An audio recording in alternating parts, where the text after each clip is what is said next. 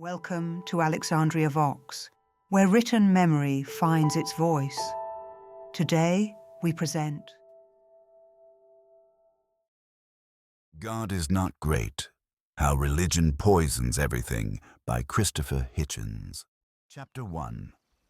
Putting it mildly. If the intended reader of this book should want to go beyond disagreement with its author and try to identify the sins and deformities that animated him to write it, and I have certainly noticed that those who publicly affirm charity and compassion and forgiveness are often inclined to take this course, then he or she will not just be quarreling with the unknowable and ineffable Creator who, presumably, opted to make me this way. They will be defiling the memory of a good, sincere, simple woman of stable and decent faith named Mrs. Jean Watts. It was Mrs. Watts's task when I was a boy of about 9 and attending a school on the edge of Dartmoor in southwestern England to instruct me in lessons about nature and also about scripture.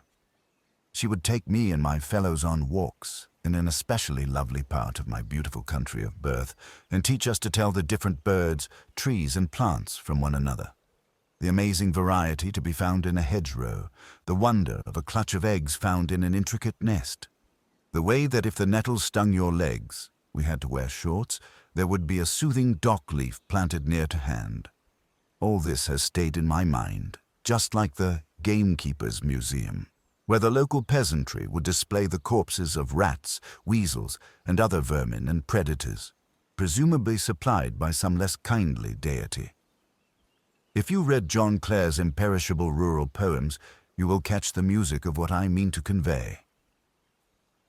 At later lessons, we would be given a printed slip of paper entitled "Search the Scriptures," which was sent to the school by whatever national authority supervised the teaching of religion. This, along with the daily prayer services, was compulsory and enforced by the state. The slip would contain a single verse from the Old or New Testament, and the assignment was to look up the verse and then to tell the class or the teacher, orally or in writing, what the story and the moral was. I used to love this exercise, and even to excel at it so that, like Bertie Wooster, I frequently passed top in scripture class. It was my first introduction to practical and textual criticism. I would read all the chapters that led up to the verse and all the ones that followed it to be sure that I had got the point of the original clue. I can still do this, greatly to the annoyance of some of my enemies, and still have respect for those whose style is sometimes dismissed as merely Talmudic or Quranic or fundamentalist. This is good and necessary mental and literary training. However, there came a day when poor, dear Mrs. Watts overreached herself. Seeking ambitiously to fuse her two roles as nature instructor and Bible teacher, she said, "So, you see, children, how powerful and generous God is. He has made all the trees and grass to be green, which is exactly the color that is most restful to our eyes. Imagine if instead the vegetation was all purple or orange, how awful that would be. And now behold what this pious old trout hath wrought." I liked Mrs. Watts. She was an affectionate and childless widow who had a friendly old sheepdog who really was named Rover, and she would invite us for sweets and treats after hours to her slightly ramshackle old house near the railway line. If Satan chose her to tempt me into error, he was much more inventive than the subtle serpent in the Garden of Eden.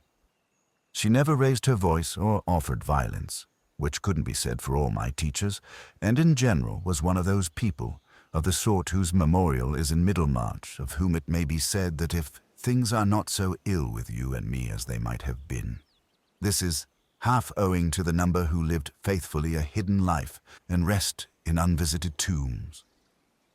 However, I was frankly appalled by what she said. My little ankle-strap sandals curled with embarrassment for her. At the age of 9, I had not even a conception of the argument from design, or of Darwinian evolution as its rival, or of the relationship between photosynthesis and chlorophyll.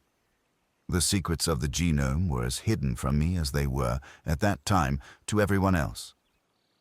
I had not then visited scenes of nature where almost everything was hideously indifferent or hostile to human life, if not life itself. I simply knew, almost as if I had privileged access to a higher authority, that my teacher had managed to get everything wrong in just 2 sentences. The eyes were adjusted to nature, and not the other way about.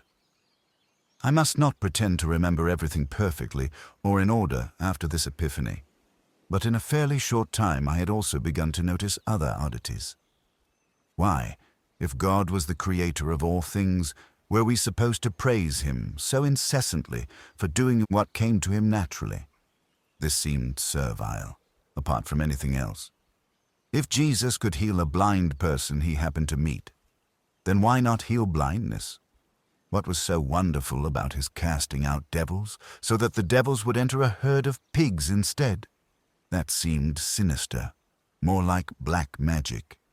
With all this continual prayer, why no result? Why did I have to keep saying in public that I was a miserable sinner? Why was the subject of sex considered so toxic?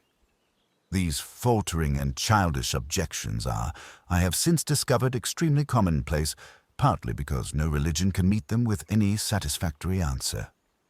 But another, larger one also presented itself. I say presented itself rather than occurred to me, because these objections are, as well as insuperable, inescapable. The headmaster, who led the daily services and prayers and held the book, and was a bit of a sadist and a closeted homosexual, and whom I have long since forgiven because he ignited my interest in history and lent me my first copy of P.G. Wodehouse, was giving a no-nonsense talk to some of us one evening. "You may not see the point of all this faith now," he said, "but you will one day when you start to lose loved ones." Again, I experienced a stab of sheer indignation as well as disbelief. Why, that would be as much as saying that religion might not be true, but never mind that, since it can be relied upon for comfort. How contemptible. I was then nearing 13 and becoming quite the insufferable little intellectual.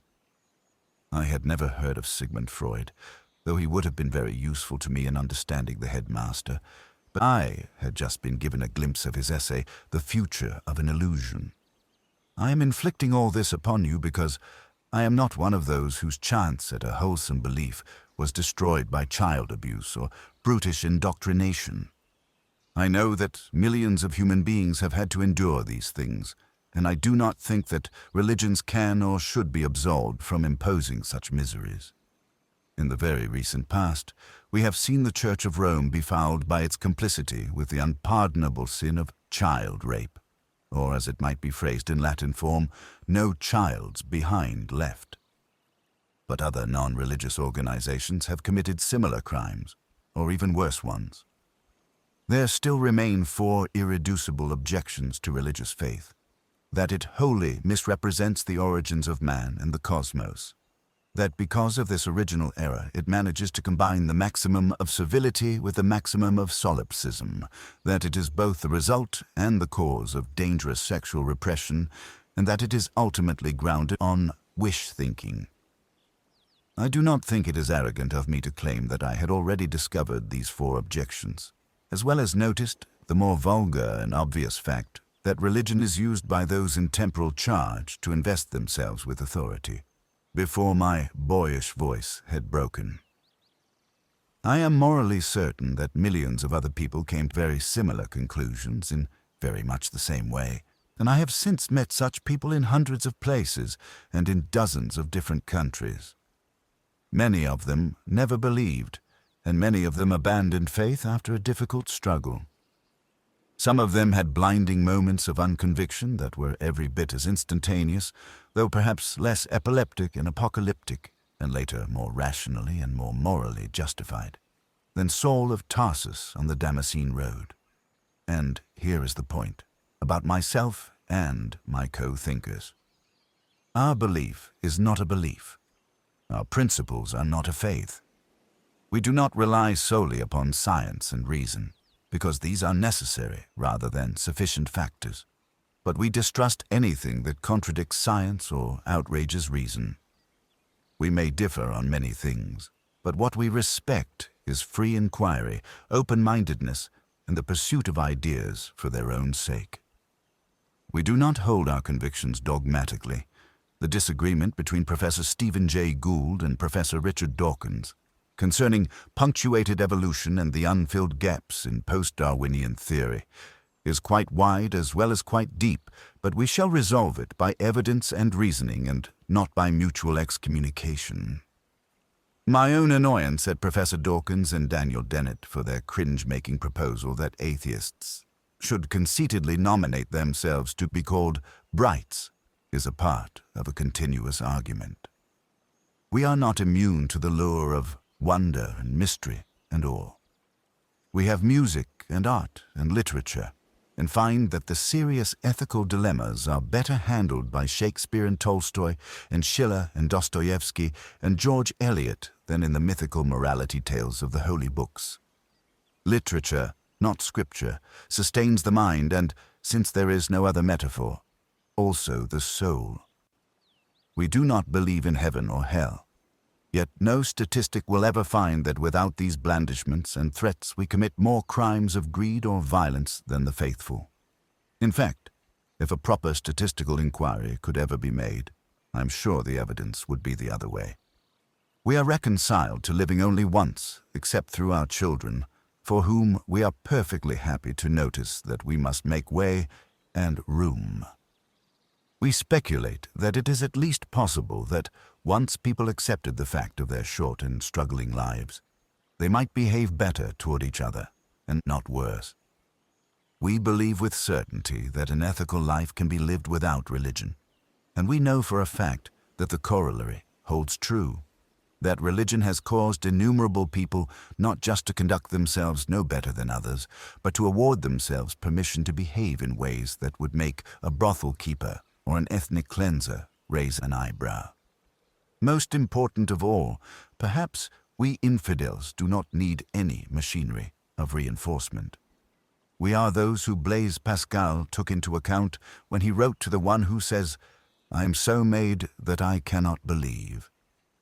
In the village of Montailleux, during one of the great medieval persecutions, a woman was asked by the inquisitors to tell them from whom she had acquired her heretical doubts about hell and resurrection. She must have known that she stood in terrible danger of a lingering death administered by the pious, but she responded that she took them from nobody and had evolved them all by herself. Often you hear the believers praise the simplicity of their flock, but not in the case of this unforced and conscientious sanity and lucidity, which has been stamped out and burned out in the cases of more humans than we shall ever be able to name. There is no need for us to gather every day or every 7 days or on any high and auspicious day to proclaim our rectitude or to grovel and wallow in our unworthiness. We atheists do not require any priests or any hierarchy above them to police our doctrine. Sacrifices and ceremonies are abhorrent to us, as are relics and the worship of any images or objects, even including objects in the form of one of man's most useful innovations, the bound book. To us, no spot on earth is or could be holier than another. To the ostentatious absurdity of the pilgrimage, or the plain horror of killing civilians in the name of some sacred wall or cave or shrine or rock, we can counterpose a leisurely or urgent walk from one side of the library or the gallery to another, or to lunch with an agreeable friend in pursuit of truth or beauty. Some of these excursions to the bookshelf or the lunch or the gallery will obviously, if they are serious, bring us into contact with belief and believers, from the great devotional painters and composers to the works of Augustine, Aquinas, Maimonides, and Newman. These mighty scholars may have written many evil things or many foolish things, and been laughably ignorant of the germ theory of disease or the place of the terrestrial globe in the solar system, let alone the universe. And this is the plain reason why there are no more of them today, and why there will be no more of them tomorrow.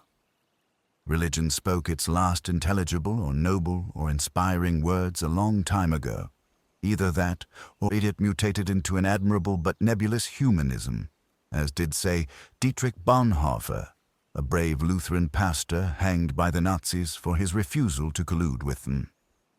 We shall have no more prophets or sages from the ancient quarter, which is why the devotions of today are only the echoing repetitions of yesterday, sometimes ratcheted up to screaming point so as to ward off the terrible emptiness.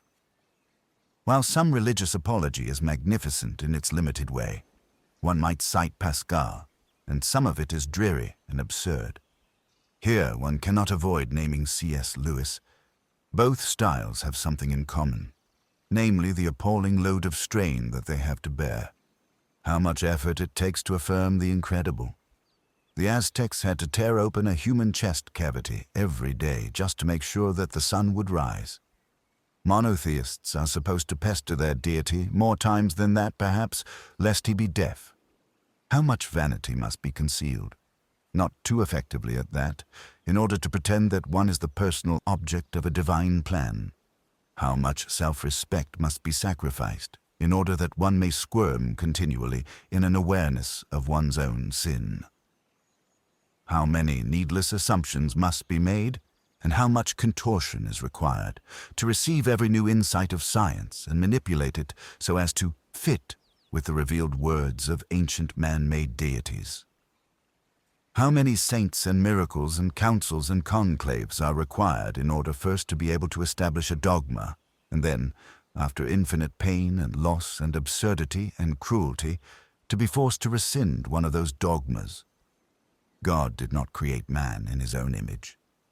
Evidently, it was the other way about, which is the painless explanation for the profusion of gods and religions, and the fratricide both between and among faiths, that we see all about us, and that has so retarded the development of civilization. Past and present. Religious atrocities have occurred not because we are evil, but because it is a fact of nature that the human species is, biologically, only partly rational. Evolution has meant that our prefrontal lobes are too small, our adrenal glands are too big, and our reproductive organs apparently designed by committee, a recipe which, alone or in combination, is very certain to lead to some unhappiness and disorder. But still, what a difference when one lays aside the strenuous believers and takes up the no less arduous work of a Darwin, say, or a Hawking, or a Crick. These men are more enlightening when they are wrong, or when they display their inevitable biases, than any falsely modest person of faith who is vainly trying to square the circle and to explain how he, a mere creature of the Creator, can possibly know what that Creator intends. Not all can be agreed on matters of aesthetics, but we secular humanists and atheists and agnostics do not wish to deprive humanity of its wonders or consolations. Not in the least. If you will devote a little time to studying the staggering photographs taken by the Hubble telescope, you will be scrutinizing things that are far more awesome and mysterious and beautiful, and more chaotic and overwhelming and forbidding than any creation or end of days story. If you read Hawking on the event horizon, that theoretical lip of the black hole over which one could in theory plunge and see the past and the future, except that one would, regrettably and by definition, not have enough time. I shall be surprised if you can still go on gaping at Moses and his unimpressive burning bush. If you examine the beauty and symmetry of the double helix, and then go on to have your own genome sequence fully analyzed, you will be at once impressed that such a near-perfect phenomenon is at the core of your being, and reassured, I hope, that you have so much in common with other tribes of the human species, race having gone, along with creation, into the ash can, and further fascinated to learn how much you are a part of the animal kingdom as well. Now, at last, you can be properly humble in the face of your Maker, which turns out not to be a who, but a process of mutation with rather more random elements than our vanity might wish. This is more than enough mystery and marvel for any mammal to be getting along with.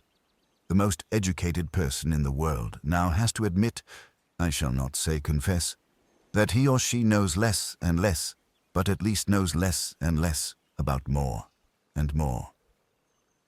As for consolation, since religious people so often insist that faith answers this supposed need, I shall simply say that those who offer false consolation are false friends.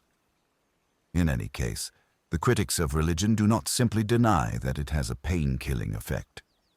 Instead, they warn against the placebo and the bottle of colored water. Probably the most popular misquotation of modern times, certainly the most popular in this argument, is the assertion that Marx dismissed religion as the opium of the people. On the contrary, this son of a rabbinical line took belief very seriously and wrote in his contribution to the critique of Hegel's philosophy of right as follows: "Religious distress is at the same time the expression of real distress and the protest against real distress. Religion is the sigh of the oppressed creature, the heart of a heartless world, just as it is the spirit of a spiritless situation. It is the opium of the people." The abolition of religion as the illusory happiness of the people is required for their real happiness. The demand to give up the illusions about its condition is the demand to give up a condition that needs illusions. The criticism of religion is therefore in embryo, the criticism of the veil of woe, the halo of which is religion. Criticism has plucked the imaginary flowers from the chain, not so that man will wear the chain without any fantasy or consolation, but so that he will shake off the chain and cull the living flower. So the famous misquotation is not so much a misquotation, but rather a very crude attempt to misrepresent the philosophical case against religion. Those who have believed what the priests and rabbis and imams tell them about what the unbelievers think and about how they think will find further such surprises as we go along. They will perhaps come to distrust what they are told, or not to take it on faith, which is the problem to begin with. Marx and Freud, it has to be conceded, were not doctors or exact scientists. It is better to think of them as great, infallible, imaginative essayists. When the intellectual universe alters, in other words, I don't feel arrogant enough to exempt myself from self-criticism. And I am content to think that some contradictions will remain contradictory. Some problems will never be resolved by the mammalian equipment of the human cerebral cortex, and some things are indefinitely unknowable. If the universe was found to be finite or infinite, either discovery would be equally stupefying and impenetrable to me. And though I have met many people much wiser and more clever than myself, I know of nobody who could be wise or intelligent enough to say differently. Thus, the mildest criticism of religion is also the most radical and the most devastating one. Religion is man-made. Even the men who made it cannot agree on what their prophets or redeemers or gurus actually said or did. Still less can they hope to tell us the meaning of later discoveries and developments which were, when they began, either obstructed by their religions or denounced by them. And yet, the believers still claim to know. Not just to know, but to know everything. Not just to know that God exists, and that He created and supervised the whole enterprise, but also to know what He demands of us, from our diet to our observances to our sexual morality. In other words, in a vast and complicated discussion where we know more and more about less and less, yet can still hope for some enlightenment as we proceed, one faction, itself composed of mutually warring factions, has the sheer arrogance to tell us that we already have all the essential information we need. Such stupidity, combined with such pride, should be enough on its own to exclude belief from the debate. The person who is certain, and who claims divine warrant for his certainty, belongs now to the infancy of our species. It may be a long farewell, but it has begun, and, like all farewells, should not be protracted. I trust that if you met me, you would not necessarily know that this was my view. I have probably sat up later and longer with religious friends than with any other kind. These friends often irritate me by saying that I am a seeker, which I am not, or not in the way they think. If I went back to Devon, where Mrs. Watts has her unvisited tomb, I would surely find myself sitting quietly at the back of some old Celtic or Saxon church. Philip Larkin's lovely poem, Church-Going, is the perfect capture of my own attitude. I once wrote a book about George Orwell, who might have been my hero if I had heroes, and was upset by his callousness about the burning of churches in Catalonia in 1936. Sophocles showed, well before the rise of monotheism, that Antigone spoke for humanity in her revulsion against desecration. I leave it to the faithful to burn each other's churches and mosques and synagogues, which they can always be relied upon to do. When I go to the mosque, I take off my shoes. When I go to the synagogue, I cover my head. I once even observed the etiquette of an ashram in India, though this was a trial to me. My parents did not try to impose any religion. I was probably fortunate in having a father who had not especially loved his strict Baptist/Calvinist upbringing, and a mother who preferred assimilation, partly for my sake, to the Judaism of her forebears. I now know enough about all religions to know that I would always be an infidel at all times and in all places, but my particular atheism is a Protestant atheism. It is with the splendid liturgy of the King James Bible and the Cranmer Prayer Book, liturgy that the fatuous Church of England has cheaply discarded. That I first disagreed. When my father died and was buried in a chapel overlooking Portsmouth, the same chapel in which General Eisenhower had prayed for success the night before D-Day in 1944, I gave the address from the pulpit and selected as my text a verse from the Epistle of Saul of Tarsus, later to be claimed as St. Paul, to the Philippians, chapter 4, verse 8. Finally, brethren, whatsoever things are true, whatsoever things are honest, whatsoever things are just, whatsoever things are pure, whatsoever things are lovely, whatsoever things are of good report, if there be any virtue, and if there be any praise, think on these things. I chose this because of its haunting and elusive character, which will be with me at the last hour, and for its essentially secular injunction, and because it shone out from the wasteland of rant and complaint and nonsense and bullying which surrounds it. The argument with faith is the foundation and origin of all arguments, because it is the beginning, but not the end, of all arguments about philosophy, science, history, and human nature. It is also the beginning, but by no means the end, of all disputes about the good life and the just city. Religious faith is, precisely because we are still evolving creatures, ineradicable. It will never die out, or at least not until we get over our fear of death, and of the dark, and of the unknown, and of each other. For this reason, I would not prohibit it, even if I thought I could. Very generous of me, you may say, but will the religious grant me the same indulgence? I ask because there is a real and serious difference between me and my religious friends, and the real and serious friends are sufficiently honest to admit it. I would be quite content to go to their children's bar mitzvahs, to marvel at their Gothic cathedrals, to respect their belief that the Quran was dictated, though exclusively in Arabic, to an illiterate merchant, or to interest myself in Wicca and Hindu and Jain consolations. And, as it happens, I will continue to do this without insisting on the polite reciprocal condition, which is that they, in turn, leave me alone. But this, religion is ultimately incapable of doing.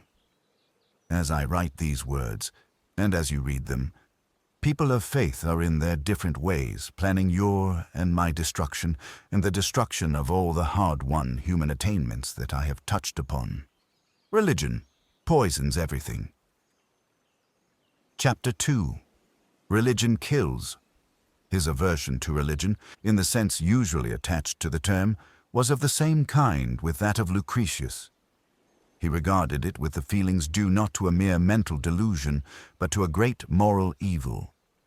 He looked upon it as the greatest enemy of morality, first by setting up factitious excellencies, belief in creeds, devotional feelings, and ceremonies, not connected with the good of humankind, and causing these to be accepted as substitutes for genuine virtue, but above all, by radically vitiating the standard of morals, making it consist in doing the will of a being on whom it lavishes indeed all the phrases of adulation, but whom in sober truth it depicts as eminently hateful. John Stuart Mill on his father in the autobiography, Tantum religio, potuit suadere malorum. To such heights of evil are men driven by religion. Lucretius, Delaware. Rerum natura. Imagine that you can perform a feat of which I am incapable. Imagine, in other words, that you can picture an infinitely benign and all-powerful Creator who conceived of you, then made and shaped you, brought you into the world He had made for you, and now supervises and cares for you even while you sleep. Imagine further that if you obey the rules and commandments that He has lovingly prescribed, you will qualify for an eternity of bliss and repose. I do not say that I envy you this belief, because to me it seems like the wish for a horrible form of benevolent and unalterable dictatorship, but I do have a sincere question. Why does such a belief not make its adherents happy? It must seem to them that they have come into possession of a marvelous secret, of the sort that they could cling to in moments of even the most extreme adversity. Superficially, it does sometimes seem as if this is the case. I have been to evangelical services, in black and in white communities, where the whole event was one long whoop of exultation at being saved, loved, and so forth. Many services, in all denominations and among almost all pagans, are exactly designed to evoke celebration and communal fiesta, which is precisely why I suspect them. There are more restrained and sober and elegant moments also. When I was a member of the Greek Orthodox Church, I could feel, even if I could not believe, the joyous words that are exchanged between believers on Easter morning: Christos anisti, Christ is risen. Alethos anisti, He is risen indeed. I was a member of the Greek Orthodox Church, I might add, for a reason that explains why very many people profess an outward allegiance. I joined it to please my Greek parents-in-law. The archbishop who received me into his communion on the same day that he officiated at my wedding, thereby trousering 2 fees instead of the usual one, later became an enthusiastic cheerleader and fundraiser for his fellow Orthodox Serbian mass murderers, Radovan Karadzic and Ratko Mladic, who filled countless mass graves all over Bosnia. The next time I got married, which was by a Reformed Jewish rabbi with an Einsteinian and Shakespearean bent, I had something a little more in common with the officiating person, but even he was aware that his lifelong homosexuality was, in principle, condemned as a capital offense, punishable by the founders of his religion, by stoning. As to the Anglican Church into which I was originally baptized, it may look like a pathetic bleating sheep today, but as the descendant of a church that has always enjoyed a state subsidy and an intimate relationship with hereditary monarchy, it has a historic responsibility for the Crusades, for persecution of Catholics, Jews, and dissenters, and for combat against science and reason. The level of intensity fluctuates according to time and place, but it can be stated as a truth that religion does not, and in the long run cannot, be content with its own marvelous claims and sublime assurances. It must seek to interfere with the lives of non-believers, or heretics, or adherents of other faiths. It may speak about the bliss of the next world, but it wants power in this one. This is only to be expected.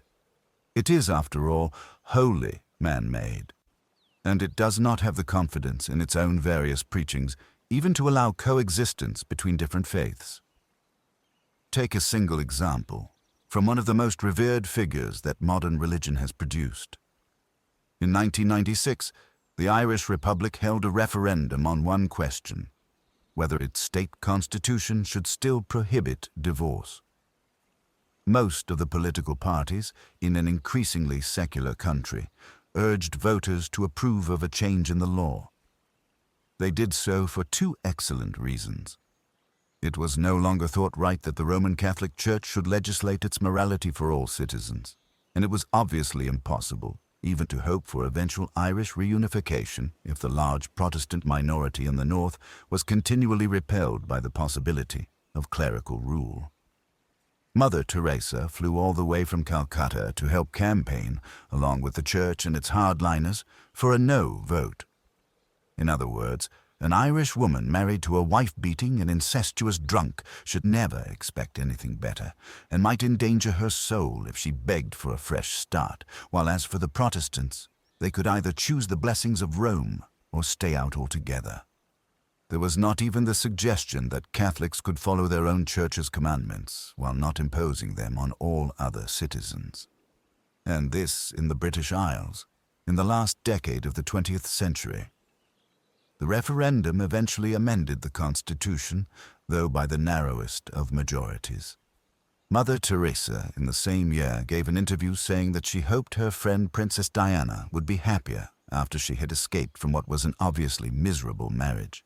But it's less of a surprise to find the Church applying sterner laws to the poor or offering indulgences to the rich. A week before the events of September 11th, 2001, I was on a panel with Dennis Prager, who is one of America's better-known religious broadcasters. He challenged me in public to answer what he called a straight yes-no question, and I happily agreed. "Very well," he said. I was to imagine myself in a strange city as the evening was coming on. Toward me I was to imagine that I saw a large group of men approaching. Now, would I feel safer or less safe if I was to learn that they were just coming from a prayer meeting? As the reader will see, this is not a question to which a yes-no answer can be given. But I was able to answer it as if it were not hypothetical. Just to stay within the letter B, I have actually had that experience in Belfast, Beirut, Bombay, Belgrade, Bethlehem, and Baghdad. In each case, I can say absolutely, and can give my reasons why I would feel immediately threatened if I thought that the group of men approaching me in the dusk were coming from a religious observance. Here, then, is a very brief summary of the religiously inspired cruelty I witnessed in these 6 places. In Belfast, I have seen whole streets burned out by sectarian warfare between different sects of Christianity, and interviewed people whose relatives and friends have been kidnapped and killed or tortured by rival religious death squads, often for no other reason than membership of another confession. There is an old Belfast joke about the man stopped at a roadblock and asked his religion. When he replies that he is an atheist, he is asked, "Protestant or Catholic atheist?" I think this shows how the obsession has rotted even the legendary local sense of humor. In any case, this did actually happen to a friend of mine, and the experience was decidedly not an amusing one. The ostensible pretext for this mayhem is rival nationalisms, but the street language used by opposing rival tribes consists of terms insulting to the other confession, prods and teagues. For many years, the Protestant establishment wanted Catholics to be both segregated and suppressed. Indeed, in the days when the Ulster State was founded, its slogan was, "A Protestant Parliament for a Protestant people." Sectarianism is conveniently self-generating and can always be counted upon to evoke a reciprocal sectarianism. On the main point, the Catholic leadership was in agreement. It desired clerical-dominated schools and segregated neighborhoods, the better to exert its control. So, in the name of God, the old hatreds were drilled into new generations of school children and are still being drilled. Even the word drill makes me queasy. A power tool of that kind was often used to destroy the kneecaps of those who fell foul of the religious gangs. When I first saw Beirut in the summer of 1975, it was still recognizable as the Paris of the Orient. Yet this apparent Eden was infested with a wide selection of serpents. It suffered from a positive surplus of religions, all of them accommodated by a sectarian state constitution. The president, by law, had to be a Christian, usually a Maronite Catholic, the Speaker of the Parliament a Muslim, and so on. This never worked well because it institutionalized differences of belief as well as of caste and ethnicity. The Shia Muslims were at the bottom of the social scale. The Kurds were disenfranchised altogether. The main Christian party was actually a Catholic militia called the Falang, or Phalanx, and had been founded by a Maronite Lebanese named Pierre Gemayel, who had been very impressed by his visit to Hitler's Berlin Olympics in 1936. It was later to achieve international notoriety by conducting the massacre of Palestinians at the Sabra and Shatila refugee camps in 1982, while acting under the orders of General Sharon. That a Jewish general should collaborate with a fascist party may seem grotesque enough, but they had a common Muslim enemy, and that was enough. Israel's eruption into Lebanon that year also gave an impetus to the birth of Hezbollah, the modestly named Party of God, which mobilized the Shia underclass and gradually placed it under the leadership of the theocratic dictatorship in Iran that had come to power 3 years previously. It was in lovely Lebanon, too, having learned to share the kidnapping business with the ranks of organized crime, that the faithful moved on to introduce us to the beauties of suicide bombing. I can still see that severed head in the road outside the near-shattered French embassy. On the whole, I tended to cross the street when the prayer meetings broke up. Bombay also used to be considered a pearl of the Orient, with its necklace of lights along the Corniche and its magnificent British Raj architecture. It was one of India's most diverse and plural cities, and its many layers of texture have been cleverly explored by Salman Rushdie, especially in The Moor's Last Sigh, and in the films of Mira Nair. It is true that there had been intercommunal fighting there during the time in 1947-48, when the grand historic movement for Indian self-government was being ruined by Muslim demands for a separate state and by the fact that the Congress Party was led by a pious Hindu. But probably as many people took refuge in Bombay during that moment of religious bloodlust as were driven or fled from it. A form of cultural coexistence resumed, as often happens when cities are exposed to the sea and to influences from outside. Parsis, former Zoroastrians who had been persecuted in Persia, were a prominent minority, and the city was also host to a historically significant community of Jews. But this was not enough to content Mr. Bal Thackeray and his Shiv Sena Hindu nationalist movement, who in the 1990s decided that Bombay should be run by and for his co-religionists, and who loosed a tide of goons and thugs onto the streets. Just to show he could do it, he ordered the city renamed as Mumbai, which is partly why I include it in this list under its traditional title. Belgrade had until the 1980s been the capital of Yugoslavia, or the land of the southern Slavs, which meant by definition that it was the capital of a multi-ethnic and multi-confessional state. But a secular Croatian intellectual once gave me a warning that, as in Belfast, took the form of a sour joke. "If I tell people that I am an atheist and a Croat," he said, "people ask me how I can prove I am not a Serb." To be Croatian, in other words, is to be Roman Catholic. To be a Serb is to be Christian Orthodox. In the 1940s, this meant a Nazi puppet state set up in Croatia and enjoying the patronage of the Vatican, which naturally sought to exterminate all the Jews in the region, but also undertook a campaign of forcible conversion directed at the other Christian community. Tens of thousands of Orthodox Christians were either slaughtered or deported in consequence, and a vast concentration camp was set up near the town of Jasenovac.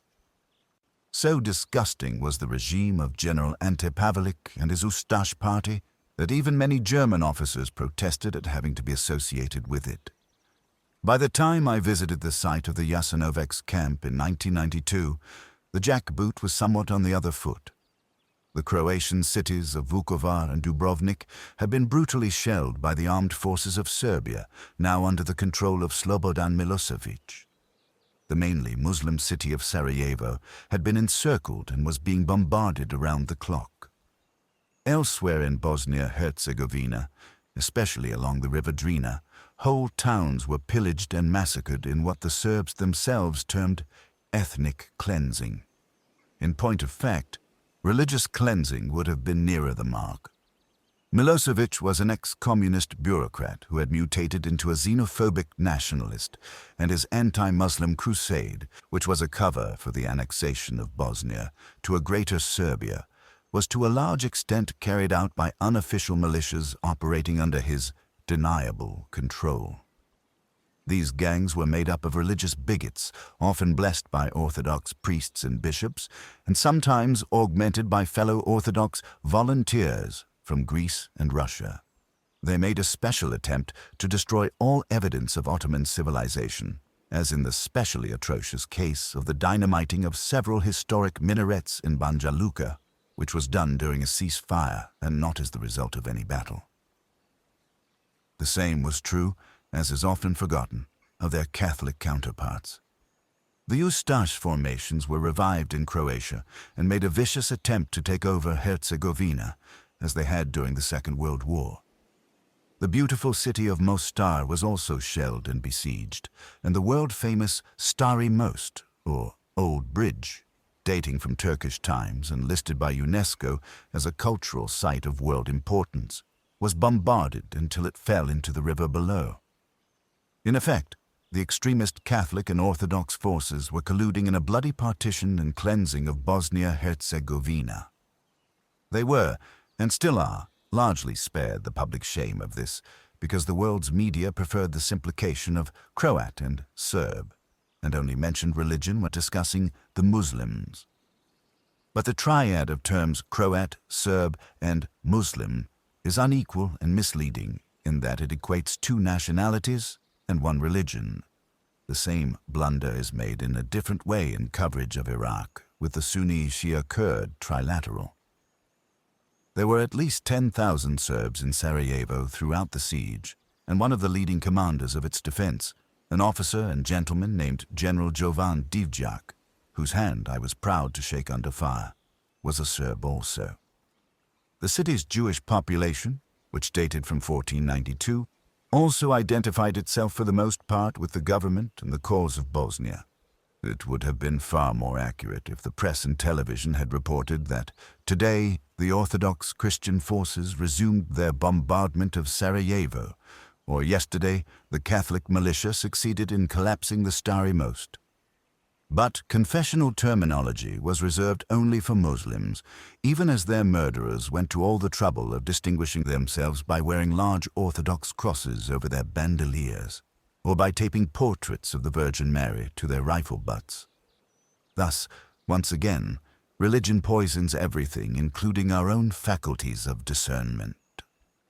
As for Bethlehem, I suppose I would be willing to concede to Mr. Prager that on a good day I would feel safe enough standing around outside the Church of the Nativity as evening came on. It is in Bethlehem, not far from Jerusalem, that many believe that, with the cooperation of an immaculately conceived virgin, God was delivered of a son. Now the birth of Jesus Christ was in this wise. When his mother, Mary, was espoused to Joseph, before they came together, she was found with child of the Holy Ghost. Yes, and the Greek demigod Perseus was born when the god Jupiter visited the virgin Danae as a shower of gold and got her with child. The god Buddha was born through an opening in his mother's flank. Ketlicus, the serpent-skirted, caught a little ball of feathers from the sky and hid it in her bosom, and the Aztec god Huitzilopochtli was thus conceived. The Virgin Nana took a pomegranate from the tree watered by the blood of the slain Agdistris, and laid it in her bosom, and gave birth to the god Attis. The virgin daughter of a Mongol king awoke one night and found herself bathed in a great light, which caused her to give birth to Genghis Khan. Krishna was born of the virgin Devaka. Horus was born of the virgin Isis. Mercury was born of the virgin Maya. Romulus was born of the virgin Rhea Silvia. For some reason, many religions force themselves to think of the birth canal as a one-way street, and even the Quran treats the Virgin Mary with reverence. However, this made no difference during the Crusades, when a papal army set out to recapture Bethlehem and Jerusalem from the Muslims, incidentally destroying many Jewish communities and sacking heretical Christian Byzantium along the way, and inflicted a massacre in the narrow streets of Jerusalem, where, according to the hysterical and gleeful chroniclers, the spilled blood reached up to the bridles of the horses. Some of these tempests of hatred and bigotry and bloodlust have passed away, though new ones are always impending in this area. But meanwhile a person can feel relatively unmolested in and around Manger Square, which is the center, as its name suggests, of a tourist trap of such unrelieved tawdriness as to put Lourdes itself to shame. When I first visited this pitiful town, it was under the nominal control of a largely Christian Palestinian municipality, linked to one particular political dynasty identified with the Frege family. When I have seen it since, it has generally been under a brutal curfew imposed by the Israeli military authorities, whose presence on the West Bank is itself not unconnected with belief in certain ancient scriptural prophecies, though this time with a different promise made by a different God to a different people. Now comes the turn of still another religion. The forces of Hamas, who claim the whole of Palestine as an Islamic Waqf, or holy dispensation sacred to Islam, have begun to elbow aside the Christians of Bethlehem. Their leader, Mahmoud al-Zahar, has announced that all inhabitants of the Islamic State of Palestine will be expected to conform to Muslim law. In Bethlehem, it is now proposed that non-Muslims be subjected to the al-Jizya tax, the historic levy imposed on dhimmis or unbelievers under the old Ottoman Empire. Female employees of the municipality are forbidden to greet male visitors with a handshake. In Gaza, a young woman named Yusra al-Azami was shot dead in April 2005 for the crime of sitting unchaperoned in a car with her fiancé. The young man escaped with only a vicious beating. The leaders of the Hamas Vice and Virtue Squad justified this casual murder and torture by saying that there had been suspicion of immoral behavior. In once secular Palestine, mobs of sexually repressed young men are conscripted to snoop around parked cars and given permission to do what they like. I once heard the late Abba Eban, one of Israel's more polished and thoughtful diplomats and statesmen, give a talk in New York. The first thing to strike the eye about the Israeli-Palestinian dispute, he said, was the ease of its solubility. From this arresting start, he went on to say, with the authority of a former foreign minister and UN representative, that the essential point was a simple one. Two peoples of roughly equivalent size had a claim to the same land. The solution was, obviously, to create two states side by side. Surely something so self-evident was within the wit of man to encompass, and so it would have been decades ago if the messianic rabbis and mullahs and priests could have been kept out of it. But the exclusive claims to God-given authority made by hysterical clerics on both sides and further stoked by Armageddon-minded Christians who hope to bring on the apocalypse, preceded by the death or conversion of all Jews, have made the situation insufferable and put the whole of humanity in the position of hostage to a quarrel that now features the threat of nuclear war. Religion poisons everything. As well as a menace to civilization, it has become a threat to human survival. To come last, to Baghdad. This is one of the greatest centers of learning and culture in history.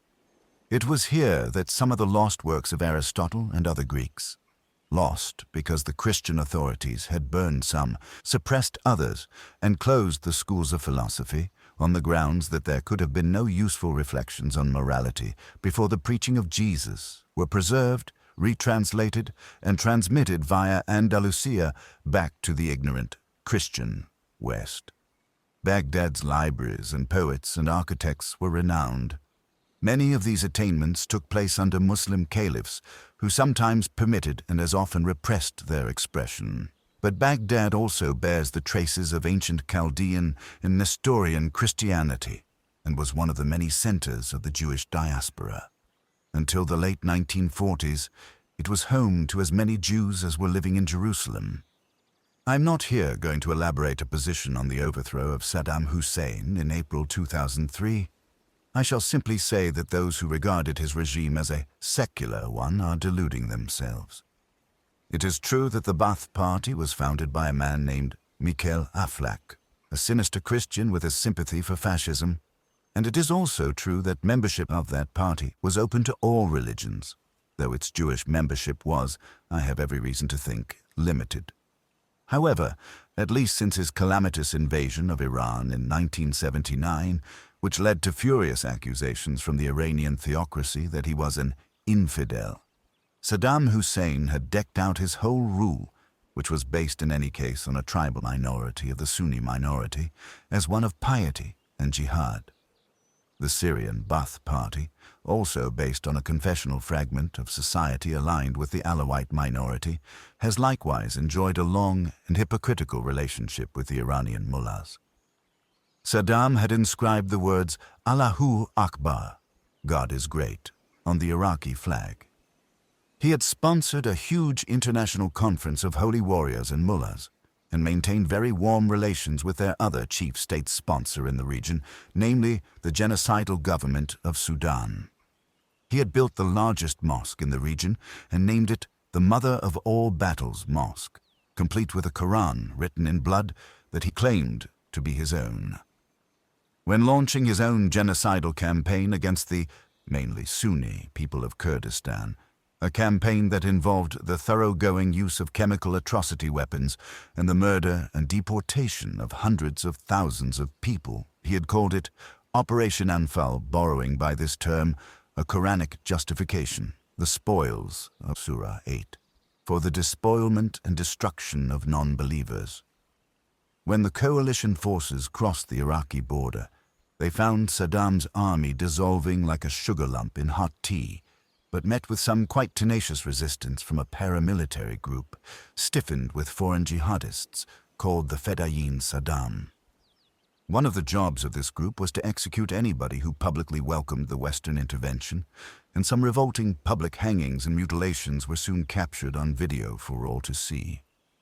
At a minimum, it can be agreed by all that the Iraqi people had endured much in the preceding 35 years of war and dictatorship, that the Saddam regime could not have gone on forever as an outlaw system within international law, and therefore that, whatever objections there might be to the actual means of regime change, the whole society deserved a breathing space in which to consider reconstruction and reconciliation.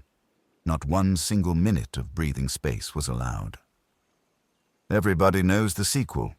The supporters of Al-Qaeda, led by a Jordanian jailbird named Abu Musab al-Zarqawi, launched a frenzied campaign of murder and sabotage. They not only slew unveiled women and secular journalists and teachers. They not only set off bombs in Christian churches, Iraq's population is perhaps 2% Christian, and shot or maimed Christians who made and sold alcohol. They not only made a video of the mass shooting and throat-cutting of a contingent of Nepalese guest workers who were assumed to be Hindu and thus beyond all consideration. These atrocities might be counted as more or less routine. They directed the most toxic part of their campaign of terror at fellow Muslims. The mosques and funeral processions of the long-oppressed Shiite majority were blown up. Pilgrims coming long distances to the newly accessible shrines at Karbala and Najaf did so at the risk of their lives. In a letter to his leader Osama bin Laden, Zarqawi gave the two main reasons for this extraordinarily evil policy. In the first place, as he wrote, the Shiites were heretics who did not take the correct Salafist path of purity. They were thus a fit prey for the truly holy. In the second place, if a religious war could be induced within Iraqi society, the plans of the Crusader West could be set at naught. The obvious hope was to ignite a counter-response from the Shia themselves, which would drive Sunni Arabs into the arms of their bin Ladenist protectors. And, despite some noble appeals for restraint from the Shiite Grand Ayatollah Sistani, it did not prove very difficult to elicit such a response. Before long, Shia death squads, often garbed in police uniforms, were killing and torturing random members of the Sunni Arab faith. The surreptitious influence of the neighboring Islamic Republic of Iran was not difficult to detect, and in some Shia areas also it became dangerous to be an unveiled woman or a secular person. Iraq boasts quite a long history of intermarriage and intercommunal cooperation. But a few years of this hateful dialectic soon succeeded in creating an atmosphere of misery, distrust, hostility, and sect-based politics. Once again, religion had poisoned everything. In all the cases I have mentioned, there were those who protested in the name of religion and who tried to stand athwart the rising tide of fanaticism and the cult of death. I can think of a handful of priests and bishops and rabbis and imams who have put humanity ahead of their own sect or creed. History gives us many other such examples, which I am going to discuss later on. But this is a compliment to humanism, not to religion. If it comes to that, these crises have also caused me and many other atheists to protest on behalf of Catholics suffering discrimination in Ireland, of Bosnian Muslims facing extermination in the Christian Balkans, of Shia Afghans and Iraqis being put to the sword by Sunni jihadists and vice versa, and numberless other such cases. To adopt such a stand is the elementary duty of a self-respecting human. But the general reluctance of clerical authorities to issue unambiguous condemnation, whether it is the Vatican in the case of Croatia, or the Saudi or Iranian leaderships in the case of their respective confessions, is uniformly disgusting, and so is the willingness of each flock to revert to atavistic behavior under the least provocation. No, Mr. Praga, I have not found it a prudent rule to seek help as the prayer meeting breaks up, and this, as I told you, is only the letter B. In all these cases, anyone concerned with human safety or dignity would have to hope fervently for a mass outbreak of democratic and republican secularism. I did not have to travel to all these exotic places in order to see the poison doing its work. Long before the critical day of September 11th, 2001, I could sense that religion was beginning to reassert its challenge to civil society. When I am not operating as a tentative and amateur foreign correspondent, I lead a rather tranquil and orderly life, writing books and essays, teaching my students to love English literature, attending agreeable conferences of literary types, taking part in the transient arguments that arise in publishing and the academy. But even this rather sheltered existence has been subject to outrageous invasions and insults and challenges. On February 14th, 1989, my friend Salman Rushdie was hit by a simultaneous death sentence and life sentence for the crime of writing a work of fiction. To be more precise, the theocratic head of a foreign state, the Ayatollah Khomeini of Iran, publicly offered money in his own name to suborn the murder of a novelist who was a citizen of another country. Those who were encouraged to carry out this bribed assassination scheme, which extended to all those involved in the publication of the satanic verses, were offered not just the cold cash, but also a free ticket to paradise. It is impossible to imagine a greater affront to every value of free expression. The Ayatollah had not read, and probably could not read, and in any case forbade everyone else to read, the novel.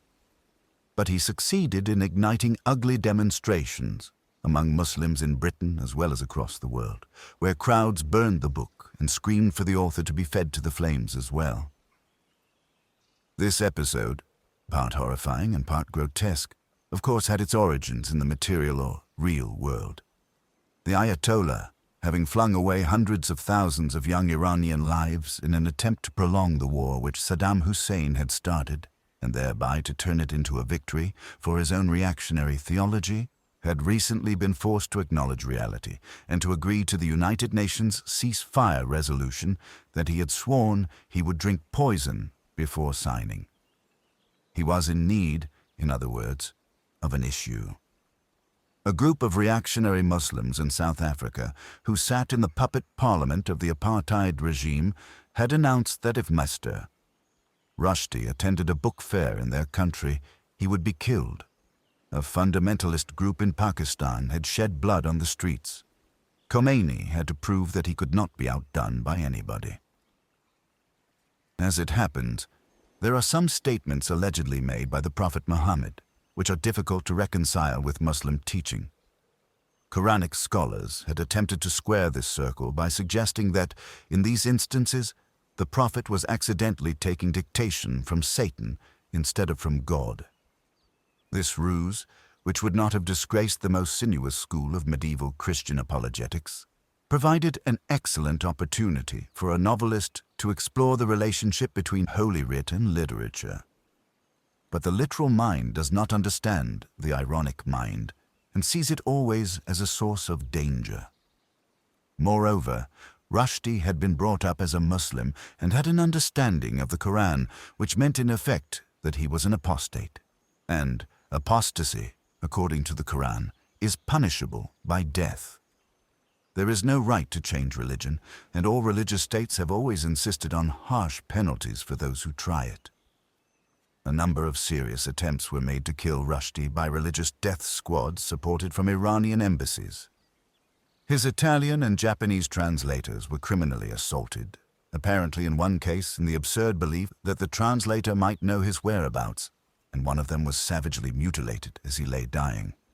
His Norwegian publisher was shot in the back several times with a high-velocity rifle and left for dead in the snow, but astonishingly survived. One might have thought that such arrogant state-sponsored homicide, directed at a lonely and peaceful individual who pursued a life devoted to language, would have called forth a general condemnation. But such was not the case. In considered statements, the Vatican, the Archbishop of Canterbury, and the chief Sephardic rabbi of Israel all took a stand in sympathy with the Ayatollah.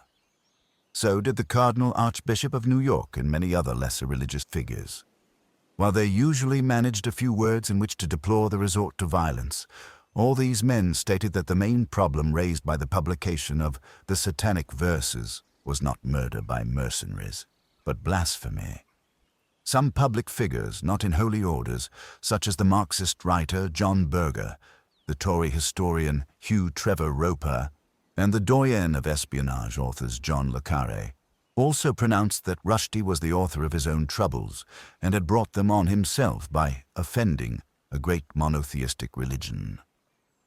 There seemed nothing fantastic to these people in the British police having to defend an Indian-born ex-Muslim citizen from a concerted campaign to take his life in the name of God. Sheltered as my own life normally is, I had a taste of this surreal situation when Mr. Rushdie came to Washington over the Thanksgiving weekend of 1993 in order to keep an appointment with President Clinton and stayed for a night or two in my apartment. An enormous and forbidding security operation was necessary to bring this about, and when the visit was over, I was asked to pay a visit to the Department of State. There I was informed by a senior official that believable chatter had been intercepted expressing the intention of revenge on me and on my family. I was advised to change my address and my telephone number, which seemed an unlikely way of avoiding reprisal. However, it did put me on notice of what I already knew.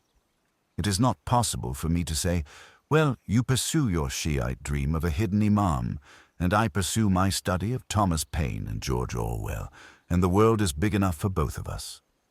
The true believer cannot rest until the whole world bows the knee.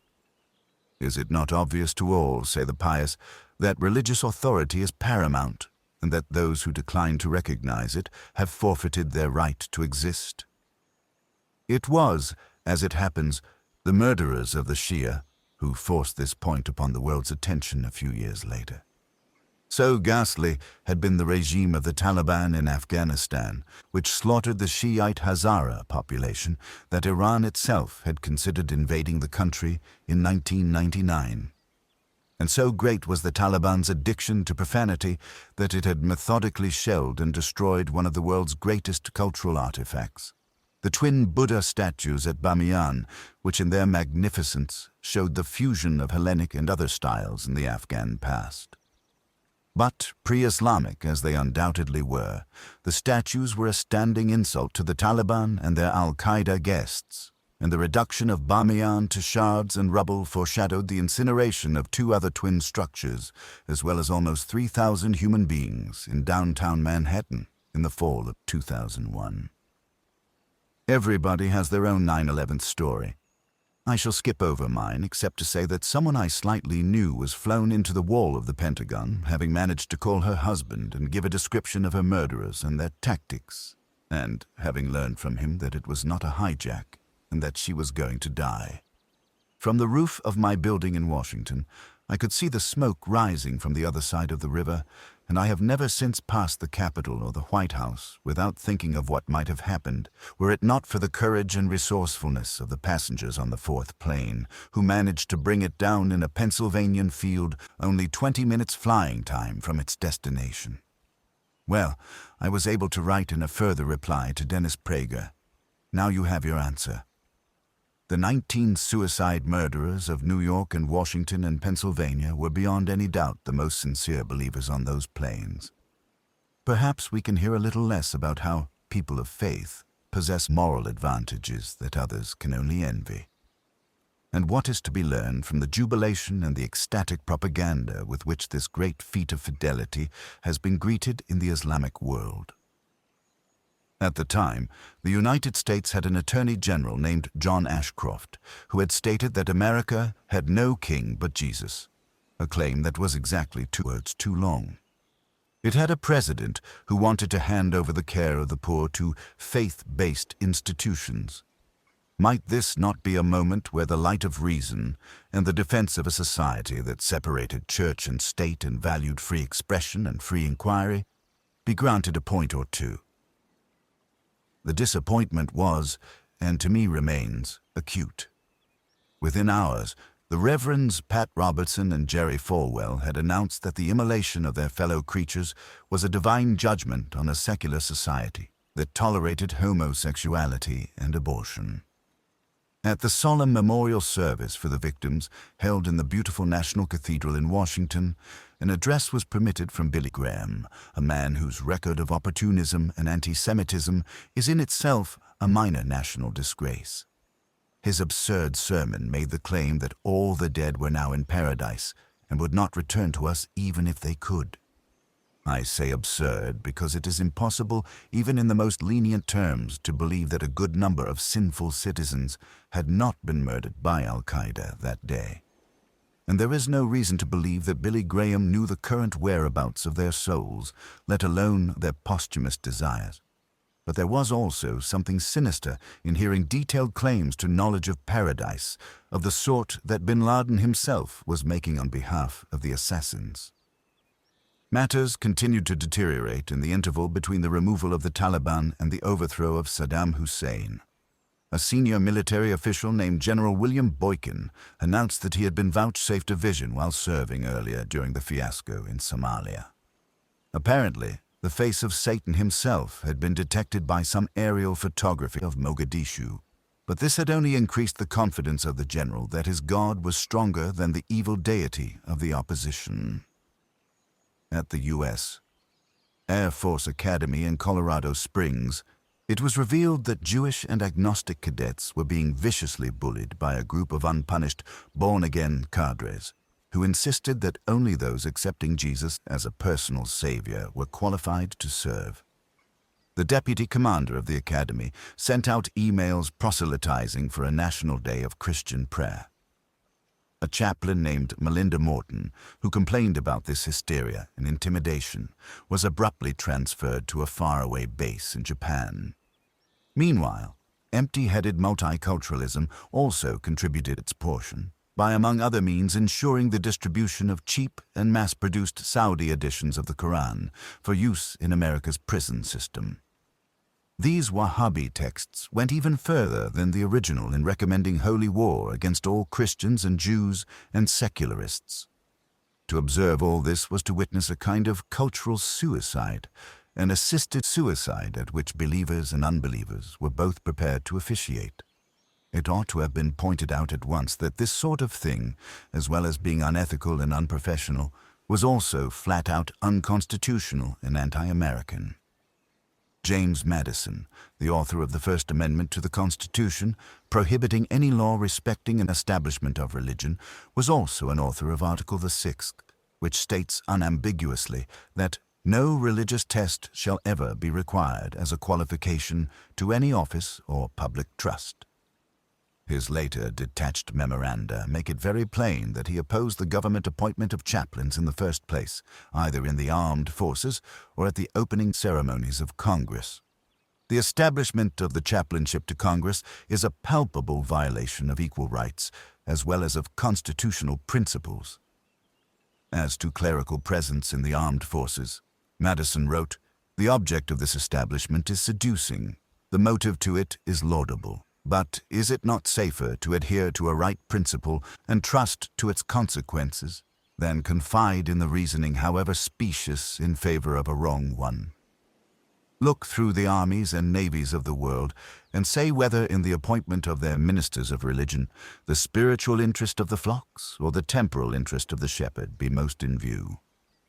Anyone citing Madison today would very likely be thought either subversive or insane, and yet without him and Thomas Jefferson, co-authors of the Virginia Statute on Religious Freedom, the United States would have gone on as it was, with Jews prohibited from holding office in some states, Catholics in others, and Protestants in Maryland.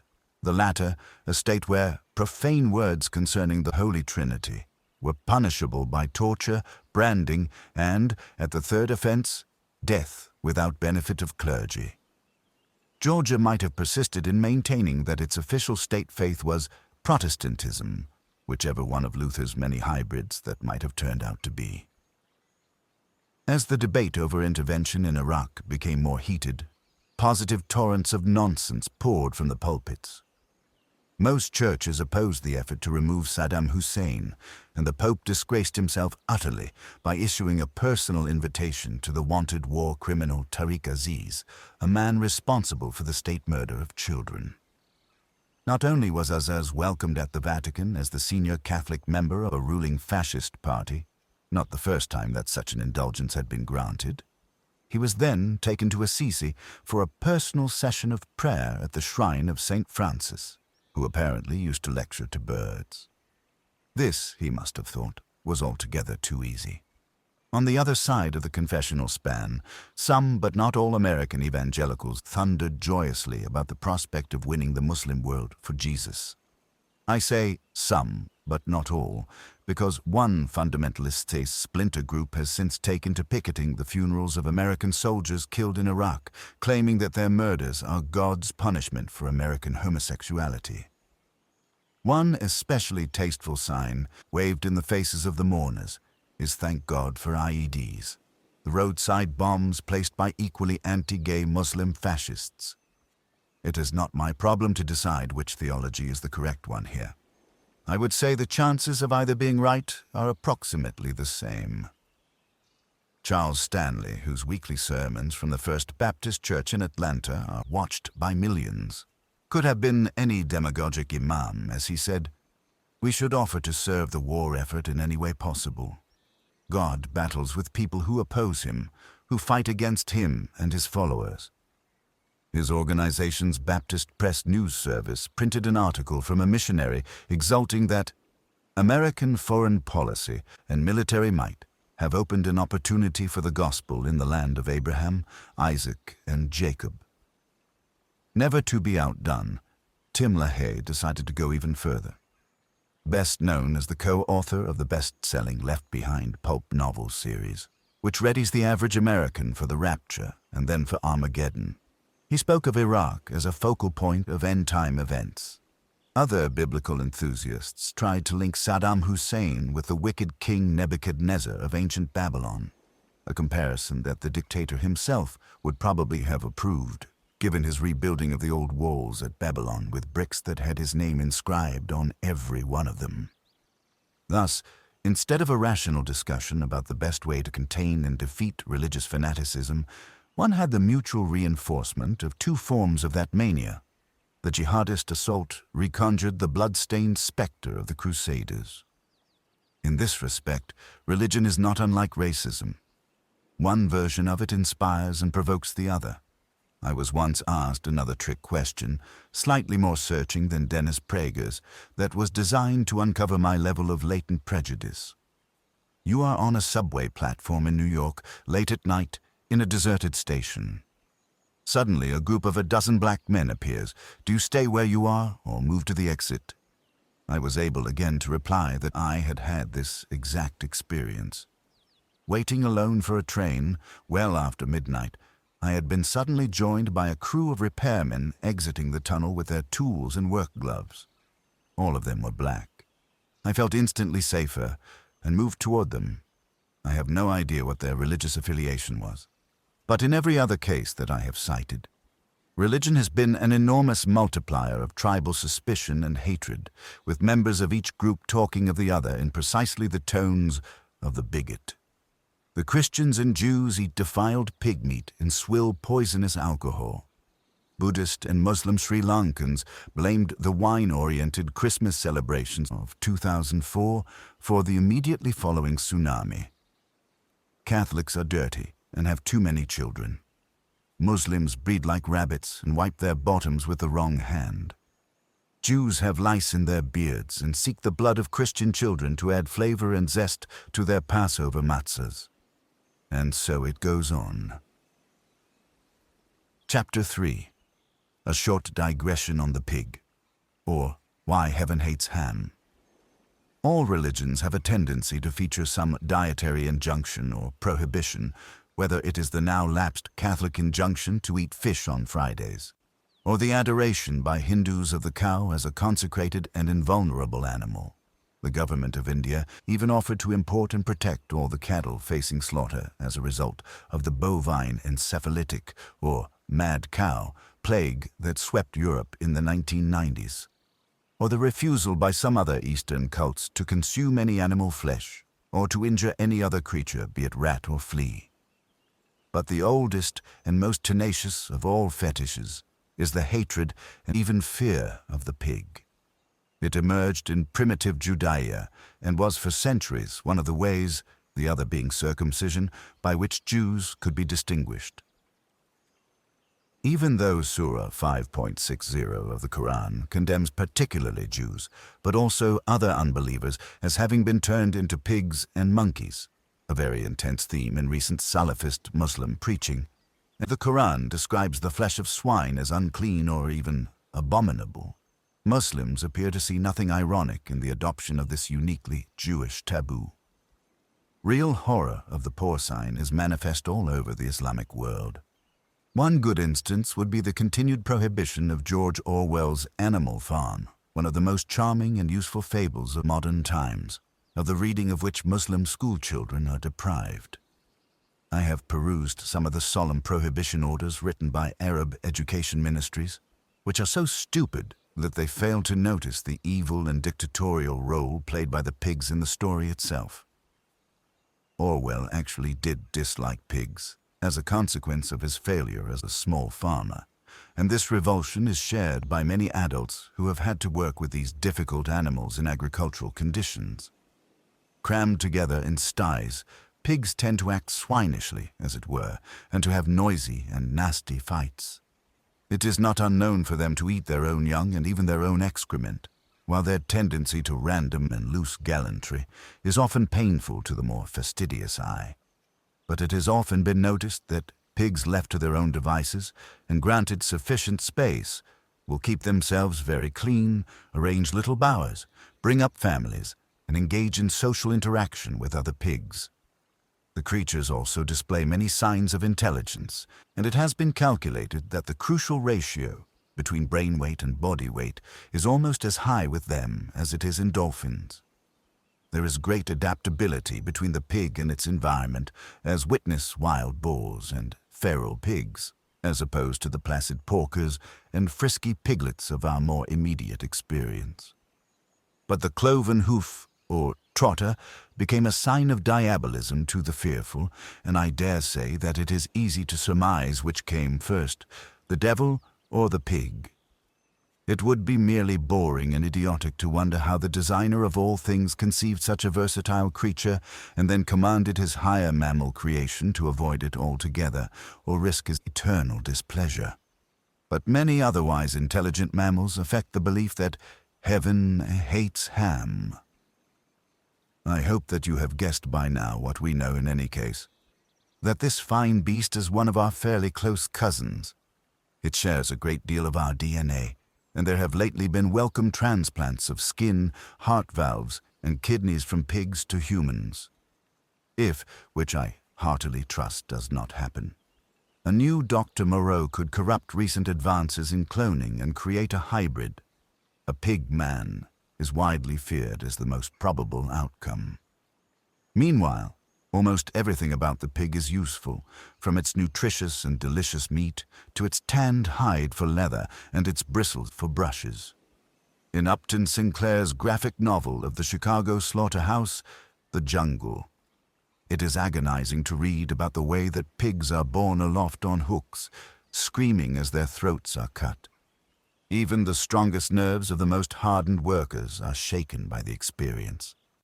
There is something about that shriek. To press this a little further, one may note that children, if left unmolested by rabbis and imams, are very drawn to pigs, especially to baby ones, and that firefighters in general do not like to eat roast pork or crackling. The barbaric vernacular word for roasted human in New Guinea and elsewhere was long pig. I have never had the relevant degustative experience myself, but it seems that we do, if eaten, taste very much like pigs. This helps to make nonsense of the usual secular explanations of the original Jewish prohibition. It is argued that the ban was initially rational, since pig meat in hot climates can become rank and develop the worms of trichinosis. This objection, which perhaps does apply in the case of non-kosher shellfish, is absurd when applied to the actual conditions. First, trichinosis is found in all climates, and in fact occurs more in cold than in hot ones.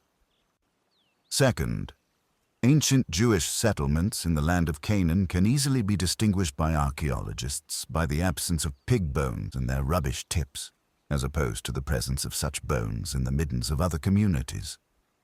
The non-Jews did not sicken and die from eating pork, in other words, quite apart from anything else. If they had died for this reason, there would have been no need for the God of Moses to urge their slaughter by non-pig eaters. There must therefore be another answer to the conundrum. I claim my own solution as original, though without the help of Sir James Fraser and the great Ibn Warraq, I might not have hit upon it. According to many ancient authorities, the attitude of early Semites to swine was one of reverence as much as disgust. The eating of pig flesh was considered as something special, even privileged and ritualistic. This mad confusion between the sacred and the profane is found in all faiths at all times. The simultaneous attraction and repulsion derived from an anthropomorphic root. The look of the pig, and the taste of the pig, and the dying yells of the pig, and the evident intelligence of the pig, were too uncomfortably reminiscent of the human. Porcophobia and porcophilia thus probably originate in a nighttime of human sacrifice and even cannibalism, at which the holy texts often do more than hint. Nothing optional, from homosexuality to adultery, is ever made punishable unless those who do the prohibiting and exact the fierce punishments have a repressed desire to participate. As Shakespeare put it in King Lear, the policeman who lashes the whore has a hot need to use her for the very offense for which he plies the lash. Porcophilia can also be used for oppressive and repressive purposes. In medieval Spain, where Jews and Muslims were compelled on pain of death and torture to convert to Christianity, the religious authorities quite rightly suspected that many of the conversions were not sincere. Indeed, the Inquisition arose partly from the holy dread that secret infidels were attending Mass, where, of course, and even more disgustingly, they were pretending to eat human flesh and drink human blood in the person of Christ himself. Among the customs that arose in consequence was the offering, at most events formal and informal, of a plate of charcuterie. Those who have been fortunate enough to visit Spain or any good Spanish restaurant will be familiar with the gesture of hospitality. Literally dozens of pieces of differently cured, differently sliced pig. But the grim origin of this lies in a constant effort to sniff out heresy and to be unsmilingly watchful for giveaway expressions of distaste. in the hands of eager Christian fanatics, even the toothsome Jamon Iberico could be pressed into service as a form of torture. Today, ancient stupidity is upon us again.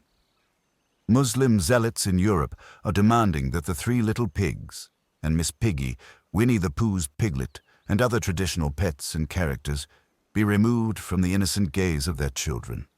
The mirthless cretins of jihad have probably not read enough to know of the Empress of Blandings and of the Earl of Emsworth's infinitely renewable delight in the splendid pages of the incomparable author Mr. Whiffle, The Care of the Pig.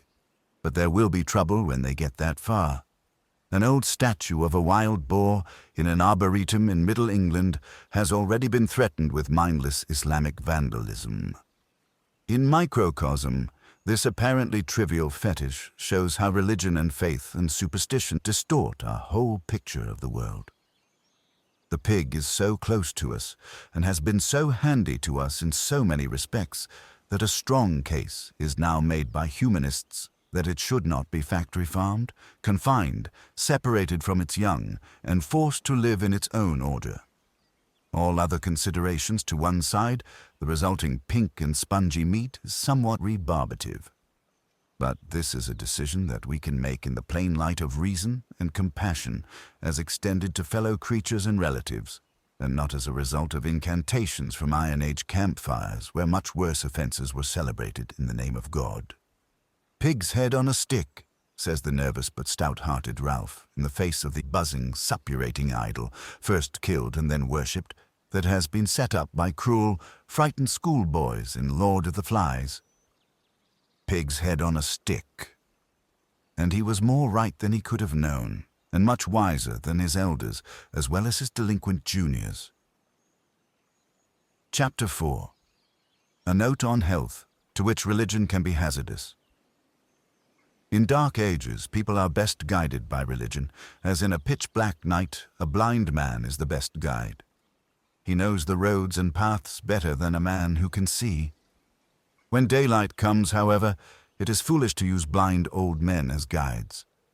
Heinrich Heine, Gedanken und Einfalle. In the fall of 2001, I was in Calcutta with the magnificent photographer Sebastião Salgado, a Brazilian genius whose studies with the camera have made vivid the lives of migrants, war victims, and those workers who toiled to extract primary products from mines and quarries and forests. On this occasion, he was acting as an envoy of UNICEF and promoting his cause as a crusader, in the positive sense of that term, against the scourge of polio. Thanks to the work of inspired and enlightened scientists like Jonas Salk, it is now possible to immunize children against this ghastly malady for a negligible cost. The few cents or pennies that it takes to administer 2 drops of oral vaccine to the mouth of an infant. Advances in medicine had managed to put the fear of smallpox behind us, and it was confidently expected that another year would do the same for polio. Humanity itself had seemingly united on this proposition. In several countries, including El Salvador, warring combatants had proclaimed ceasefires in order to allow the inoculation teams to move freely. Extremely poor and backward countries had mustered the resources to get the good news to every village. No more children need be killed or made useless and miserable by this hideous disease. Back home in Washington, where that year many people were still fearfully staying indoors after the trauma of 9/11s, my youngest daughter was going dauntlessly door to door on Halloween, piping "trick or treat for UNICEF" and healing or saving, with every fistful of small change, children she would never meet. One had that rare sense of participating in an entirely positive enterprise. The people of Bengal, and particularly the women, were enthusiastic and inventive. I remember one committee meeting where staunch Calcutta hostesses planned without embarrassment to team up with the city's prostitutes to spread the word into the farthest corners of society. Bring your children, no questions asked, and let them swallow the 2 drops of fluid. Someone knew of an elephant a few miles out of town that might be hired to lead a publicity parade. Everything was going well. In one of the poorest cities and states of the world, there was to be a new start. And then we began to hear of a rumor. In some outlying places, Muslim diehards were spreading the story that the droplets were a plot. If you took this sinister Western medicine, you would be stricken by impotence and diarrhea, a forbidding and depressing combination. This was a problem because the drops have to be administered twice, the second time as a booster and confirmation of immunity, and because it takes only a few uninoculated people to allow the disease to survive and revive, and to spread back through contact and the water supply. As with smallpox, eradication must be utter and complete. I wondered as I left Calcutta if West Bengal would manage to meet the deadline and declare itself polio-free by the end of the next year. That would leave only pockets of Afghanistan and one or two other inaccessible regions, already devastated by religious fervor, before we could say that another ancient tyranny of illness had been decisively overthrown. In 2005, I learned of one outcome. In northern Nigeria, a country that had previously checked in as provisionally polio-free, a group of Islamic religious figures issued a ruling, or fatwa, that declared the polio vaccine to be a conspiracy by the United States and, amazingly, the United Nations against the Muslim faith. The drops were designed, said these mullahs, to sterilize the true believers. Their intention and effect was genocidal. Nobody was to swallow them or administer them to infants. Within months, polio was back, and not just in northern Nigeria. Nigerian travelers and pilgrims had already taken it as far as Mecca and spread it back to several other polio-free countries, including 3 African ones and also faraway Yemen. The entire boulder would have to be rolled back right up to the top of the mountain. You may say that this is an isolated case, which would be a grimly apt way of putting it. But you would be mistaken. Would you care to see my video of the advice given by Cardinal Alfonso Lopez de Trujillo, the Vatican's president of the Pontifical Council for the Family, carefully warning his audience that all condoms are secretly made with many microscopic holes through which the AIDS virus can pass? Close your eyes and try to picture what you might say if you had the authority to inflict the greatest possible suffering in the least number of words. Consider the damage that such a dogma has caused. Presumably, those holes permit the passage of other things too, which rather destroys the point of a condom in the first place. To make such a statement in Rome is wicked enough, but translate the message into the language of poor and stricken countries and see what happens. During carnival season in Brazil, the auxiliary bishop of Rio de Janeiro, Rafael Llano Cifuentes, told his congregation in a sermon that the church is against condom use. Sexual relations between a man and a woman have to be natural. I have never seen a little dog using a condom during sexual intercourse with another dog.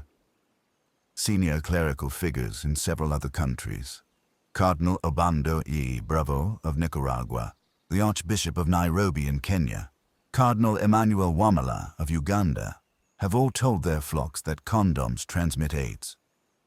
Cardinal Wamala indeed has opined that women who die of AIDS rather than employ latex protection should be considered as martyrs, though presumably this martyrdom must take place within the confines of marriage.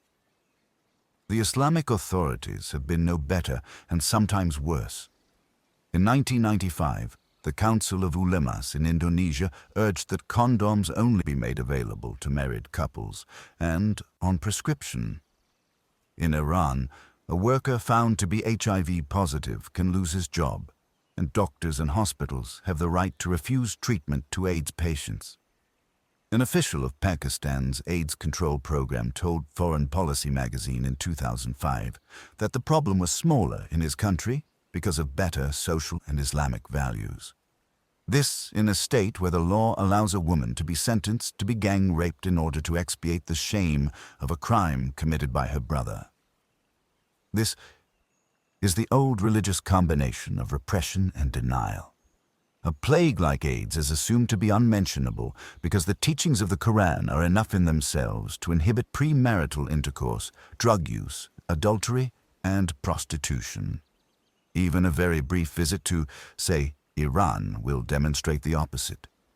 It is the mullahs themselves who profit from hypocrisy by licensing temporary marriages, in which wedding certificates are available for a few hours, sometimes in specially designated houses, with a divorce declaration ready to hand at the conclusion of business.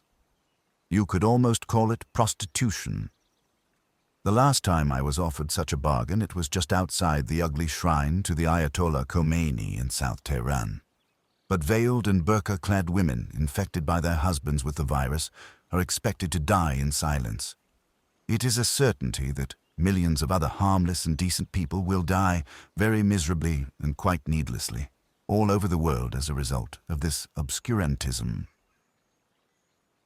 The attitude of religion to medicine, like the attitude of religion to science, is always necessarily problematic and very often necessarily hostile.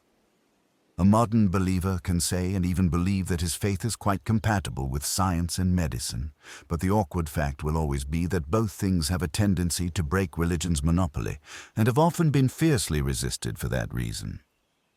What happens to the faith healer and the shaman when any poor citizen can see the full effect of drugs and surgeries administered without ceremonies or mystifications?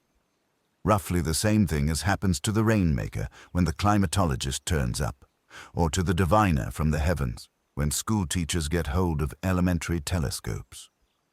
Plagues of antiquity were held to be punishment from the gods, which did much to strengthen the hold of the priesthood and much to encourage the burning of infidels and heretics who were thought, in an alternative explanation, to be spreading disease by witchcraft or else poisoning the wells. We may make allowances for the orgies of stupidity and cruelty that were indulged in before humanity had a clear concept of the germ theory of disease. Most of the miracles of the New Testament have to do with healing, which was of such great importance in a time when even minor illness was often the end. St. Augustine himself said that he would not have believed in Christianity if it were not for the miracles. Scientific critics of religion, such as Daniel Dennett, have been generous enough to point out that apparently useless healing rituals may even have helped people get better, and that we know how important morale can be in aiding the body to fight injury and infection. But that would be an excuse only available in retrospect. By the time Dr. Jenner had discovered that a cowpox vaccine could ward off smallpox, this excuse had become void. Yet Timothy Dwight, the president of Yale University, and to this day one of America's most respected divines, was opposed to the smallpox vaccination because he regarded it as an interference with God's design. And this mentality is still heavily present, long after its pretext and justification in human ignorance has vanished. It is interesting and suggestive that the Archbishop of Rio makes his analogy with dogs. They do not trouble to roll on a condom. Who are we to quarrel with their fidelity to nature? In the recent division in the Anglican Church over homosexuality in ordination, several bishops made the fatuous point that homosexuality is unnatural because it does not occur in other species. Leave aside the fundamental absurdity of this observation. Are humans part of nature or not? Or, if they chance to be homosexual, are they created in God's image or not? Leave aside the well-attested fact that numberless kinds of birds and mammals and primates do engage in homosexual play. Who are the clerics to interpret nature? They have shown themselves quite unable to do so. A condom is, quite simply, a necessary but not a sufficient condition for avoiding the transmission of AIDS. All qualified authorities, including those who state that abstinence is even better, are agreed on this. Homosexuality is present in all societies, and its incidence would appear to be part of human design. We must perforce confront these facts as we find them. We now know that the bubonic plague was spread not by sin or moral backsliding, but by rats and fleas. Archbishop Lancelot Andrewes, during the celebrated Black Death in London in 1665, noticed uneasily that the horror fell upon those who prayed and kept the faith as well as upon those who did not. He came perilously close to stumbling upon a real point. As I was writing this chapter, an argument broke out in my hometown of Washington, D.C. The human papillomavirus, HPV, has long been known as a sexually transmitted infection that, at its worst, can cause cervical cancer in women. A vaccine is now available. These days, vaccines are increasingly swiftly developed, not to cure this malady, but to immunize women against it. But there are forces in the administration who oppose the adoption of this measure on the grounds that it fails to discourage premarital sex. To accept the spread of cervical cancer in the name of God is no different, morally or intellectually, from sacrificing these women on a stone altar and thanking the deity for giving us the sexual impulse and then condemning it. We do not know how many people in Africa have died or will die because of the AIDS virus, which was isolated and became treatable in a great feat of humane scientific research very soon after it made its lethal appearance. On the other hand, we do know that having sex with a virgin, one of the more popular local cures, does not in fact prevent or banish the infection. And we also know that the use of condoms can at least contribute, as a form of prophylaxis, to the limitation and containment of the virus. We are not dealing, as early missionaries might have liked to believe, with witch doctors and savages who resist the boons that the missionaries bring.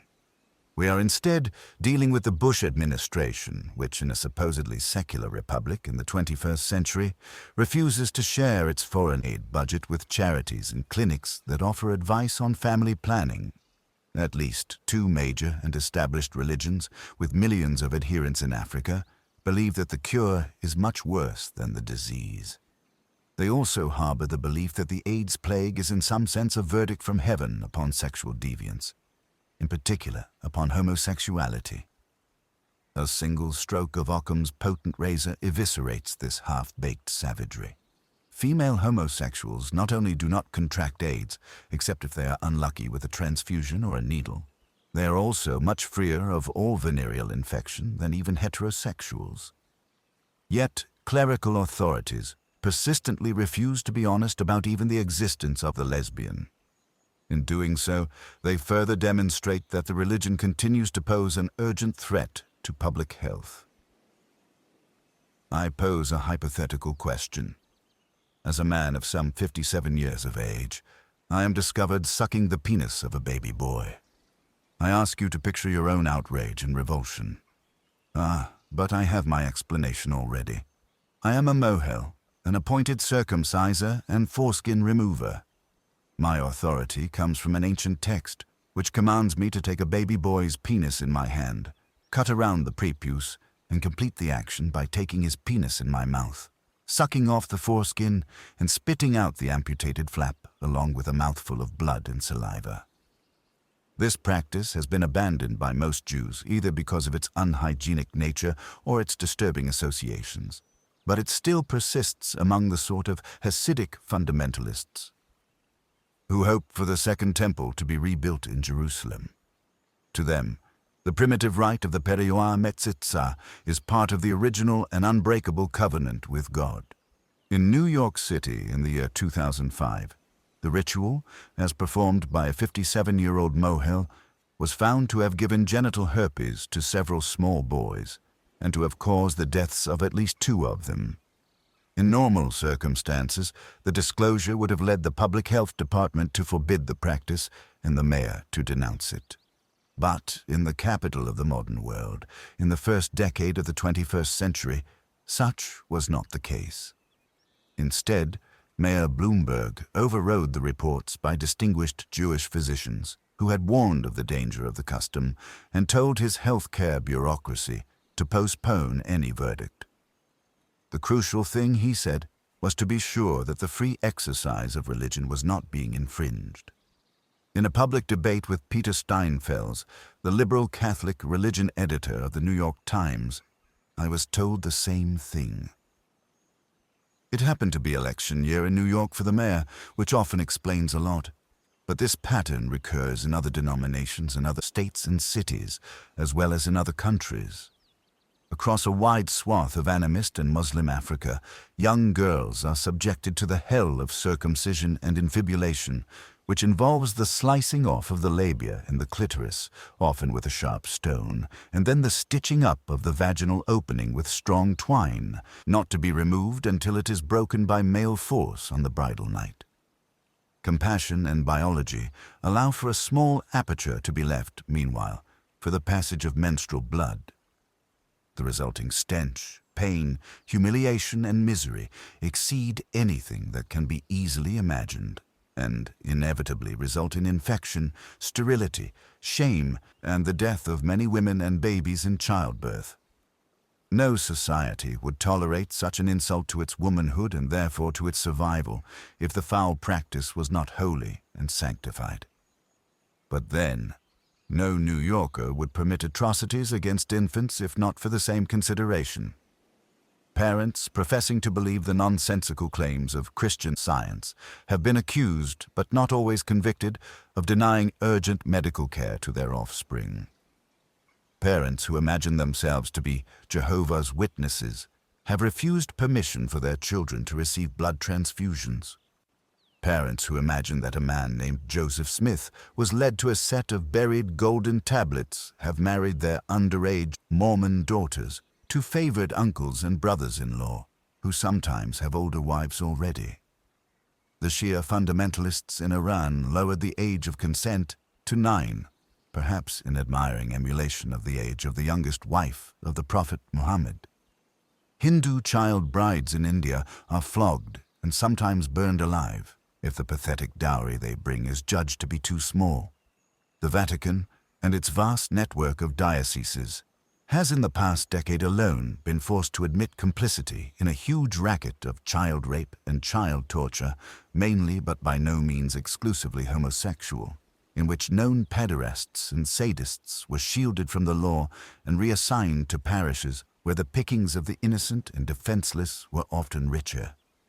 In Ireland alone, once an unquestioning disciple of Holy Mother Church, it is now estimated that the unmolested children of religious schools were very probably the minority. Now, religion professes a special role in the protection and instruction of children. Woe to him, says the Grand Inquisitor in Dostoevsky's The Brothers Karamazov, who harms a child. The New Testament has Jesus informing us that one so guilty would be better off at the bottom of the sea, and with a millstone around his neck at that. But both in theory and in practice, religion uses the innocent and the defenseless for the purposes of experiment. By all means, let an observant Jewish adult male have his raw-cut penis placed in the mouth of a rabbi. That would be legal, at least in New York. By all means, let grown women who distrust their clitoris or their labia have them sawn away by some other wretched adult female. By all means, let Abraham offer to commit suicide to prove his devotion to the Lord or his belief in the voices he was hearing in his head. By all means, let devout parents deny themselves the succor of medicine when in acute pain and distress. By all means, for all I care, let a priest sworn to celibacy be a promiscuous homosexual. By all means, let a congregation that believes in whipping out the devil choose a new grown-up sinner each week and lash him until he or she bleeds. By all means, let anyone who believes in creationism instruct his fellows during lunch breaks. But the conscription of the unprotected child for these purposes is something that even the most dedicated secularist can safely describe as a sin.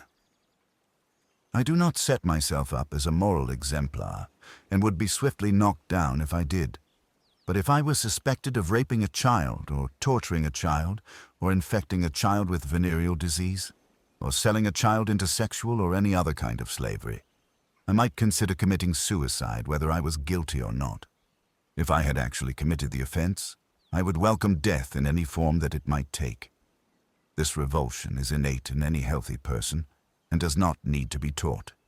Since religion has proved itself uniquely delinquent on the one subject where moral and ethical authority might be counted as universal and absolute, I think we are entitled to at least 3 provisional conclusions. The first is that religion and the churches are manufactured, and that this salient fact is too obvious to ignore. The second is that ethics and morality are quite independent of faith and cannot be derived from it. The third is that religion is, because it claims a special divine exemption for its practices and beliefs, not just amoral, but immoral. The ignorant psychopath or brute who mistreats his children must be punished, but can be understood. Those who claim a heavenly warrant for the cruelty have been tainted by evil, and also constitute far more of a danger. In the city of Jerusalem, there is a special ward in the mental hospital for those who represent a special danger to themselves and others. These deluded patients are the sufferers from the Jerusalem syndrome. Police and security officers are trained to recognize them, though their mania is often concealed behind a mask of deceptively beatific calm. They have come to the holy city in order to announce themselves as the Messiah or Redeemer, or to proclaim the end of days.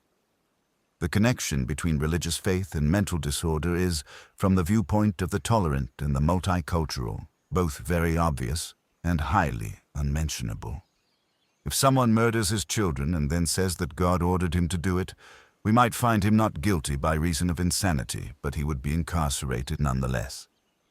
If someone lives in a cave and claims to be seeing visions and experiencing prophetic dreams, we may leave him alone until he turns out to be planning, in a non-phantasmal way, the joy of suicide bombing. If someone announces himself to be God's anointed and begins stockpiling Kool-Aid and weapons and helping himself to the wives and daughters of his acolytes, we raise a bit more than a skeptical eyebrow. But if these things can be preached under the protection of an established religion, we are expected to take them at face value. All three monotheisms, just to take the most salient example, praise Abraham for being willing to hear voices, and then to take his son Isaac for a long and rather mad and gloomy walk. And then the caprice by which his murderous hand is finally stayed is written down as divine mercy. The relationship between physical health and mental health is now well understood to have a strong connection to the sexual function, or dysfunction. Can it be a coincidence, then, that all religions claim the right to legislate in matters of sex? The principal way in which believers inflict on themselves, on each other, and on non-believers has always been their claim to monopoly in this sphere.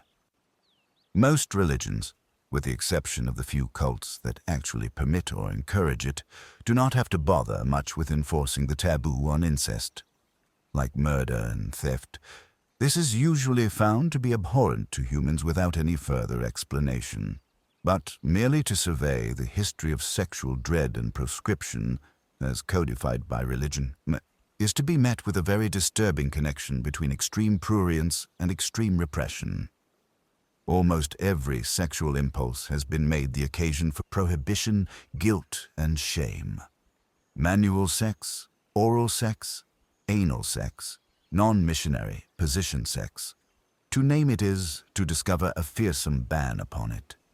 Even in modern and hedonistic America, several states legally define sodomy as that which is not directed at face-to-face heterosexual procreation. This raises gigantic objections to the argument from design, whether we choose to call that design intelligent or not.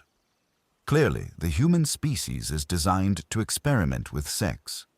No less clearly, this fact is well known to the priesthoods. When Dr. Samuel Johnson had completed the first real dictionary of the English language, he was visited by a delegation of respectable old ladies who wished to congratulate him for not including any indecent words. His response, which was that he was interested to see that the ladies had been looking them up, contains almost all that needs to be said on this point. Orthodox Jews conduct Congress by means of a hole in the sheet and subject their women to ritual baths to cleanse the stain of menstruation. Muslims subject adulterers to public lashings with a whip. Christians used to lick their lips while examining women for signs of witchcraft. I need not go on in this vein. Any reader of this book will know of a vivid example, or will simply guess my meaning. A consistent proof that religion is man-made and anthropomorphic can also be found in the fact that it is usually man-made, in the sense of masculine as well. The holy book in the longest continuous use, the Talmud, commands the observant one to thank his Maker every day that he was not born a woman. This raises again the insistent question: who but a slave thanks his master for what his master has decided to do without bothering to consult him? The Old Testament, as Christians condescendingly call it, has woman cloned from man for his use and comfort. The New Testament has St. Paul expressing both fear and contempt for the female. Throughout all religious texts, there is a primitive fear that half the human race is simultaneously defiled and unclean, and yet is also a temptation to sin that is impossible to resist. Perhaps this explains the hysterical cult of virginity and of a virgin, and the dread of the female form and of female reproductive functions. And there may be someone who can explain the sexual and other cruelties of the religious without any reference to the obsession with celibacy, but that someone will not be me. I simply laugh when I read the Quran, with its endless prohibitions on sex and its corrupt promise of infinite debauchery in the life to come. It is like seeing through the let's pretend of a child, but without the indulgence that comes from watching the innocent at play. The homicidal lunatics, rehearsing to be genocidal lunatics, of 9/11 were perhaps tempted by virgins, but it is far more revolting to contemplate that, like so many of their fellow jihadists, they were virgins. Like monks of old, the fanatics are taken early from their families, taught to despise their mothers and sisters, and come to adulthood without ever having had a normal conversation, let alone a normal relationship, with a woman. This is disease by definition. Christianity is too repressed to offer sex in paradise. Indeed, it has never been able to evolve a tempting heaven at all. But it has been lavish in its promise of sadistic and everlasting punishment for sexual backsliders, which is nearly as revealing in making the same point in a different way. A special subgenre of modern literature is the memoir of a man or woman who once underwent a religious education. The modern world is now sufficiently secular for some of these authors to attempt to be funny about what they underwent and what they were expected to believe. However, such books tend necessarily to be written by those with enough fortitude to have survived the experience.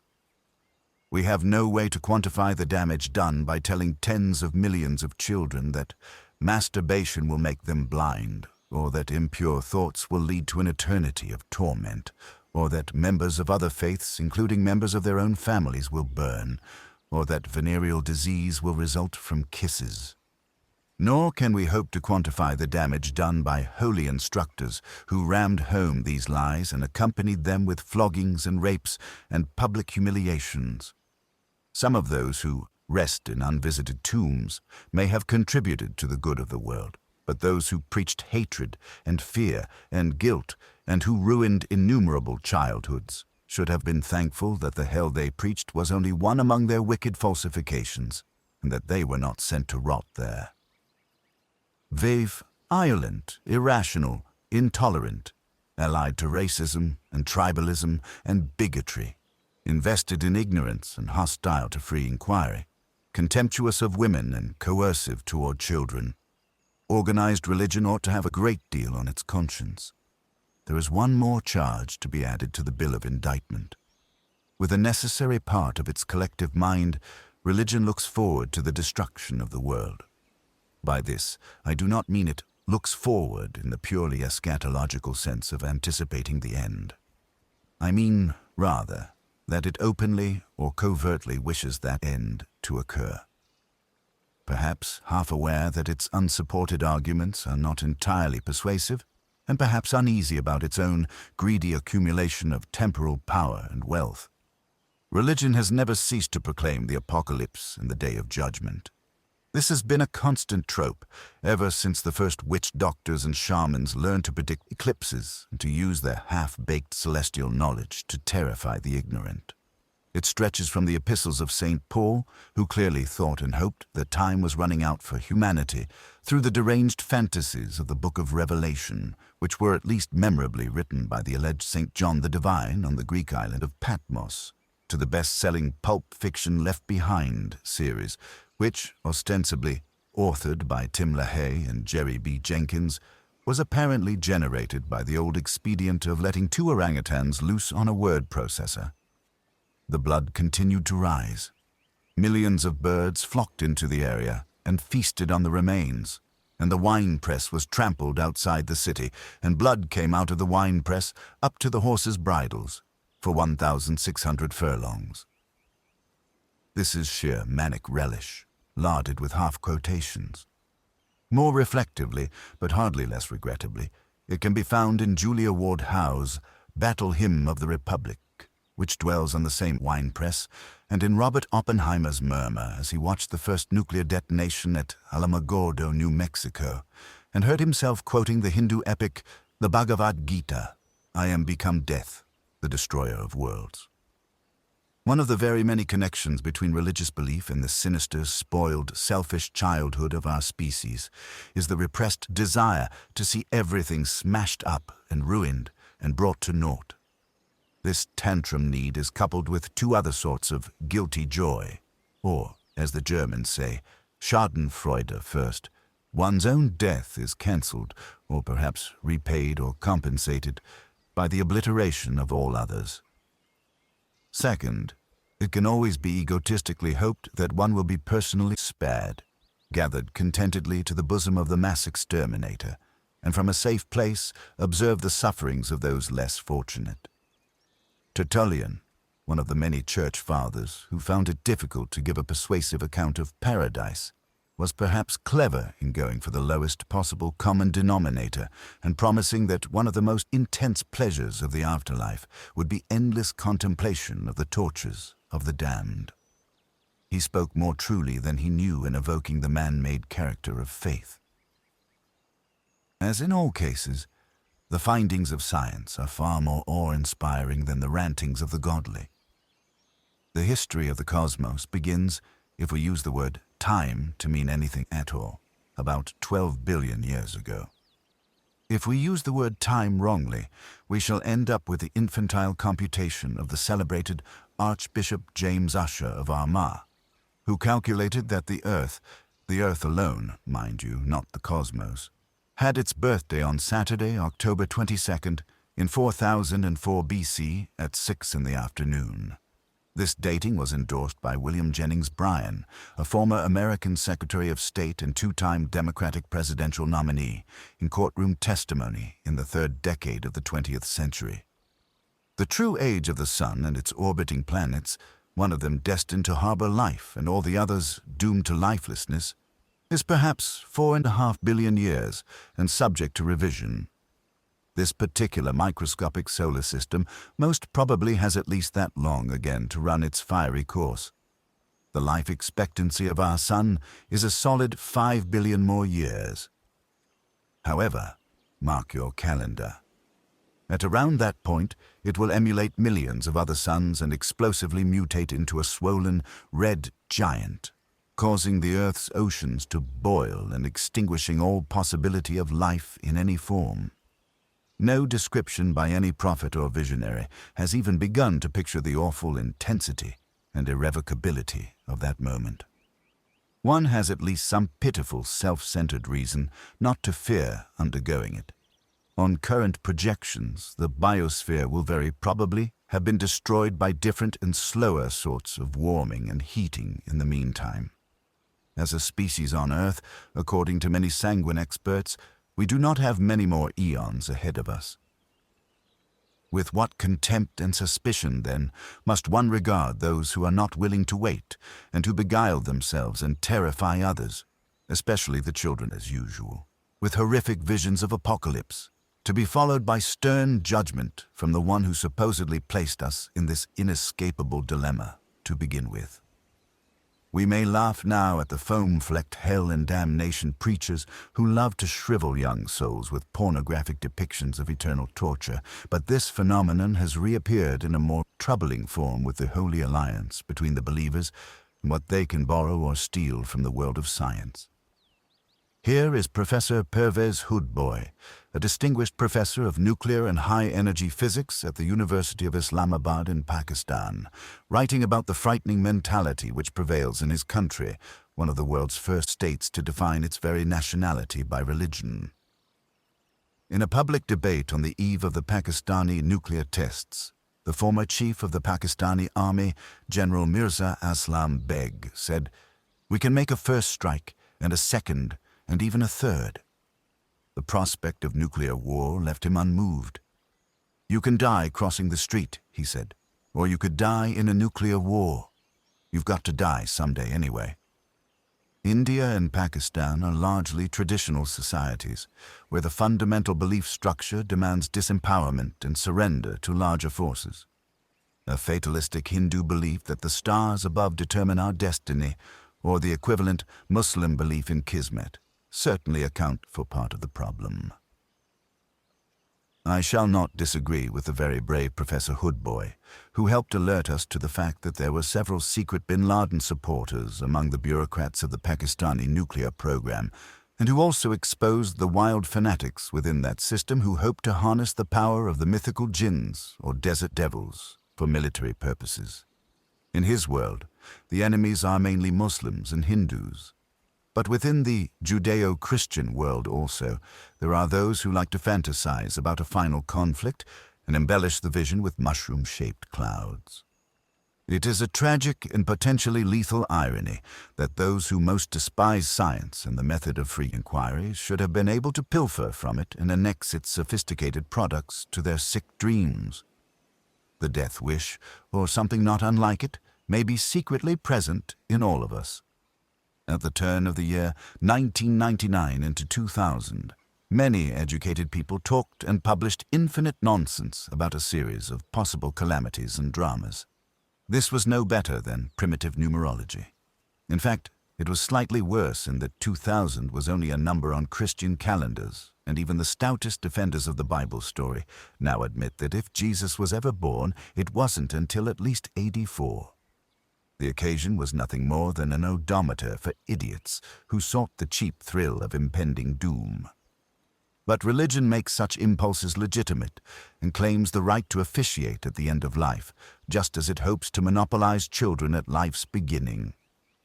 There can be no doubt that the cult of death and the insistence upon portents of the end proceed from a surreptitious desire to see it happen and to put an end to the anxiety and doubt that always threaten the hold of faith. When the earthquake hits, or the tsunami inundates, or the Twin Towers ignite, you can see and hear the secret satisfaction of the faithful. Gleefully, they strike up, "You see, this is what happens when you don't listen to us." With an unctuous smile, they offer a redemption that is not theirs to bestow, and, when questioned, put on the menacing scowl that says, "Oh, so you reject our offer of paradise? Well, in that case, we have quite another fate in store for you." Such love, such care. The element of the wish for obliteration can be seen without disguise in the millennial sects of our own day, who betray their selfishness as well as their nihilism by announcing how many will be saved from the ultimate catastrophe. Here, the extreme Protestants are almost as much at fault as the most hysterical Muslims. In 1844, one of the greatest American religious revivals occurred, led by a semi-literate lunatic named George Miller. Mr. Miller managed to crowd the mountaintops of America with credulous fools who, having sold their belongings cheap, became persuaded that the world would end on October 22nd that year. They removed themselves to high ground. What difference did they expect that to make? Or to the roofs of their hovels? When the ultimate failed to arrive, Miller's choice of terms was highly suggestive. It was, he announced, the great disappointment.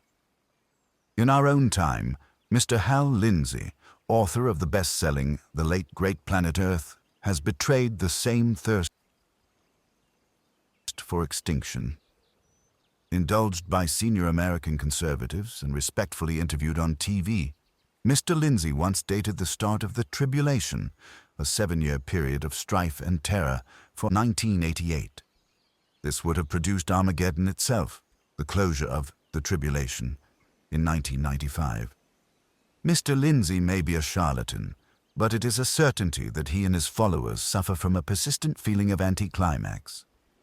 Antibodies to fatalism and suicide and masochism do exist, however, and are just as innate in our species. There is a celebrated story from Puritan Massachusetts in the late 18th century. During a session of the state legislature, the sky suddenly became leaden and overcast at midday. Its threatening aspect, a darkness at noon, convinced many legislators that the event so much on their clouded minds was imminent. They asked to suspend business and go home to die. The Speaker of the Assembly, Abraham Davenport, managed to keep his nerve and dignity. "Gentlemen," he said, "either the day of judgment is here, or it is not. If it is not, there is no occasion for alarm and lamentation. If it is, however, I wish to be found doing my duty. I move, therefore, that candles be brought." In his own limited and superstitious day, this was the best that Mr. Davenport could do. Nonetheless, I second his motion. Chapter 5. The metaphysical claims of religion are false. I am a man of one book. Thomas Aquinas. We sacrifice the intellect to God. Ignatius Loyola. Reason is the devil's harlot, who can do naught but slander and harm whatever God says and does. Martin Luther. Looking up at the stars, I know quite well that for all they care, I can go to hell. Way Auden, the more loving one. I wrote earlier that we would never again have to confront the impressive faith of an Aquinas or a Maimonides, as contrasted with the blind faith of millennial or absolutist sects, of which we have an apparently unlimited and infinitely renewable supply. This is for a simple reason. Faith of that sort, the sort that can stand up at least for a while in a confrontation with reason, is now plainly impossible. The early fathers of faith, they made very sure that there would be no mothers, were living in a time of abysmal ignorance and fear. Maimonides did not include, in his Guide to the Perplexed, those whom he described as not worth the effort. The Turkish and black and nomadic peoples whose nature is like the nature of mute animals. Aquinas half believed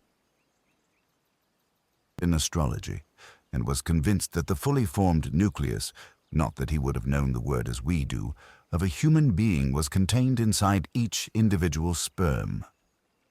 One can only mourn over the dismal and stupid lectures on sexual continence that we might have been spared if this nonsense had been exposed earlier than it was.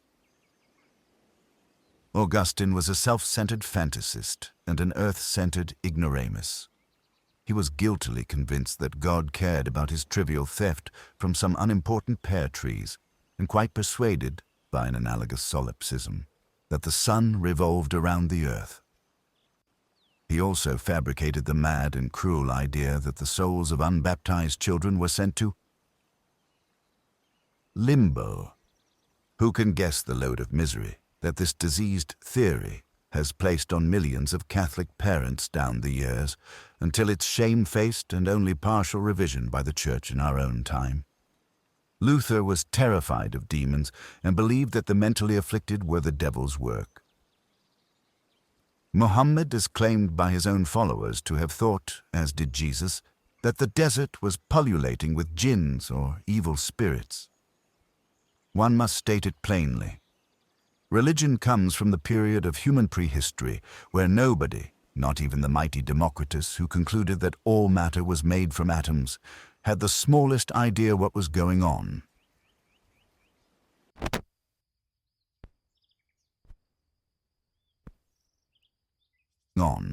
It comes from the bawling and fearful infancy of our species, and is a babyish attempt to meet our inescapable demand for knowledge, as well as for comfort, reassurance, and other infantile needs.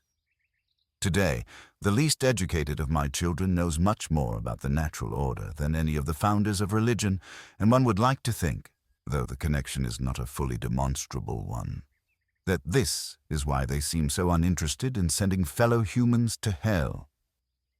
All attempts to reconcile faith with science and reason are consigned to failure and ridicule for precisely these reasons. I read, for example, of some ecumenical conference of Christians who desire to show their broad-mindedness and invite some physicists along. But I am compelled to remember what I know, which is that there would be no such churches in the first place if humanity had not been afraid of the weather, the dark, the plague, the eclipse, and all manner of other things now easily explicable. And also if humanity had not been compelled, on pain of extremely agonizing consequences, to pay the exorbitant tithes and taxes that raise the imposing edifices of religion. It is true that scientists have sometimes been religious, or at any rate superstitious. Sir Isaac Newton, for example, was a spiritualist and alchemist of a particularly laughable kind. Fred Hoyle, an ex-agnostic who became infatuated with the idea of design, was the Cambridge astronomer who coined the term Big Bang. He came up with that silly phrase, incidentally, as an attempt to discredit what is now the accepted theory of the origins of the universe. This was one of those lampoons that, so to speak, backfired, since like Tory and Impressionist and Suffragette, it became adopted by those at whom it was directed.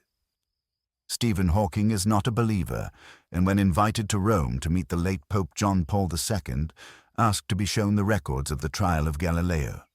But he does speak without embarrassment of the chance of physics knowing the mind of God, and this now seems quite harmless as a metaphor, as for example when the Beach Boys sing, or I say, God only knows.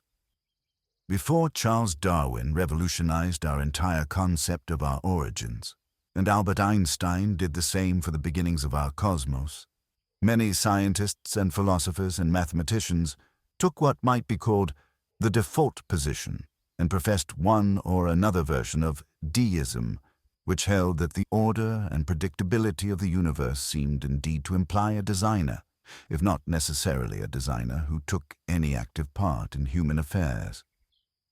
This compromise was a logical and rational one for its time, and was especially influential among the Philadelphia and Virginia intellectuals, such as Benjamin Franklin and Thomas Jefferson, who managed to seize a moment of crisis and use it to enshrine Enlightenment values in the founding documents of the United States of America. Yet, as St. Paul so unforgettably said, when one is a child, one speaks and thinks as a child. But when one becomes a man, one puts away childish things. It is not quite possible to locate the exact moment when men of learning stopped spinning the coin as between a creator and a long, complex process, or ceased trying to split the deistic difference. But humanity began to grow up a little in the closing decades of the 18th century and the opening decades of the 19th. Charles Darwin was born in 1809 on the very same day as Abraham Lincoln, and there is no doubt as to which of them has proved to be the greater emancipator. If one had to emulate the foolishness of Archbishop Usher and try to come up with the exact date on which the conceptual coin came down solidly on one side, it would be the moment when Pierre-Simon de Laplace was invited to meet Napoleon Bonaparte. Laplace, 1749-1827, was the brilliant French scientist who took the work of Newton a stage further and showed by means of mathematical calculus how the operations of the solar system were those of bodies revolving systematically in a vacuum. When he later turned his attention to the stars and the nebulae, he postulated the idea of gravitational collapse and implosion, or what we now breezily term the black hole. In a 5-volume book entitled Celestial Mechanics, he laid all this out, and like many men of his time was also intrigued by the orrery, a working model of the solar system as seen for the first time from the outside. These are now commonplace, but were then revolutionary, and the emperor asked to meet Laplace in order to be given either a set of the books or, accounts differ, a version of the orrery. I personally suspect that the gravedigger of the French Revolution wanted the toy rather than the volumes. He was a man in a hurry and had managed to get the church to baptize his dictatorship with a crown. At any event, and in his childish and demanding and imperious fashion, he wanted to know why the figure of God did not appear in Laplace's mind-expanding calculations. And there came the cool, lofty, and considered response: "Je n'en ai pas besoin de cette hypothèse." Laplace was to become a marquis, and could perhaps more modestly have said, "It works well enough without that idea, Your Majesty." But he simply stated that he didn't need it.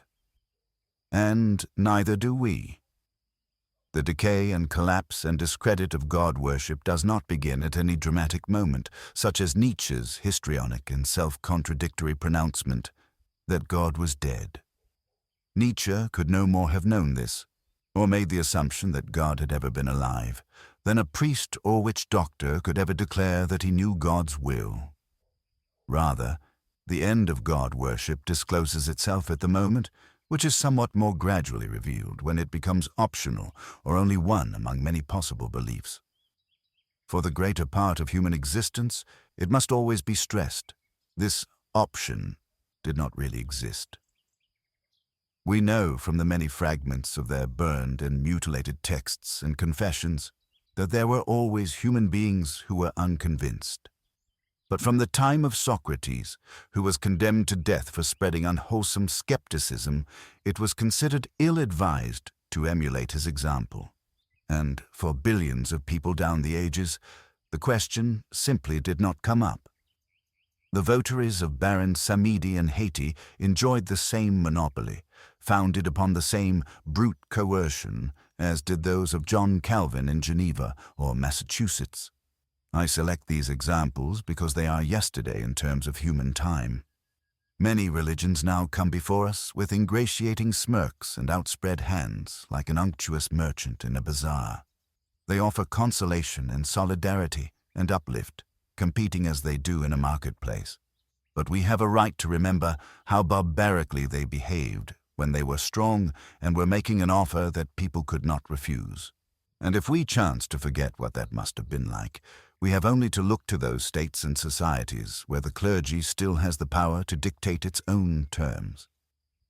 The pathetic vestiges of this can still be seen in modern societies, in the efforts made by religion to secure control over education, or to exempt itself from tax, or to pass laws forbidding people to insult its omnipotent and omniscient deity, or even his prophet.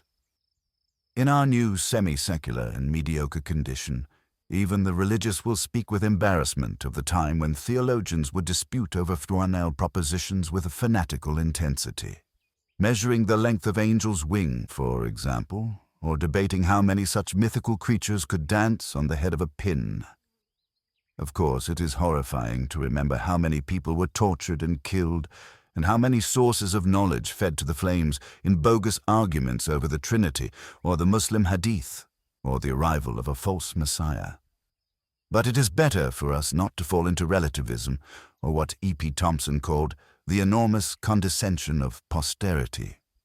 The scholastic obsessives of the Middle Ages were doing the best they could on the basis of hopelessly limited information, ever-present fear of death and judgment, very low life expectancy, and an audience of illiterates. Living in often genuine fear of the consequences of error, they exerted their minds to the fullest extent then possible, and evolved quite impressive systems of logic and the dialectic.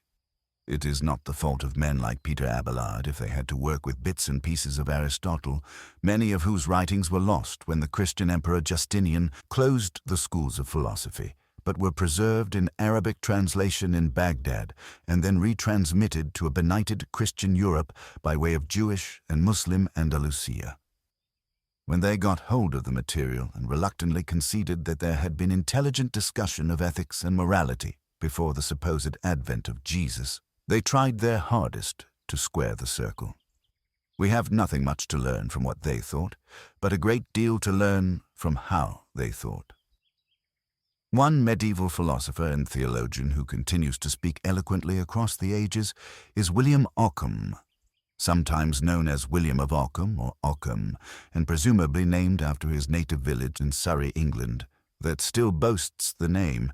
He was born on a date unknown to us and died, probably in great agony and fear, and probably of the horrific Black Death, in Munich in 1349. He was a Franciscan, in other words, an acolyte of the aforementioned mammal who was said to have preached to birds, and thus conditioned to a radical approach to poverty, which brought him into collision with the papacy in Avignon in 1324. The quarrel between the papacy and the emperor over secular and ecclesiastical division of powers is irrelevant to us now, since both sides ultimately lost. But Ockham was forced to seek even the emperor's protection in face of the worldliness of the pope. Faced with charges of heresy and the threat of excommunication, he had the fortitude to respond that the pope himself was the heretic. Nonetheless, and because he always argued within the enclosed frame of Christian reference, he is admitted even by the most orthodox Christian authorities to have been an original and courageous thinker. He was interested, for example, in the stars. He knew far less about the nebulae than we do, or than Laplace did. In fact, he knew nothing about them at all, but he employed them for an interesting speculation. Assuming that God can make us feel the presence of a non-existent entity, and further assuming that he need not go to this trouble if the same effect can be produced in us by the actual presence of that entity, God could still, if he wished, cause us to believe in the existence of stars without their being actually present. Every effect which God causes through the mediation of a secondary cause, he can produce immediately by himself. However, this does not mean that we must believe in anything absurd, since God cannot cause in us knowledge such that by it a thing is seen evidently to be present, though it is absent, for that involves a contradiction. Before you begin to drum your fingers at the huge tautology that impends here, as it does in so much theology and theodicy, consider what Father Copleston, the eminent Jesuit, has to say in commentary. If God had annihilated the stars, he could still cause in us the act of seeing what had once been, so far as the act is considered subjectively, just as he could give us a vision of what will be in the future. Either act would be an immediate apprehension, in the first case of what has been and in the second case of what will be. This is actually very impressive, and not just for its time. It has taken us several hundred years since Ockham to come to the realization that when we gaze up at the stars, we very often are seeing light from distant bodies that have long since ceased to exist. It doesn't particularly matter that the right to look through telescopes and speculate about the result was obstructed by the Church. This is not Ockham's fault, and there is no general law that obliges the Church to be that stupid. And, moving from the unimaginable interstellar past, which sends light across distances that overwhelm our brains, we have come to the realization that we also know something about the future of our system, including the rate of its expansion and the notion of its eventual terminus. However, and crucially, we can now do this while dropping, or even, if you insist, retaining, the idea of a God. But in either case, the theory works without that assumption. You can believe in a divine mover if you choose, but it makes no difference at all, and belief among astronomers and physicists has become private and fairly rare. It was actually Ockham who prepared our minds for this unwelcome, to him, conclusion. He devised a principle of economy, popularly known as Occam's razor, which relied for its effect on disposing of unnecessary assumptions and accepting the first sufficient explanation or cause. Do not multiply entities beyond necessity. This principle extends itself. Everything which is explained through positing something different from the act of understanding, he wrote, can be explained without positing such a distinct thing. He was not afraid to follow his own logic wherever it might take him, and anticipated the coming of true science when he agreed that it was possible to know the nature of created things without any reference to their creator. Indeed, Occam stated that it cannot be strictly proved that God, if defined as a being who possesses the qualities of supremacy, perfection, uniqueness, and infinity, exists at all. However, if one intends to identify a first cause of the existence of the world, one may choose to call that God, even if one does not know the precise nature of the first cause. And even the first cause has its difficulties, since a cause will itself need another cause. It is difficult or impossible, he wrote, to prove against the philosophers that there cannot be an infinite regress in causes of the same kind, of which one can exist without the other. Thus, the postulate of a designer or creator only raises the unanswerable question of who designed the designer or created the creator. Religion and theology and theodicy, this is now me talking and not Occam, have consistently failed to overcome this objection. Occam himself simply had to fall back on the hopeless position that the existence of God can only be demonstrated by faith. Credo quia absurdum, as the church father Tertullian put it, either disarmingly or annoyingly according to your taste. I believe it because it is absurd. It is impossible to quarrel seriously with such a view. If one must have faith in order to believe something or believe in something, then the likelihood of that something having any truth or value is considerably diminished. The harder work of inquiry, proof, and demonstration is infinitely more rewarding, and has confronted us with findings far more miraculous and transcendent than any theology. Actually, the leap of faith, to give it the memorable name that Soren Kierkegaard bestowed upon it, is an imposture. As he himself pointed out, it is not a leap that can be made once and for all. It is a leap that has to go on and on being performed, in spite of mounting evidence to the contrary. This effort is actually too much for the human mind, and leads to delusions and manias. Religion understands perfectly well that the leap is subject to sharply diminishing returns, which is why it often doesn't in fact rely on faith at all, but instead corrupts faith and insults reason by offering evidence and pointing to confected proofs. This evidence and these proofs include arguments from design, revelations, punishments, and miracles. Now that religion's monopoly has been broken, it is within the compass of any human being to see these evidences and proofs as the feeble-minded inventions that they are. Chapter 6. Arguments from Design. All my moral and intellectual being is penetrated by an invincible conviction that whatever falls under the dominion of our senses must be in nature, and however exceptional, cannot differ in its essence from all the other effects of the visible, intangible world of which we are a self-conscious part. The world of the living contains enough marvels and mysteries as it is, marvels and mysteries acting upon our emotions and intelligence in ways so inexplicable that it would almost justify the conception of life as an enchanted state.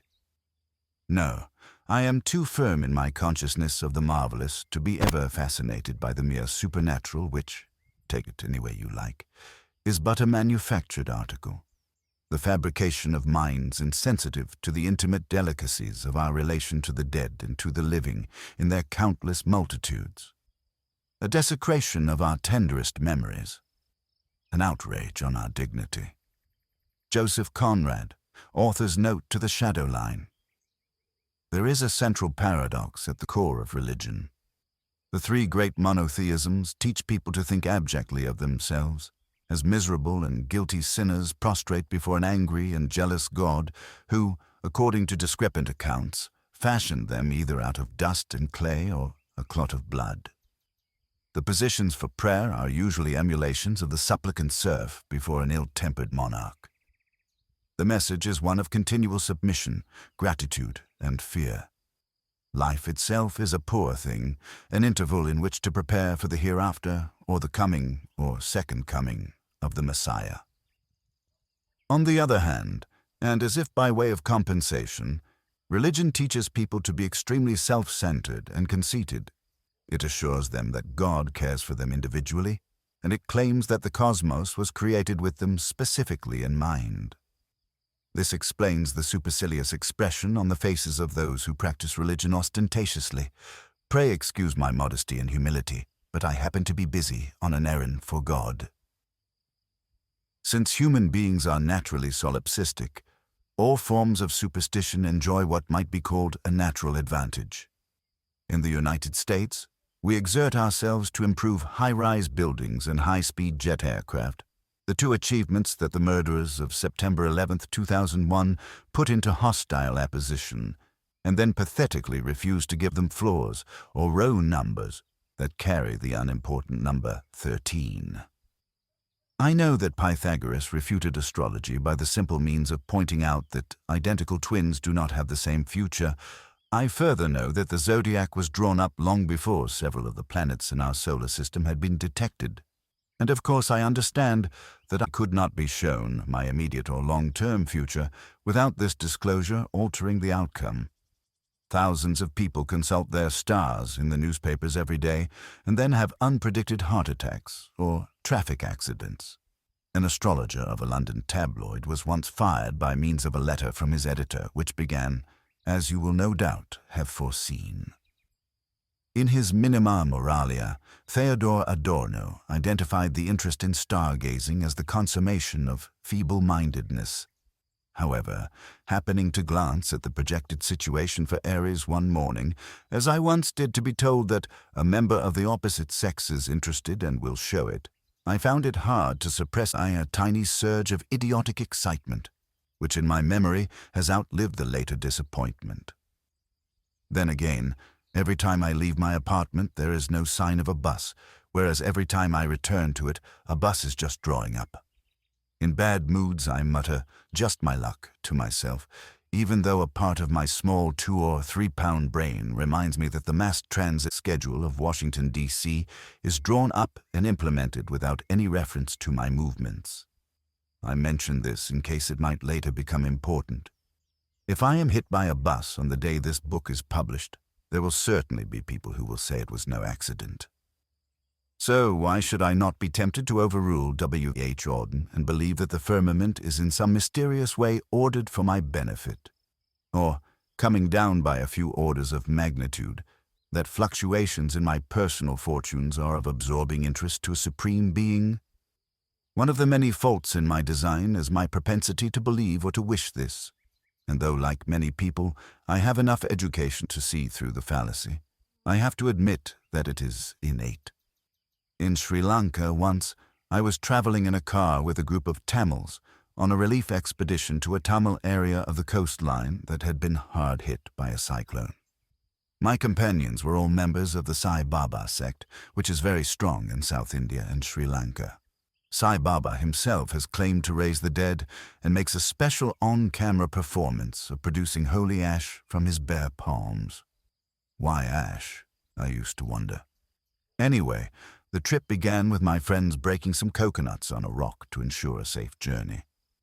This evidently did not work because halfway across the island our driver plowed straight into a man who staggered out in front of us as we were racing, too fast, through a village. The man was horribly injured and, this being a Sinhala village, the crowd that instantly gathered was not well disposed to these Tamil intruders.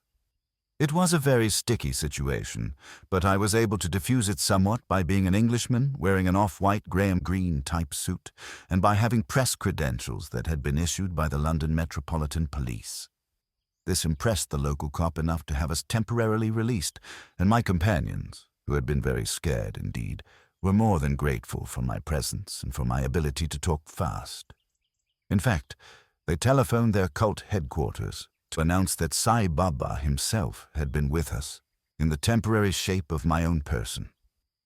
From then on, I was treated literally with reverence, and not allowed to carry anything or fetch my own food. It did occur to me meanwhile to check on the man we had run over. He had died of his injuries in hospital. I wonder what his horoscope had foreshadowed for that day. Thus, in miniature, I saw how one mere human mammal, myself, can suddenly begin to attract shy glances of awe and wonder, and how another human mammal, our luckless victim, could be somehow irrelevant to Sai Baba's benign design. There, but for the grace of God, said John Bradford in the 16th century, on seeing wretches led to execution, go I. What this apparently compassionate observation really means, not that it really means anything, is, there by the grace of God goes someone else. As I was writing this chapter, a heart-stopping accident took place in a coal mine in West Virginia. 13 miners survived the explosion but were trapped underground, compelling the nation's attention for a whole fraught news cycle, until with huge relief it was announced that they had been located safe and sound. These glad tidings turned out to be premature, which was an impossible additional anguish for the families who had already begun celebrating and giving thanks before discovering that all but one of their menfolk had suffocated under the rock. It was also an embarrassment to the newspapers and news bulletins that had rushed out too soon with the false consolation. And can you guess what the headline on those newspapers and bulletins had been? Of course you can. Miracle, with or without the exclamation point, was the invariable choice, surviving mockingly in print and in the memory to intensify the grief of the relatives. There doesn't seem to be a word to describe the absence of divine intervention in this case. But the human wish to credit good things as miraculous and to charge bad things to another account is apparently universal. In England, the monarch is the hereditary head of the church as well as the hereditary head of the state. William Cobbett once pointed out that the English themselves colluded in this servile absurdity by referring to the royal mint, but the national debt. Religion plays the same trick and in the same way, and before our very eyes. On my first visit to the Sacré-Cœur in Montmartre, a church that was built to celebrate the deliverance of Paris from the Prussians in the Commune of 1870-71, I saw a panel in bronze which showed the exact pattern in which a shower of Allied bombs, dropped in 1944, had missed the church and burst in the adjoining neighborhood. Given this overwhelming tendency to stupidity and selfishness in myself and among our species, it is somewhat surprising to find the light of reason penetrating at all. The brilliant Schiller was wrong in his Joan of Arc when he said that, against stupidity, the gods themselves contend in vain. It is actually by means of the gods that we make our stupidity and gullibility into something ineffable. The design arguments, which are products of this same solipsism, take two forms, the macro and micro. They were most famously summarized by William Paley, 1743-1805, in his book Natural Philosophy. Here we encounter the homespun example of the primitive human who stumbles across a ticking watch. He may not know what it is for, but he can discern that it is not a rock or a vegetable, and that it has been manufactured, and even manufactured for some purpose. Paley wanted to extend this analogy both to nature and to man.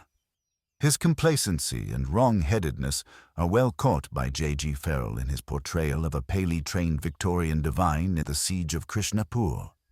How do you explain the subtle mechanism of the eye, infinitely more complex than the mere telescope that miserable humanity has been able to invent? How do you explain the eel's eye, which might be damaged by burrowing into mud and stones and is therefore protected by a transparent, horny covering? How is it that the iris of a fish's eye does not contract? Ah, poor misguided youth! It is because the fish's eye has been designed by him who is above all to suit the dim light in which the fish makes his watery dwelling. How do you explain the Indian hog? He cried. How do you account for its two bent teeth, more than a yard long, growing upwards from its upper jaw? To defend itself.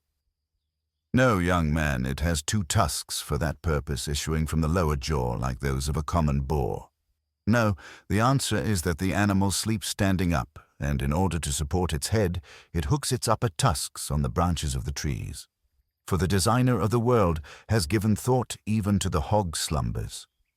Paley did not bother to explain how the designer of the world came to command so many of his human creatures to treat the said hog as if it were a demon or a leper.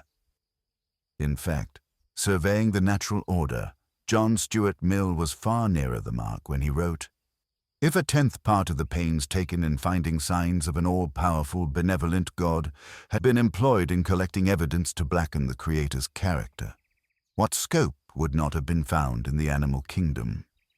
It is divided into devourers and devoured, most creatures being lavishly fitted with instruments to torment their prey. Now that the courts have protected Americans, at least for the moment, from the inculcation of compulsory creationist stupidity in the classroom, we can echo that other great Victorian Lord Macaulay and say that every schoolchild knows that Paley had put his creaking, leaking cart in front of his wheezing and broken-down old horse. Fish do not have fins because they need them for the water, any more than birds are equipped with wings so that they can meet the dictionary definition of an avian.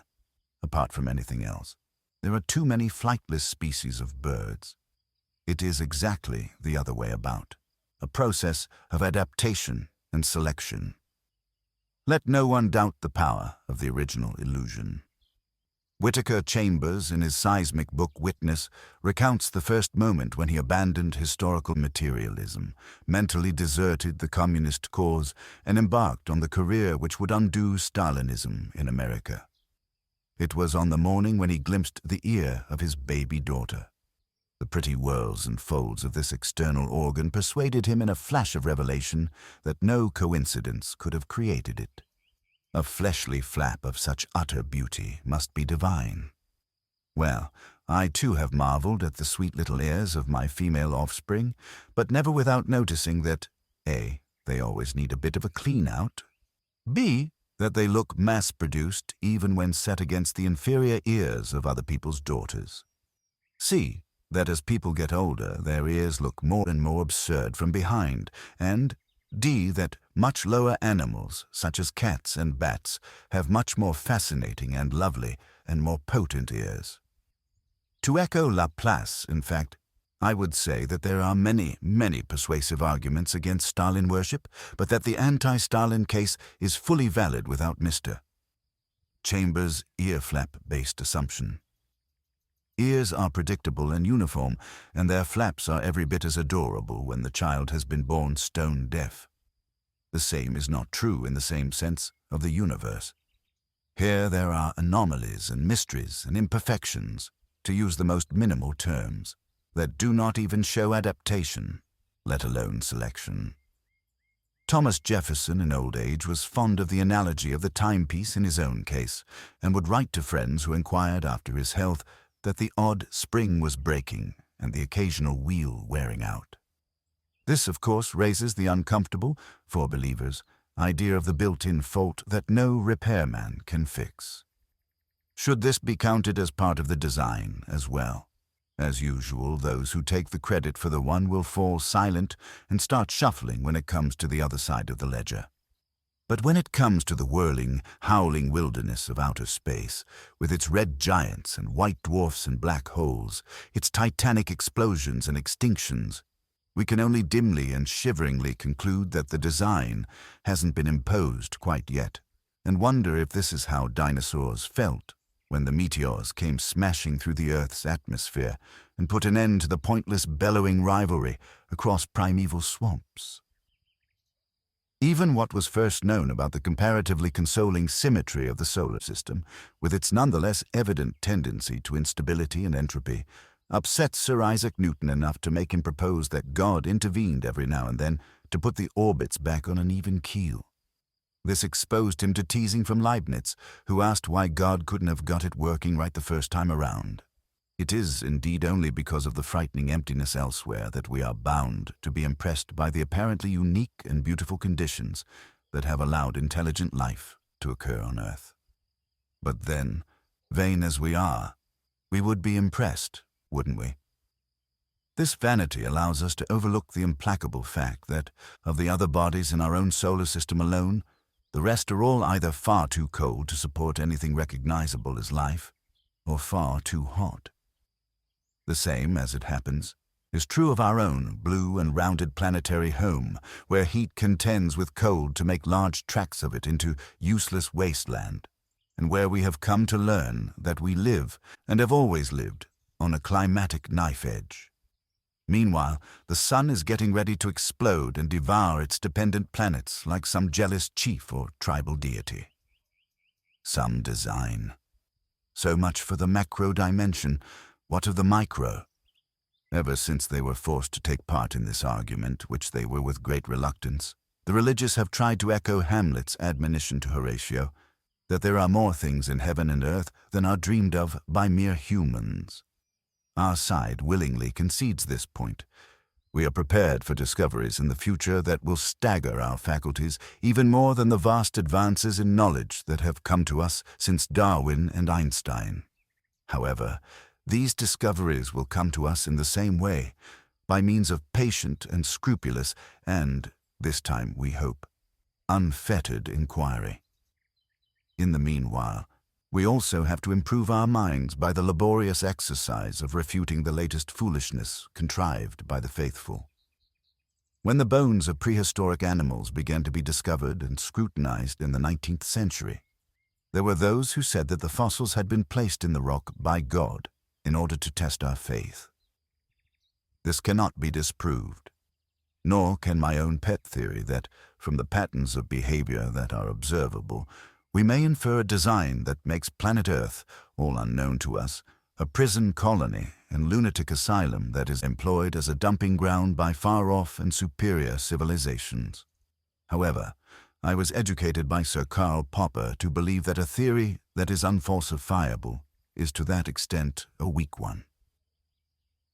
Now, we are being told that astonishing features, such as the human eye, cannot be the result of, so to speak, blind chance. As it happens, the design faction have chosen an example that could not be bettered. We now know a great deal about the eye, and about which creatures have it and which do not, and why. I must here for a moment give way to my friend Dr. Michael Shermer. Evolution also posits that modern organisms should show a variety of structures from simple to complex, reflecting an evolutionary history rather than an instantaneous creation. The human eye, for example, is the result of a long and complex pathway that goes back hundreds of millions of years. Initially a simple eye spot with a handful of light-sensitive cells that provided information to the organism about an important source of the light, it developed into a recessed eye spot where a small surface indentation filled with light-sensitive cells provided additional data on the direction of light. Then into a deep recession eye spot, where additional cells at greater depth provide more accurate information about the environment. Then into a pinhole camera eye that is able to focus an image on the back of a deeply recessed layer of light-sensitive cells. Then into a pinhole lens eye that is able to focus the image. Then into a complex eye found in such modern mammals as humans. All the intermediate stages of this process have been located in other creatures, and sophisticated computer models have been developed which have tested the theory and shown that it actually works. There is a further proof of the evolution of the eye, as Shermer points out. This is the ineptitude of its design.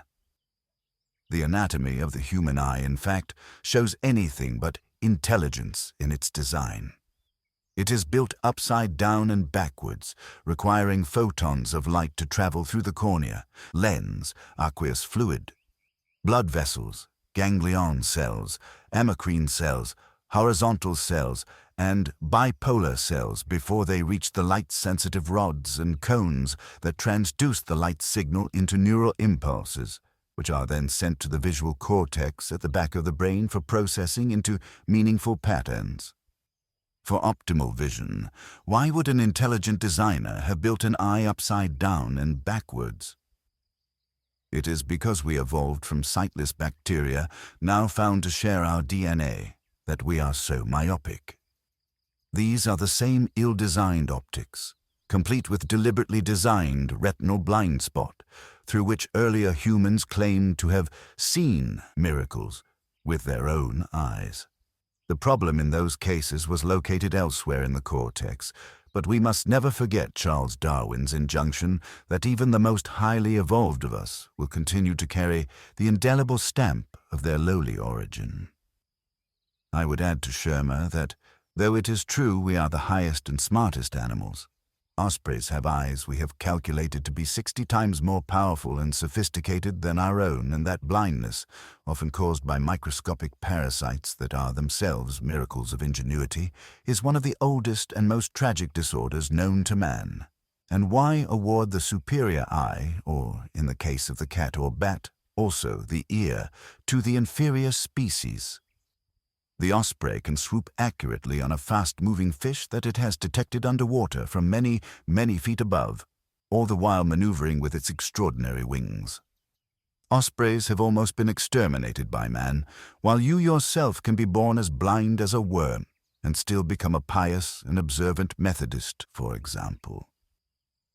To suppose that the eye, wrote Charles Darwin, with all its inimitable contrivances for adjusting the focus to different distances, for admitting different amounts of light, and for the correction of spherical and chromatic aberration, could have been formed by natural selection, seems, I freely confess, absurd in the highest possible degree.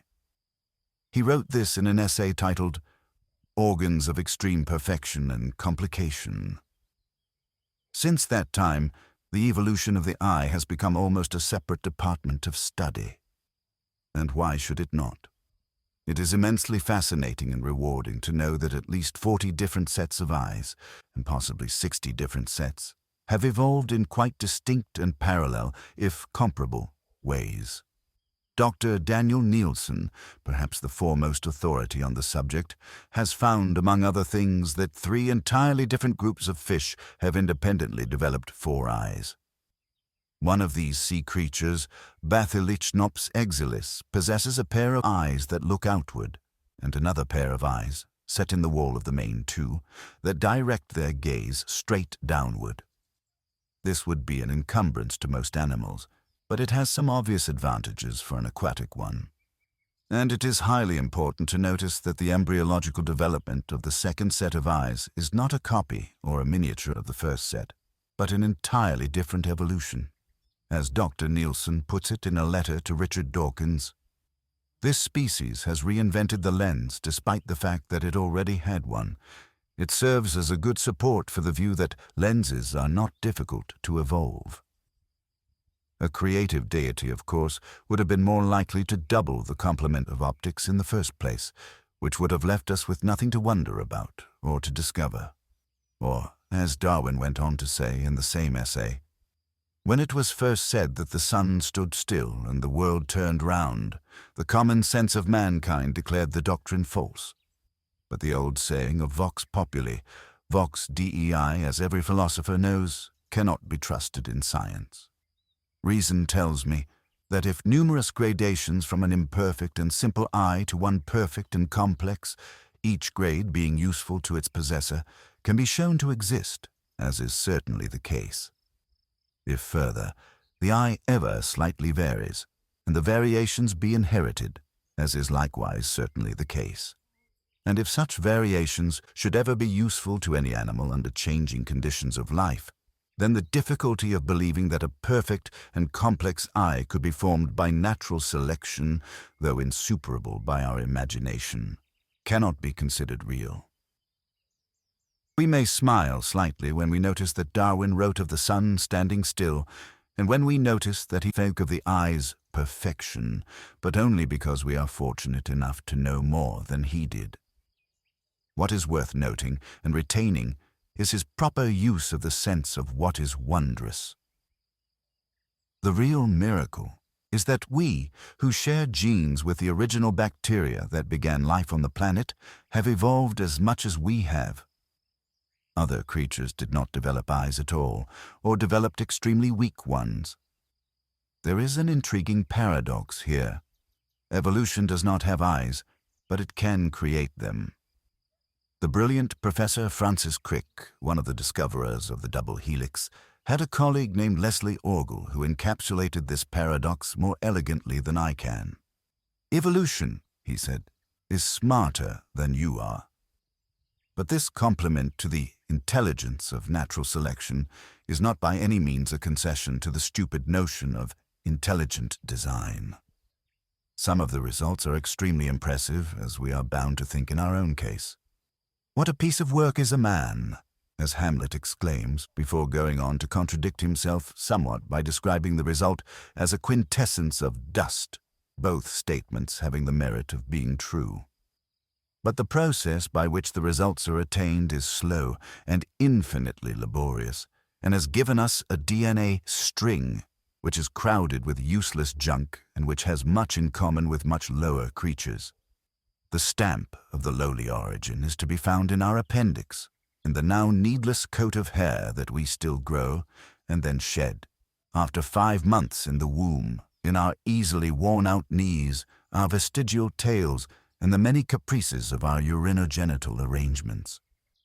Why do people keep saying, God is in the details? He isn't in ours, unless his yokel creationist fans wish to take credit for his clumsiness, failure, and incompetence.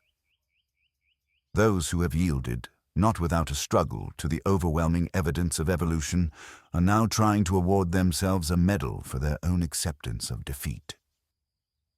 The very magnificence and variety of the process, they now wish to say, argues for a directing and originating mind.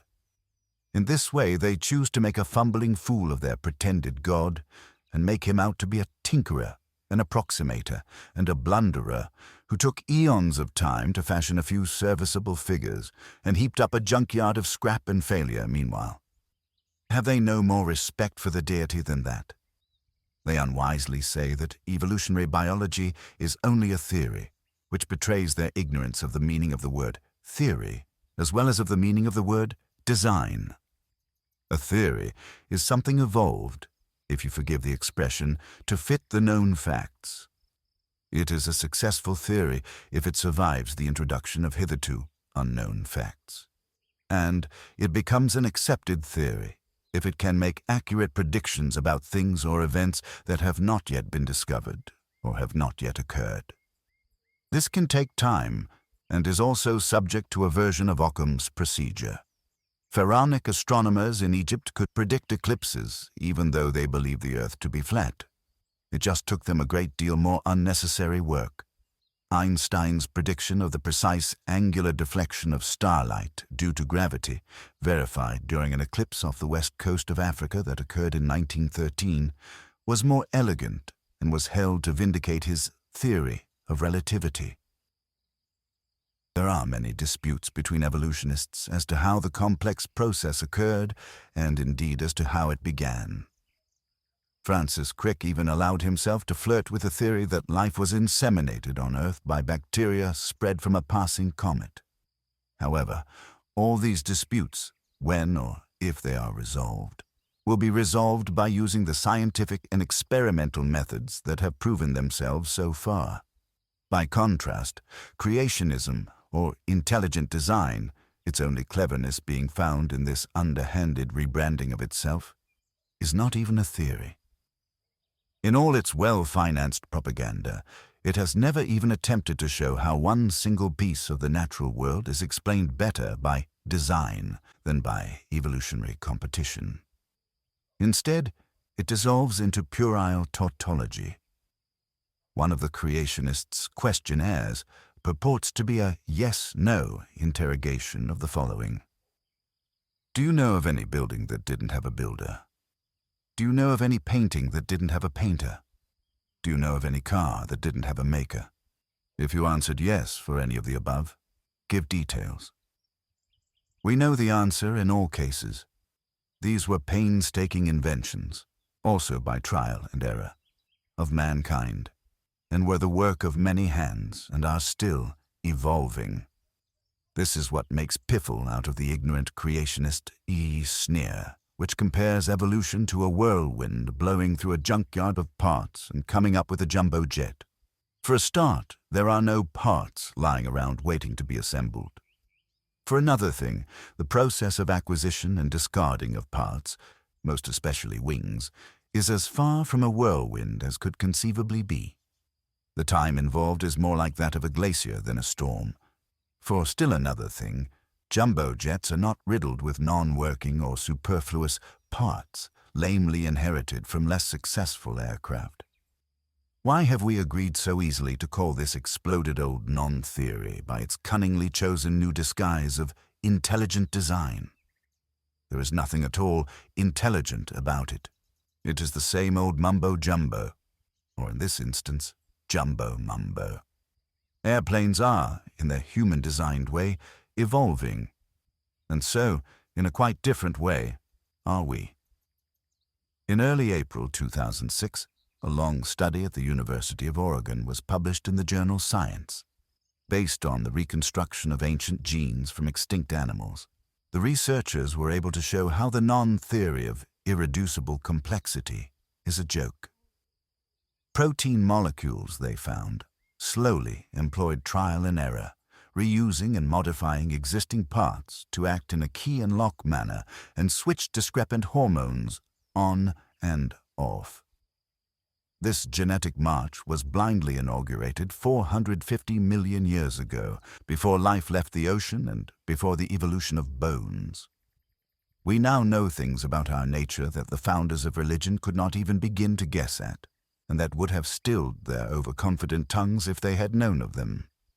Yet again, once one has disposed of superfluous assumptions, speculation about who designed us to be designers becomes as fruitless and irrelevant as the question of who designed that designer. Aristotle, whose reasoning about the unmoved mover and the uncaused cause is the beginning of this argument, concluded that the logic would necessitate 47 or 55 gods. Surely, even a monotheist would be grateful for Occam's razor at this point. From a plurality of prime movers, the monotheists have bargained it down to a single one. They are getting ever nearer to the true, round figure. WDU must also confront the fact that evolution is, as well as smarter than we are, infinitely more callous and cruel, and also capricious. Investigation of the fossil record and the record of molecular biology shows us that approximately 98% of all the species that have ever appeared on Earth have lapsed into extinction. There have been extraordinary periods of life explosion, invariably succeeded by great dyings out. In order for life to take hold at all on a cooling planet, it had first to occur with fantastic profusion. We have a micro-glimpse of this in our little human lives. Men produce infinitely more seminal fluid than is required to build a human family, and are tortured, not completely unpleasantly, by the urgent need to spread it all over the place or otherwise get rid of it. Religions have needlessly added to the torture by condemning various simple means of relieving this presumably designed pressure. The exuberant teeming variety of insect life, or sparrow, or salmon, or codfish life, is a titanic waste that ensures, in some but not all cases, that there will be enough survivors. The higher animals are hardly exempt from this process. The religions that we know of have, for self-evident reasons, also emerged from peoples that we know of. And in Asia and the Mediterranean and the Middle East, the human record is traceable back for an impressively long and continuous period of time. However, even the religious myths mentioned periods of darkness and plague and calamity when it seemed that nature had turned against human existence. The folk memory, now confirmed by archaeology, makes it seem highly probable that huge inundations occurred when the Black Sea and the Mediterranean were formed, and that these forbidding and terrifying events continue to impress the storytellers of Mesopotamia and elsewhere. Every year, Christian fundamentalists renew their expeditions to Mount Ararat in modern Armenia, convinced that one day they will discover the wreckage of Noah's Ark. This effort is futile and would prove nothing, even if it were successful. But if these people should chance to read the reconstructions of what really did happen, they would find themselves confronted with something far more memorable than the banal account of Noah's flood, a sudden massive wall of dark water roaring across a thickly populated plain. This Atlantis event would have adhered to the prehistoric memory all right, as indeed it does to ours. However, we do not even possess a buried or ill-chronicled memory of what happened to most of our fellow humans in the Americas.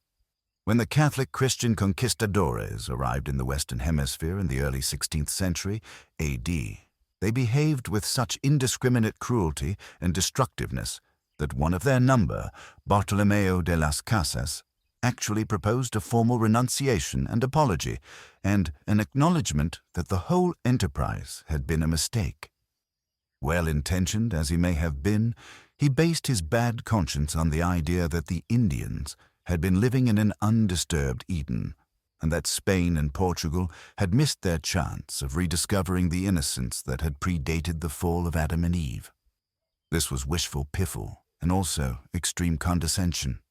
The Olmec and other tribes had gods of their own, mainly propitiated by human sacrifice, and had also developed elaborate systems of writing, astronomy, agriculture, and trade. They wrote down their history and had discovered a 365-day calendar that was more accurate than its European counterparts.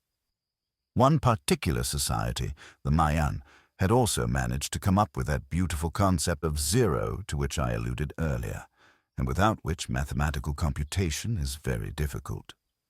It may be significant that the papacy of the Middle Ages always resisted the idea of zero as alien and heretical, perhaps because of its supposedly Arab, in fact Sanskrit origin, but perhaps also because it contained a frightening possibility.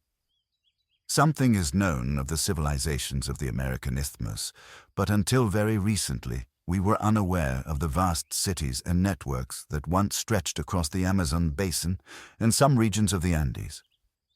Serious work has only just begun on the study of these impressive societies, which grew and flourished when Moses and Abraham and Jesus and Muhammad and Buddha were being revered, but which took no part at all in those arguments and were not included in the calculations of the monotheistic faithful.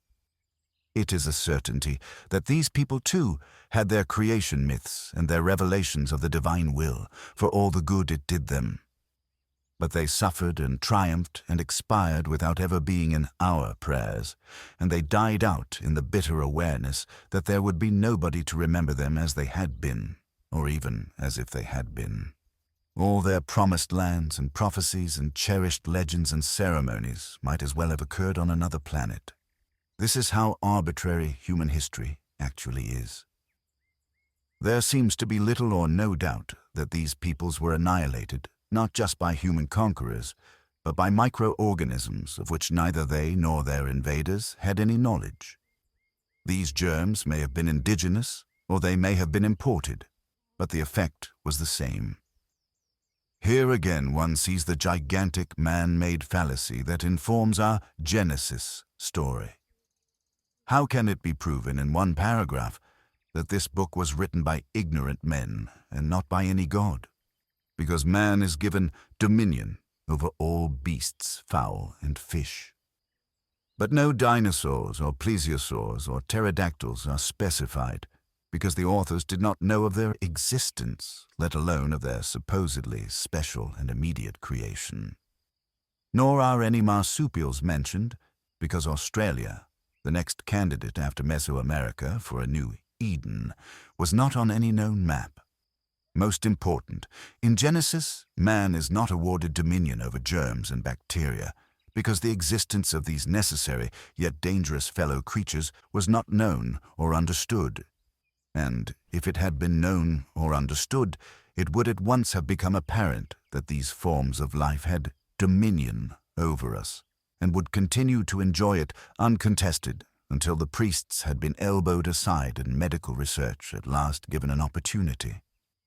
Even today, the balance between Homo sapiens and Louis Pasteur's invisible army of microbes is by no means decided, but DNA has at least enabled us to sequence the genome of our lethal rivals, like the avian flu virus, and to elucidate what we have in common. Probably the most daunting task that we face, as partly rational animals with adrenal glands that are too big and prefrontal lobes that are too small, is the contemplation of our own relative weight in the scheme of things. Our place in the cosmos is so unimaginably small that we cannot, with our miserly endowment of cranial matter, contemplate it for long at all. No less difficult is the realization that we may also be quite random as presences on Earth.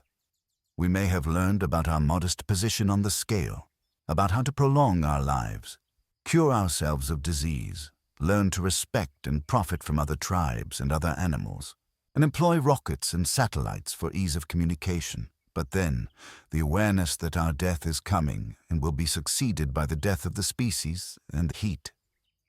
Death of the universe is scant comfort. Still, at least we are not in the position of those humans who died without ever having the chance to tell their story, or who are dying today at this moment after a few bare, squirming minutes of painful and fearful existence. In 1909, a discovery of immense importance was made in the Canadian Rockies on the border of British Columbia. It is known as the Burgess Shale, and though it is a natural formation and has no magical properties, it is almost like a time machine or a key that enables us to visit the past, the very remote past. This limestone quarry came into existence about 500 to 70 million years ago and records what paleontologists familiarly call the Cambrian explosion. Just as there have been great dyings and extinctions during evolutionary time, so there have been energetic moments when life was suddenly profuse and various again. An intelligent designer might have managed without these chaotic episodes of boom and bust. Most of the surviving modern animals have their origin in this grand Cambrian burgeoning, but until 1909 we were unable to view them in anything like their original habitat. Until then also, we had to rely upon the evidence mainly of bones and shells, whereas the Burgess Shale contains much fossilized, soft anatomy, including the contents of digestive systems. It is a sort of Rosetta Stone for the decoding of life forms. Our own solipsism, often expressed in diagram or cartoon form, usually represents evolution as a kind of ladder or progression, with a fish gasping on the shore in the first frame, hunched and prognathous figures in the succeeding ones, and then, by slow degrees, an erect man in a suit waving his umbrella and shouting, "Taxi!" Even those who have observed the sawtooth pattern of fluctuation between emergence and destruction, further emergence and still further destruction, and who have already charted the eventual end of the universe, are half agreed that there is a stubborn tendency toward an upward progression. This is no great surprise.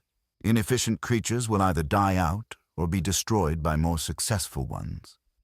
But progress does not negate the idea of randomness, and when he came to examine the Burgess Shale, the great paleontologist Stephen Jay Gould arrived at the most disquieting and unsettling conclusion of all. He examined the fossils and their development with minute care and realized that if this tree could be replanted, or this soup set boiling again, it would very probably not reproduce the same results that we now know. It may be worth mentioning that this conclusion was no more welcome to Gould than it is to you or to me. In his youth, he had imbibed a version of Marxism, and the concept of progress was real to him. But he was too scrupulous a scholar to deny the evidence that was so plainly displayed, and while some evolutionary biologists are willing to say that the millimetrical and pitiless process had a direction toward our form of intelligent life, Gould subtracted himself from their company.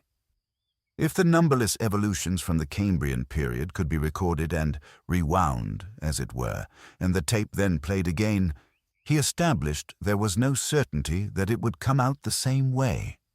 Several branches of the tree, a better analogy would be with small twigs on an extremely dense bush, end up going nowhere, but given another start, they might have blossomed and flourished, just as some that did blossom and flourish might equally well have withered and died. We all appreciate that our nature and existence is based upon our being vertebrate.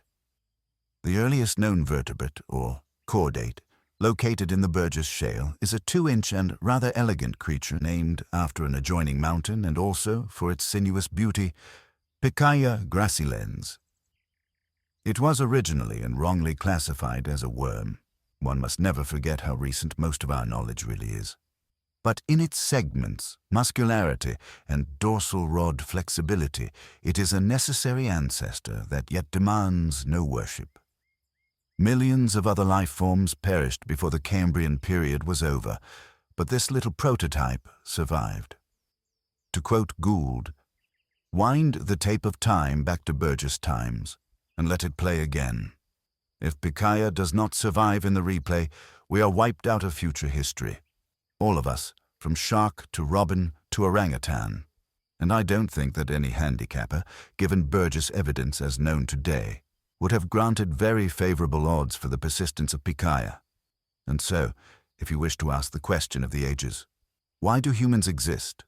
A major part of the answer, touching those aspects of the issue that science can treat at all, must be because Pikaia survived the Burgess decimation. This response does not cite a single law of nature. It embodies no statement about predictable evolutionary pathways, no calculation of probabilities based on general rules of anatomy or ecology. The survival of Pikaia was a contingency of just history. I do not think that any higher answer can be given, and I cannot imagine that any resolution could be more fascinating.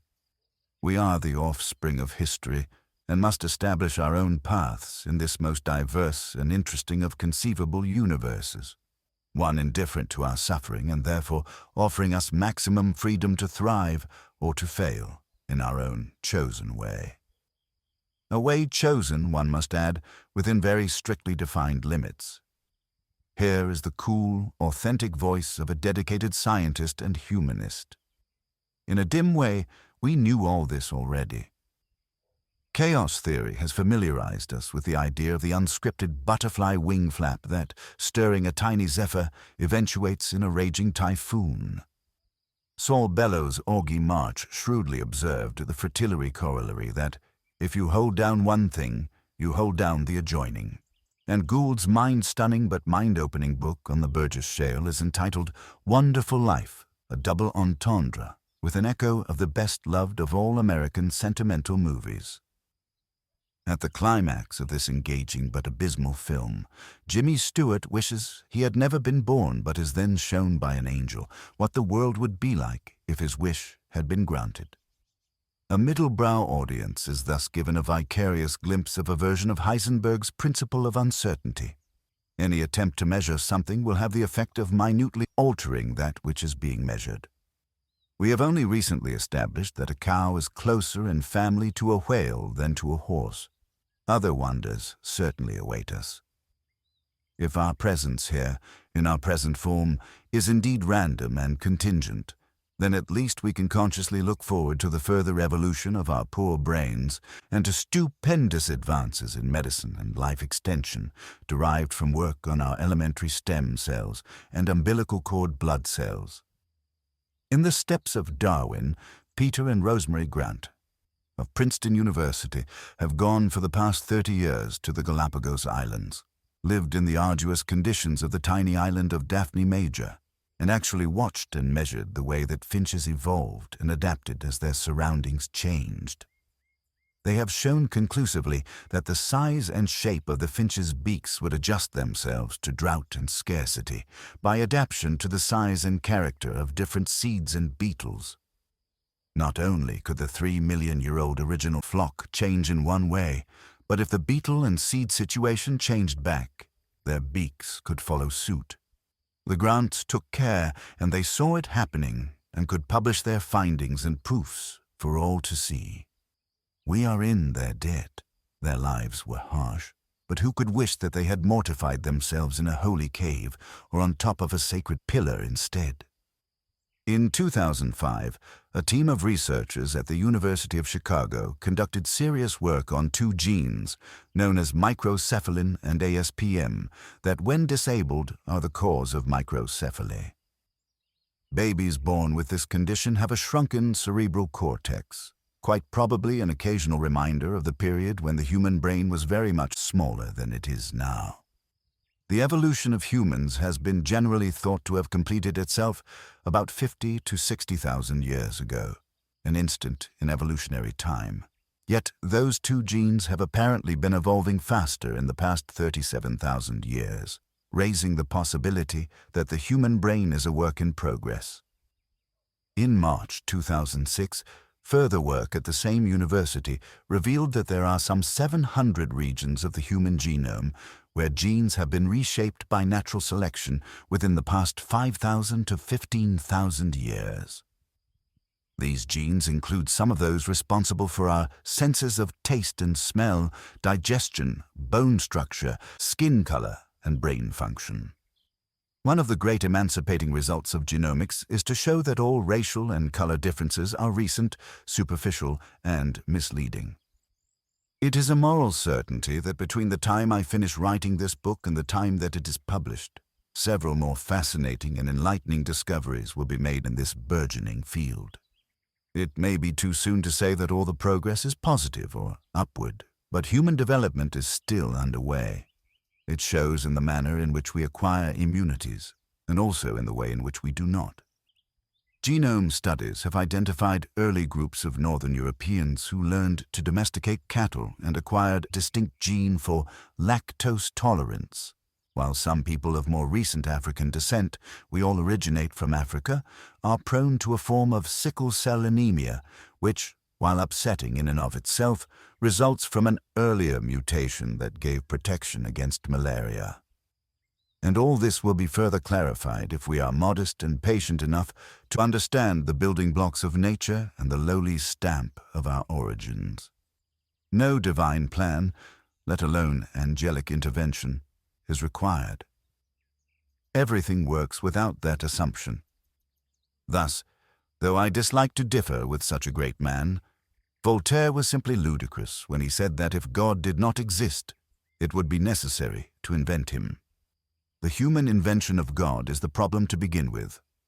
Our evolution has been examined backward, with life temporarily outpacing extinction, and knowledge now at last capable of reviewing and explaining ignorance.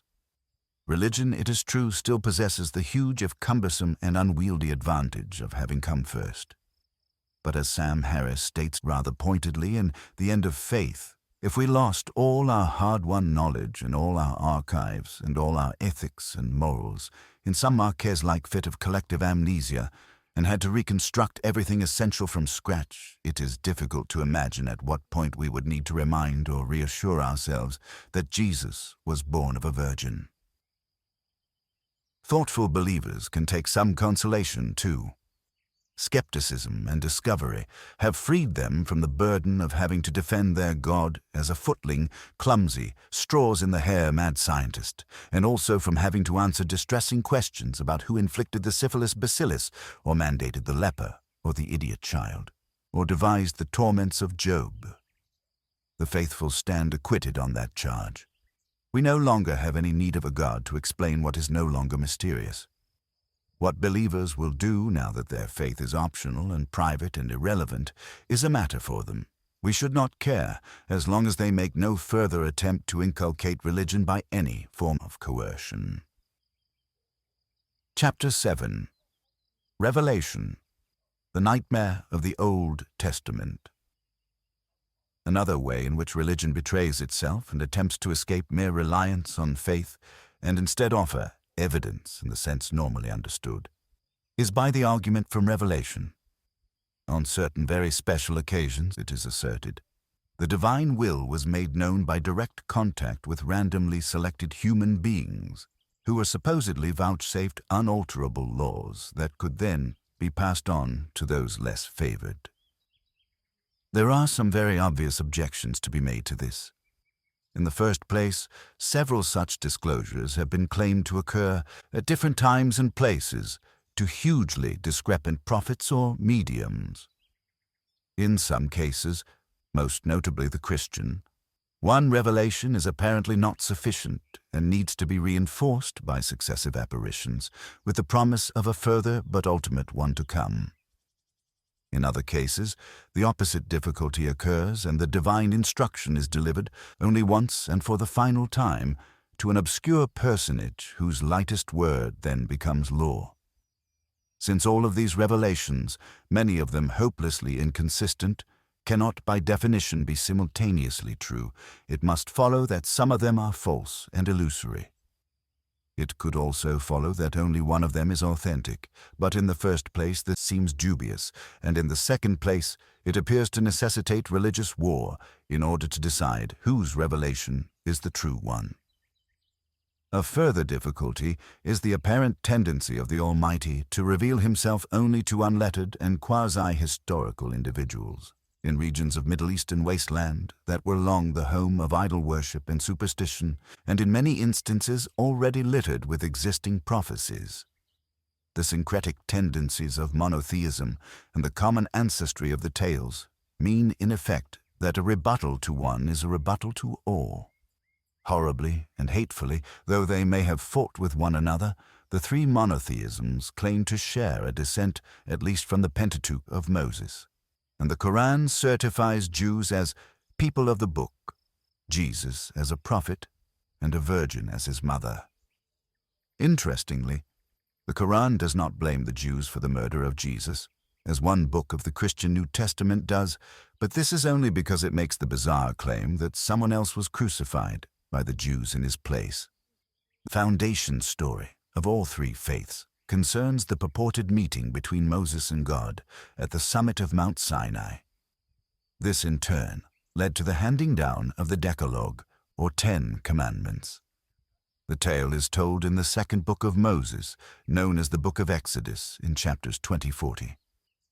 Most attention has been concentrated on chapter 20 itself, where the actual commandments are given.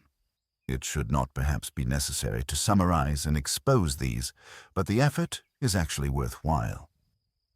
In the first place, I am using the King James or Authorized Version, one among many rival texts laboriously translated by mortals, either from Hebrew or Greek or Latin.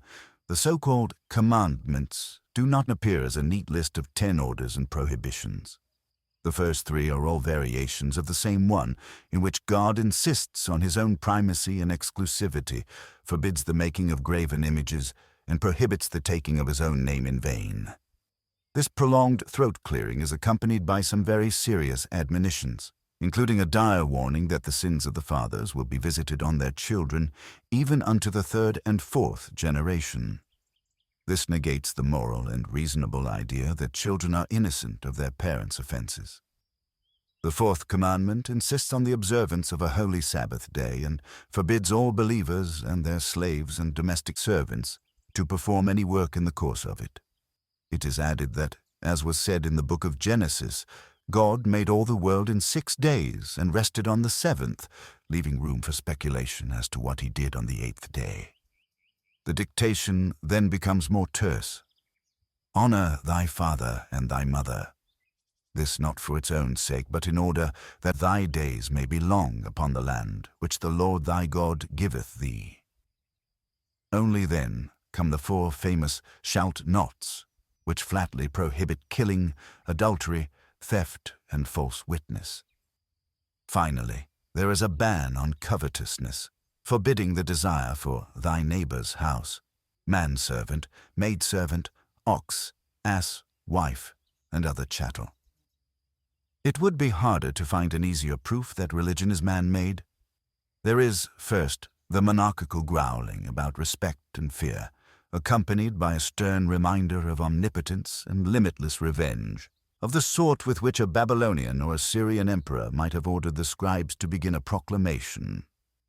There is then a sharp reminder to keep working and only to relax when the absolutist says so. A few crisp, legalistic reminders follow, one of which is commonly misrendered because the original Hebrew actually says, "Thou shalt do no murder." But however little one thinks of the Jewish tradition, it is surely insulting to the people of Moses to imagine that they had come this far under the impression that murder, adultery, theft, and perjury were permissible. The same unanswerable point can be made in a different way about the alleged later preachings of Jesus. When he tells the story of the Good Samaritan on that Jericho road, he is speaking of a man who acted in a humane and generous manner without, obviously, ever having heard of Christianity, let alone having followed the pitiless teachings of the God of Moses, who never mentions human solidarity and compassion at all. No society ever discovered has failed to protect itself from self-evident crimes, like those supposedly stipulated at Mount Sinai. Finally, instead of the condemnation of evil actions, there is an oddly phrased condemnation of impure thoughts. One can tell that this, too, is a man-made product of the alleged time and place, because it throws in wife along with the other property, animal, human, and material, of the neighbor. More important, it demands the impossible, a recurrent problem with all religious edicts. One may be forcibly restrained from wicked actions or barred from committing them, but to forbid people from contemplating them is too much. In particular, it is absurd to hope to banish envy of other people's possessions or fortunes, if only because the spirit of envy can lead to emulation and ambition and have positive consequences. It seems improbable that the American fundamentalists, who desire to see the Ten Commandments emblazoned in every schoolroom and courtroom, almost like a graven image, are so hostile to the spirit of capitalism. If God really wanted people to be free of such thoughts, he should have taken more care to invent a different species. Then there is the very salient question of what the commandments do not say. Is it too modern to notice that there is nothing about the protection of children from cruelty, nothing about rape, nothing about slavery, and nothing about genocide? Or is it too exactingly in context to notice that some of these very offenses are about to be positively recommended? In verse 2 of the immediately following chapter, God tells Moses to instruct his followers about the conditions under which they may buy or sell slaves, or bore their ears through with an awl, and the rules governing the sale of their daughters. This is succeeded by the insanely detailed regulations governing oxes that gore and are gored, and including the notorious versus forfeiting life for life, eye for eye, tooth for tooth. Micromanagement of agricultural disputes breaks off for a moment with the abrupt verse, 22:18, "Thou shalt not suffer a witch to live." This was, for centuries, the warrant for the Christian torture and burning of women who did not conform. Occasionally, there are injunctions that are moral, and also, at least in the lovely King James Version, memorably phrased. "Thou shalt not follow a multitude to do evil," was taught to Bertrand Russell by his grandmother, and stayed with the old heretic all his life. However, one mutters a few sympathetic words for the forgotten and obliterated Hivites, Canaanites, and Hittites, also presumably part of the Lord's original creation, who are to be pitilessly driven out of their homes to make room for the ungrateful and mutinous children of Israel. This supposed covenant is the basis for a 19th century irredentist claim to Palestine that has brought us endless trouble up to the present day. 74 of the elders, including Moses and Aaron, then meet God face to face. Several whole chapters are given over to the minutest stipulations about the lavish, immense ceremonies of sacrifice and propitiation that the Lord expects of his newly adopted people, but this all ends in tears, and with collapsing scenery to boot. Moses returns from his private session on the mountaintop to discover that the effect of a close encounter with God has worn off, at least on Aaron, and that the children of Israel have made an idol out of their jewelry and trinkets. At this, he impetuously smashes the 2 Sinai tablets, which appear therefore to have been man-made and not God-made, and which have to be redone hastily in a later chapter, and orders the following: "Put every man his sword by his side, and go in and out from gate to gate throughout the camp, and slay every man his brother, and every man his companion, and every man his neighbor." And the children of Levi did according to the word of Moses, and there fell of the people that day about 3,000 men. A small number when compared to the Egyptian infants already massacred by God, in order for things to have proceeded even this far, but it helps to make the case for anti-theism.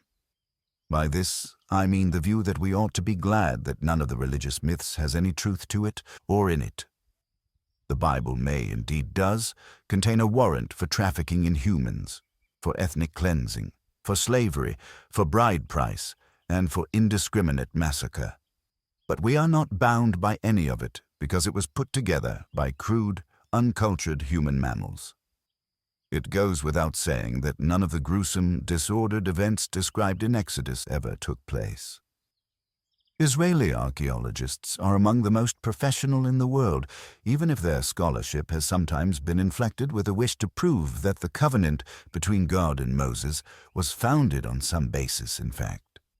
No group of diggers and scholars has ever worked harder or with greater expectations than the Israelis who sifted through the sands of Sinai and Canaan. The first of them was Yigael Yadin, whose best-known work was at Masada, and who had been charged by David Ben-Gurion to dig up the title deeds that would prove the Israeli claim to the Holy Land. Until a short time ago, his evidently politicized efforts were allowed a certain superficial plausibility.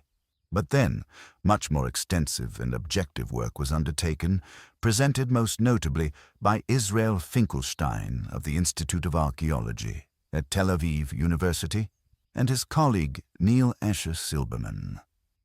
These men regard the Hebrew Bible or Pentateuch as beautiful, and the story of modern Israel as an all-around inspiration, in which respects I humbly beg to differ.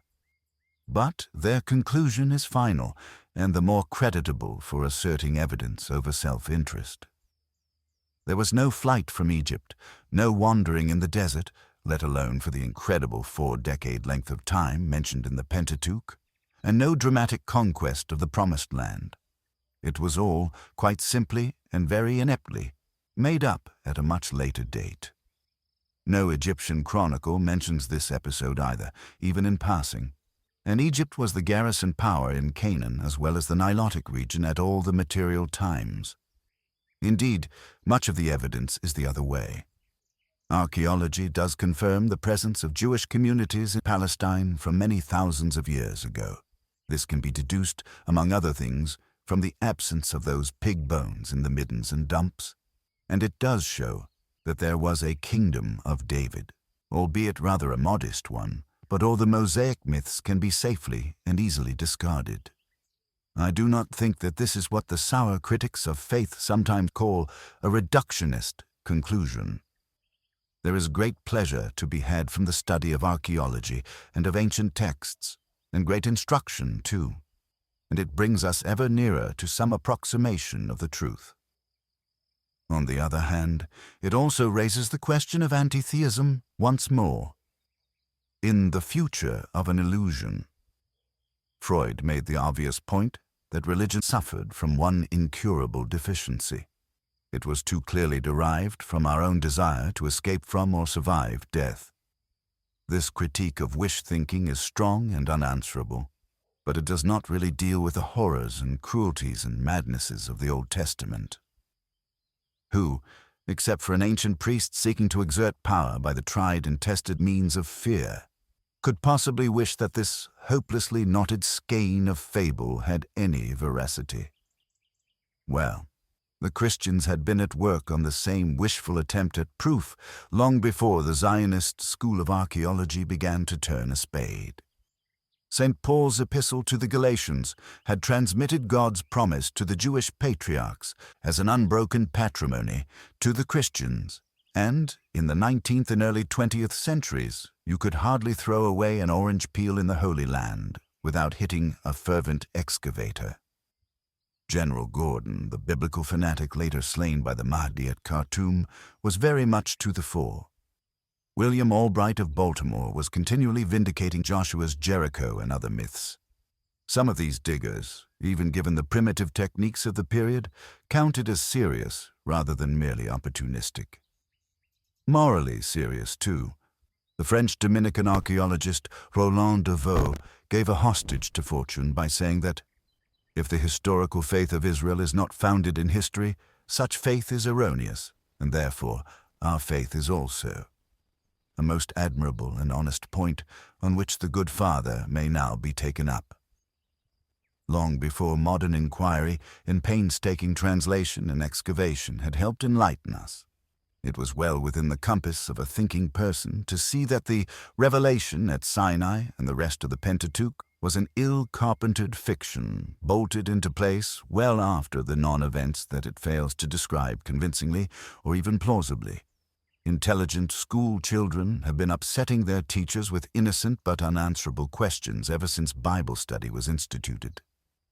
The self-taught Thomas Paine has never been refuted since he wrote, while suffering dire persecution by French Jacobin anti-religionists, to show that these books are spurious and that Moses is not the author of them, and still further, that they were not written in the time of Moses, nor till several hundred years afterwards, that they are an attempted history of the life of Moses and of the times in which he is said to have lived, and also of the times prior thereto, written by some very ignorant and stupid pretenders several hundred years after the death of Moses.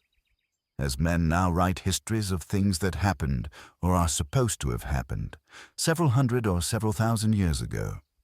In the first place, the middle books of the Pentateuch, Exodus, Leviticus, and Numbers, Genesis contains no mention of him, allude to Moses in the third person, as in "the Lord spake unto Moses."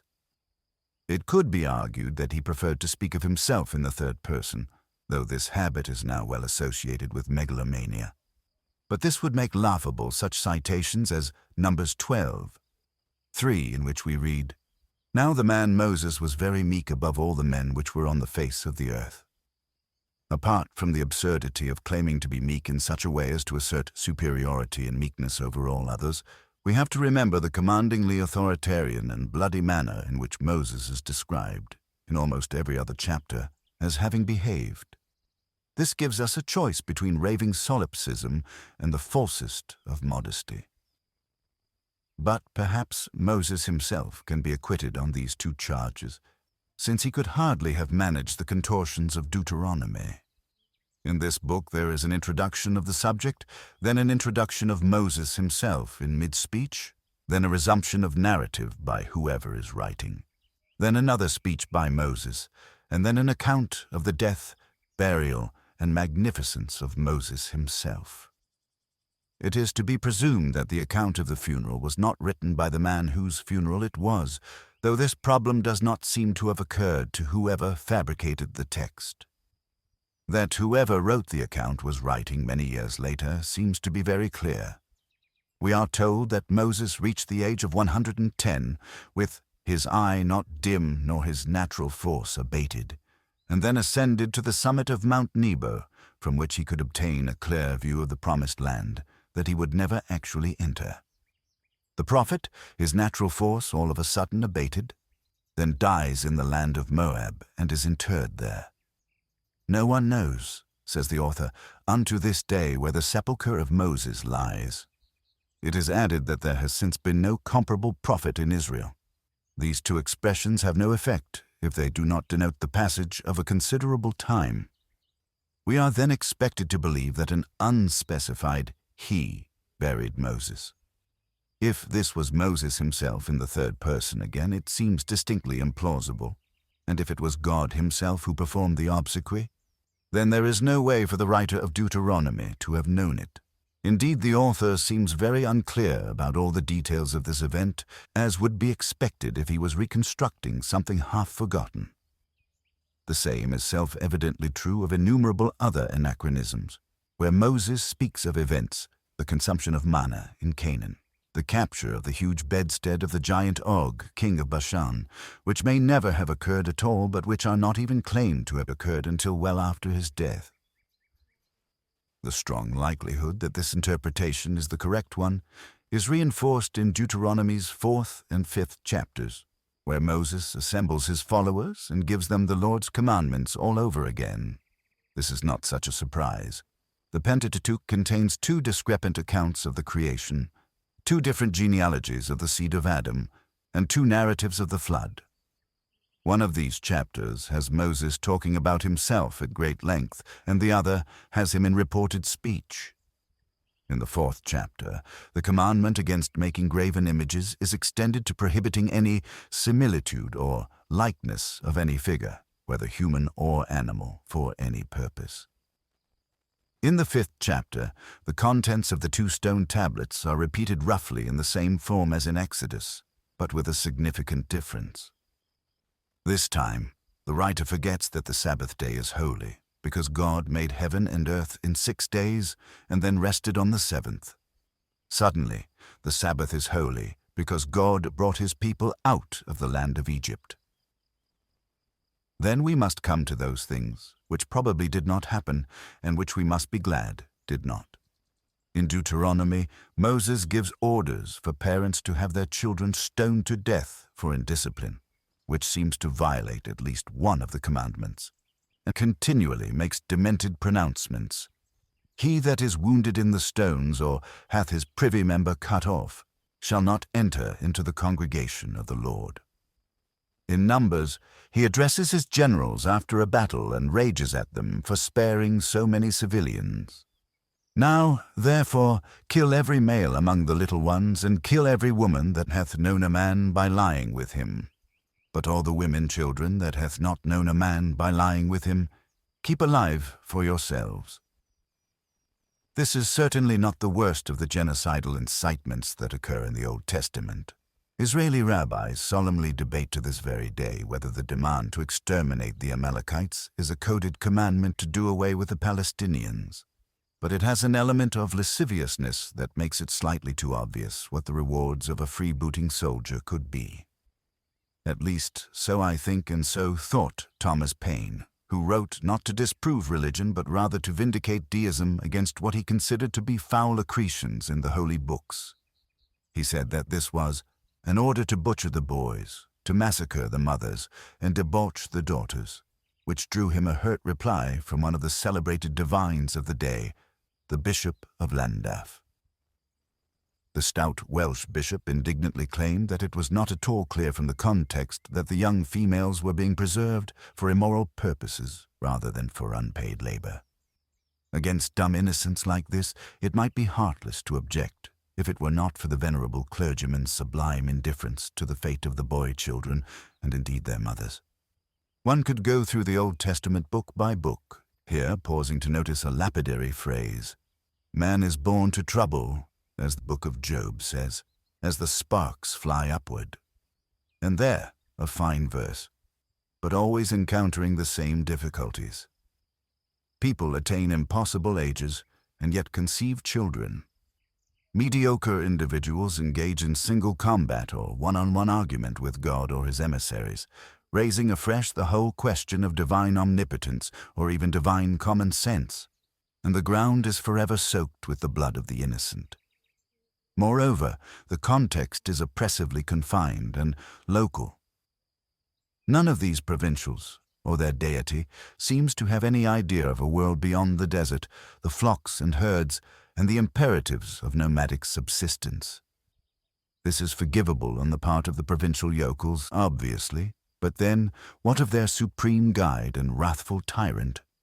Perhaps he was made in their image, even if not graven. Chapter 8. The New Testament exceeds the evil of the Old one. The work of rereading the Old Testament is sometimes tiring but always necessary, because as one proceeds, there begin to occur some sinister premonitions. Abraham, another ancestor of all monotheism, is ready to make a human sacrifice of his own firstborn. And a rumor comes that a virgin shall conceive and bear a son. Gradually, these two myths begin to converge. It's needful to bear this in mind when coming to the New Testament, because if you pick up any of the four Gospels and read them at random, it will not be long before you learn that such and such an action or saying attributed to Jesus was done so that an ancient prophecy should come true. Speaking of the arrival of Jesus in Jerusalem, riding astride a donkey, Matthew says in his chapter 21, verse 4, "All of this was done, that it might be fulfilled which was spoken by the prophet."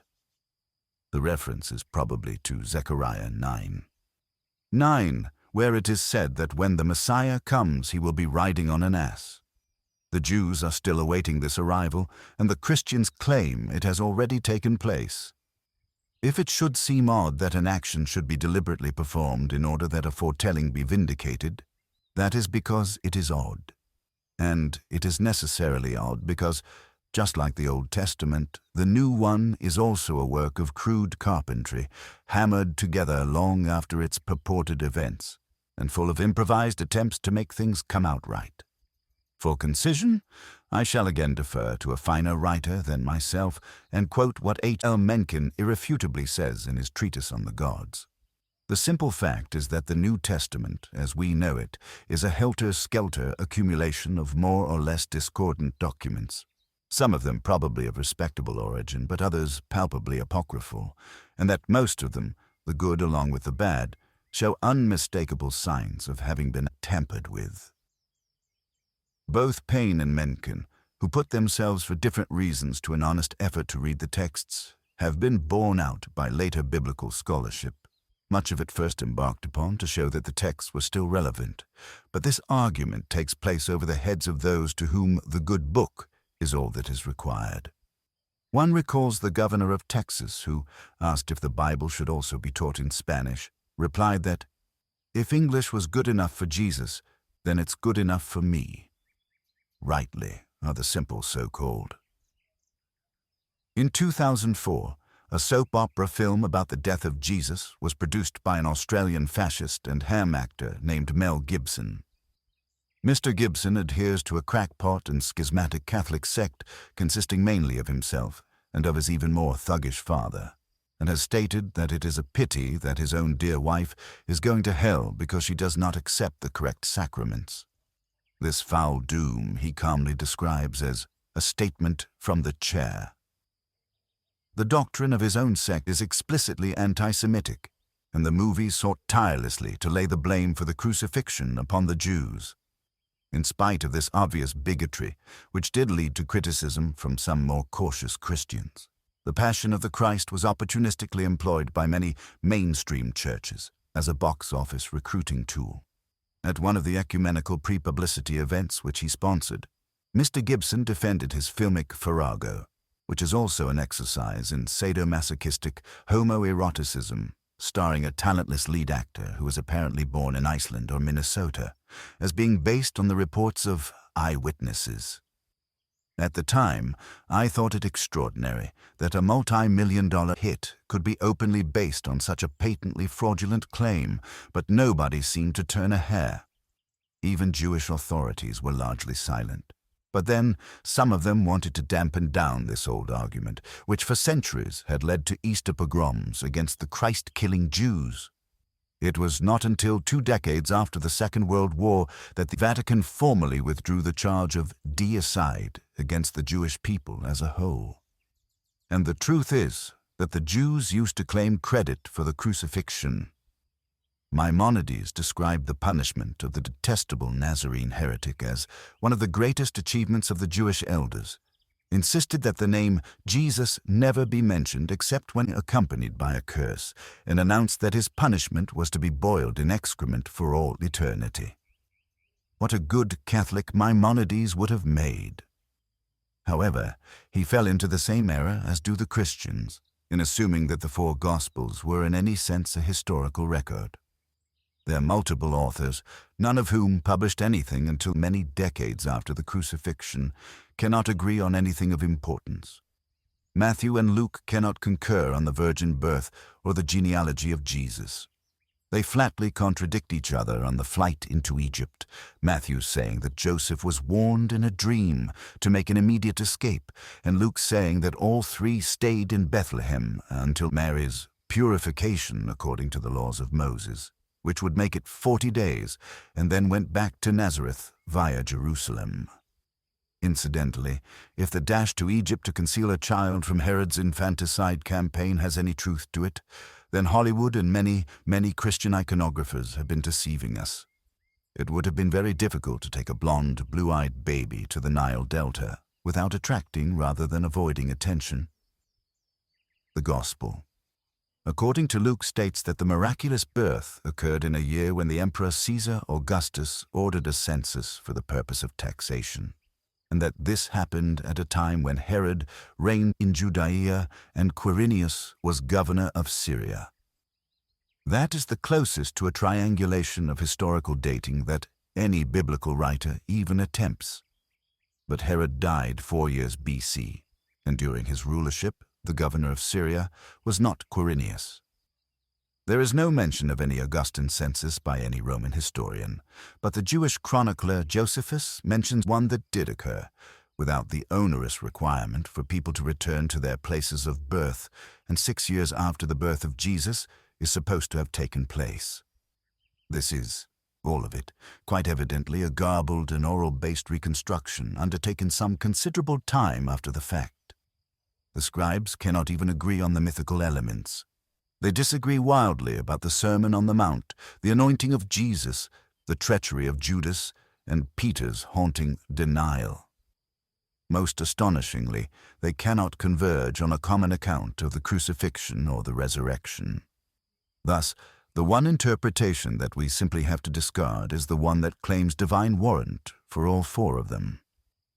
The book on which all four may possibly have been based, known speculatively to scholars as Q, has been lost forever, which seems distinctly careless on the part of the God who is claimed to have inspired it.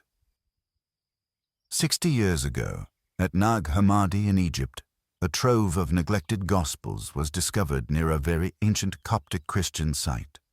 These scrolls were of the same period and provenance as many of the subsequently canonical and authorized Gospels, and have long gone under the collective name of Gnostic. This was the title given them by a certain Irenaeus, an early church father who placed them under a ban as heretical. They include the Gospels, or narratives of marginal but significant figures in the accepted New Testament, such as Doubting Thomas and Mary Magdalene. They now also include the Gospel of Judas, known for centuries to have existed but now brought to light and published by the National Geographic Society in the spring of 2006. The book is chiefly spiritualist drivel, as one might expect, but it offers a version of events that is fractionally more credible than the official account. For one thing, it maintains, as do its partner texts, that the supposed God of the Old Testament is the one to be avoided, a ghastly emanation from sick minds.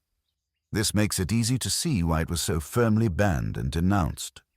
Orthodox Christianity is nothing if it is not a vindication and completion of that evil story. Judas attends the final Passover meal as usual, but departs from the customary script. When Jesus appears to pity his other disciples for knowing so little about what is at stake, his rogue follower boldly says that he believes he knows what the difficulty is. "I know who you are and where you have come from," he tells the leader. "You are from the immortal realm of Barbelo." This Barbelo is not a god, but a heavenly destination, a motherland beyond the stars. Jesus comes from this celestial realm, but is not the son of any Mosaic god. Instead, he is an avatar of Seth, the third and little-known son of Adam. He is the one who will show the Sethians the way home. Recognizing that Judas is at least a minor adept of this cult, Jesus takes him to one side and awards him the special mission of helping him shed his fleshly form and thus return heavenward. He also promises to show him the stars that will enable Judas to follow on. Deranged science fiction though this is, it makes infinitely more sense than the everlasting curse placed on Judas for doing what somebody had to do in this otherwise pedantically arranged chronicle of a death foretold. It also makes infinitely more sense than blaming the Jews for all eternity. For a long time, there was incandescent debate over which of the Gospels should be regarded as divinely inspired. Some argued for these and some for others, and many a life was horribly lost on the proposition. Nobody dared say that they were all man-inscribed long after the supposed drama was over, and the revelation of St. John seems to have squeezed into the canon because of its author's rather ordinary name. But as Jorge Luis Borges put it, had the Alexandrian Gnostics won the day, some later Dante would have drawn us a hypnotically beautiful word picture of the wonders of Barbelo. This concept I might choose to call the Borges Scheil, the verve and imagination needed to visualize a cross-section of evolutionary branches and bushes, with the extraordinary but real possibility that a different stem or line or tune or poem had predominated in the labyrinth. Great ceilings and steeples and hymns, he might have added, would have consecrated it, and skilled torturers would have worked for days on those who doubted the truth of Barbelo, beginning with the fingernails and working their way ingeniously toward the testicles, the vagina, the eyes, and the viscera. Non-belief in Barbelo would correspondingly have been an unfailing sign that one had no morals at all. The best argument I know for the highly questionable existence of Jesus is this. His illiterate living disciples left us no record, and in any event could not have been Christians, since they were never to read those later books in which Christians must affirm belief, and in any case had no idea that anyone would ever found a church on their master's announcements. There is scarcely a word in any of the later assembled Gospels to suggest that Jesus wanted to be the founder of a church either. Notwithstanding all that, the jumbled Old Testament prophecies indicate that the Messiah would be born in the city of David, which seems indeed to have been Bethlehem. However, Jesus' parents were apparently from Nazareth, and if they had a child, he was most probably delivered in that town. Thus, a huge amount of fabrication concerning Augustus, Herod, and Quirinius is involved in confecting the census tale and moving the nativity scene to Bethlehem, where, by the way, no stable is ever mentioned. But why do this at all, since a much easier fabrication would have had him born in Bethlehem in the first place, without any needless to-do? The very attempts to bend and stretch the story may be inverse proof that someone of later significance was indeed born, so that, in retrospect, and to fulfill the prophecies, the evidence had to be massaged to some extent. But then even my attempt to be fair and open-minded in this case is subverted by the Gospel of John, which seems to suggest that Jesus was neither born in Bethlehem nor descended from King David. If the apostles do not know or cannot agree, of what use is my analysis? In any case, if his royal lineage is something to brag and prophesy about, why the insistence elsewhere on apparently lowly birth? Almost all religions from Buddhism to Islam feature either a humble prophet or a prince who comes to identify with the poor. But what is this, if not populism? It is hardly a surprise if religions choose to address themselves first to the majority who are poor and bewildered and uneducated. The contradictions and illiteracies of the New Testament have filled up many books by eminent scholars and have never been explained by any Christian authority except in the feeblest terms of metaphor and a Christ of faith. This feebleness derives from the fact that until recently, Christians could simply burn or silence anybody who asked any inconvenient questions. The Gospels are useful, however, in redemonstrating the same point as their predecessor volumes, which is that religion is man-made. The law was given by Moses, says St. John, but grace and truth came by Jesus Christ. St. Matthew tries for the same effect, basing everything on a verse or two from the prophet Isaiah, which told King Ahaz, almost 8 centuries before the still unfixed date of the birth of Jesus, that the Lord shall give you a sign. A virgin will conceive and bear a son. This encouraged Ahaz to believe that he would be given victory over his enemies, which in the result, even if you take his story as historical narrative, he was not. The picture is even further altered when we know that the word translated as virgin, namely Alma, means only a young woman. In any case, parthenogenesis is not possible for human mammals, and even if this law were to be relaxed in just one case, it would not prove that the resulting infant had any divine power. Thus, and as usual, religion arouses suspicion by trying to prove too much. By reverse analogy, the Sermon on the Mount replicates Moses on Mount Sinai, and the nondescript disciples stand in for the Jews who followed Moses wherever he went, and thus prophecy is fulfilled for anyone who doesn't notice or doesn't care that the story is being reverse engineered, as we might now say. In a short passage of only one gospel, seized upon by the Jew-baiting Mel Gibson, the rabbis are made to echo God on Sinai and actually to call for the guilt in the blood of Jesus to descend upon all their subsequent generations. A demand that, even if it were to be made, lay well beyond their right or their power. But the case of the virgin birth is the easiest possible proof that humans were involved in the manufacture of a legend. Jesus makes large claims for his heavenly Father, but never mentions that his mother is or was a virgin, and is repeatedly very rude and coarse to her when she makes an appearance, as Jewish mothers will, to ask or to see how he is getting on. She herself appears to have no memory of the Archangel Gabriel's visitation or of the swarm of angels, both telling her that she is the mother of God. In all accounts, everything that her son does comes to her as a complete surprise, if not a shock. What can he be doing talking to rabbis in the temple? What's he saying when he curtly reminds her that he's on his father's business?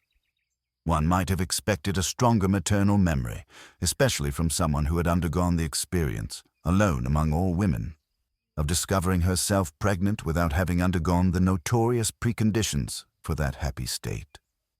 Luke even makes a telling slip at one point, speaking of the parents of Jesus, when he refers only to Joseph and Mary as they visit the temple for her purification and are hailed by the old man Simeon, who pronounces his wonderful Nunc Dimittis, which, another of my old chapel favorites, may also be an intended echo of Moses glimpsing the promised land only in extreme old age. Then there is the extraordinary matter of Mary's large brood. Matthew informs us, 13:55-57, that there were 4 brothers of Jesus, and some sisters also. In the Gospel of James, which is not canonical but not disowned either, we have the account by Jesus' brother of that same name, who was evidently very active in religious circles at the same period. Arguably, Mary could have conceived as a Virgo intacta and delivered a baby, which would certainly have made her to that extent less intact. But how did she go on producing children by the man Joseph, who only exists in reported speech, and thus make the Holy Family so large that eyewitnesses kept remarking on it? In order to resolve this near unmentionable and near sexual dilemma, reverse engineering is again applied, this time much more recently than the frantic early church councils that decided which Gospels were synoptic and which were apocryphal. It is determined that Mary herself, of whose birth there is absolutely no account in any holy book, must have had a prior immaculate conception that rendered her essentially stainless. And it is further determined that, since the wage of sin is death, and she cannot possibly have sinned, she cannot have died. Hence the dogma of the Assumption, which asserts out of thin air that thin air is the medium through which she went to heaven while avoiding the grave. It is of interest to note the dates of these magnificently ingenious edicts. The doctrine of the Immaculate Conception was announced or discovered by Rome in 1852, and the dogma of the Assumption in 1951. To say that something is man-made is not always to say that it is stupid. These heroic rescue attempts deserve some credit, even as we watch the leaky original vessel sink without trace. But, inspired though the Church's resolution may be, it would insult the deity to claim that such inspiration was in any way divine. J asked, as the script of the Old Testament is riddled with dreams and with astrology, the sun standing still so that Joshua can complete his massacre at a site that has never been located, so the Christian Bible is full of star predictions, notably the one over Bethlehem, and witch doctors and sorcerers. Many of the sayings and deeds of Jesus are innocuous, most especially the Beatitudes, which express such fanciful wish-thinking about the meek and the peacemakers. But many are unintelligible and show a belief in magic. Several are absurd and show a primitive attitude to agriculture. This extends to all mentions of ploughing and sowing and all allusions to mustard or fig trees. And many are on the face of it flat-out immoral. The analogy of humans to lilies, for instance, suggests, along with many other injunctions, that things like thrift, innovation, family life, and so forth are a sheer waste of time. Take no thought for the morrow. This is why some of the Gospels, synoptic and apocryphal, report people, including his family members, saying at the time that they thought Jesus must be mad. There were also those who noticed that he was often a rather rigid Jewish sectarian. In Matthew 15:21. 28, we read of his contempt for a Canaanite woman who implored his aid for an exorcism and was brusquely told that he would not waste his energy on a non-Jew. His disciples and the persistence of the woman eventually persuaded him to unbend and to cast out the non-devil. In my opinion, an idiosyncratic story like this is another oblique reason for thinking that some such personality may at some time have lived. There were many deranged prophets roaming Palestine at the time, but this one reportedly believed himself, at least some of the time, to be God or the Son of God, and that has made all the difference. Make just two assumptions: that he believed this, and that he also promised his followers that he would reveal his kingdom before they came to the end of their own lives, and all but one or two of his gnomic remarks make some kind of sense.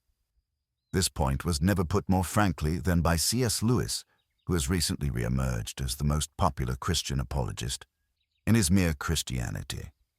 He happens to be speaking about the claim of Jesus to take sins on himself. Now, unless the speaker is God, this is really so preposterous as to be comic. We can all understand how a man forgives offenses against himself. You tread on my toes and I forgive you, you steal my money and I forgive you. But what should we make of a man, himself unrobbed and untrodden on, who announced that he forgave you for treading on other men's toes and stealing other men's money? Asinine fatuity is the kindest description we should give of his conduct. Yet this is what Jesus did. He told people that their sins were forgiven, and never waited to consult all the other people whom their sins had undoubtedly injured. He unhesitatingly behaved as if he was the party chiefly concerned, the person chiefly offended in all offenses. This makes sense only if he really was the God whose laws are broken and whose love is wounded in every sin. In the mouth of any speaker who is not God, these words would imply what I can only regard as a silliness and conceit unrivaled by any other character in history. It will be noticed that Lewis assumes on no firm evidence whatever that Jesus actually was a character in history. But let that pass. He deserves some credit for accepting the logic and morality of what he has just stated.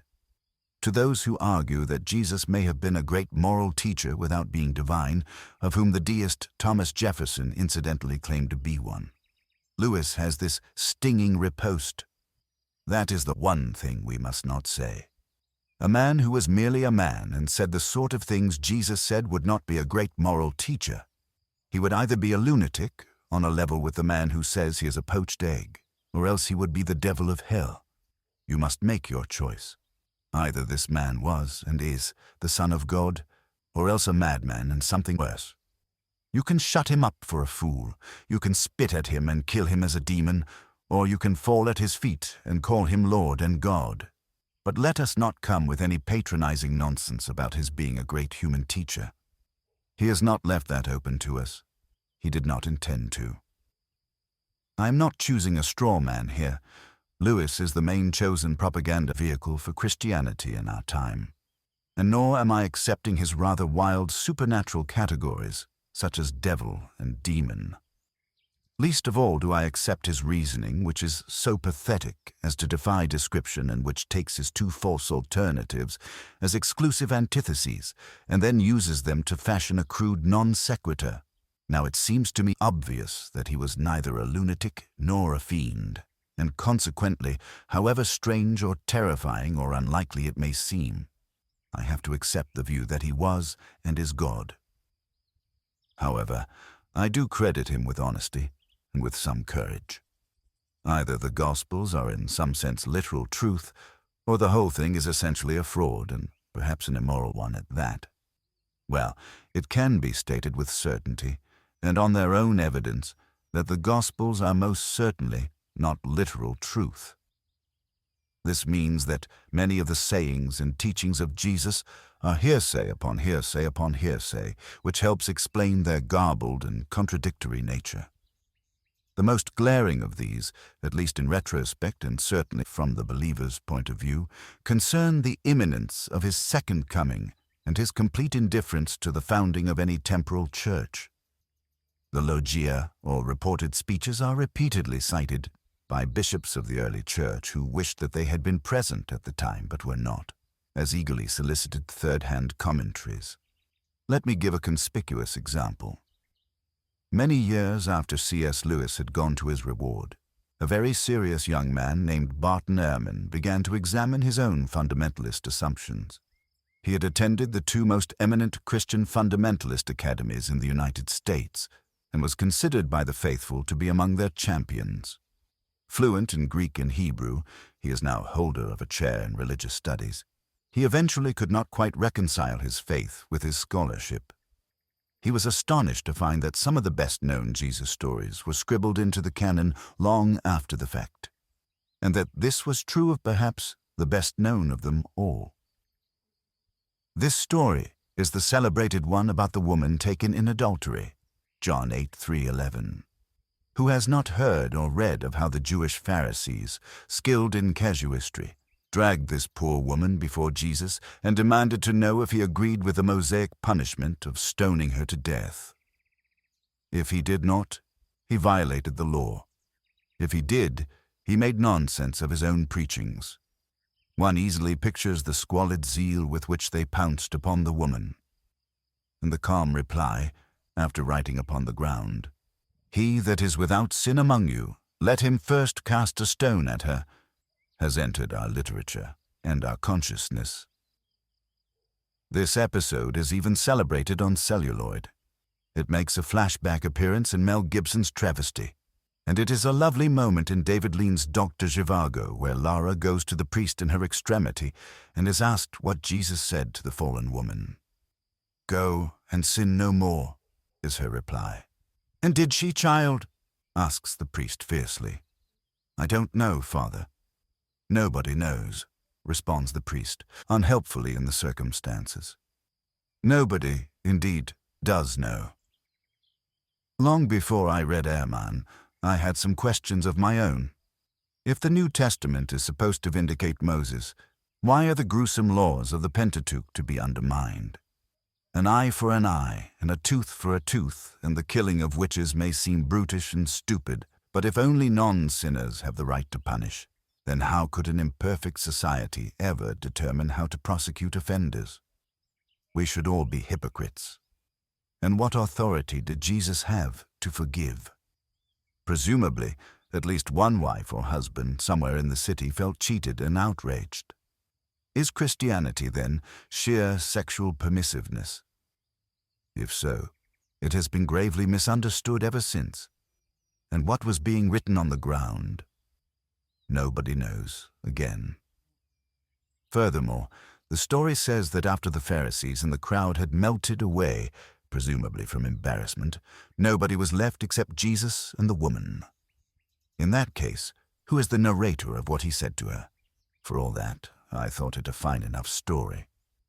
Professor Ehrman goes further. He asks some more obvious questions. If the woman was taken in adultery, which means in flagrante delicto, then where is her male partner? Mosaic law, adumbrated in Leviticus, makes it clear that both must undergo the stoning. I suddenly realized that the core of the story's charm is that of the shivering, lonely girl, hissed at and dragged away by a crowd of sex-starved fanatics, and finally encountering a friendly face. As to the writing in the dust, Ehrman mentions an old tradition which postulates that Jesus was scrawling the known transgressions of others present, thus leading to blushing and shuffling and eventually to hasty departure. I find I love this idea, even if it would mean a level of worldly curiosity and prurience and foresight on his part that raises its own difficulties. Overarching all this is the shocking fact that, as Ehrman concedes, the story is not found in our oldest and best manuscripts of the Gospel of John. Its writing style is very different from what we find in the rest of John, including the stories immediately before and after. And it includes a large number of words and phrases that are otherwise alien to the Gospel. The conclusion is unavoidable. This passage was not originally part of the Gospel. I have again selected my source on the basis of evidence against interest. In other words, from someone whose original scholarly and intellectual journey was not at all intended to challenge Holy Writ. The case for biblical consistency or authenticity or inspiration has been in tatters for some time, and the rents and tears only become more obvious with better research. And thus no revelation can be derived from that quarter. So then, let the advocates and partisans of religion rely on faith alone, and let them be brave enough to admit that this is what they are doing. Chapter 9. The Quran is borrowed from both Jewish and Christian myths. The doings and sayings of Moses and Abraham and Jesus being so ill-founded and so inconsistent, as well as so often immoral, one must proceed in the same spirit of inquiry to what many believe is the last revelation, that of the Prophet Muhammad and his Quran, or recitation. Here again, the angel, or archangel Gabriel, is found at work, dictating surahs, or verses, to a person of little or no learning. Here again are stories of a Noah-like flood, and injunctions against idol worship. Here again, the Jews are the first recipients of the message, and the first both to hear it and to discard it. And here again there is a vast commentary, of doubtful anecdote about the actual doings and sayings of the Prophet, this time known as the Hadith. Islam is at once the most and the least interesting of the world's monotheisms. It builds upon its primitive Jewish and Christian predecessors, selecting a chunk here and a shard there, and thus, if these fall, it partly falls also. Its founding narrative likewise takes place within an astonishingly small compass, and relates facts about extremely tedious local quarrels. None of the original documents, such as they are, can be contrasted with any Hebrew or Greek or Latin texts. Almost all of the tradition is oral, and all of it is in Arabic. Indeed, many authorities agree that the Quran is only intelligible in that tongue, which is itself subject to innumerable idiomatic and regional inflections. This would leave us, on the face of it, with the absurd and potentially dangerous conclusion that God was a monoglot. Before me is a book introducing Muhammad, written by two extremely unctuous British Muslims who are hoping to present a friendly version of Islam to the West. Ingratiating and selective as their text may be, they insist that, as the literal word of God, the Quran is the Quran only in the original revealed text. A translation can never be the Quran, that inimitable symphony, the very sound of which moves men and women to tears. A translation can only be an attempt to give the barest suggestion of the meaning of words contained in the Quran. This is why all Muslims, whatever their mother tongue, always recite the Quran in its original Arabic. The authors go on to make some highly disobliging observations about the Penguin translation by N.J. Dawood, which makes me glad that I have always employed the Pickthall version, but no likelier to be convinced that if I wish to become a convert, I must master another language. In my own country of birth, I am sadly aware that there is a beautiful poetic tradition unavailable to me because I will never know the marvelous tongue called Gaelic. Even if God is, or was an Arab, an unsafe assumption, how could he expect to reveal himself by way of an illiterate person who in turn could not possibly hope to pass on the unaltered, let alone unalterable, words? The point may seem minor, but it is not. To Muslims, the enunciation of the divine to a person of extreme unlettered simplicity has something of the same value as the humble vessel of the Virgin Mary has to Christians. It also possesses the same useful merit of being entirely unverifiable and unfalsifiable. Since Mary must be presumed to have spoken Aramaic and Muhammad Arabic, it can, I suppose, be granted that God is in fact multilingual and can speak any language he chooses. He opted in both cases to use the Archangel Gabriel as the intermediate deliverer of his message. However, the impressive fact remains that all religions have staunchly resisted any attempt to translate their sacred texts into languages understanded of the people, as the Cranmer Prayer Book phrases it. There would have been no Protestant Reformation if it were not for the long struggle to have the Bible rendered into the Vulgate, and the priestly monopoly therefore broken. Devout men like Wycliffe, Coverdale, and Tyndale were burned alive for even attempting early translations.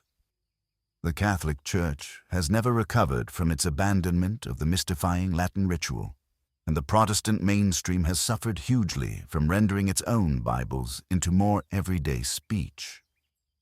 Some mystical Jewish sects still insist on Hebrew and play Kabbalistic word games even with the spaces between letters. But among most Jews, too, the supposedly unchangeable rituals of antiquity have been abandoned. The spell of the clerical class has been broken. Only in Islam has there been no reformation, and to this day, any vernacular version of the Quran must still be printed with an Arabic parallel text. This ought to arouse suspicion even in the slowest mind. Later Muslim conquests, impressive in their speed and scope and decisiveness, have lent point to the idea that these Arabic incantations must have had something to them. But if you allow this cheap earthly victory as a proof, you allow the same to Joshua's blood-soaked tribesmen or to the Christian crusaders and conquistadors. There is a further objection. All religions take care to silence or to execute those who question them, and I choose to regard this recurrent tendency as a sign of their weakness rather than their strength. It has, however, been some time since Judaism and Christianity resorted openly to torture and censorship. Not only did Islam begin by condemning all doubters to eternal fire, but it still claims the right to do so in almost all of its dominions, and still preaches that these same dominions can and must be extended by war. There has never been an attempt in any age to challenge or even investigate the claims of Islam that has not been met with extremely harsh and swift repression. Provisionally, then, one is entitled to conclude that the apparent unity and confidence of the faith is a mask for a very deep and probably justifiable insecurity. That there are, and always have been, sanguinary feuds between different schools of Islam, resulting in strictly inter-Muslim accusations of heresy and profanity and in terrible acts of violence, naturally goes without saying. I have tried my best with this religion, which is as foreign to me as it is to the many millions who will always doubt that God entrusted a non-reader, through an intermediary, with the demanding call to read. As I said, I long ago acquired a copy of the Marmaduke Pickthall translation of the Quran, which has been certified by senior sources in the Ulema, or Islamic religious authority, to be the nearest to an approximate rendition into English. I have been to innumerable gatherings, from Friday prayers in Tehran to mosques in Damascus and Jerusalem and Doha and Istanbul and Washington, D.C., and I can attest that the recitation in Arabic does indeed have the apparent power to create bliss and also rage among those who hear it. I have also attended prayers in Malaysia and Indonesia and Bosnia, where there is resentment among non-Arabic-speaking Muslims at the privilege granted to Arabs and to Arabic and to Arab movements and regimes in a religion that purports to be universal. I have, in my own home, received Syed Hossein Khomeini, grandson of the Ayatollah and a cleric from the holy city of Qum, and carefully handed him my own copy of the Quran. He kissed it, discussed it at length and with reverence, and for my instruction wrote in the back flap the verses which he thought had disproved his grandfather's claim to clerical authority in this world, as well as overthrown his grandfather's claim to take the life of Salman Rushdie. Who am I to adjudicate in such a dispute? However, the idea that the identical text can yield different commandments to different people is quite familiar to me for other reasons. There is no need to overstate the difficulty of understanding Islam's alleged profundities. If one comprehends the fallacies of any revealed religion, one comprehends them all. I have only once, in 25 years of often heated arguments in Washington, D.C., been threatened with actual violence. This was when I was at dinner with some staffers and supporters of the Clinton White House. One of those present, a then well-known Democratic pollster and fundraiser, questioned me about my most recent trip to the Middle East. He wanted my opinion as to why the Muslims were so all-fired goddamn fundamentalist. I ran through my repertoire of explanations, adding that it was often forgotten that Islam was a relatively young faith, and still in the heat of its self-confidence. Not for Muslims the crisis of self-doubt that had overtaken Western Christianity. I added that, for example, while there was little or no evidence for the life of Jesus, the figure of the Prophet Muhammad was, by contrast, a person in ascertainable history. The man changed color faster than anyone I have ever seen. After shrieking that Jesus Christ had meant more to more people than I could ever imagine, and that I was disgusting beyond words for speaking so casually, he drew back his foot and aimed a kick which only his decency, conceivably his Christianity, prevented him from landing on my shin. He then ordered his wife to join him in leaving. I now feel that I owe him an apology, or at least half of one. Although we do know that a person named Muhammad almost certainly existed within a fairly small bracket of time and space, we have the same problem as we do in all the precedent cases. The accounts that relate his deeds and words were assembled many years later and are hopelessly corrupted into incoherence by self-interest, rumor, and illiteracy. The tale is familiar enough, even if it is new to you. Some Meccans of the 7th century followed an Abrahamic tradition and even believed that their temple, the Kaaba, had been built by Abraham. The temple itself, most of its original furnishings having been destroyed by later fundamentalists, notably the Wahhabis, is said to have become depraved by idolatry. Muhammad, the son of Abdullah, became one of those Hunafa who turned away to seek solace elsewhere. The book of Isaiah also enjoins true believers to come out from the ungodly and be separate. Retiring to a desert cave on Mount Hira for the month of heat, or Ramadan, he was asleep or in a trance, I am quoting Pickthall's commentary, when he heard a voice commanding him to read. He replied twice that he was unable to read and was thrice commanded to do so. Eventually asking what he should read, he was further commanded in the name of a Lord who created man from a clot of blood.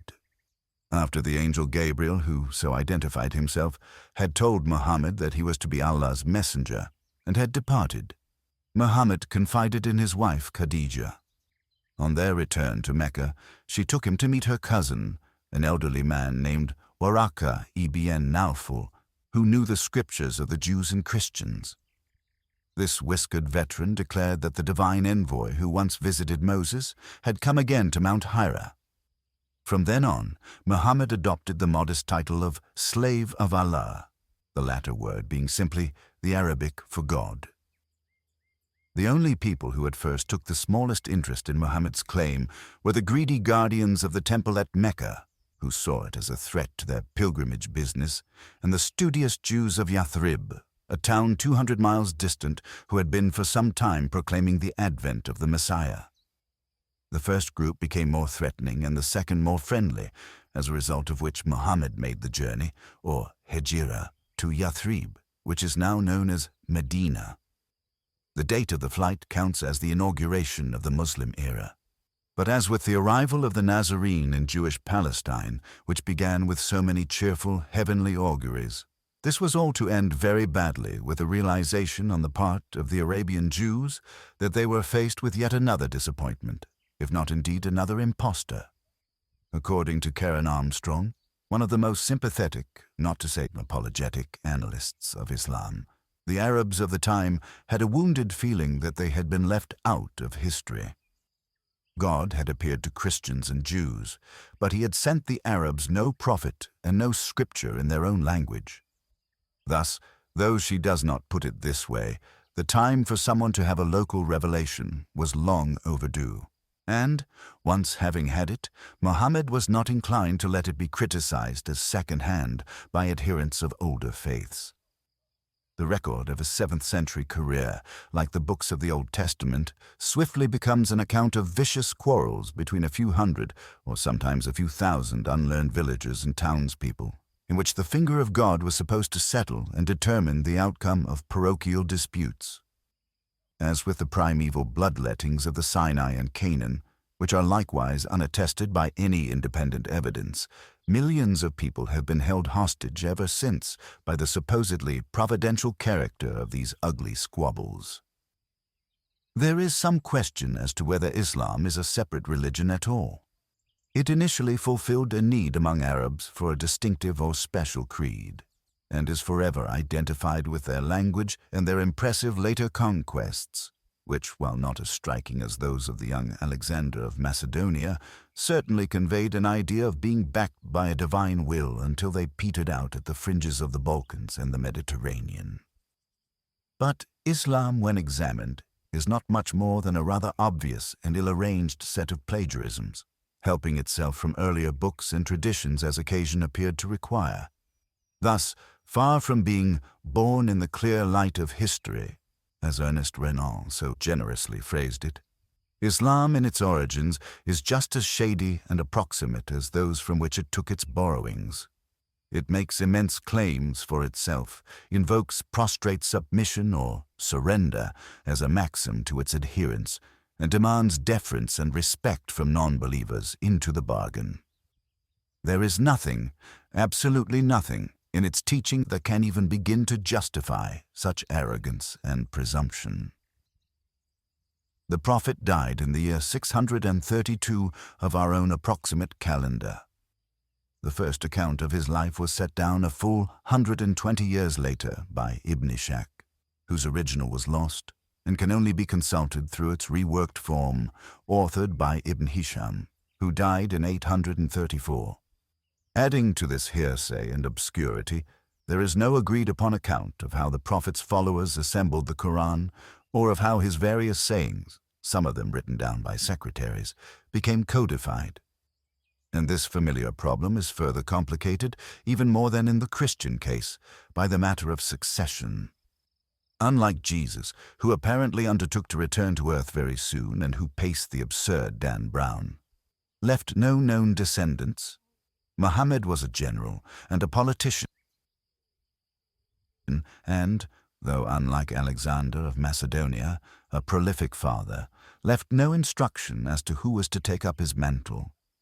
Quarrels over the leadership began almost as soon as he died, and so Islam had its first major schism between the Sunni and the Shia before it had even established itself as a system.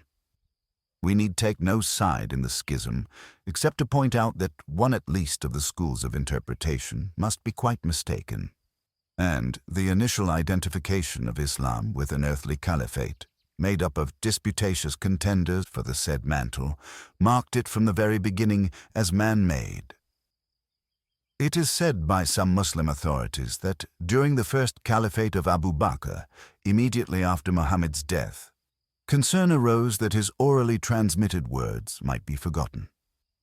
So many Muslim soldiers had been killed in battle that the number who had the Quran safely lodged in their memories had become alarmingly small.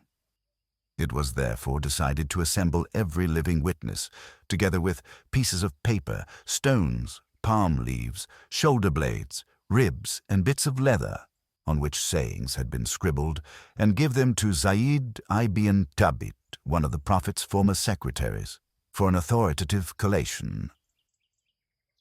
Once this had been done, the believers had something like an authorized version.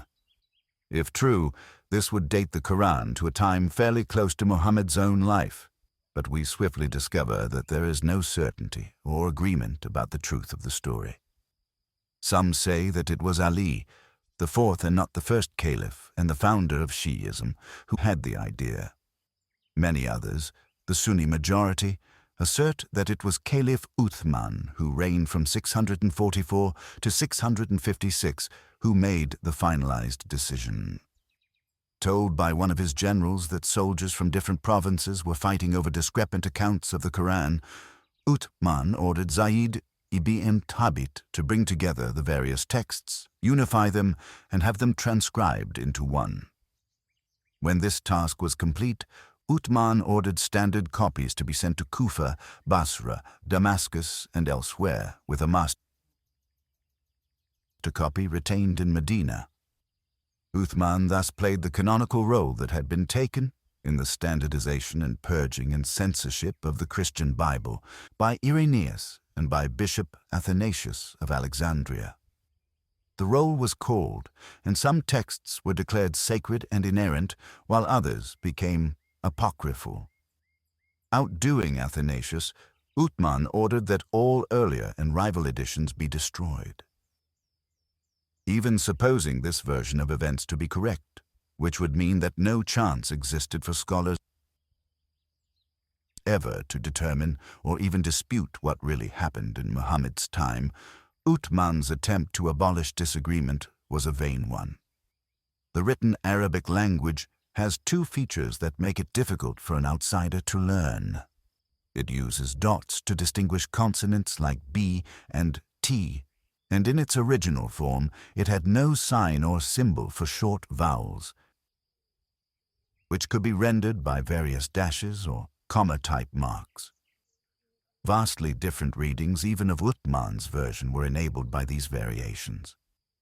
Arabic script itself was not standardized until the later part of the 9th century, and in the meantime the undotted and oddly voweled Quran was generating wildly different explanations of itself, as it still does. This might not matter in the case of the Iliad, but remember that we are supposed to be talking about the unalterable and final word of God. There is obviously a connection between the sheer feebleness of this claim and the absolutely fanatical certainty with which it is advanced. To take one instance that can hardly be called negligible, the Arabic words written on the outside of the Dome of the Rock in Jerusalem are different from any version that appears in the Quran. The situation is even more shaky and deplorable when we come to the Hadith, or that vast, orally generated secondary literature which supposedly conveys the sayings and actions of Muhammad, the tale of the Quran's compilation, and the sayings of the companions of the Prophet. Each Hadith, in order to be considered authentic, must be supported in turn by an isnad or chain of supposedly reliable witnesses. Many Muslims allow their attitude to everyday life to be determined by these anecdotes, regarding dogs as unclean, for example, on the sole ground that Muhammad is said to have done so. My own favorite tale goes the other way. The Prophet is said to have cut off the long sleeve of his garment rather than disturb a cat that was slumbering on it. Cats in Muslim lands have been generally spared the awful treatment visited on them by Christians, who have often regarded them as satanic familiars of witches. As one might expect, the 6 authorized collections of hadith, which pile hearsay upon hearsay through the unwinding of the long spool of isnads, a told B who had it from C, who learned it from D, were put together centuries after the events they purport to describe. One of the most famous of the 6 compilers, Bukhari, died 238 years after the death of Muhammad. Bukhari is deemed unusually reliable and honest by Muslims, and seems to have deserved his reputation in that, of the 300,000 attestations he accumulated in a lifetime devoted to the project, he ruled that 200,000 of them were entirely valueless and unsupported. Further exclusion of dubious traditions and questionable isnads reduced his grand total to 10,000 hadith. You are free to believe, if you so choose, that out of this formless mass of illiterate and half-remembered witnessing the pious Bukhari, more than 2 centuries later, managed to select only the pure and undefiled ones that would bear examination. Some of these candidates for authenticity might have been easier to sift out than others. The Hungarian scholar Ignác Goldziher, to quote a recent study by Reza Aslan, was among the first to show that many of the hadith were no more than verses from the Torah and the Gospels, bits of rabbinic sayings, ancient Persian maxims, passages of Greek philosophy, Indian proverbs, and even an almost word-for-word reproduction of the Lord's Prayer. Great chunks of more or less straight biblical quotation can be found in the Hadith, including the parable of the workers hired at the last moment, and the injunction, "Let not thy left hand know what thy right hand doeth." The last example meaning that this piece of pointless pseudo-profundity has a place in two sets of revealed scripture.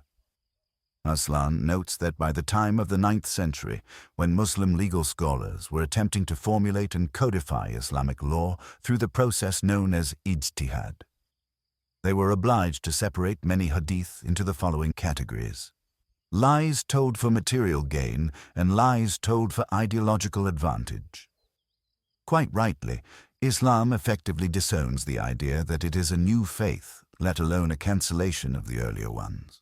And it uses the prophecies of the Old Testament and the Gospels of the New like a perpetual crutch or fund to be leaned on or drawn upon.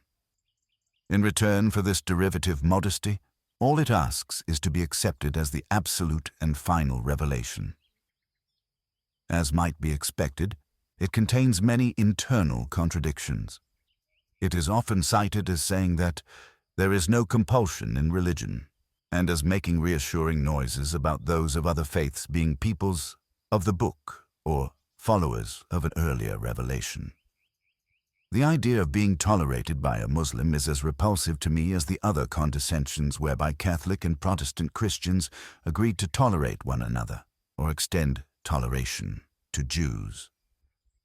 The Christian world was so awful in this respect, and for so long that many Jews preferred to live under Ottoman rule and submit to special taxes and other such distinctions. However, the actual Quranic reference to Islam's benign tolerance is qualified because some of these same peoples and followers may be such of them as are bent on evil doing. And it takes only a short acquaintance with the Quran and the Hadith to discover other imperatives, such as the following. Nobody who dies and finds good from Allah in the hereafter would wish to come back to this world, even if he were given the whole world and whatever is in it, except the martyr who, on seeing the superiority of martyrdom, would like to come back to the world and be killed again. Or, God will not forgive those who serve other gods beside him, but he will forgive whom he will for other sins. He that serves other gods besides God is guilty of a heinous sin. I chose the first of these two violent excerpts from a whole thesaurus of unsavory possible ones, because it so perfectly negates what Socrates is reported to have said in Plato's Apology, to which I am coming. And I chose the second because it is such a patent and abject borrowing from the 10 Commandments. The likelihood that any of this humanly derived rhetoric is inerrant, let alone final, is conclusively disproved not just by its innumerable contradictions and incoherencies, but by the famous episode of the Quran's alleged satanic verses, out of which Salman Rushdie was later to make a literary project. On this much-discussed occasion, Muhammad was seeking to conciliate some leading Meccan polytheists and in due course experienced a revelation that allowed them, after all, to continue worshipping some of the older local deities. It struck him later that this could not be right, and that he must have inadvertently been channeled by the devil, who for some reason had briefly chosen to relax his habit of combating monotheists on their own ground. Muhammad believed devoutly, not just in the devil himself, but in minor desert devils, or jinns as well. It was noticed, even by some of his wives, that the prophet was capable of having a revelation that happened to suit his short-term needs, and he was sometimes teased about it. We are further told, on no authority that need be believed, that when he experienced revelation in public, he would sometimes be gripped by pain and experience loud ringing in his ears. Beads of sweat would burst out on him, even on the chilliest of days. Some heartless Christian critics have suggested that he was an epileptic, though they fail to notice the same symptoms in the seizure experienced by Paul on the road to Damascus. But there is no need for us to speculate in this way. It is enough to rephrase David Hume's unavoidable question: which is more likely, that a man should be used as a transmitter by God to deliver some already existing revelations, or that he should utter some already existing revelations and believe himself to be, or claim to be, ordered by God to do so. As for the pains and the noises in the head, or the sweat, one can only regret the seeming fact that direct communication with God is not an experience of calm, beauty, and lucidity. The physical existence of Muhammad, however poorly attested by the Hadith, is a source of both strength and weakness for Islam.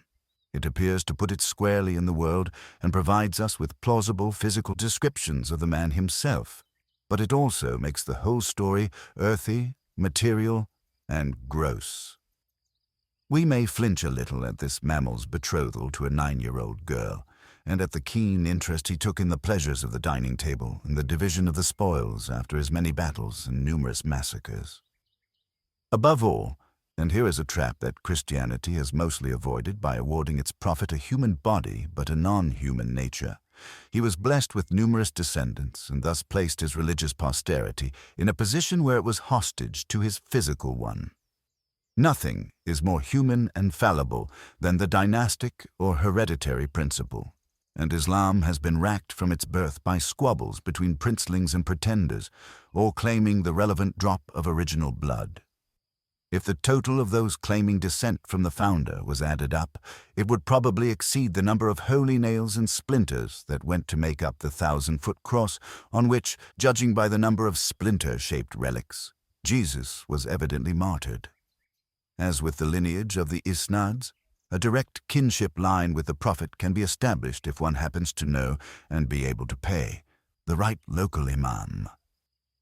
In the same way, Muslims still make a certain obeisance to those same satanic verses and tread the pagan polytheistic path that was laid out long before their Prophet was born.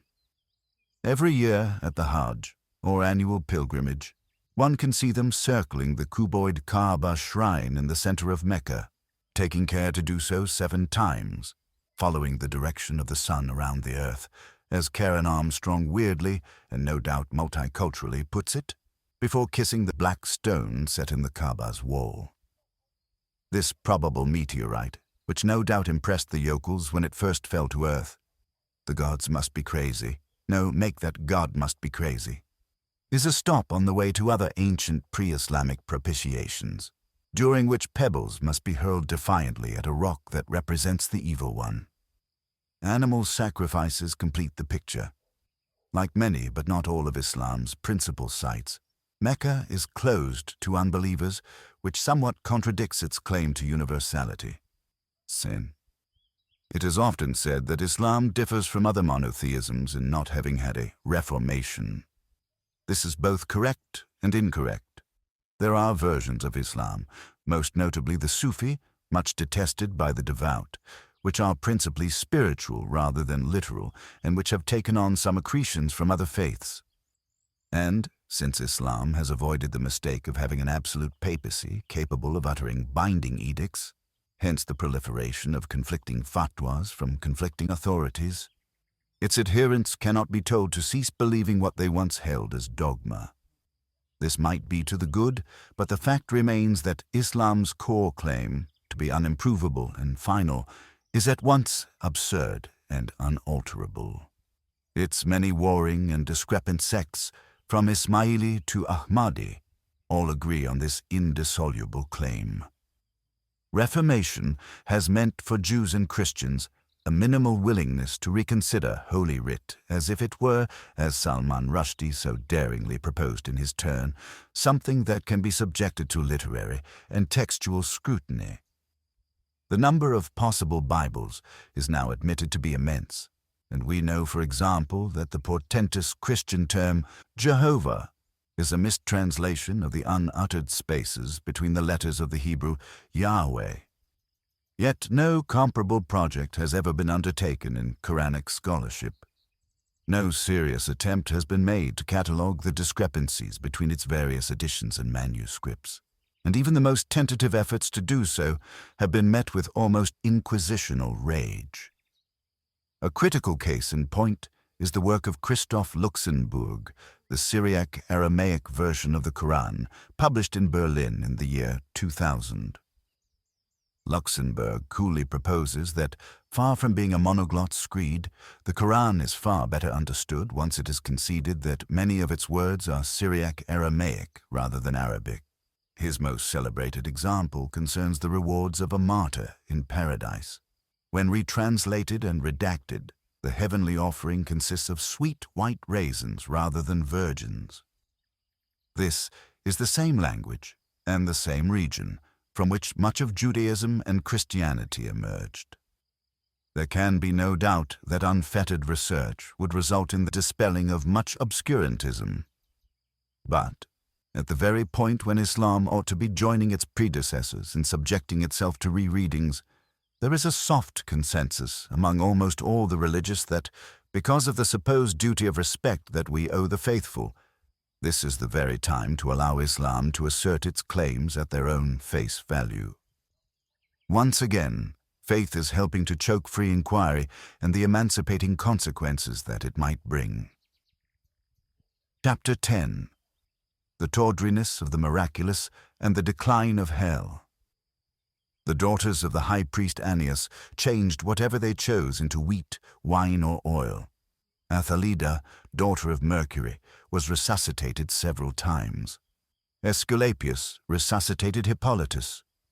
Hercules dragged Alcestis back from death. Ares returned to the world after passing a fortnight in hell. The parents of Romulus and Remus were a god and a Vestal virgin. The Palladium fell from heaven in the city of Troy. The hair of Berenice became a constellation. Give me the name of one people among whom incredible prodigies were not performed, especially when few knew how to read and write. Voltaire. Miracles and Idolatry. An old fable concerns the comeuppance of a braggart who was forever retelling the story of a truly stupendous leap that he had once made on the island of Rhodes. Never, it seemed, had there ever been witnessed such a heroic long jump. Though the teller never grew tired of the tale, the same could not be said of his audience. Finally, as he again drew breath to relate the story of the great feat, one of those present silenced him by saying gruffly, "Hic Rhodus, hic salta." Here is Rhodes, jump here. In much the same way as prophets and seers and great theologians seem to have died out, so the age of miracles seems to lie somewhere in our past. If the religious were wise, or had the confidence of their convictions, they ought to welcome the eclipse of this age of fraud and conjuring. But faith, yet again, discredits itself by proving to be insufficient to satisfy the faithful. Actual events are still required to impress the credulous. We have no difficulty in seeing this when we study the witch doctors and magicians and soothsayers of earlier or more remote cultures. Obviously, it was a clever person who first learned to predict an eclipse and then to use this planetary event to impress and cow his audience. Ancient kings in Cambodia worked out the day on which the Mekong and the Basak rivers would annually suddenly start to flood and conjoin and, under terrific water pressure, appear to actually reverse their flow back into the Great Lake at Tonle Sap. Relatively soon, there was a ceremony at which the divinely appointed leader would duly appear and seem to order the waters to flow backward. Moses, on the shore of the Red Sea, could only have gaped at such a thing. In more modern times, the showman King Sihanouk of Cambodia exploited this natural miracle to considerable effect. Given all that, it is surprising how petty some of the supernatural miracles now seem. As with spiritualist seances, which cynically offer burblings from the beyond to relatives of the late deceased, nothing truly interesting is ever said or done. To the story of Muhammad's night flight to Jerusalem, the hoofprint of his horse Borak is still allegedly to be seen on the site of the Al-Aqsa Mosque. It would be unkind to make the obvious riposte that horses cannot and do not fly. It is more pertinent to notice that people, ever since the beginning of their long and exhausting journeys across the Earth's surface, gazing for days at the rear end of a mule, have fantasized about speeding up the tedious process. Folkloric 7-league boots can give the wearer a spring in his step, but this is only tinkering with the problem. The real dream for thousands of years involved envy of the birds, feathered descendants of the dinosaurs, as we now know, and the yearning to fly, chariots in the sky, angels that could glide freely on the thermals. It is only too easy to see the root of the wish. Thus the prophet speaks to the longing of every peasant who wishes that his beast could take wing and get on with it. But given infinite power, one might have thought that a more striking or less simple-minded miracle could have been confected. Levitation plays a vast role in Christian fantasy as well, as the stories of the Ascension and the Assumption confirm. At that epoch, the sky was thought to be a bowl, and its ordinary weather a source of portent or intervention. Given this pathetically limited view of the cosmos, the most trivial event could appear miraculous, while an event that would truly astonish us, such as the sun ceasing to move, could yet appear as a local phenomenon. Assuming that a miracle is a favorable change in the natural order, the last word on the subject was written by the Scottish philosopher David Hume, who granted us free will in the matter. A miracle is a disturbance or interruption in the expected and established course of things. This could involve anything from the sun rising in the west to an animal suddenly bursting into the recitation of verse. Very well, then. Free will also involves decision. If you seem to witness such a thing, there are two possibilities. The first is that the laws of nature have been suspended in your favor. The second is that you are under a misapprehension or suffering from a delusion. Thus, the likelihood of the second must be weighed against the likelihood of the first. If you only hear a report of the miracle from a second or third party, the odds must be adjusted accordingly before you can decide to credit a witness who claims to have seen something that you did not see. And, if you are separated from the sighting by many generations and have no independent corroboration, the odds must be adjusted still more drastically. Again, we might call upon the trusty Ockham, who warned us not to multiply unnecessary contingencies.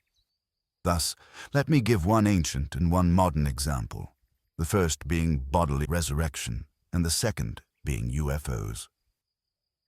Miracles have declined in their wondrous impact since ancient times. Moreover, the more recent ones that have been offered us have been slightly tawdry.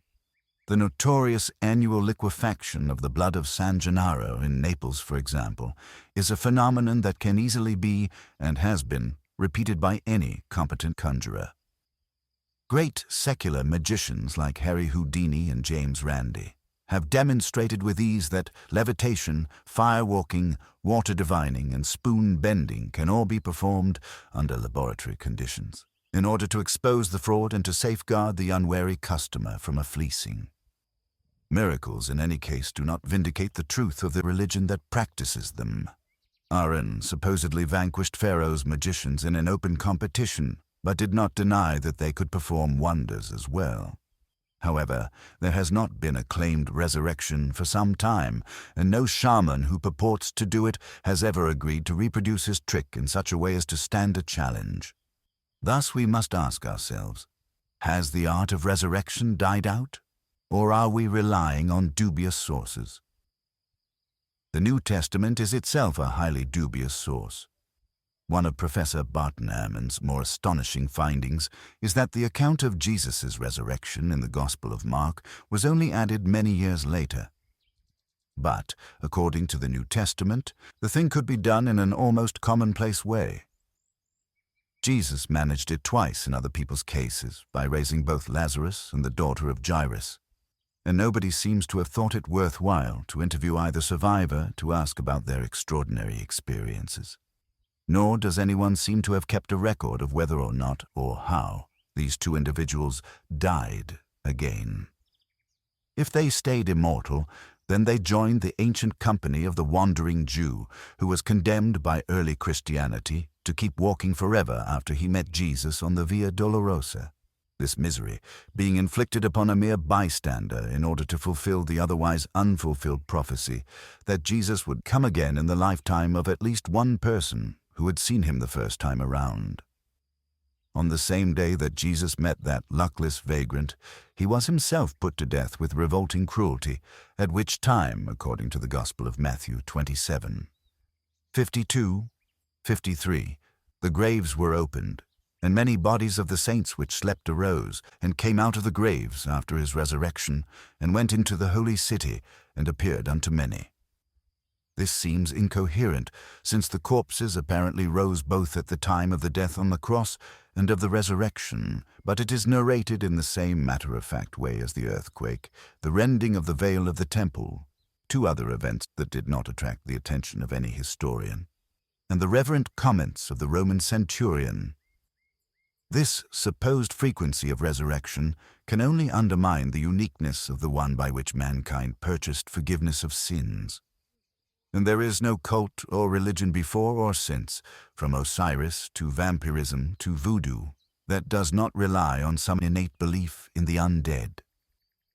To this day, Christians disagree as to whether the day of judgment will give you back the old wreck of a body that has already died on you, or will re-equip you in some other form.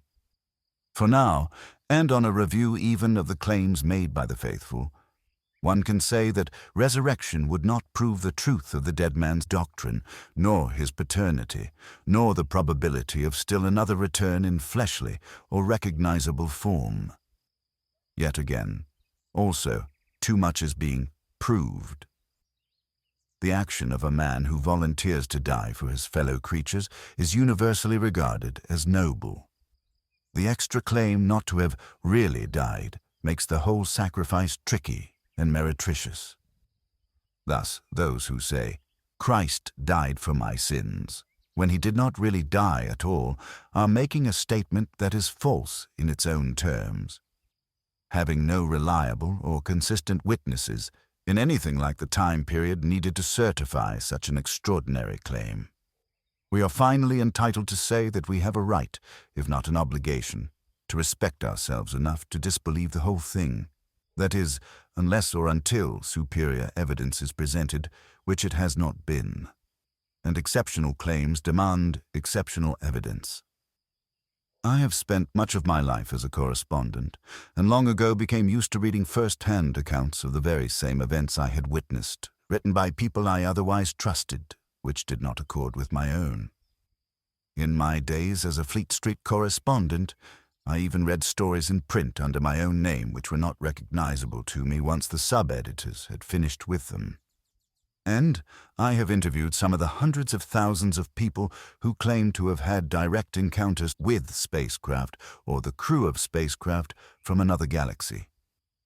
Some of these are so vivid and detailed and so comparable with other depositions from other people who cannot have compared notes, that a few impressionable academics have proposed that we grant them the presumption of truth. But here is the obvious alchemist reason why it would be utterly wrong to do so. If the huge number of contacts and abductees are telling even a particle of truth, then it follows that their alien friends are not attempting to keep their own existence a secret. Well, in that case, why do they never stay still for anything more than a single-shot photo? There has never been an uncut roll of film offered, let alone a small piece of a metal unavailable on Earth, or a tiny sample of tissue. And sketches of the beings have a consistent anthropomorphic resemblance to those offered in science fiction comics. Since travel from Alpha Centauri, the preferred origin, would involve some bending of the laws of physics, even the smallest particle of matter would be of enormous use and would have a literally earth-shattering effect. Instead of which, nothing, that is, except the growth of a huge new superstition based upon a belief in occult texts and shards that are available only to a favored few. Well, I have seen that happen before. The only responsible decision is to suspend or withhold judgment until the votaries have come up with something that is not merely childish. Extend this to the present day, where the statues of virgins or saints are sometimes said to weep or bleed. Even if I could not easily introduce you to people who can produce this identical effect in their spare time, using pig fat or other materials, I would still ask myself why a deity should be content to produce such a paltry effect. As it happens, I am one of the very few people who has ever taken part in the examination of a sainthood cause, as the Roman Catholic Church calls it. In June of 2001, I was invited by the Vatican to testify at a hearing on the beatification of Agnes Bojasiu, an ambitious Albanian nun who had become well known under the nom de guerre of Mother Teresa. Although the then Pope had abolished the famous office of Devil's Advocate, the better to confirm and canonize an enormous number of new saints, the Church was still obliged to seek testimony from critics, and thus I found myself representing the devil, as it were. Pro bono. I had already helped expose one of the miracles connected with the work of this woman. The man who originally made her famous was a distinguished, if rather silly, British evangelist, later a Catholic, named Malcolm Muggeridge.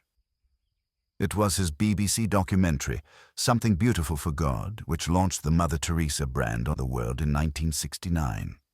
The cameraman for this film was a man named Ken Macmillan, who had won high praise for his work on Lord Clark's great art history series, Civilization. His understanding of color and lighting was of a high order. Here is the story as Muggeridge told it in the book that accompanied the film. Mother Teresa's home for the dying is dimly lit by small windows high up in the walls, and Ken Macmillan was adamant that filming was quite impossible there. We only had one small light with us, and to get the place adequately lighted in the time at our disposal was quite impossible. It was decided that, nonetheless, Ken should have a go, but by way of insurance he took as well some film in an outside courtyard where some of the inmates were sitting in the sun. In the processed film, the part taken inside was bathed in a particularly beautiful soft light, whereas the part taken outside was rather dim and confused. I myself am absolutely convinced that the technically unaccountable light is in fact the kindly light that Cardinal Newman refers to in his well-known exquisite hymn. He concluded that this is precisely what miracles are for, to reveal the inner reality of God's outward creation. I am personally persuaded that Ken recorded the first authentic photographic miracle. I fear I talked and wrote about it to the point of tedium. He was certainly correct in that last sentence. By the time he had finished, he had made Mother Teresa into a world-famous figure. My contribution was to check out and put into print the direct verbal testimony of Ken Macmillan, the cameraman himself. Here it is. During Something Beautiful for God, there was an episode where we were taken to a building that Mother Teresa called the House of the Dying. Peter Chafer, the director, said, well, it's very dark in here. Do you think we can get something?" And we had just taken delivery at the BBC of some new film made by Kodak, which we hadn't had time to test before we left. So I said to Peter, well, we may as well have a go. So we shot it. And when we got back several weeks later, a month or two later, we are sitting in the Rushes Theatre at Ealing Studios, and eventually up come the shots of the House of the Dying. And it was surprising. You could see every detail. And I said, that's amazing. That's extraordinary. And I was going to go on to say, 3 cheers for Kodak. I didn't get a chance to say that, though, because Malcolm, sitting in the front row, spun around and said, "It's divine light. It's Mother Teresa. You'll find that it's divine light, old boy." And 3 or 4 days later, I found that I was being phoned by journalists from London newspapers who were saying things like, "We hear you've just come back from India with Malcolm Muggeridge, and you were the witness of a miracle." So a star was born. For these and for my other criticisms, I was invited by the Vatican into a closed room containing a Bible, a tape recorder, a Monsignor, a deacon, and a priest, and asked if I could throw any light of my own on the matter of the servant of God, Mother Teresa. But even as they appeared to be asking me this in good faith, their colleagues on the other side of the world were certifying the necessary miracle that would allow the beatification, prelude to full canonization, to go forward.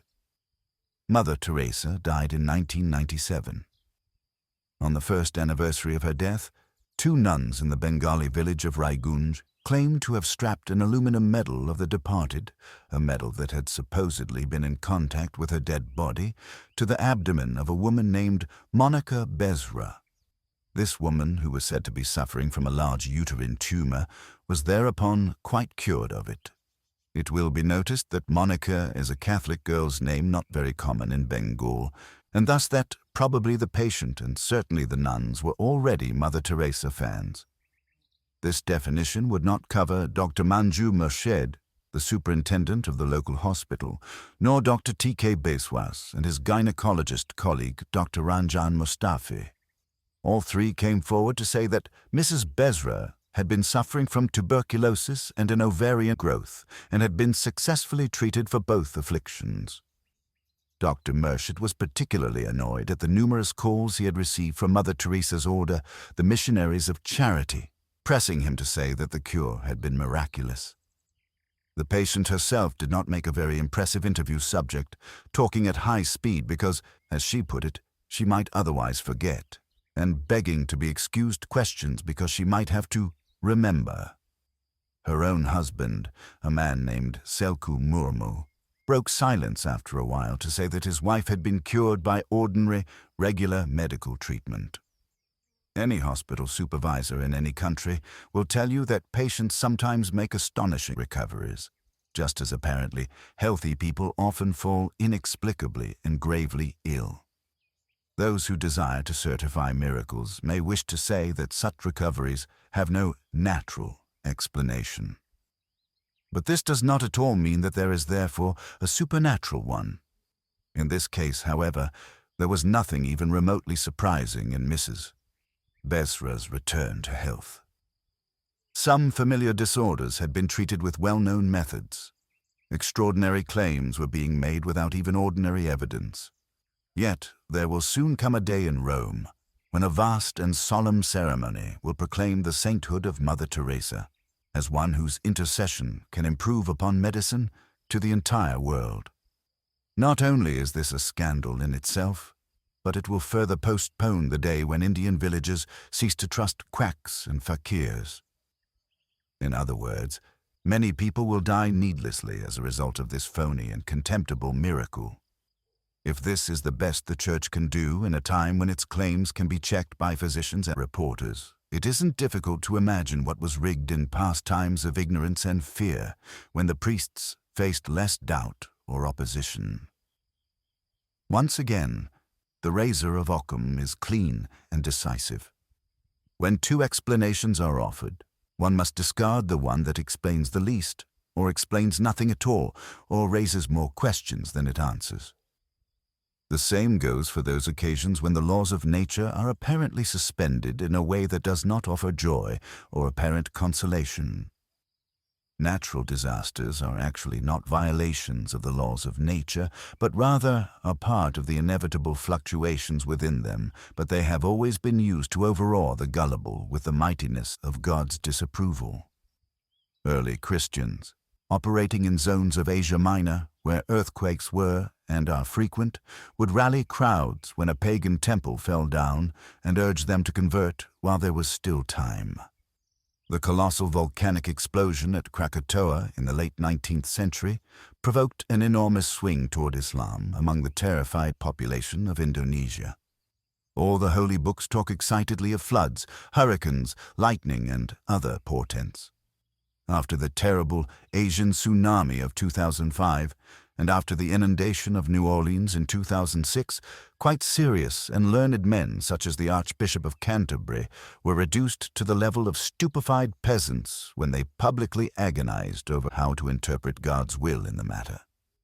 But if one makes the simple assumption, based on absolutely certain knowledge, that we live on a planet that is still cooling, has a molten core, faults and cracks in its crust, and a turbulent weather system, then there is simply no need for any such anxiety. Everything is already explained. I fail to see why the religious are so reluctant to admit this. It would free them from all the futile questions about why God permits so much suffering, but apparently this annoyance is a small price to pay in order to keep alive the myth of divine intervention. The suspicion that a calamity might also be a punishment is further useful in that it allows an infinity of speculation. After New Orleans, which suffered from a lethal combination of being built below sea level and neglected by the Bush administration, I learned from a senior rabbi in Israel that it was revenge for the evacuation of Jewish settlers from the Gaza Strip and from the mayor of New Orleans, who had not performed his own job with exceptional prowess, that it was God's verdict on the invasion of Iraq. You can nominate your own favorite sin here, as did the Reverends Pat Robertson and Jerry Falwell after the immolation of the World Trade Center. In that instance, the proximate cause was to be sought and found in America's surrender to homosexuality and abortion. Some ancient Egyptians believed that sodomy was the cause of earthquakes. I expect this interpretation to revive with a special force when the San Andreas Fault next gives a shudder under the Gomorrah of San Francisco. When the debris had eventually settled on Ground Zero, it was found that 2 pieces of mangled girder still stood in the shape of a cross, and much wondering comment resulted. Since all architecture has always involved cross beams, it would be surprising only if such a feature did not emerge. I admit that I would have been impressed if the wreckage had formed itself into a Star of David or a star and crescent, but there is no record of this ever having occurred anywhere, even in places where local people might be impressed by it. And remember, miracles are supposed to occur at the behest of a being who is omnipotent as well as omniscient and omnipresent. One might hope for more magnificent performances than ever seem to occur. The evidence for faith, then, seems to leave faith looking even weaker than it would if it stood, alone and unsupported, all by itself. What can be asserted without evidence can also be dismissed without evidence. This is even more true when the evidence eventually offered is so shoddy and self-interested. Argument from authority is the weakest of all arguments. It is weak when it is asserted at second or third hand. The good book says, and it is even weaker when asserted at first hand, as every child knows who has heard a parent say, "Because I say so," and as every parent knows who has heard himself reduced to uttering words he once found so unconvincing. Nonetheless, it takes a certain leap of another kind to find oneself asserting that all religion is made up by ordinary mammals and has no secret or mystery to it. Behind the veil of Oz, there is nothing but bluff. Can this really be true? As one who has always been impressed by the weight of history and culture, I do keep asking myself this question. Was it all in vain, then? The great struggle of the theologians and scholars, and the stupendous efforts of painters and architects and musicians to create something lasting and marvelous that would testify to the glory of God? Not at all. It does not matter to me whether Homer was one person or many, or whether Shakespeare was a secret Catholic or a closet agnostic.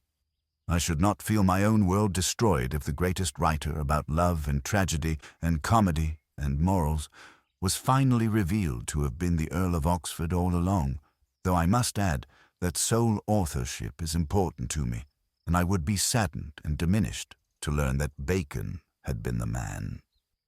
Shakespeare has much more moral salience than the Talmud or the Quran, or any account of the fearful squabbles of Iron Age tribes. But there is a great deal to be learned and appreciated from the scrutiny of religion, and one often finds oneself standing atop the shoulders of distinguished writers and thinkers who are certainly one's intellectual and sometimes even one's moral superiors. Many of them, in their own time, had ripped away the disguise of idolatry and paganism, and even risked martyrdom for the sake of disputes with their own co-religionists.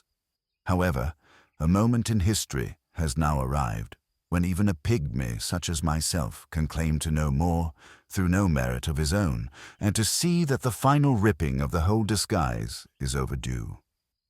Between them, the sciences of textual criticism, archaeology, physics, and molecular biology have shown religious myths to be false and man-made, and have also succeeded in evolving better and more enlightened explanations. The loss of faith can be compensated by the newer and finer wonders that we have before us, as well as by immersion in the near-miraculous work of Homer and Shakespeare and Milton and Tolstoy and Proust. all of which was also man-made, though one sometimes wonders, as in the case of Mozart. I can say this as one whose own secular faith has been shaken and discarded, not without pain. When I was a Marxist, I did not hold my opinions as a matter of faith, but I did have the conviction that a sort of unified field theory might have been discovered. The concept of historical and dialectical materialism was not an absolute, and it did not have any supernatural element, but it did have its messianic element in the idea that an ultimate moment might arrive, and it most certainly had its martyrs and saints and doctrinaires, and, after a while, its mutually excommunicating rival papacies. It also had its schisms and inquisitions and heresy hunts. I was a member of a dissident sect that admired Rosa Luxemburg and Leon Trotsky, and I can say definitely that we also had our prophets. Rosa Luxemburg seemed almost like a combination of Cassandra and Jeremiah when she thundered about the consequences of the First World War, and the great 3-volume biography of Leon Trotsky by Isaac Deutscher was actually entitled The Prophet, in his 3 stages of being armed, unarmed, and outcast. As a young man, Deutscher had been trained for the rabbinate and would have made a brilliant Talmudist, as would Trotsky. Here is what Trotsky says, anticipating the Gnostic gospel of Judas about the way that Stalin took over the Bolshevik Party. Of Christ's 12 apostles, Judas alone proved to be traitor. But if he had acquired power, he would have represented the other 11 apostles as traitors, and also all the lesser apostles, whom Luke numbers as 70. And here, in Deutscher's chilling words, is what happened when the pro-Nazi forces in Norway forced the government to deny Trotsky asylum and deport him once again to wander the world until he met death. The old man met with the Norwegian foreign minister Trygve Lie and others, and then Trotsky raised his voice so that it resounded through the halls and corridors of the ministry. This is your first act of surrender to Nazism in your own country. You will pay for this. You think yourselves free and secure to deal with a political exile as you please. But the day is near. Remember this. The day is near when the Nazis will drive you from your country, all of you. Trygve Lie shrugged at this odd piece of soothsaying. Yet after less than 4 years, the same government had indeed to flee from Norway before the Nazi invasion, and as the ministers and their aged king Haakon stood on the coast, huddled together and waiting anxiously for a boat that was to take them to England, they recalled with awe Trotsky's words as a prophet's curse come true. Trotsky had a sound materialist critique that enabled him to be prescient, not all of the time by any means, but impressively so on some occasions. And he certainly had a sense, expressed in his emotional essay, Literature and Revolution, of the unquenchable yearning of the poor and oppressed to rise above the strictly material world and to achieve something transcendent. For a good part of my life, I had a share in this idea that I have not yet quite abandoned. But there came a time when I could not protect myself, and indeed did not wish to protect myself from the onslaught of reality. Marxism, I conceded, had its intellectual and philosophical and ethical glories, but they were in the past. Something of the heroic period might perhaps be retained, but the fact had to be faced. There was no longer any guide to the future. In addition, the very concept of a total solution had led to the most appalling human sacrifices and to the invention of excuses for them. Those of us who had sought a rational alternative to religion had reached a terminus that was comparably dogmatic. What else was to be expected of something that was produced by the close cousins of chimpanzees? Infallibility.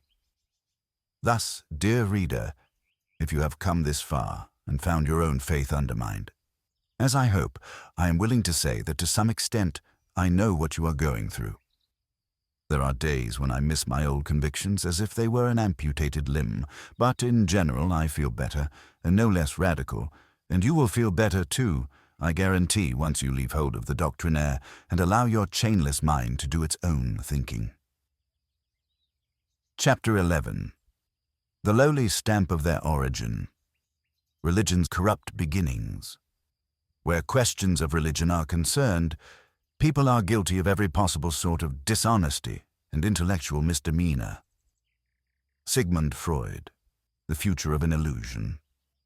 The various forms of worship which prevailed in the Roman world were all considered by the people to be equally true, by the philosopher as equally false, and by the magistrate as equally useful.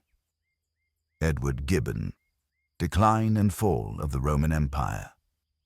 An old popular saying from Chicago has it that if you want to maintain your respect for city aldermen or your appetite for sausages, you should take care not to be present when the former are being groomed or the latter are being manufactured. It is the anatomy of man, said Engels, that is the key to the anatomy of the ape. Thus, if we watch the process of a religion in its formation, we can make some assumptions about the origins of those religions that were put together before most people could read. From a wide selection of openly manufactured sausage religions, I shall pick the Melanesian cargo cult, the Pentecostal superstar Marjo, and the Church of Jesus Christ of Latter-day Saints, commonly known as the Mormons. The thought has surely occurred to many people throughout the ages. What if there is an afterlife, but no God? What if there is a God, but no afterlife? As far as I know, the clearest writer to give expression to this problem was Thomas Hobbes in his 1651 masterwork, Leviathan. I strongly recommend that you read Part 3, Chapter 38, and Part 4, Chapter 44 for yourselves, because Hobbes's command of both Holy Scripture and the English language is quite breathtaking. He also reminds us how perilous it was, and always has been, even to think about these things. His brisk and ironic throat-clearing is eloquent in itself. Reflecting on the nonsense story of Adam's fall, the original instance of someone being created free and then loaded with impossible-to-obey prohibitions, Hobbes opined, not forgetting fearfully to add that he did so with submission nevertheless, both in this and in all questions, whereof the determination dependeth on the Scriptures, that if Adam was condemned to death by sinning, his death must have been postponed, since he contrived to raise a large posterity before actually dying. Having planted the subversive thought, that forbidding Adam to eat from one tree lest he die, and from another lest he live forever, is absurd and contradictory, Hobbes was forced to imagine alternative scriptures and even alternative punishments and alternative eternities. His point was that people might not obey the rule of men if they were more afraid of divine retribution than of horrible death in the here and now, but he had acknowledged the process whereby people are always free to make up a religion that suits or gratifies or flatters them. Samuel Butler was to adapt this idea in his Erewhon Revisited. In the original Erewhon, Mr. Higgs pays a visit to a remote country from which he eventually makes his escape in a balloon. Returning 2 decades later, he finds that in his absence he has become a god named the Sun Child, worshipped on the day he ascended into heaven. 2 high priests are on hand to celebrate the ascension, and when Higgs threatens to expose them and reveal himself as a mere mortal, he is told, "You must not do that, because all the morals of this country are bound around this myth. And if they once know that you did not ascend into heaven, they will all become wicked." In 1964, there appeared a celebrated documentary movie called Mondo Cane, or The World of the Dog, in which the directors captured numerous human cruelties and illusions. This was the first occasion on which one could see a new religion being assembled, in plain view, on camera. The inhabitants of the Pacific Islands may have been separated for centuries from the more economically developed world, but when visited by the fatal impact, many of them were shrewd enough to get the point immediately. Here were great vessels with billowing sails, bearing treasures and weapons and devices that were beyond any compare. Some of the more untutored islanders did what many people do when confronted with a new phenomenon, and tried to translate it into a discourse that they could themselves understand. Not unlike those fearful Aztecs who, first seeing mounted Spanish soldiers in Mesoamerica, concluded that they had a centaur for an enemy. These poor souls decided that the Westerners were their long-mourned ancestors, come back at last with goods from beyond the grave.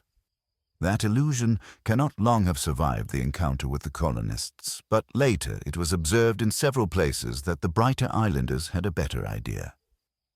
Docks and jetties were built, they noticed, after which more ships came and unloaded more goods. Acting by analogy and mimesis, the locals constructed their own jetties and waited for these too to attract some ships. Futile as this proceeding was, it badly retarded the advance of later Christian missionaries. When they made their appearance, they were asked where the gifts were, and soon came up with some trinkets. In the 20th century, the cargo cult revived in an even more impressive and touching form. Units of the United States Armed Forces, arriving in the Pacific to build airfields for the war on Japan, found that they were the objects of slavish emulation. Local enthusiasts abandoned their lightly worn Christian observance and devoted all their energies to the construction of landing strips that might attract loaded airplanes. They made simulated antennae out of bamboo. They built and lit fires to simulate the flares that guided the American planes to land. This still goes on, which is the saddest bit of the Mondo Cane sequence. On the island of Tana, an American GI was declared to be the Redeemer. His name, John Frum, seems to have been an invention too. But even after the last serviceman flew or sailed away after 1945, the eventual return of the Savior Frum was preached and predicted, and an annual ceremony still bears his name. On another island named New Britain, adjacent to Papua New Guinea, the cult is even more strikingly analogous. It has 10 commandments, the 10 laws, a trinity that has one presence in heaven and another on earth, and a ritual system of paying tributes in the hope of propitiating these authorities. If the ritual is performed with sufficient purity and fervor, so its adherents believe, then an age of milk and honey will be ushered in. This radiant future, sad to say, is known as the period of the companies, and will cause New Britain to flourish and prosper as if it were a multinational corporation. Some people may be insulted at even the suggestion of a comparison here, but are not the holy books of official monotheism absolutely dripping with material yearning and with admiring, almost mouth-watering descriptions of Solomon's wealth? The thriving flocks and herds of the faithful, the rewards for a good Muslim in paradise, to say nothing of many, many lurid tales of plunder and spoils. Jesus, it is true, shows no personal interest in gain, but he does speak of treasure in heaven and even of mansions as an inducement to follow him. Is it not further true that all religions down the ages have shown a keen interest in the amassment of material goods in the real world? The thirst for money and worldly comfort is only a subtext of the mind-numbing story of Marjoe Gardner, the infant phenomenon of American evangelical hucksterism. Grotesquely christened Marjoe, a cretinous lumping together of the names Mary and Joseph by his parents, young Master Gardner was thrust into the pulpit at the age of 4, dressed in a revolting little Lord Fauntleroy suit, and told to say that he had been divinely commanded to preach. If he complained or cried, his mother would hold him under the water tap or press a cushion on his face, always being careful, as he relates it, to leave no marks. Trained like a seal, he soon attracted the cameras and by the age of 6 was officiating at the weddings of grown-ups. His celebrity spread, and many flocked to see the miraculous child. His best guess is that he raised $3 million in contributions, none of which was earmarked for his education or his own future. At the age of 17, he rebelled against his pitiless and cynical parents and dropped out into the early 60s California counterculture. In the immortal children's Christmas pantomime, Peter Pan, there comes a climactic moment when the little angel Tinker Bell seems to be dying. The glowing light that represents her on the stage begins to dim, and there is only one possible way to save the dire situation. An actor steps up to the front of the house and asks all the children, "Do you believe in fairies?" If they keep confidently answering, "Yes," then the tiny light will start to brighten again. Who can object to this? One wants not to spoil children's belief in magic. There will be plenty of time later for disillusionment, and nobody is waiting at the exit, asking them hoarsely to contribute their piggy banks to the Tinkerbell Salvation Church. The events at which Marja was exploited had all the intellectual content of the Tinkerbell scene, nastily combined with the ethics of Captain Hook. A decade or so later, Mr. Gortner exacted the best possible revenge for his stolen and empty childhood and decided to do the general public a favor in order to make up for his conscious fraudulence. He invited a film crew to follow him as he ostensibly returned to preach the gospel and took the trouble to explain how all the tricks are pulled. This is how you induce motherly women, he was a handsome lad, to part with their savings. This is how you time the music to create an ecstatic effect. This is when you speak of how Jesus visited you personally. Here is how you put invisible ink on your forehead in the shape of a cross, so that it will suddenly show up when you start perspiring. This is when you really move in for the kill. He keeps all his promises, telling the film's director in advance what he can and will do, and then going out into the auditorium to enact it with absolute conviction. People weep and yell and collapse in spasms and fits, shrieking their Savior's name. Cynical, coarse, brutish old men and women wait for the psychological moment to demand money and start counting it gleefully before the charade of the service is even over.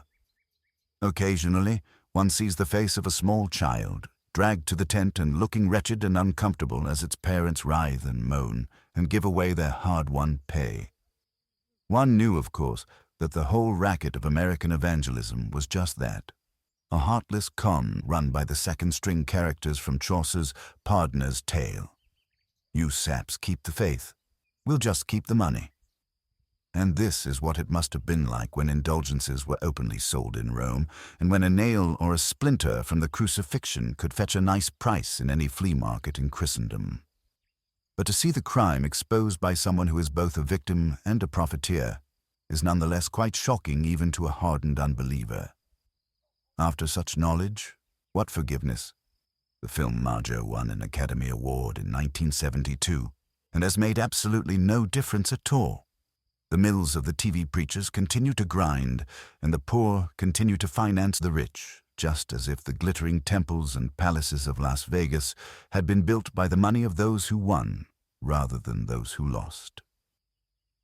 In his bewitching novel, The Child in Time, Ian McEwan gives us a desolate character and narrator who is reduced by tragedy to a near-inert state in which he vacantly watches a great deal of daytime TV. Observing the way in which his fellow creatures allow themselves, volunteer themselves, to be manipulated and humiliated, he coins the phrase for those who indulge themselves in witnessing the spectacle. It is, he decides, the Democrats' pornography.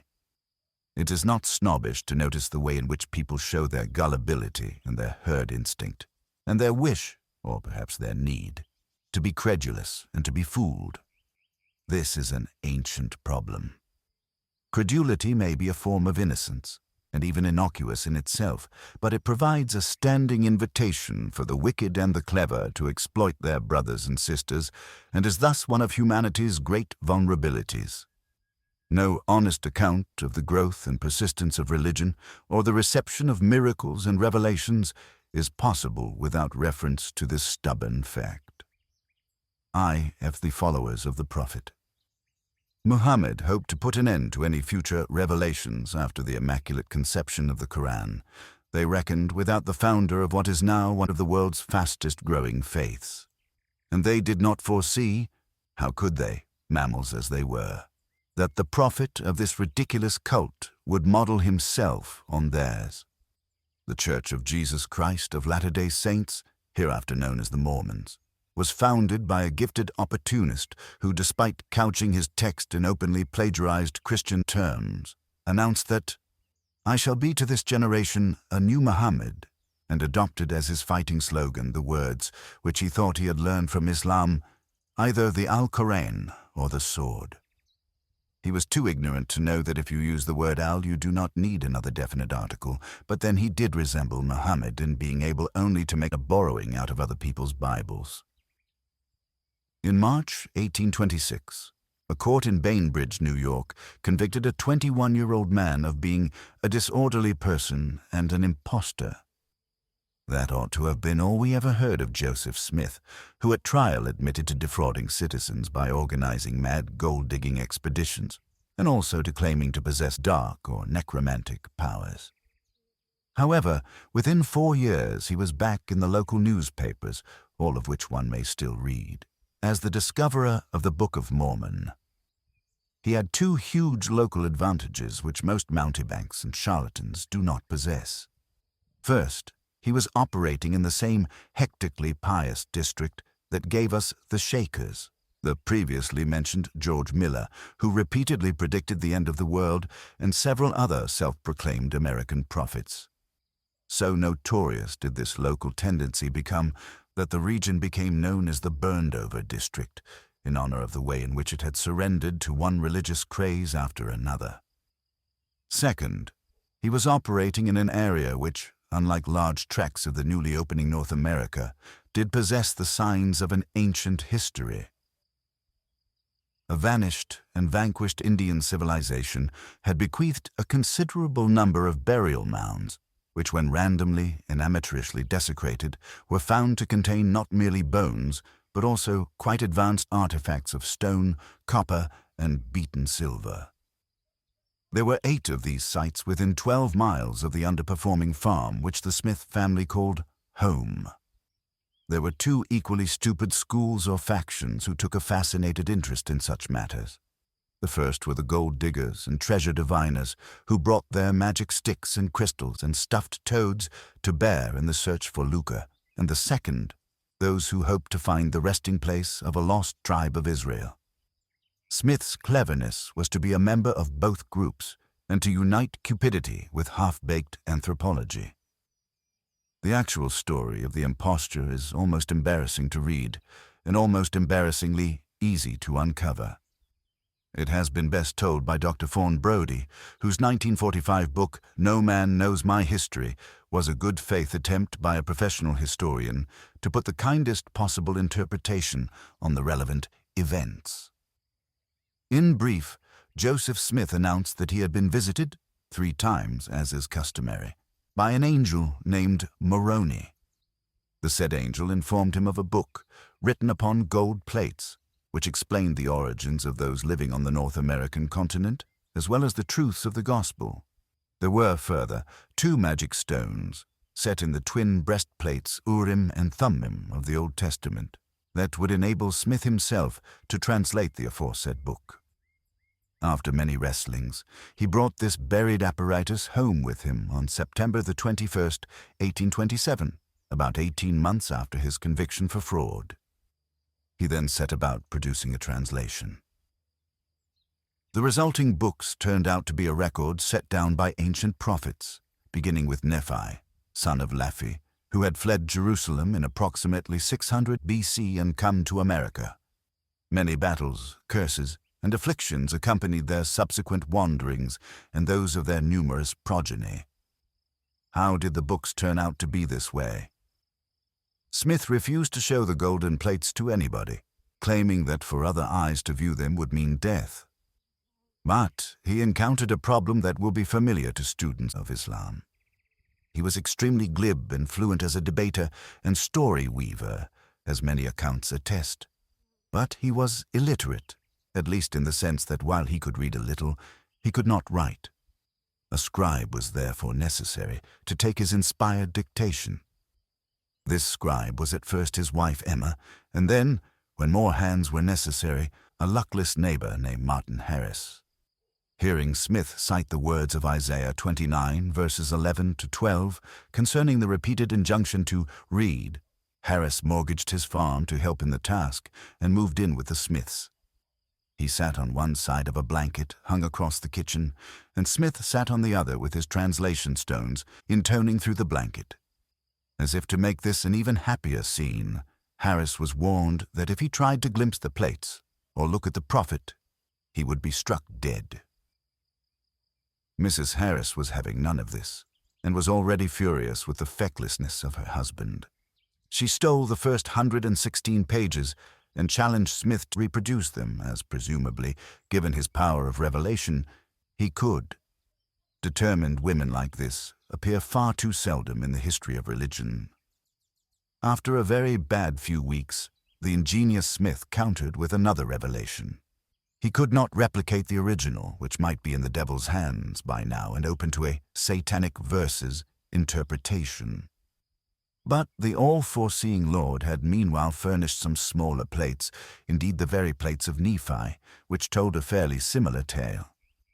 With infinite labor, the translation was resumed, with new scriveners behind the blanket as occasion demanded, and when it was completed, all the original golden plates were transported to heaven, where apparently they remain to this day. Mormon partisans sometimes say, as do Muslims, that this cannot have been fraudulent because the work of deception would have been too much for one poor and illiterate man. They have on their side two useful points. If Muhammad was ever convicted in public of fraud and attempted necromancy, we have no record of the fact, and Arabic is a language that is somewhat opaque, even to the fairly fluent outsider. However, we know the Quran to be made up in part of earlier books and stories, and in the case of Smith, it is likewise a simple if tedious task to discover that 25,000 words of the Book of Mormon are taken directly from the Old Testament. These words can mainly be found in the chapters of Isaiah, available in Ethan Smith's View of the Hebrews, the 10 Tribes of Israel in America. This then popular work by a pious loony, claiming that the American Indians originated in the Middle East, seems to have started the other Smith on his gold digging in the first place. A further 2,000 words of the Book of Mormon are taken from the New Testament. Of the 350 names in the book, more than 100 come straight from the Bible, and 100 more are as near stolen as makes no difference. The great Mark Twain famously referred to it as chloroform in print, but I accuse him of hitting too soft a target, since the book does actually contain the Book of Ether. The words, "and it came to pass," can be found at least 2,000 times, which does admittedly have a soporific effect. Quite recent scholarship has exposed every single other Mormon document as at best a scrawny compromise and at worst a pitiful fake, as Dr. Brodie was obliged to notice when she reissued and updated her remarkable book in 1973. Like Muhammad, Smith could produce divine revelations at short notice and often simply to suit himself, especially, and like Muhammad, when he wanted a new girl and wished to take her as another wife. As a result, he overreached himself and came to a violent end, having meanwhile excommunicated almost all the poor men who had been his first disciples and who had been browbeaten into taking his dictation. Still, this story raises some very absorbing questions concerning what happens when a plain racket turns into a serious religion before our eyes. Professor Daniel Dennett and his supporters have attracted a great deal of criticism for their natural science explanation of religion. Never mind the supernatural, argues Dennett, we may discard that while accepting that there have always been those for whom belief in belief is a good thing in itself. Phenomena can be explained in biological terms. In primitive times, is it not possible that those who believed in the shaman's cure had a better morale as a result, and thus a slightly but significantly higher chance of actually being cured? Miracles and similar nonsense to one side, not even modern medicine rejects this thought. And it seems possible, moving to the psychological arena, that people can be better off believing in something than in nothing, however untrue that something may be. Some of this will always be disputed among anthropologists and other scientists, but what interests me and always has is this. Do the preachers and prophets also believe, or do they too just believe in belief? Do they ever think to themselves, this is too easy? And do they then rationalize the trick by saying that either A, if these wretches weren't listening to me, they'd be in even worse shape, or B, that if it doesn't do them any good, then it still can't be doing them much harm? Sir James Frazer, in his famous study of religion and magic, The Golden Bough, suggests that the novice witch doctor is better off if he does not share the illusions of the ignorant congregation. For one thing, if he does take the magic literally, he is much more likely to make a career-ending mistake. Better, by far, to be a cynic and to rehearse the conjury, and to tell himself that everybody is better off in the end. Smith obviously seems like a mere cynic, in that he was never happier than when using his revelation to claim supreme authority, or to justify the idea that the flock should make over their property to him, or to sleep with every available woman. There are gurus and cult leaders of that kind born every day. Smith must certainly have thought it was too easy to get innocent wretches like Martin Harris to believe everything he told them, especially when they were thirsty for just a glimpse of that mouth-watering golden trove. But was there a moment when he also believed that he did have a destiny and was ready to die to prove it? In other words, was he a huckster all the time, or was there a pulse inside him somewhere? The study of religion suggests to me that, while it cannot possibly get along without great fraud and also minor fraud, this remains a fascinating and somewhat open question. There were dozens of part-educated, unscrupulous, ambitious, fanatical men like Smith in the Palmyra, New York area at that epoch, but only one of them achieved takeoff.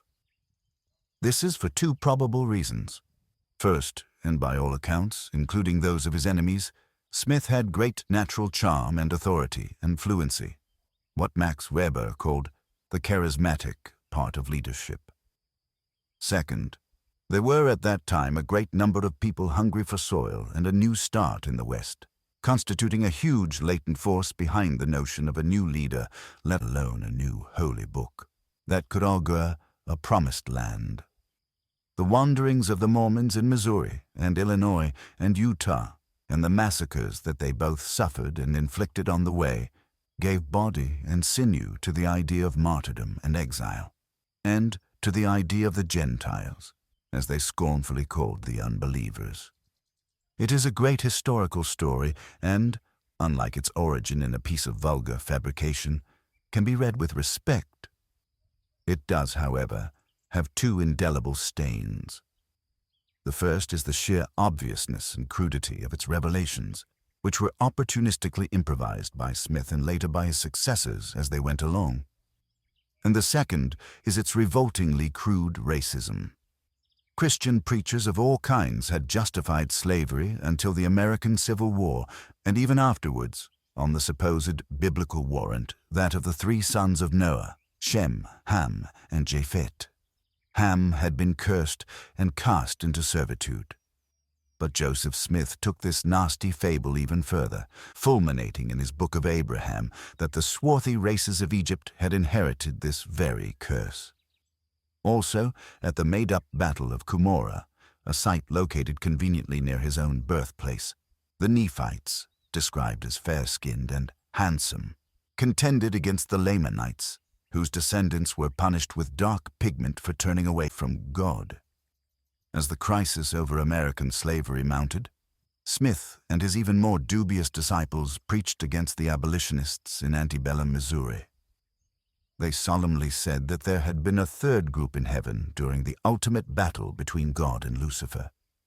This group, as it was explained, had tried to remain neutral, but after Lucifer's defeat, they had been forced into the world, compelled to take bodies in the accursed lineage of Canaan, and hence the Negro or African race. Thus, when Dr. Brodie first wrote her book, no black American was allowed to hold even the lowly position of deacon, let alone a priesthood in the Mormon Church. Nor were the descendants of Ham admitted to the sacred rites of the temple. If anything proves the human manufacture of religion, it is the way that the Mormon elders resolved this difficulty. Confronted by the plain words of one of their holy books and the increasing contempt and isolation that it imposed upon them, they did as they had done when their fondness for polygamy would have brought federal retribution upon God's own Utah. They had still another revelation, and more or less in time for the passage of the Civil Rights Act of 1965 had it divinely disclosed to them that black people were human after all. It must be said for the Latter-day Saints, These conceited words were added to Smith's original Church of Jesus Christ in 1833, that they have squarely faced one of the great difficulties of revealed religion. This is the problem of what to do about those who were born before the exclusive revelation, or who died without ever having the opportunity to share in its wonders. Christians used to resolve this problem by saying that Jesus descended into hell after his crucifixion, where it is thought that he saved or converted the dead. There is indeed a fine passage in Dante's Inferno, where he comes to rescue the spirits of great men like Aristotle, who had presumably been boiling away for centuries until he got around to them. In another, less ecumenical scene from the same book, the prophet Muhammad is found being disemboweled in revolting detail. The Mormons have improved on this rather backdated solution with something very literal-minded. They have assembled a gigantic genealogical database at a huge repository in Utah, and are busy filling it with the names of all people whose births, marriages, and deaths have been tabulated since records began. This is very useful if you want to look up your own family tree, and as long as you do not object to having your ancestors becoming Mormons. Every week, at special ceremonies in Mormon temples, the congregations meet and are given a certain quota of names of the departed to pray into their church. This retrospective baptism of the dead seems harmless enough to me, but the American Jewish Committee became incensed when it was discovered that the Mormons had acquired the records of the Nazi final solution and were industriously baptizing what for once could truly be called a lost tribe, the murdered Jews of Europe. For all its touching inefficacy, this exercise seemed in poor taste. I sympathize with the American Jewish Committee, but I nonetheless think that the followers of Mr. Smith should be congratulated for hitting upon even the most simple-minded technological solution to a problem that has defied solution ever since man first invented religion. Chapter 12. A Coda. How Religions End. It can be equally useful and instructive to take a glimpse at the closing of religions or religious movements. The Millerites, for example, are no more, and we shall not hear again in any but the most vestigial and nostalgic way of Pan or Osiris or any of the thousands of gods who once held people in utter thrall. But I have to confess to a slight sympathy that I have tried and failed to repress for Sabbatai Sevi, the most imposing of the false messiahs. In the mid-17th century, he galvanized whole Jewish communities across the Mediterranean and the Levant, and as far afield as Poland, Hamburg, and even Amsterdam, repudiator of Spinoza, with his claim to be the chosen one who would lead the exiles back to the Holy Land and begin the era of universal peace. His key to revelation was the study of the Kabbalah, more recently revived in fashion by a showbiz woman bizarrely known as Madonna, and his arrival was greeted by hysterical Jewish congregations from his home base in Smyrna to Salonika, Constantinople, and Aleppo. The rabbis of Jerusalem, having been inconvenienced by premature messianic claims before, were more skeptical. By the use of Kabbalistic conjury that made his own name the equivalent of Mosiach or Messiah, when unscrambled from a Hebrew anagram, he may have persuaded himself, and certainly persuaded others, that he was the expected one. As one of his disciples phrased it, the prophet Nathan prophesied, and Sabbatai Sevi preached that whoever did not mend his ways would not behold the comforting of Zion and Jerusalem, and that they would be condemned to shame and to everlasting contempt. And there was a repentance, the like of which has never been seen since the world was created and unto this day. This was no crude Millerite panic. Scholars and learned men debated the question passionately and in writing, and as a consequence we have a very good record of events. All the elements of a true and a false prophecy were present. Sabbatai's devotees pointed to his equivalent of John the Baptist, a charismatic rabbi called Nathan of Gaza. Sabbatai's enemies described him as an epileptic and a heretic, and accused him of violating the law. They in turn were stoned by Sabbatai's partisans.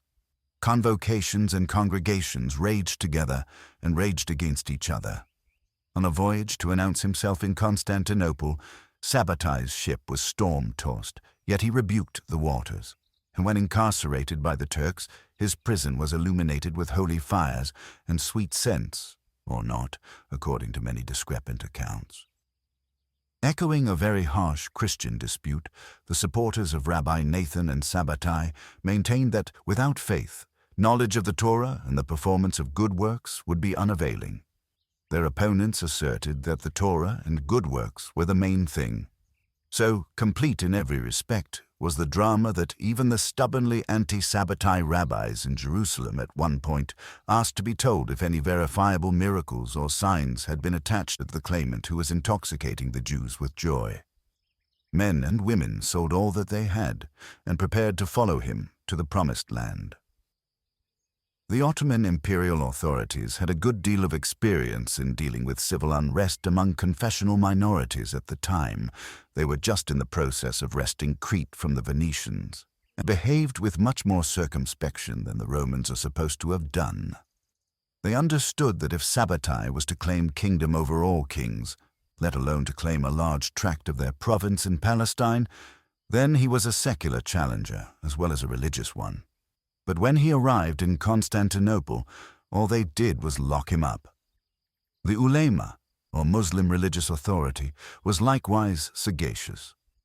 They counseled against the execution of this turbulent subject, lest his enthused believers make a new religion. The script was almost complete when a former disciple of Sabbatai's, one Nehemiah Cohen, came to the Grand Vizier's headquarters in Edirne and denounced his former master as a practitioner of immorality and heresy. Summoned to the vizier's palace and allowed to make his way from prison with a procession of hymn-singing supporters, the Messiah was very bluntly asked if he would agree to a trial by ordeal. The archers of the court would use him as a target, and if heaven deflected the arrows, he would be adjudged genuine. Should he refuse, he would be impaled. If he wished to decline the choice altogether, he could affirm himself to be a true Muslim and be allowed to live. Sabbatai Zevi did what almost any ordinary mammal would have done, made the standard profession of belief in the one God and his messenger, and was awarded a sinecure.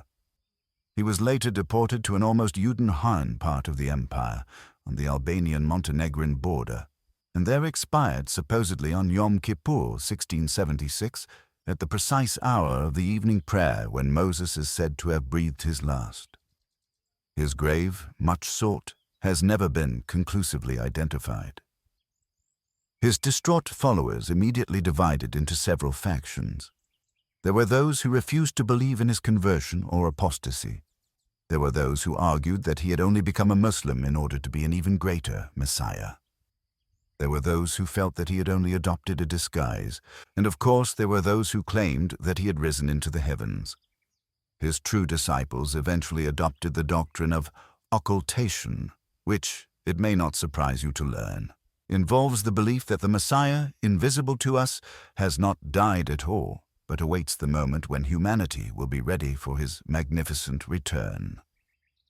Occultation is also the term employed by pious Shia to describe the present and long-standing condition of the 12th Imam, or Mahdi, a child of 5 who apparently vanished from human view in the year 873. So the Sabbatai Sevi religion came to an end and survives only in the tiny syncretic sect known in Turkey as the Donme, which conceals a Jewish loyalty within an outward Islamic observance. But had its founder been put to death, we should be hearing of it still, and of the elaborate mutual excommunications, stonings, and schisms that its followers would subsequently have engaged in. The nearest approximation in our own day is the Hasidic sect known as Chabad, the Lubavitcher movement once led, and according to some, still led, by Menachem Schneerson. This man's death in Brooklyn in 1994 was confidently expected to produce an age of redemption, which it so far has not. The United States Congress had already established an official day in Schneerson's honor in 1983. Just as there are still Jewish sects who maintain that the Nazi final solution was a punishment for living in exile from Jerusalem, so there are those who preserve the ghetto policy, which maintained a watcher at the gates, whose job it was to alert the others if the Messiah arrived unexpectedly. It's steady work, as one of these watchmen is supposed, rather defensively, to have said. Surveying the not quite and might have been religions, one could experience a slight feeling of pathos, were it not for the constant din of other sermonizers, all of them claiming that it is their Messiah and not anybody else's, who is to be awaited with servility and awe. Chapter 13. Does religion make people behave better? A little more than a century after Joseph Smith fell victim to the violence and mania that he had helped to unleash, another prophetic voice was raised in the United States. A young black pastor named Dr. Martin Luther King began to preach that his people, the descendants of the very slavery that Joseph Smith and all other Christian churches had so warmly approved, should be free. It is quite impossible, even for an atheist like myself, to read his sermons or watch recordings of his speeches without profound emotion of the sort that can sometimes bring genuine tears. Dr. King's letter from Birmingham jail, written in response to a group of white Christian clerics who had urged him to show restraint and patience, in other words, to know his place, is a model of polemic. Icily polite and generous-minded, it still breathes with an unquenchable conviction that the filthy injustice of racism must be borne no longer. Taylor Branch's magnificent 3-volume biography of Dr. King is successively titled Parting the Water's Pillar of Fire and At Canaan's Edge, and the rhetoric with which King addressed his followers was designed to evoke the very story that they all knew best, the one that begins when Moses first tells Pharaoh to "let my people go." In speech after speech, he inspired the oppressed and exhorted and shamed their oppressors. Slowly, the embarrassed religious leadership of the country moved to his side. Rabbi Abraham Heschel asked, "Where in America today do we hear a voice like the voice of the prophets of Israel? Martin Luther King is a sign that God has not forsaken the United States of America." Most eerie of all, if we follow the Mosaic narrative, was the sermon that King gave on the last night of his life. His work of transforming public opinion and shifting the stubborn Kennedy and Johnson administrations was almost done, and he was in Memphis, Tennessee, to support a long and bitter strike by the city's ground-down garbage collectors, on whose placards appeared the simple words, "I am a man." In the pulpit at Mason Temple, he reviewed the protracted struggle of the past years and then, very suddenly, said, "But it doesn't matter with me now." There was a silence until he went on. "Because I've been to the mountaintop, and I don't mind. Like anybody, I would like to live a long life. Longevity has its place, but I'm not concerned about that now. I just want to do God's will, and He's allowed me to go up the mountain, and I've looked over, and I have seen the promised land. And I may not get there with you, but I want you to know tonight that we as a people will get to the promised land."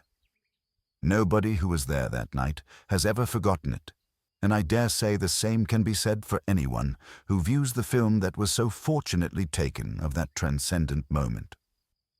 The next best way of experiencing this feeling at second hand is to listen to how Nina Simone sang, that same terrible week, "The King of Love is Dead." The entire drama has the capacity to unite elements of Moses on Mount Nebo with the agony in the Garden of Gethsemane. The effect is scarcely diminished even when we discover that this was one of his favorite sermons, and one that he had delivered several times before and into which he could slip as occasion demanded. But the examples King gave from the books of Moses were, fortunately for all of us, metaphors and allegories. His most imperative preaching was that of non-violence. In his version of the story, there are no savage punishments and genocidal bloodlettings, nor are there cruel commandments about the stoning of children and the burning of witches. His persecuted and despised people were not promised the territory of others, nor were they incited to carry out the pillage and murder of other tribes. In the face of endless provocation and brutality, King beseeched his followers to become what they for a while truly became, the moral tutors of America and of the world beyond its shores. He, in effect, forgave his murderer in advance.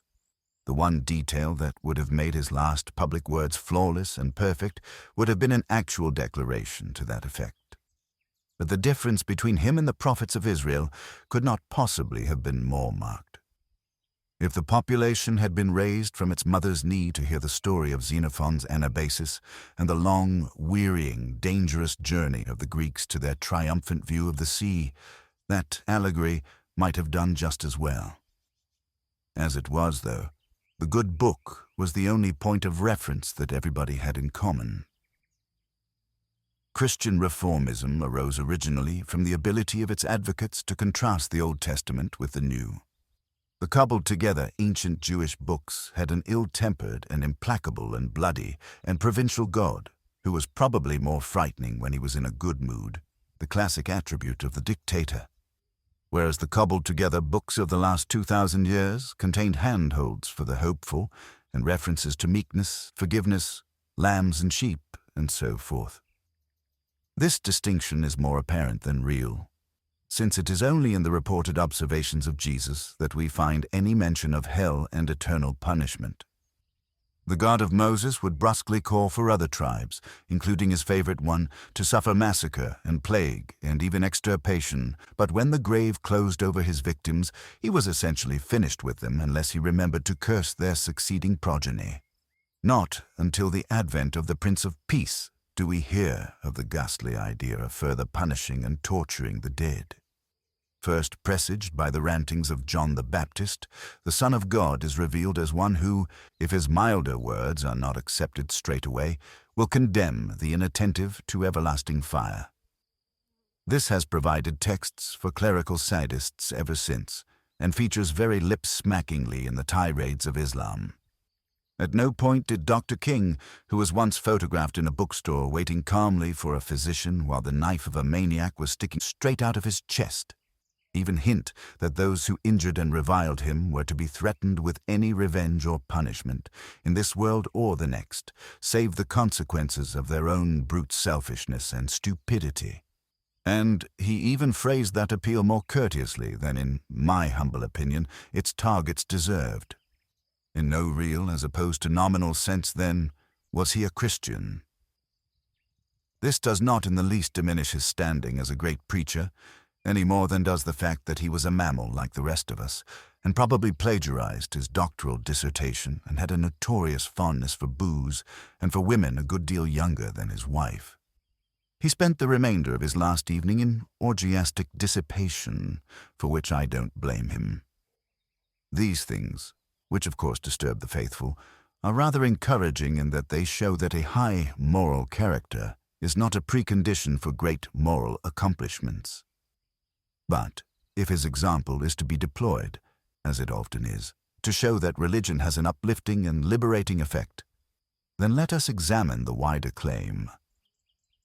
Taking the memorable story of Black America as our instance, we should find first that the enslaved were not captives of some pharaoh, but of several Christian states and societies that for many years operated a triangular trade between the west coast of Africa, the eastern seaboard of North America, and the capitals of Europe. This huge and terrible industry was blessed by all churches and for a long time aroused absolutely no religious protest. Its counterpart, the slave trade in the Mediterranean and North Africa, was explicitly endorsed by and carried out in the name of Islam. In the 18th century, a few dissenting Mennonites and Quakers in America began to call for abolition, did some freethinkers like Thomas Paine. Thomas Jefferson, ruminating on the way that slavery corrupted and brutalized the masters as well as exploited and tortured the slaves, wrote, "Indeed, I tremble for my country when I reflect that God is just." This was a statement as incoherent as it is memorable. Given the marvel of a God who was also just, there would be, in the long term, nothing much to tremble about. At any rate, The Almighty managed to tolerate the situation while several generations were born and died under the lash, and until slavery became less profitable, and even the British Empire began to get rid of it. This was the spur for the revival of abolitionism. It sometimes took a Christian form, most notably in the case of William Lloyd Garrison. The great orator and founder of the Liberator, Mr. Garrison, was a splendid man by any standards. But it is probably fortunate that all of his early religious advice was not followed. He based his initial claim on the dangerous verse from Isaiah that calls on the faithful to come out and be separated.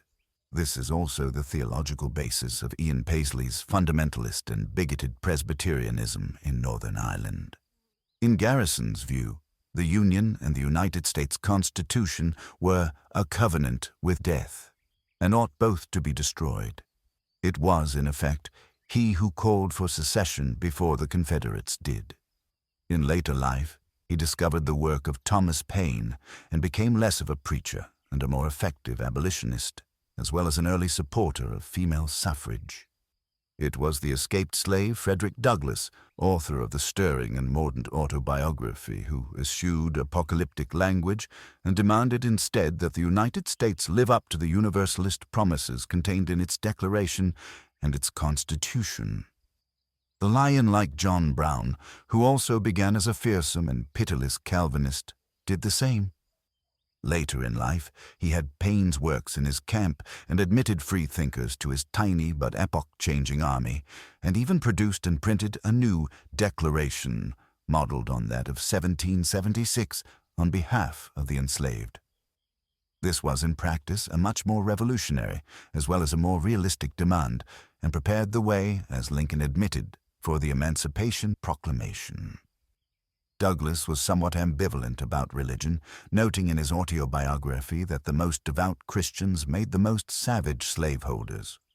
The obvious truth of this was underlined when secession really did come and the Confederacy adopted the Latin motto Deo Vindice, or, in effect, God on our side.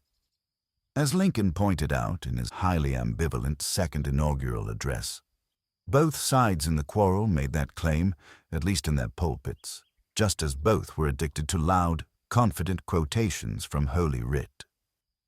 Lincoln himself was hesitant to claim authority in this manner.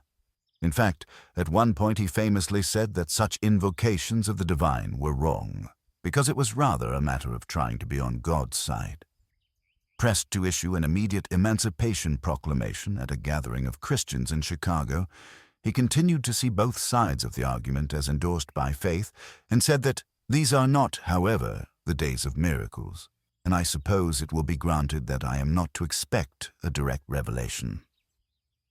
This was neatly evasive, yet when he finally did nerve himself to issue the proclamation, he told the remaining waverers that he had promised himself to do so, on condition that God gave victory to the Union forces at Antietam.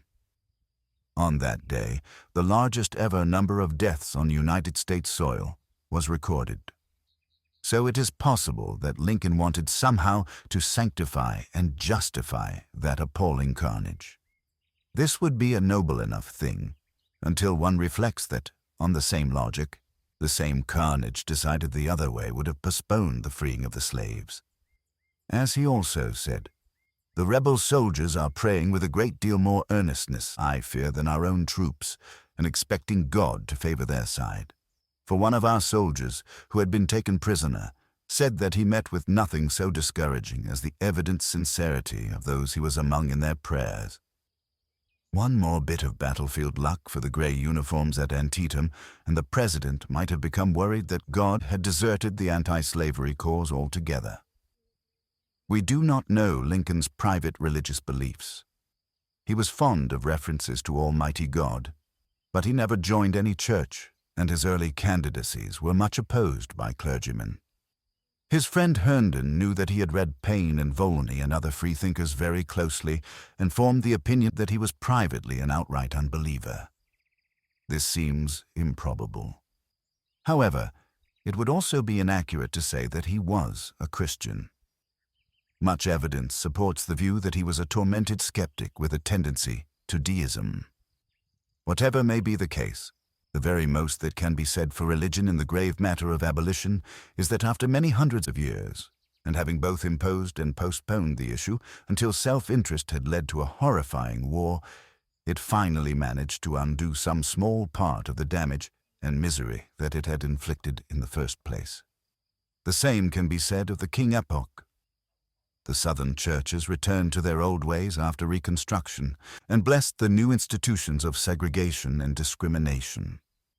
It was not until after the Second World War and the spread of decolonization and human rights that the cry for emancipation was raised again.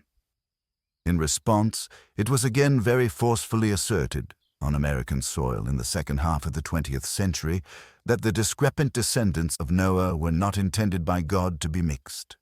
This barbaric stupidity had real-world consequences. The late Senator Eugene McCarthy told me that he had once urged Senator Pat Robertson, father of the present television prophet, to support some mild civil rights legislation.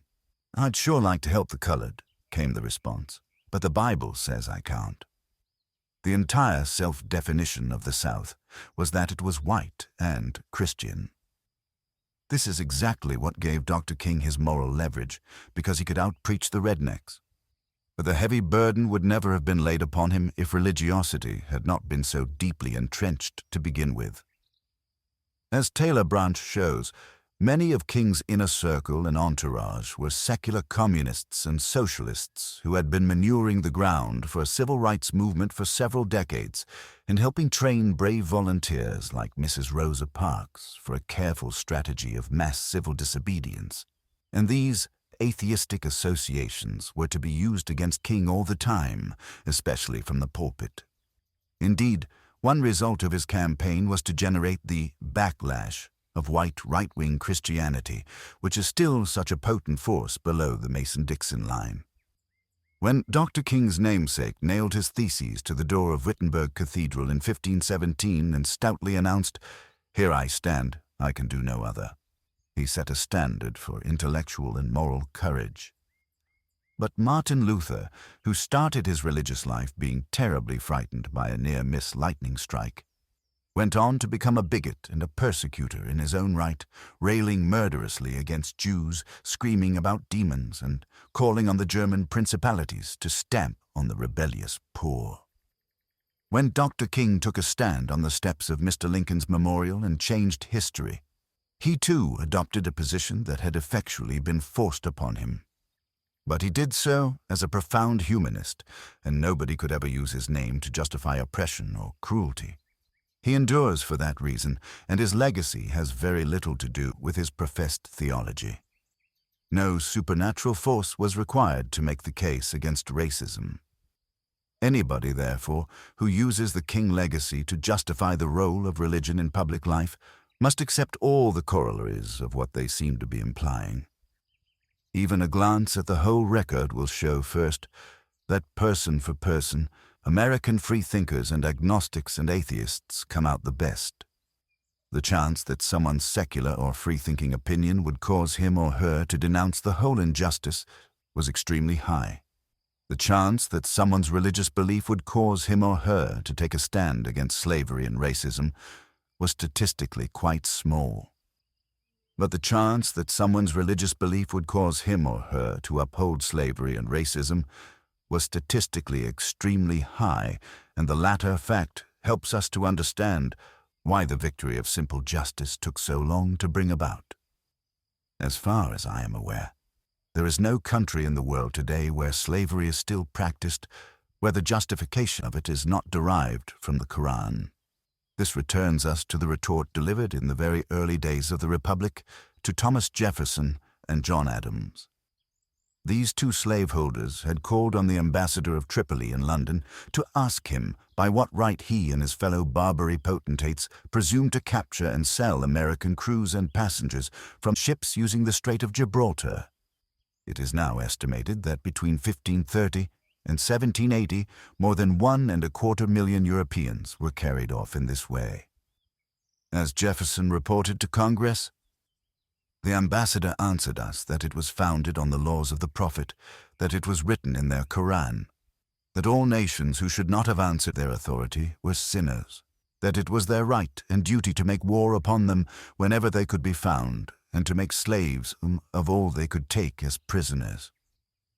Ambassador Abdrahman went on to mention the requisite price of ransom, the price of protection from kidnapping, and last but not least, his own personal commission in these proceedings. Religion once again betrays its man-made conveniences. As it happens, he was quite right in what he said about the Quran. The 8th surah, revealed at Medina, deals at some length with the justified spoils of war, and dwells continually on the further post-mortem torments of fire that await those who are defeated by the believers. It was this very surah that was to be used only 2 centuries later by Saddam Hussein to justify his mass murder and dispossession of the people of Kurdistan. Another grand historical episode, the emancipation of India from colonial rule, is often portrayed as though it involved a connection between religious belief and ethical outcomes. As with the heroic battle of Dr. King, the real story tends to show that something like the opposite is the case. After the critical weakening of the British Empire by the First World War, and most particularly after the notorious massacre of Indian protesters at the city of Amritsar in April 1919, it became apparent even to the then controllers of the subcontinent that rule from London would come to an end sooner rather than later. It was no longer a matter of if, but of when. Had this not been the case, a campaign of peaceful disobedience would have stood no chance. Thus, Mohandas K. Gandhi, sometimes known as the Mahatma, in respect for his standing as a Hindu elder, was in a sense pushing at an open door. There is no dishonor in that, but it is exactly his religious convictions that make his legacy a dubious rather than a saintly one. To state the matter shortly, he wanted India to revert to a village-dominated and primitive spiritual society. He made power-sharing with Muslims much harder, and he was quite prepared to make hypocritical use of violence when he thought it might suit him. The whole question of Indian independence was interleaved with the question of unity. Would the former British Raj be reborn as the same country, with the same borders and territorial integrity, and yet still be called India?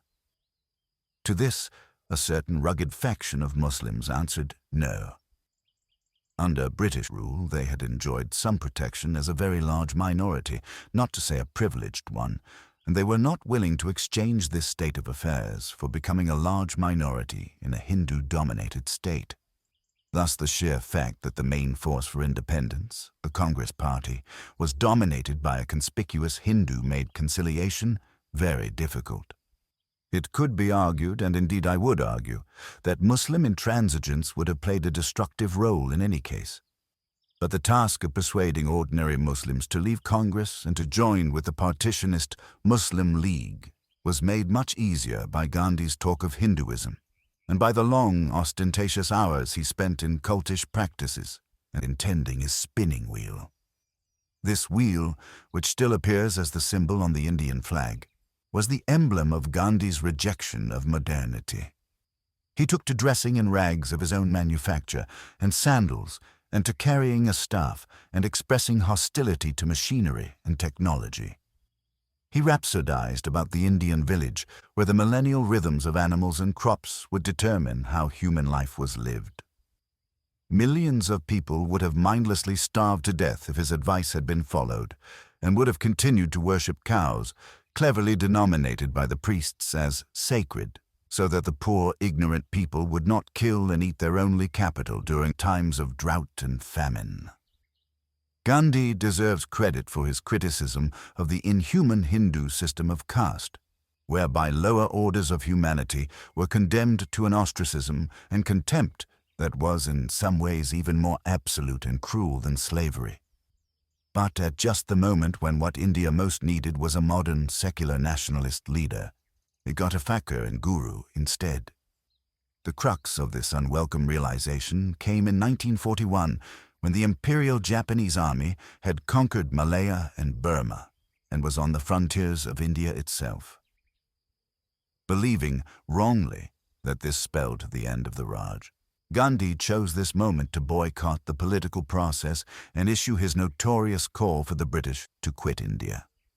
He added that they should leave it to God or to anarchy, which in the circumstances would have meant much the same thing. Those who naively credit Gandhi with a conscientious or consistent pacifism might wish to ask if this did not amount to letting the Japanese imperialists do his fighting for him.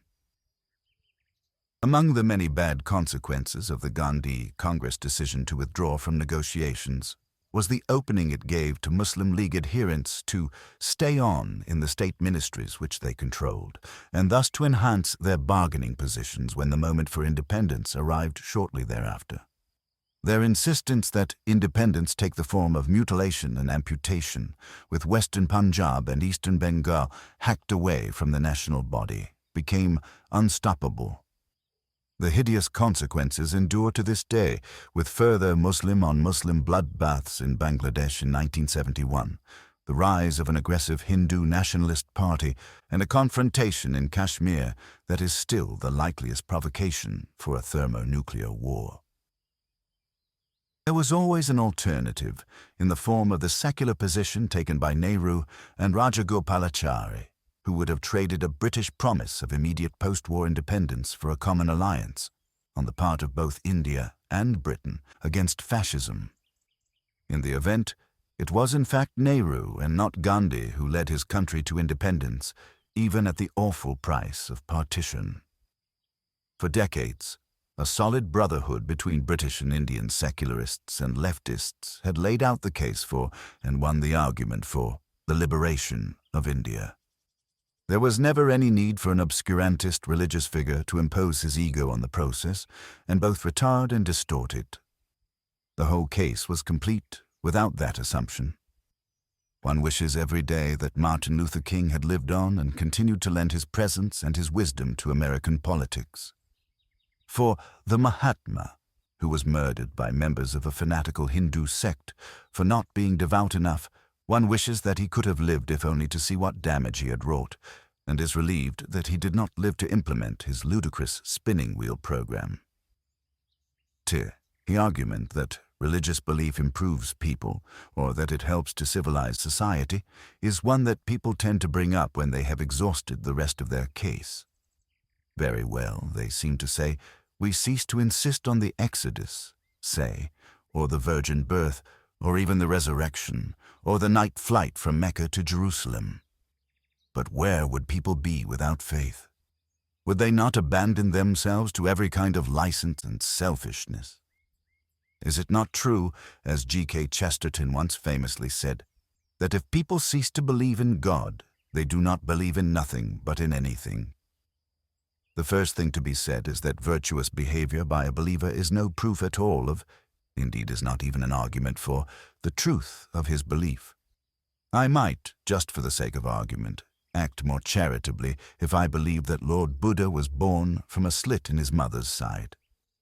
But would not this make my charitable impulse dependent upon something rather tenuous? By the same token, I do not say that if I catch a Buddhist priest stealing all the offerings left by the simple folk at his temple, Buddhism is thereby discredited. And we forget in any case how contingent all this is. Of the thousands of possible desert religions there were, as with the millions of potential species there were, one branch happened to take root and grow. Passing through its Jewish mutations to its Christian form, it was eventually adopted for political reasons by the Emperor Constantine and made into an official faith with, eventually, a codified and enforceable form of its many chaotic and contradictory books.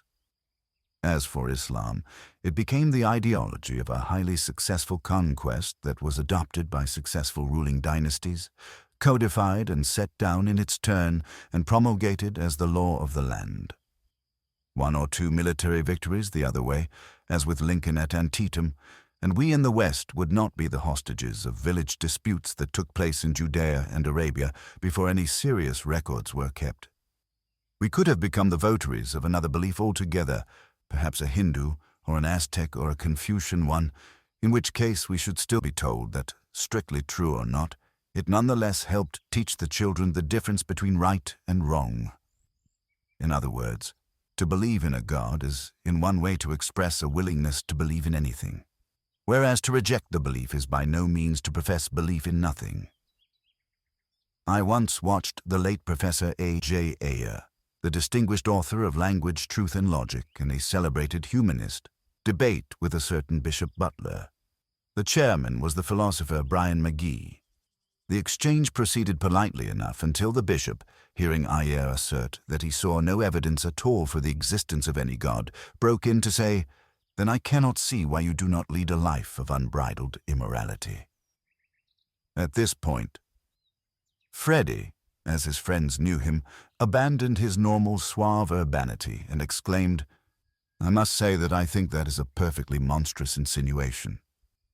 Now, Freddie had certainly broken most commandments respecting the sexual code as adumbrated from Sinai. He was, in a way, justly famous for this. But he was an excellent teacher, a loving parent, and a man who spent much of his spare time pressing for human rights and free speech. To say that his life was an immoral one would be a travesty of the truth.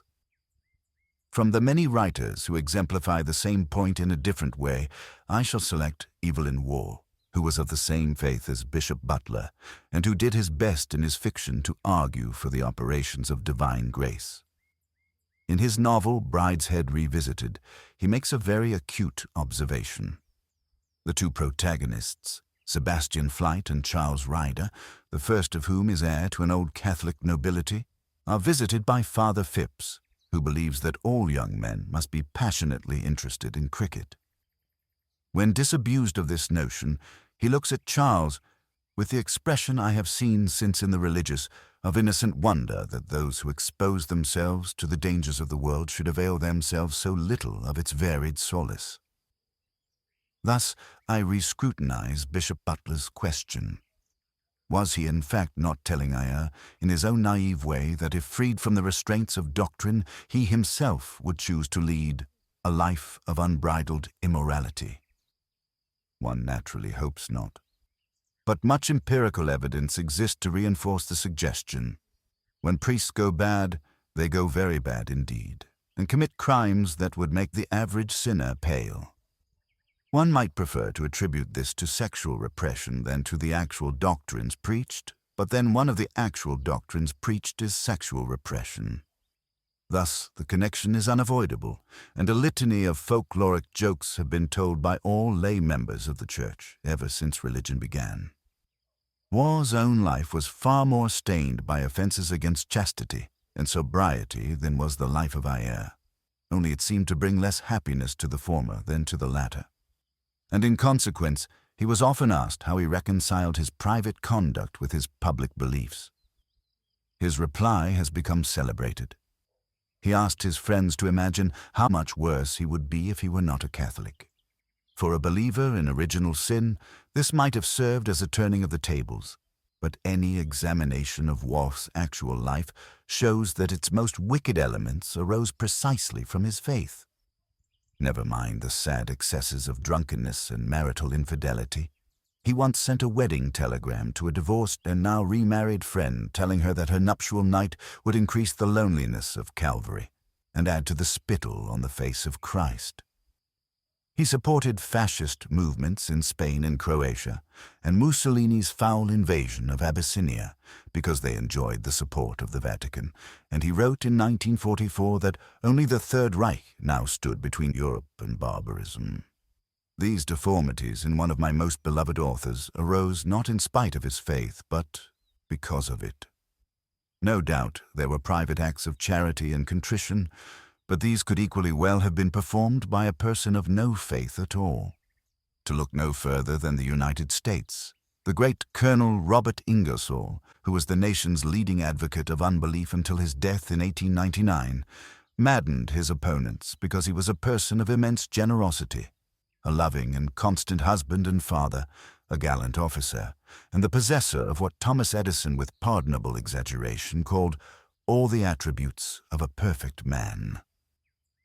In my own recent life in Washington, I have been bombarded with obscene and menacing phone calls from Muslims, promising to punish my family because I do not support a campaign of lies and hatred and violence against democratic Denmark.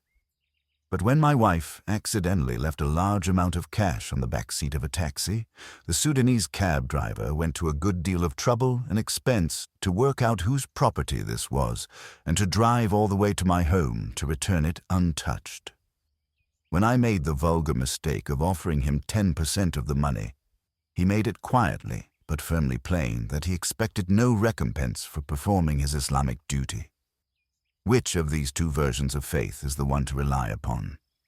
The question is in some ways ultimately undecidable. I would prefer to have Evelyn Waugh's shelf of writing just as it is, and to appreciate that one cannot have the novels without the torments and evils of its author. And if all Muslims conducted themselves like the man who gave up more than a week's salary in order to do the right thing, I could be quite indifferent to the weird exhortations of the Quran. If I search my own life for instances of good or fine behavior, I am not overwhelmed by an excess of choice. I did once, shivering with fear, take off my flak jacket in Sarajevo and lend it to an even more frightened woman who I was helping escort to a place of safety. I'm not the only one who has been an atheist in a foxhole. I felt at the time that it was the least I could do for her, as well as the most. The people shelling and sniping were Serbian Christians, but then, so was she. In northern Uganda, in late 2005, I sat in a center for the rehabilitation of kidnapped and enslaved children in the land of the Acholi people who live on the northern side of the Nile. The listless, vacant, hardened little boys, and some girls, were all around me. Their stories were distressingly similar. They had been seized at the age of anything from 8 to 13 from their schools or homes by a stone-faced militia that was itself originally made up of abducted children. Marched into the bush, they were initiated into the force by one or two of two methods. They either had to take part in a murder themselves in order to feel dirtied up and implicated, or they had to submit to a prolonged and savage whipping, often of up to 300 strokes. Children who have felt cruelty, said one of the elders of the Acholi people, know very well how to inflict it. The misery inflicted by this army of wretches turned zombies was almost beyond computation. It had razed villages, created a vast refugee population, committed hideous crimes such as mutilation and disemboweling, and, in a special touch of evil, had continued to kidnap children so that the Acholi were wary of taking strong countermeasures lest they kill or injure one of their own. The name of the militia was the Lord's Resistance Army, LRA, and it was led by a man named Joseph Kony, a passionate former altar boy who wanted to subject the area to the rule of the 10 Commandments. He baptized by oil and water, held fierce ceremonies of punishment and purification, and ensured his followers against death. His was a fanatical preachment of Christianity. As it happened, the rehabilitation center in which I was sitting was also run by a fundamentalist Christian organization. Having been out into the bush and seen the work of the LRA, I fell to talking with the man who tried to repair the damage. How did he know, I asked him, which of them was the truest believer? Any secular or state-run outfit could be doing what he was doing, fitting prosthetic limbs and providing shelter and counseling. But in order to be Joseph Kony, one had to have real faith.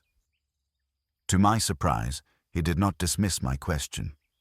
It was true, he said, that Kony's authority arose in part from his background in a priestly Christian family. It was also true that people were apt to believe he could work miracles by appealing to the spirit world and promising his acolytes that they were death-proof. Even some of those who had run away would still swear that they had seen wonders performed by the man.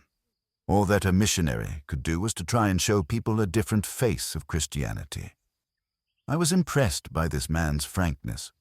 There were some other defenses that he might have offered. Joseph Kony is obviously far away from the Christian mainstream. For one thing, his paymasters and armorers are the cynical Muslims of the Sudanese regime who use him to make trouble for the government of Uganda, which has in turn supported rebel groups in Sudan. In an apparent reward for this support, Coney at one stage began denouncing the keeping and eating of pigs, which, unless he has become a fundamentalist Jew in his old age, suggests a payoff to his bosses. These Sudanese murderers, in their turn, have for years been conducting a war of extermination not just against the Christians and animists of southern Sudan, but against the non-Arab Muslims of Darfur province. Islam may officially make no distinction between races and nations, but the slaughterers in Darfur are Arab Muslims, and their victims are African Muslims. The Lord's Resistance Army is nothing but a Christian Khmer Rouge sideshow in this more general horror. An even more graphic example is afforded by the case of Rwanda, which in 1992 gave the world a new synonym for genocide and sadism. This former Belgian possession is the most Christian country in Africa, boasting the highest percentage of churches per head of population, with 65% of Rwandans professing Roman Catholicism and another 15% adhering to various Protestant sects. The words "per head" took on a macabre ring in 1992, when at a given signal the racist militias of Hutu power, incited by state and church, fell upon their Tutsi neighbors and slaughtered them en masse. This was no atavistic spasm of bloodletting, but a coldly rehearsed African version of the final solution, which had been in preparation for some time. The early warning of it came in 1987, when a Catholic visionary with the deceptively folksy name of Little Pebbles began to boast of hearing voices and seeing visions, these deriving from the Virgin Mary. The said voices and visions were distressingly bloody, predicting massacre and apocalypse, but also, as if in compensation, the return of Jesus Christ on Easter Sunday, 1992. Apparitions of Mary on a hilltop named Kibeho were investigated by the Catholic Church and announced to be reliable. The wife of the Rwandan president, Agatha Habyarimana, was specially entranced by these visions and maintained a close relationship with the Bishop of Kigali, Rwanda's capital city. This man, Monsignor Vincent Nsengiyumva, was also a Central Committee member of President Habyarimana's single ruling party, the National Revolutionary Movement for Development, or NRMD. This party, together with other organs of state, was fond of rounding up any women of whom it disapproved as prostitutes, and of encouraging Catholic activists to trash any stores that sold contraceptives. Over time, the word spread that prophecy would be fulfilled and that the cockroaches, the Tutsi minority, would soon get what was coming to them. When the apocalyptic year of 1994 actually hit and the premeditated and coordinated massacres began, many frightened Tutsi and dissident Hutu were unwise enough to try and take refuge in churches. This made life considerably easier for the Interahamwe, or government and military death squads, who knew where to find them and who could rely on priests and nuns to point out the locations.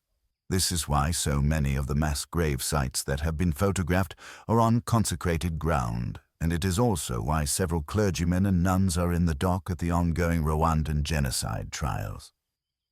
The notorious Father Wenceslas Munyeshiaka, for example, a leading figure at the Kigali Cathedral of Saint-Famille, was smuggled out of the country with the assistance of French priests, but he has since been charged with genocide, with providing lists of civilians to the Interahamwe, and with the rape of young refugee women. He is by no means the only cleric to have faced similar charges. Lest it be thought that he was merely a rogue priest, we have the word of another member of the Rwandan hierarchy, the Bishop of Gikongoro, otherwise known as Monsignor Augustin Misago, to quote one careful account of these atrocious events.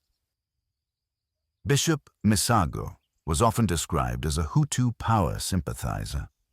He had been publicly accused of barring Tutsis from places of refuge, criticizing fellow members of the clergy who helped cockroaches, and asking a Vatican emissary who visited Rwanda in June 1994 to tell the Pope to find a place for Tutsi priests because the Rwandan people do not want them anymore.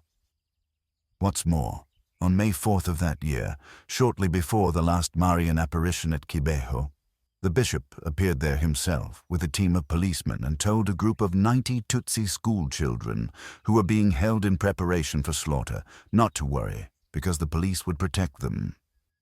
3 days later, the police helped to massacre 82 of the children. School children, held in preparation for slaughter. Perhaps you remember the Pope's denunciation of this ineffaceable crime and of the complicity of his church in it. Or perhaps you do not, since no such comment was ever made. Paul Rusesabagina, the hero of Hotel Rwanda, remembers Father Wenceslas Munyeshyaka referring even to his own Tutsi mother as a cockroach. But this did not prevent him, before his arrest in France, from being allowed by the French Church to resume his pastoral duties. As for Bishop Misago, there were those in the post-war Rwandan Ministry of Justice who felt that he should be charged as well. But, as one of the officials of the ministry phrased it, the Vatican is too strong and too unapologetic for us to go taking on bishops. Haven't you heard of infallibility? At a minimum, this makes it impossible to argue that religion causes people to behave in a more kindly or civilized manner. The worse the offender, the more devout he turns out to be. It can be added that some of the most dedicated relief workers are also believers, though as it happens, the best ones I have met are secularists who are not trying to proselytize for any faith. But the chance that a person committing the crimes was faith-based was almost 100%, while the chances that a person of faith was on the side of humanity and decency were about as good as the odds of a coin flip. Extend this back into history, and the odds become more like those of an astrological prediction that just happens to come true. This is because religions could never have got started, let alone thrived, unless for the influence of men as fanatical as Moses or Muhammad or Joseph Kony, while charity and relief work, while they may appeal to tender-hearted believers, are the inheritors of modernism and the Enlightenment. Before that, religion was spread not by example, but as an auxiliary to the more old-fashioned methods of holy war and imperialism. I was a guarded admirer of the late Pope John Paul II, who by any human standards was a brave and serious person capable of displaying both moral and physical courage. He helped the anti-Nazi resistance in his native country as a young man, and in later life did much to assist its emancipation from Soviet rule.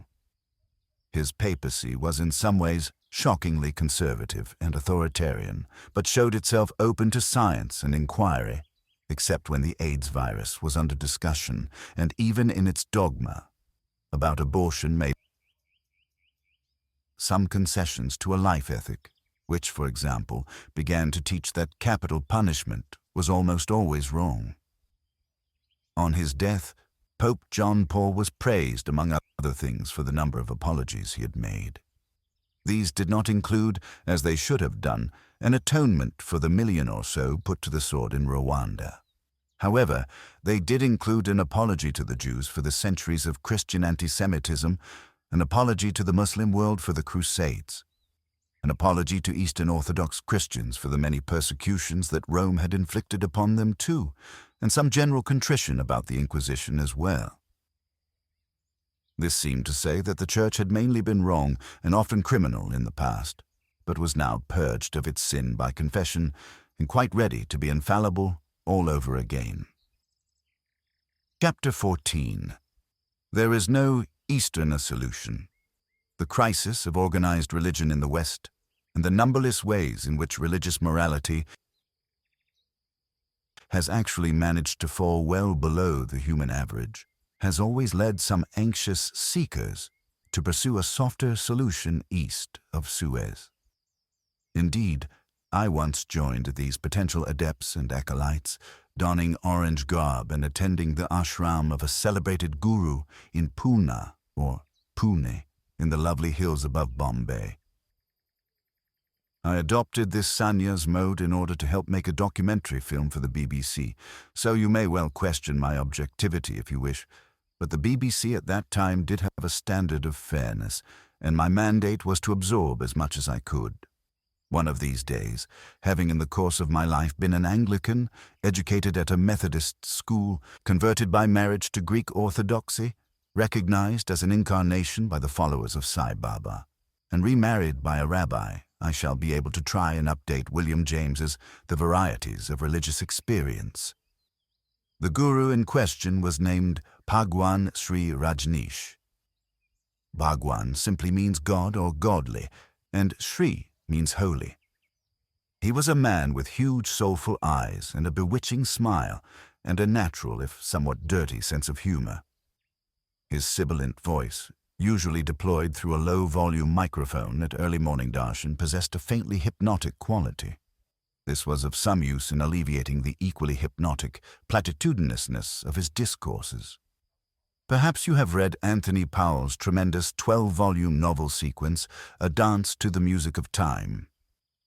In it, a mysterious seer named Dr. Trelawney keeps his group of enlightened followers together in spite of various inevitable difficulties. These initiates can recognize each other not by the individuality of their garb, but by an exchange of avowals. On meeting, the first must intone, "The essence of the all is the Godhead of the true." The proper response to this is, "The vision of visions heals the blindness of sight." Thus is the spiritual handshake effected. I heard nothing at the Bhagwan's knee, one had to sit cross-legged, that was any more profound than that. There was more emphasis on love, in its eternal sense, than in Dr. Trelawney's circle, and certainly there was more emphasis on sex in its immediate sense. But on the whole, the instruction was innocuous. Or it would have been, if not for a sign at the entrance to the Bhagwan's preaching tent. This little sign never failed to irritate me. It read, "Shoes and minds must be left at the gate." There was a pile of shoes and sandals next to it, and in my transcendent condition I could almost picture a heap of abandoned and empty mentalities to round out this literally mindless little motto. I even attempted a brief parody of a Zen koan. What is the reflection of a mind discarded? For the blissed-out visitor or tourist, the ashram presented the outward aspect of a fine spiritual resort, where one could burble about the beyond in an exotic and luxurious setting. But within its holy precincts, as I soon discovered, there was a more sinister principle at work. Many damaged and distraught personalities came to Pune seeking advice and counsel. Several of them were well off. The clients or pilgrims included a distant member of the British royal family, and were at first urged, as with so many faiths, to part with all their material possessions. Proof of the efficacy of this advice could be seen in the fleet of Rolls-Royce motor cars maintained by the Bhagwan and deemed to be the largest such collection in the world. After this relatively brisk fleecing, initiates were transferred into group sessions where the really nasty business began. Wolfgang Dobrowolny's film Ashram, shot in secret by a former devotee and adapted for my documentary, shows the playful term Kundalini in a fresh light. In a representative scene, a young woman is stripped naked and surrounded by men who bark at her, drawing attention to all her physical and psychic shortcomings until she is abject with tears and apologies. At this point, she is hugged and embraced and comforted and told that she now has a family. Sobbing with masochistic relief, she humbly enters the tribe. It was not absolutely clear what she had to do in order to be given her clothes back, but I did hear some believable and ugly testimony on this point. In other sessions involving men, things were rough enough for bones to be broken and lives lost. The German princeling of the House of Windsor was never seen again, and his body was briskly cremated without the tedium of an autopsy. I had been told in respectful and awed tones that the Bhagwan's body has some allergies, and not long after my sojourn, he fled the ashram and then apparently decided that he had no further use for his earthly frame. What happened to the Rolls-Royce collection I never found out, but his acolytes received some kind of message to reconvene in the small town of Antelope, Oregon, in the early months of 1983. And this they did, though now less committed to the Pacific and laid-back style. The local inhabitants were disconcerted to find an armed compound being erected in their neighborhood, with unsmiling orange-garbed security forces. An attempt to create space for the new ashram was apparently made. In a bizarre episode, food poisoning matter was found to have been spread over the produce in an Antelope supermarket. Eventually, the commune broke up and dispersed amid serial recriminations, and I have occasionally run into empty-eyed refugees from the Bhagwan's long and misleading tuition.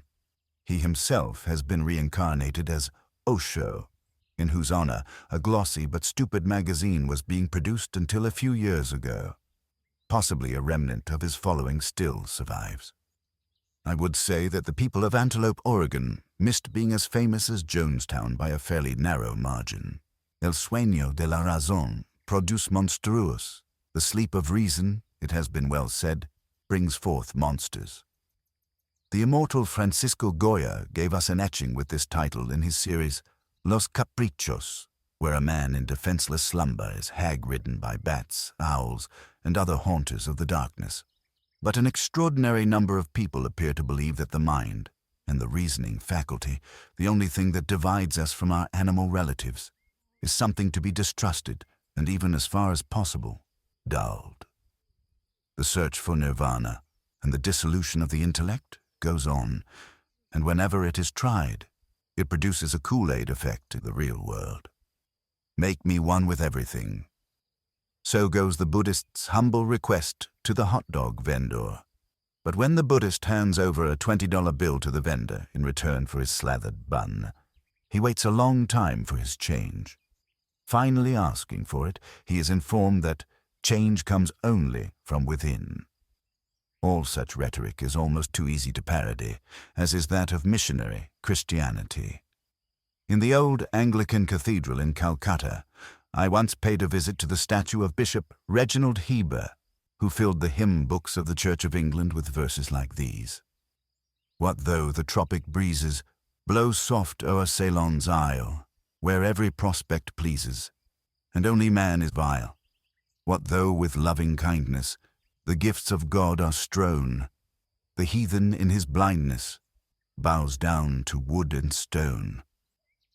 It is partly in reaction to the condescension of old colonial boobies like this that many Westerners have come to revere the apparently more seductive religions of the Orient. Indeed, Sri Lanka, the modern name for the lovely island of Ceylon, is a place of great charm. Its people are remarkable for their kindness and generosity.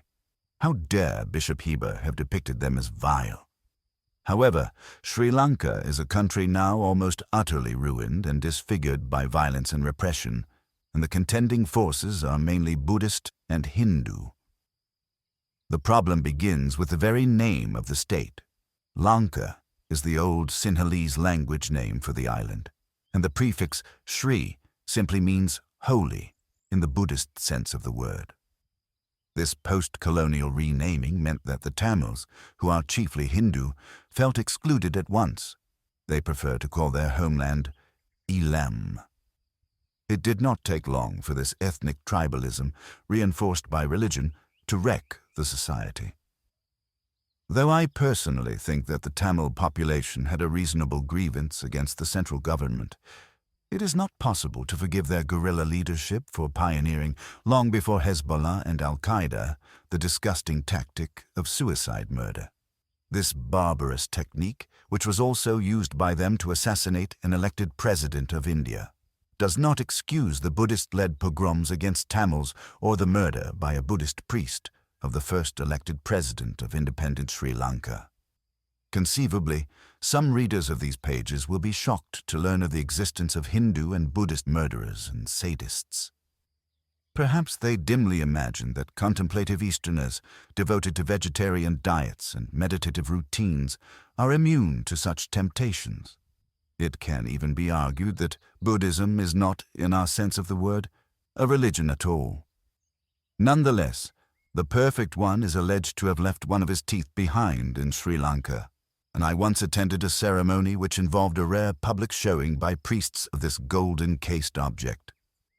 Bishop Heber did not mention bone in his stupid hymn, though it would have made just as good a rhyme as stone. And perhaps this was because Christians have always foregathered to bow down to bones of supposed saints, and to keep them in grisly reliquaries in their churches and cathedrals. However that may be, at the tooth propitiation, I had no feeling at all of peace and inner bliss. To the contrary, I realized that if I was a Tamil, I would have a very good chance of being dismembered. The human species is an animal species without very much variation within it, and it is idle and futile to imagine that a voyage to Tibet, say, will discover an entirely different harmony with nature or eternity. The Dalai Lama, for example, is entirely and easily recognizable to a secularist. In exactly the same way as a medieval princeling, he makes the claim not just that Tibet should be independent of Chinese hegemony, perfectly good demand, if I may render it into everyday English, but that he himself is a hereditary king appointed by heaven itself. How convenient. Dissenting sects within his faith are persecuted. His one-man rule in an Indian enclave is absolute.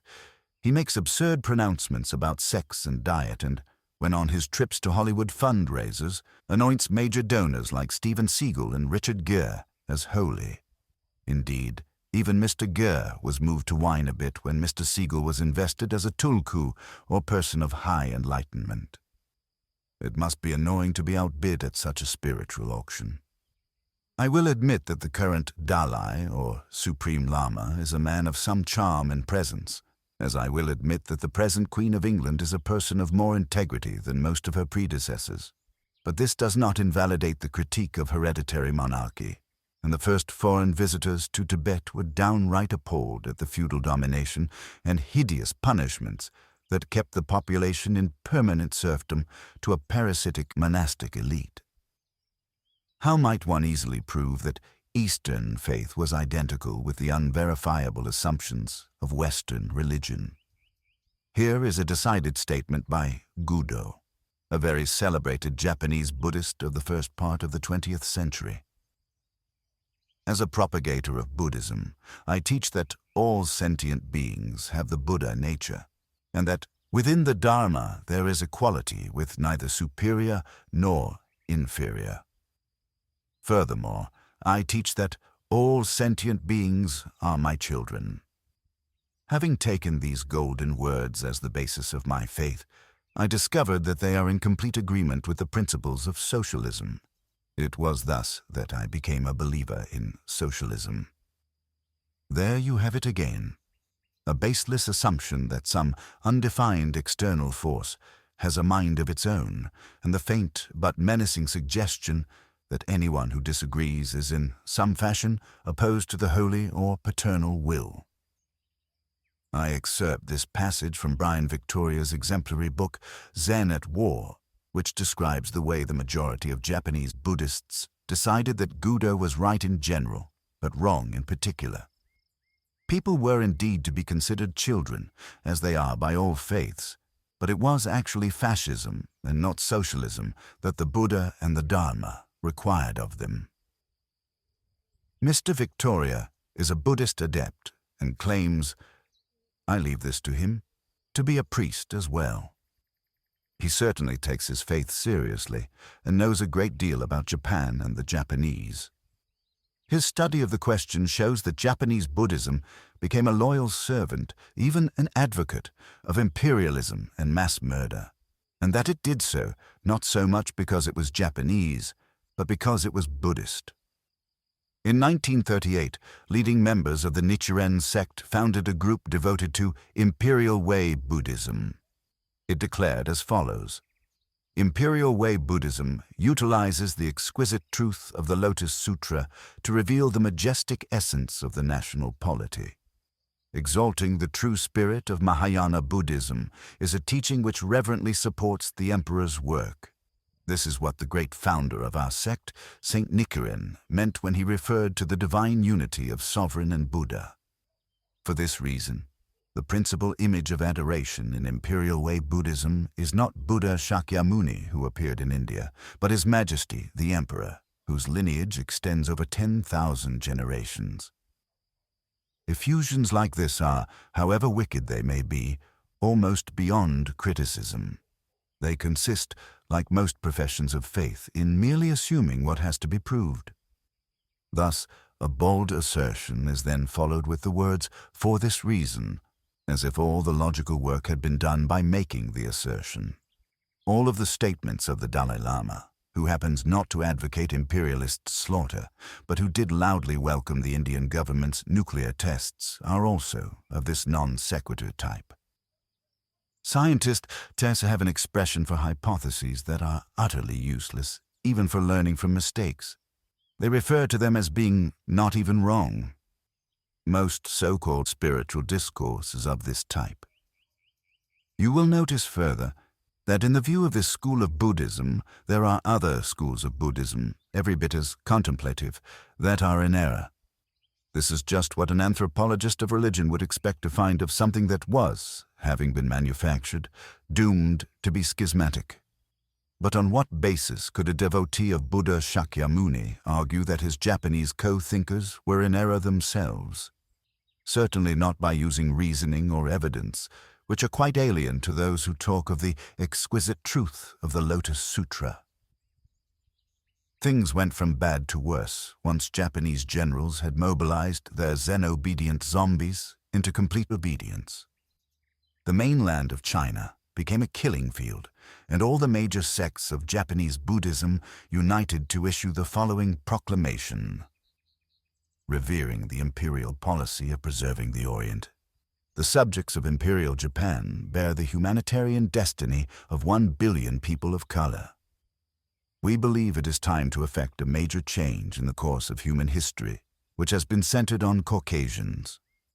This echoes the line taken by the Shinto, another quasi-religion enjoying state support, that Japanese soldiers really fell for the cause of Asian independence. Every year, there is a famous controversy about whether Japan's civil and spiritual leaders should visit the Yakasuni Shrine, which officially ennobles Hirohito's army.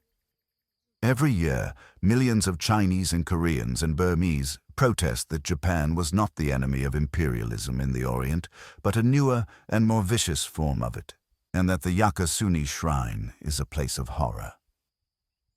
How interesting, however, to note that Japanese Buddhists of the time regarded their country's membership of the Nazi fascist Axis as a manifestation of liberation theology, or, as the United Buddhist leadership phrased it at the time, in order to establish eternal peace in East Asia, arousing the great benevolence and compassion of Buddhism, we are sometimes accepting and sometimes forceful.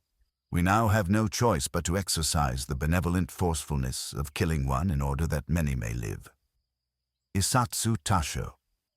This is something which Mahayana Buddhism approves of and only with the greatest of seriousness. No holy war or crusade advocate could have put it better. The eternal peace bit is particularly excellent. By the end of the dreadful conflict that Japan had started, it was Buddhist and Shinto priests who were recruiting and training the suicide bombers, or kamikaze, divine wind, fanatics, assuring them that the emperor was a golden wheel-turning sacred king, one indeed of the 4 manifestations of the ideal Buddhist monarch, and a Tathagata, or fully enlightened being, of the material world. And since Zen treats life and death indifferently, why not abandon the cares of this world and adopt a policy of prostration at the feet of a homicidal dictator? This grisly case also helps to undergird my general case for considering faith as a threat. It ought to be possible for me to pursue my studies and researches in one house, and for the Buddhist to spin his wheel in another. But contempt for the intellect has a strange way of not being passive. One of 2 things may happen. Those who are innocently credulous may become easy prey for those who are less scrupulous and who seek to lead and inspire them. Or those whose credulity has led their own society into stagnation may seek a solution not in true self-examination but in blaming others for their backwardness. Both these things happened in the most consecratedly spiritual society of them all. Although many Buddhists now regret that deplorable attempt to prove their own superiority, no Buddhist since then has been able to demonstrate that Buddhism was wrong in its own terms. A faith that despises the mind and the free individual, that preaches submission and resignation, and that regards life as a poor and transient thing, is ill-equipped for self-criticism. Those who become bored by conventional Bible religions and seek enlightenment by way of the dissolution of their own critical faculties into nirvana in any form had better take a warning. They may think they are leaving the realm of despised materialism, but they are still being asked to put their reason to sleep and to discard their minds along with their sandals. Chapter 15. Religion as an Original Sin. There are, indeed, several ways in which religion is not just amoral, but positively immoral. And these faults and crimes are not to be found in the behavior of its adherents, which can sometimes be exemplary, but in its original precepts. These include presenting a false picture of the world to the innocent and the credulous, the doctrine of blood sacrifice, the doctrine of atonement, the doctrine of eternal reward and/or punishment, the imposition of impossible tasks and rules. The first point has already been covered. All the creation myths of all peoples have long been known to be false, and have fairly recently been replaced by infinitely superior and more magnificent explanations. To its list of apologies, religion should simply add an apology for foisting man-made parchments and folk myths upon the unsuspecting, and for taking so long to concede that this had been done. One senses a reluctance to make this admission, since it might tend to explode the whole religious worldview, but the longer it is delayed, the more heinous the denial will become. Blood sacrifice. Before monotheism arose, the altars of primitive society reeked of blood, much of it human and some of it infant.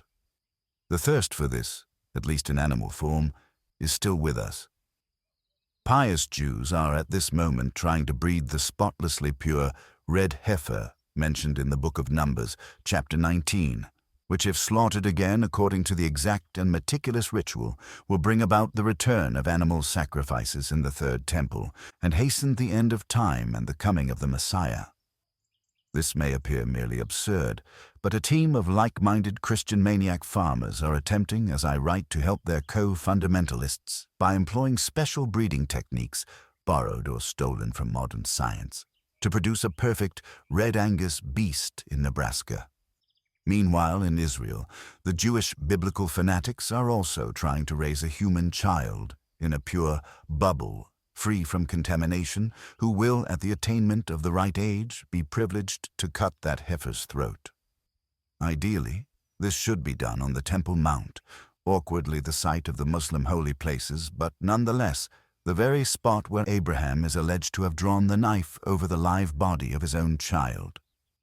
Other sacramental guttings and throat cuttings, particularly of lambs, occur every year in the Christian and Muslim world, either to celebrate Easter or the Feast of Eid. The latter, which honors Abraham's willingness to make a human sacrifice of his son, is common to all three monotheisms and descends from their primitive ancestors. There is no softening the plain meaning of this frightful story. The prelude involves a series of vilenesses and delusions, from the seduction of Lot by both his daughters to the marriage of Abraham to his stepsister, the birth of Isaac to Sarah when Abraham was 100 years old, and many other credible and incredible rustic crimes and misdemeanors. Perhaps afflicted by a poor conscience, but at any rate believing himself commanded by God, Abraham agreed to murder his son. He prepared the kindling, laid the tied-up boy upon it, thus showing that he knew the procedure, and took up the knife in order to kill the child like an animal. At the last available moment, his hand was stayed, not by God as it happens, but by an angel, and he was praised from the clouds for showing his sturdy willingness to murder an innocent in expiation of his own crimes. As a reward for his fealty, he was promised a long and large posterity. Not long after this, though the Genesis narrative is not very well illustrated in point of time. His wife, Sarah, expired at the age of 127, and her dutiful husband found her a place of burial in a cave in the town of Hebron. Having outlived her by attaining the fine old age of 175, and having fathered 6 more children meanwhile, Abraham was eventually buried in the same cave. To this day, religious people kill each other and kill each other's children for the right to exclusive property in this unidentifiable and unlocatable hole in a hill. There was a terrible massacre of Jewish residents of Hebron during the Arab Revolt of 1929, when 67 Jews were slaughtered. Many of these were Lubavitchers, who regard all non-Jews as racially inferior and who had moved to Hebron because they believed the Genesis myth. But this does not excuse the pogrom.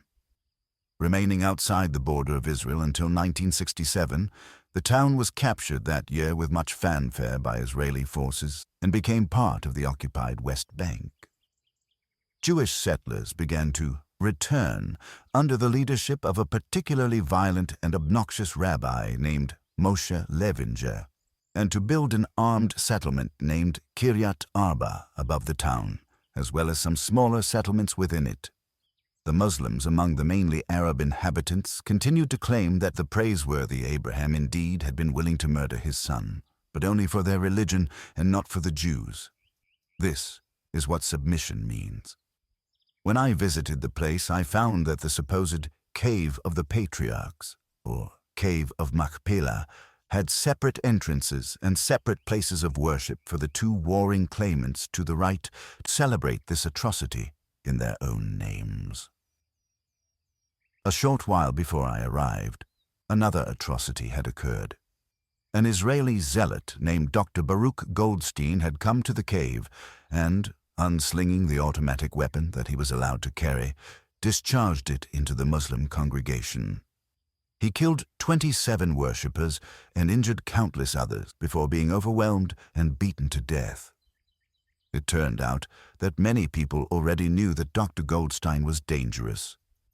While serving as a physician in the Israeli army, he had announced that he would not treat non-Jewish patients, such as Israeli Arabs, especially on the Sabbath. As it happens, he was obeying rabbinic law and declining to do this, as many Israeli religious courts have confirmed. So an easy way to spot an inhumane killer was to notice that he was guided by a sincere and literal observance of the divine instruction. Shrines in his name have been set up by the more doggedly observant Jews ever since, and of those rabbis who condemned his action, not all did so in unequivocal terms. The curse of Abraham continues to poison Hebron, but the religious warrant for blood sacrifice poisons our entire civilization. Atonement. Previous sacrifices of humans, such as the Aztec and other ceremonies from which we recoil, were common in the ancient world and took the form of propitiatory murder. An offering of a virgin or an infant or a prisoner was assumed to appease the gods. Once again, not a very good advertisement for the moral properties of religion. Martyrdom, or a deliberate sacrifice of oneself, can be viewed in a slightly different light, though when practiced by the Hindus in the form of suttee or the strongly suggested suicide of widows, it was put down by the British in India for imperial as much as for Christian reasons. Those martyrs who wish to kill others as well as themselves in an act of religious exaltation are viewed more differently still. Islam is ostensibly opposed to suicide per se, but cannot seem to decide whether to condemn or recommend the act of such a bold shaheed.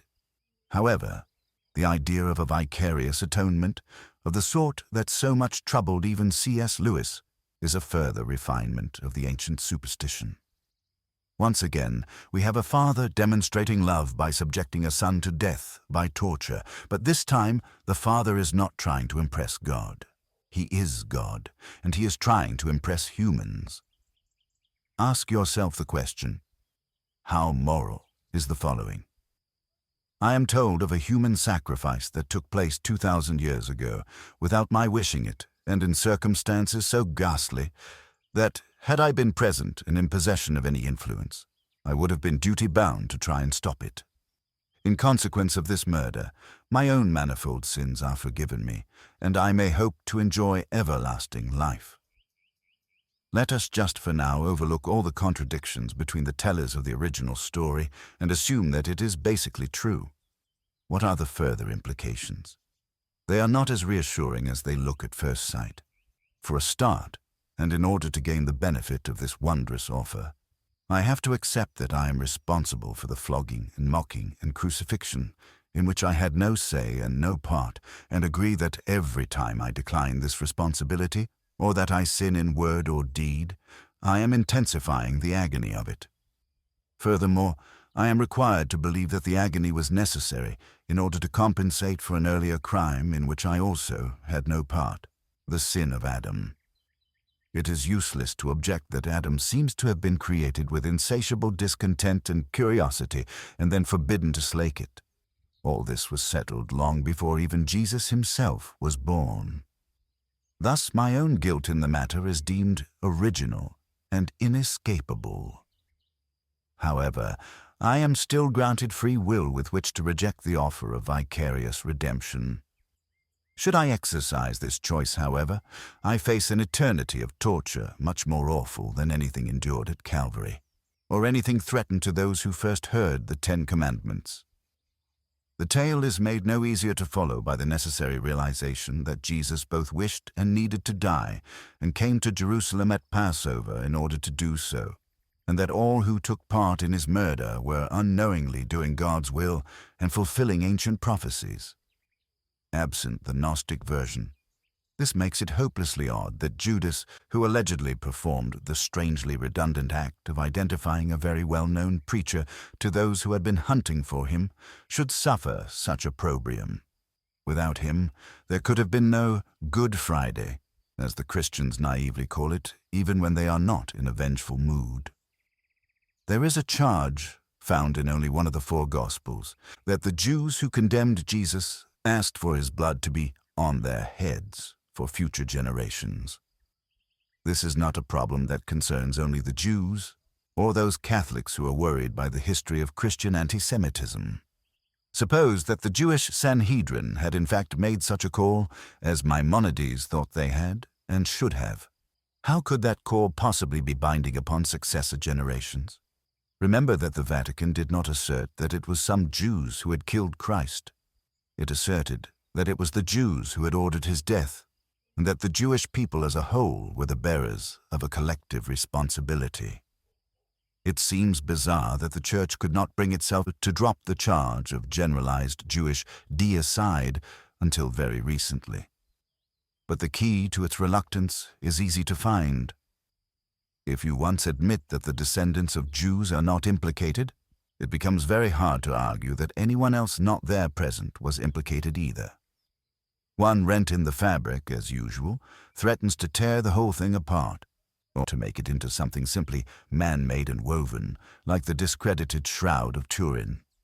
The collectivization of guilt, in short, is immoral in itself, as religion has been occasionally compelled to admit. Eternal punishment and impossible tasks. The gospel story of the Garden of Gethsemane used to absorb me very much as a child, because its break in the action and its human whimper made me wonder if some of the fantastic scenario might, after all, be true. Jesus asks, in effect, "Do I have to go through with this?" It is an impressive and unforgettable question, and I long ago decided that I would cheerfully wager my own soul on the belief that the only right answer to it is no. We cannot, like fear-ridden peasants of antiquity, hope to load all our crimes onto a goat and then drive the hapless animal into the desert. Our everyday idiom is quite sound in regarding scapegoating with contempt, and religion is scapegoating writ large. I can pay your debt, my love, if you have been imprudent, and if I were a hero like Sidney Carton in A Tale of Two Cities. I could even serve your term in prison, or take your place on the scaffold. Greater love hath no man, but I cannot absolve you of your responsibilities. It would be immoral of me to offer, and immoral of you to accept.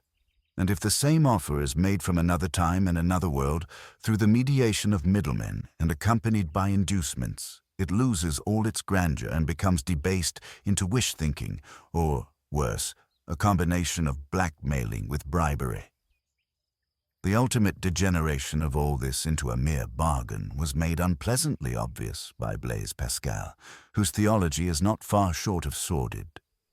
His celebrated wager puts it in hucksterish form. What have you got to lose? If you believe in God and there is a God, you win. If you believe in him and you are wrong, so what? I once wrote a response to this cunning piece of bet covering which took two forms. The first was a version of Bertrand Russell's hypothetical reply to the hypothetical question, "What will you say if you die and are confronted with your Maker?" His response: "I should say, O God, you did not give us enough evidence." My own reply: "Imponderable sir, I presume from some if not all of your many reputations that you might prefer honest and convinced unbelief to the hypocritical and self-interested affectation of faith, or the smoking tributes of bloody altars. But I would not count on it." Pascal reminds me of the hypocrites and frauds who abound in Talmudic Jewish rationalization. Don't do any work on the Sabbath yourself, but pay someone else to do it. You obeyed the letter of the law. Who's counting? The Dalai Lama tells us that you can visit a prostitute as long as someone else pays her. Shia Muslims offer temporary marriage, selling men the permission to take a wife for an hour or two with the usual vows and then divorce her when they are done. Half of the splendid buildings in Rome would never have been raised if the sale of indulgences had not been so profitable. St. Peter's itself was financed by a special one-time offer of that kind. The newest pope, the former Joseph Ratzinger, recently attracted Catholic youths to a festival by offering a certain remission of sin to those who attended. This pathetic moral spectacle would not be necessary if the original rules were ones that it would be possible to obey. But the totalitarian edicts that begin with revelation from absolute authority and that are enforced by fear and based on a sin that had been committed long ago are added regulations that are often immoral and impossible at the same time. The essential principle of totalitarianism is to make laws that are impossible to obey. The resulting tyranny is even more impressive if it can be enforced by a privileged caste or a party which is highly zealous in the detection of error. Most of humanity, throughout its history, has dwelt under a form of this stupefying dictatorship, and a large portion of it still does. Allow me to give a few examples of the rules that must, yet cannot, be followed. The commandment at Sinai, which forbade people even to think about coveting goods, is the first clue. It is echoed in the New Testament by the injunction which says that a man who looks upon a woman in the wrong way has actually committed adultery already. And it is almost equaled by the current Muslim and former Christian prohibition against lending out money at interest. All of these, in their different fashion, attempt to place impossible restraints on human initiative. They can only be met in one of two ways. The first is by a continual scourging and mortification of the flesh, accompanied by incessant wrestling with impure thoughts, which become actual as soon as they are named, or even imagined. From this come hysterical confessions of guilt, false promises of improvement, and loud, violent denunciations of other backsliders and sinners, a spiritual police state. The second solution is organized hypocrisy, where forbidden foods are rebaptized as something else, or where a donation to the religious authorities will purchase some wiggle room, or where ostentatious orthodoxy will buy some time, or where money can be paid into one account and then paid back, with perhaps a slight percentage added in a non-usurious manner, into another. This we might term the spiritual banana republic. Many theocracies, from medieval Rome to modern Wahhabi Saudi Arabia, have managed to be spiritual police states and spiritual banana republics at the same time.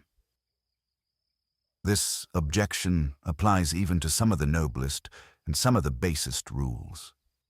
The order to love thy neighbor is mild and yet stern, a reminder of one's duty to others. The order to love thy neighbor as thyself is too extreme and too strenuous to be obeyed, as is the hard-to-interpret instruction to love others as I have loved you. Humans are not so constituted as to care for others as much as themselves. The thing simply cannot be done, as any intelligent creator would well understand from studying his own design. Urging humans to be superhumans, on pain of death and torture, is the urging of terrible self-abasement at their repeated and inevitable failure to keep the rules. What a grin, meanwhile, on the face of those who accept the cash donations that are made in lieu. The so-called Golden Rule, sometimes needlessly identified with a folk tale about the Babylonian Rabbi Hillel, simply enjoins us to treat others as one would wish to be treated by them. This sober and rational precept, which one can teach to any child with its innate sense of fairness, and which predates all Jesus's beatitudes and parables, is well within the compass of any atheist, and does not require masochism and hysteria, or sadism and hysteria, when it is breached. It is gradually learned as part of the painfully slow evolution of the species, and once grasped is never forgotten. Ordinary conscience will do without any heavenly wrath behind it. As to the basest rules, one need only consult the argument from design, and once more. People wish to enrich and better themselves, and though they may well lend or even give money to a friend or relative in need and ask for nothing but its eventual return or its grateful acknowledgement, they will not advance money to perfect strangers without expecting interest. By a nice chance, cupidity and avarice are the spur to economic development. No student of the subject from David Ricardo to Karl Marx to Adam Smith has been unaware of this fact. It is not from the benevolence of the baker, observed Smith in his shrewd Scots manner, that we expect our daily bread, but from his self-interest in baking and selling it. In any case, one may choose to be altruistic, whatever that may mean, but by definition, one may not be compelled into altruism. Perhaps we would be better mammals if we were not made this way, but surely nothing could be sillier than having a maker who then forbade the very same instinct he instilled. Free will, reply the casuists. You do not have to obey the laws against murder or theft either. Well, one may be genetically programmed for a certain amount of aggression and hatred and greed, and yet also evolved enough to beware of following every prompting. If we gave in to our every base instinct every time, civilization would have been impossible, and there would be no writing in which to continue this argument. However, there can be no question that a human being, whether standing up or lying down, finds his or her hand resting just next to the genitalia.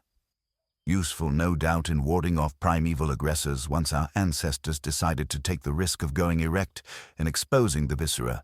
This is both a privilege and a provocation denied to most quadrupeds, some of whom can compensate by getting their mouths to the same point that we can reach with our fingers and palms.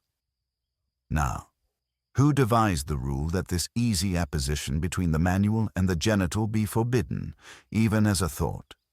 To put it more plainly, who ordered that you must touch, for other reasons having nothing to do with sex or reproduction, but that you also must not? There does not even seem to be any true scriptural authority here, yet almost all religions have made the prohibition a near absolute one. One could write an entire book that was devoted only to the grotesque history of religion and sex, and to holy dread of the procreative act and its associated impulses and necessities, from the emission of semen to the effusion of menstrual blood. But a convenient way of condensing the whole fascinating story may be to ask one single provocative question. Chapter 16. Is religion child abuse? Tell me straight out, I call on you, answer me. Imagine that you yourself are building the edifice of human destiny with the object of making people happy in the finale, of giving them peace and rest at last, but for that you must inevitably and unavoidably torture just one tiny creature, that same child who was beating her chest with her little fist, and raise your edifice on the foundation of her unrequited tears, would you agree to be the architect on such conditions? Tell me the truth. Ivan to Alyosha, in the Brothers Karamazov. When we consider whether religion has done more harm than good, not that this would say anything at all about its truth or authenticity, we are faced with an imponderably large question. How can we ever know how many children had their psychological and physical lives irreparably maimed by the compulsory inculcation of faith? This is almost as hard to determine as the number of spiritual and religious dreams and visions that came true, which in order to possess even a minimal claim to value would have to be measured against all the unrecorded and unremembered ones that did not. But we can be sure that religion has always hoped to practice upon the unformed and undefended minds of the young, and has gone to great lengths to make sure of this privilege by making alliances with secular powers in the material world. One of the great instances of moral terrorism in our literature is the sermon preached by Father Arnold in James Joyce's Portrait of the Artist as a Young Man. This disgusting old priest is readying Stephen Dedalus and his other young charges for a retreat in honor of St. Francis Xavier, the man who brought the Inquisition to Asia and whose bones are still revered by those who choose to revere bones. He decides to impress them with a long and gloating account of eternal punishment, of the sort which the Church used to mandate when it still had the confidence to do so.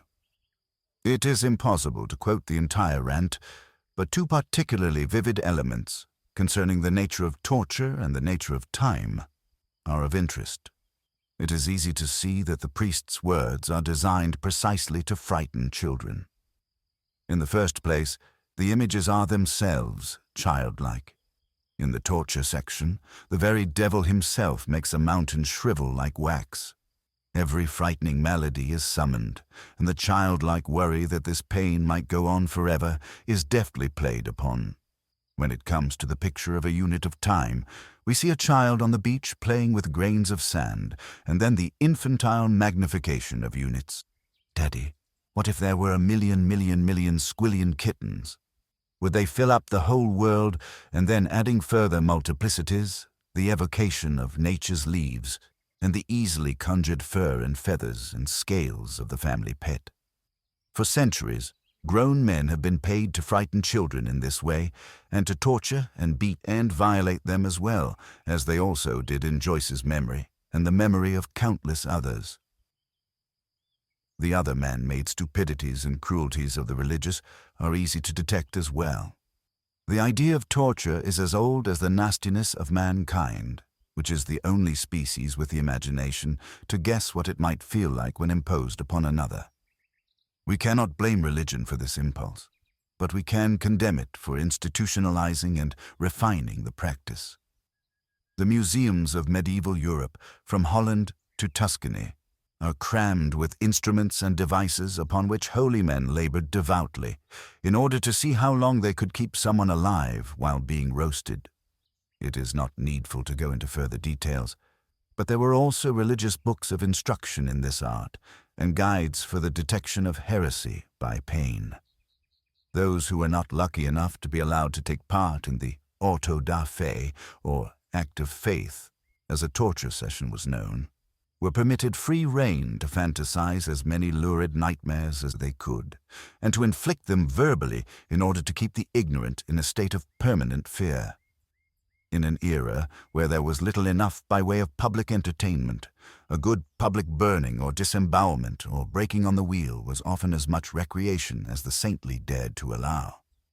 Nothing proves the man-made character of religion as obviously as the sick mind that designed hell, unless it is the sorely limited mind that has failed to describe heaven, except as a place of either worldly comfort, eternal tedium, or, as Tertullian thought, continual relish in the torture of others.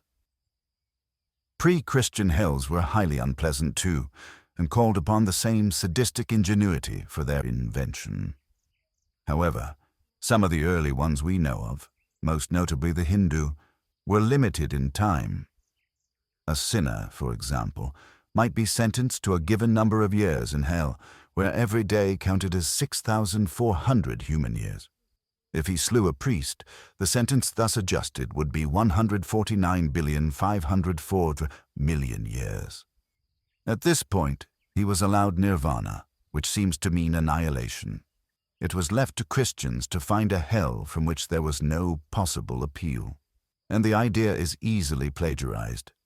I once heard Louis Farrakhan, leader of the heretical black-only Nation of Islam, as he drew a hideous roar from a mob in Madison Square Garden.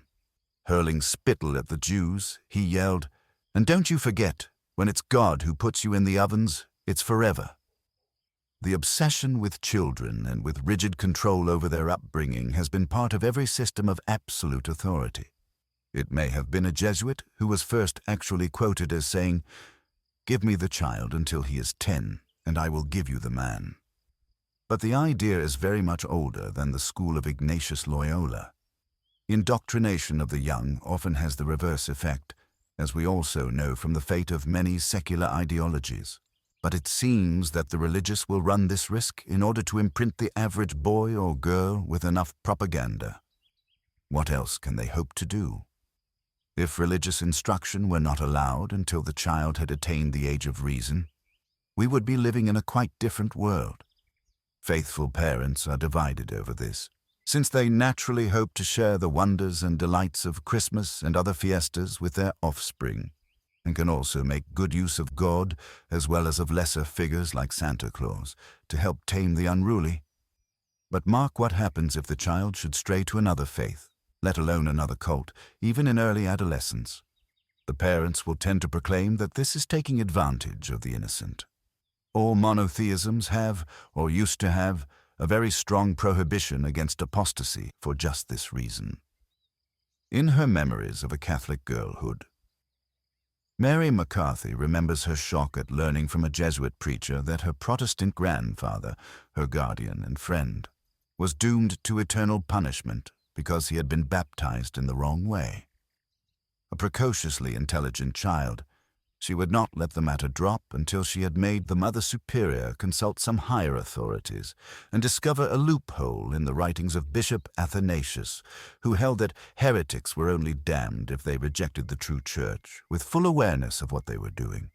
Her grandfather, then, might be sufficiently unaware of the true church to evade hell. But what an agony to which to subject an 11-year-old girl! And only think of the number of less curious children who simply accepted this evil teaching without questioning it. Those who lie to the young in this way are wicked in the extreme. Two instances, one of immoral teaching and the other of immoral practice, may be adduced. The immoral teaching concerns abortion. As a materialist, I think it has been demonstrated that an embryo is a separate body and entity, and not merely, as some really did used to argue, a growth on or in the female body.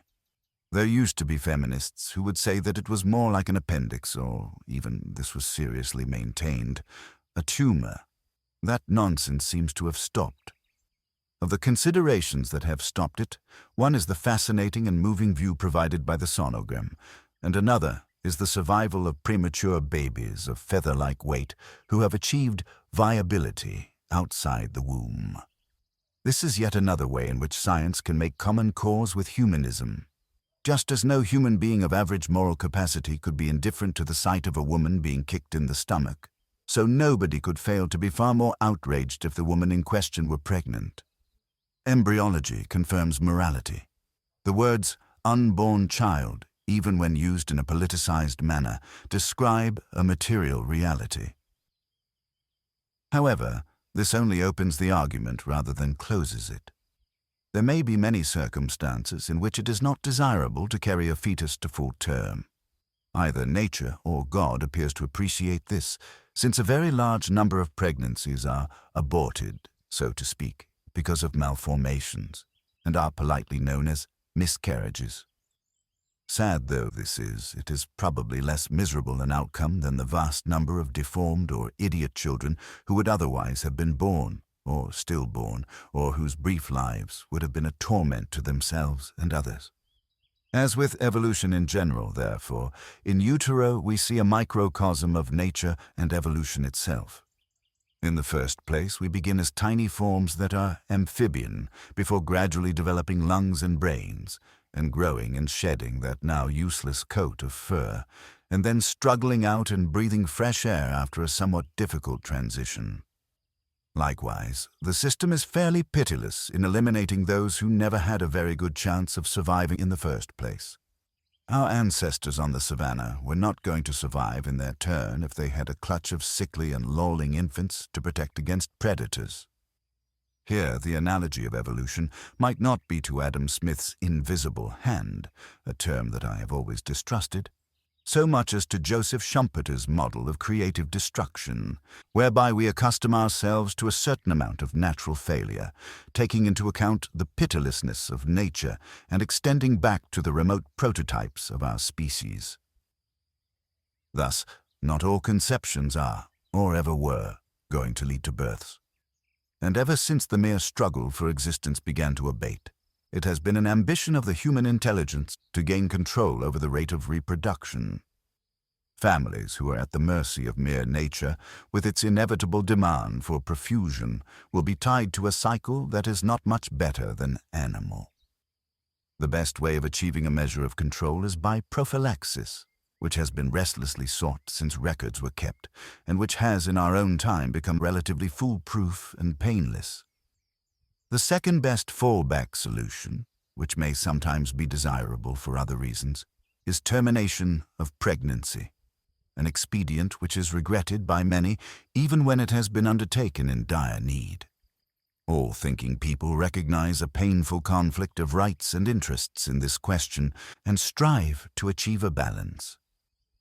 The only proposition that is completely useless, either morally or practically, is the wild statement that sperms and eggs are all potential lives which must not be prevented from fusing, and that, when united however briefly, have souls and must be protected by law. On this basis, an intrauterine device that prevents the attachment of the egg to the wall of the uterus is a murder weapon, and an ectopic pregnancy, the disastrous accident that causes the egg to begin growing inside the fallopian tube, is a human life instead of an already doomed egg that is also an urgent threat to the life of the mother. Every single step toward the clarification of this argument has been opposed root and branch by the clergy. The attempt even to educate people in the possibility of family planning was anathematized from the first, and its early advocates and teachers were arrested, like John Stuart Mill, or put in jail or thrown out of their jobs. Only a few years ago, Mother Teresa denounced contraception as the moral equivalent of abortion, which logically meant, since she regarded abortion as murder, that a sheath or a pill was a murder weapon also. She was a little more fanatical even than her church, but here again we can see that the strenuous and dogmatic is the moral enemy of the good. It demands that we believe the impossible and practice the unfeasible. The whole case for extending protection to the unborn and to expressing a bias in favor of life has been wrecked by those who use unborn children, as well as born ones, as mere manipulable objects of their doctrine, a test to immoral practice. It is hard to imagine anything more grotesque than the mutilation of infant genitalia, nor is it easy to imagine anything more incompatible with the argument from design. We must assume that a designer God would pay a special attention to the reproductive organs of his creatures, which are so essential for the continuation of the species. But religious ritual since the dawn of time has insisted on snatching children from the cradle and taking sharp stones or knives to their pudenda. In some animist and Muslim societies, it is the female babies who suffer the worst, with the excision of the labia and the clitoris. This practice is sometimes postponed to adolescence and, as earlier described, accompanied by infibulation, or the sewing up of the vagina, with only a small aperture for the passage of blood and urine. The aim is clear: to kill or dull the girl's sexual instinct and destroy the temptation to experiment with any man save the one to whom she will be given, and who will have the privilege of rending those threads on the dreaded nuptial night.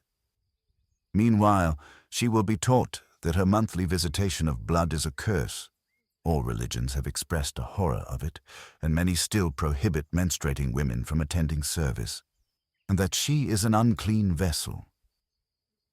In other cultures, notably the Judeo-Christian, it is the sexual mutilation of small boys that is insisted upon. For some reason, little girls can be Jewish without genital alteration. It is useless to look for consistency in the covenants that people believe they have made with God. Here, the original motives appear to be twofold. The shedding of blood, which is insisted upon at circumcision ceremonies, is most probably a symbolic survival from the animal and human sacrifices which were such a feature of the gore-soaked landscape of the Old Testament. By adhering to the practice, parents could offer to sacrifice a part of the child as a stand-in for the whole. Objections to interference with something that God must have designed with care, the human penis, were overcome by the invented dogma that Adam was born circumcised and in the image of God. Indeed, it is argued by some rabbis that Moses, too, was born circumcised, though this claim may result from the fact that his own circumcision is nowhere mentioned in the Pentateuch. The second purpose, very unambivalently stated by Maimonides, was the same as for girls, the destruction as far as possible of the pleasurable side of sexual intercourse. Here is what the sage tells us in his Guide to the Perplexed. With regard to circumcision, one of the reasons for it is, in my opinion, the wish to bring about a decrease in sexual intercourse and a weakening of the organ in question, so that this activity be diminished and the organ be in as quiet a state as possible. It has been thought that circumcision perfects what is defective congenitally. How can natural things be defective so that they need to be perfected from outside? All the more because we know how useful the foreskin is for that member. In fact, this commandment has not been prescribed with a view to perfecting what is defective congenitally, but to perfecting what is defective morally. The bodily pain caused to that member is the real purpose of circumcision.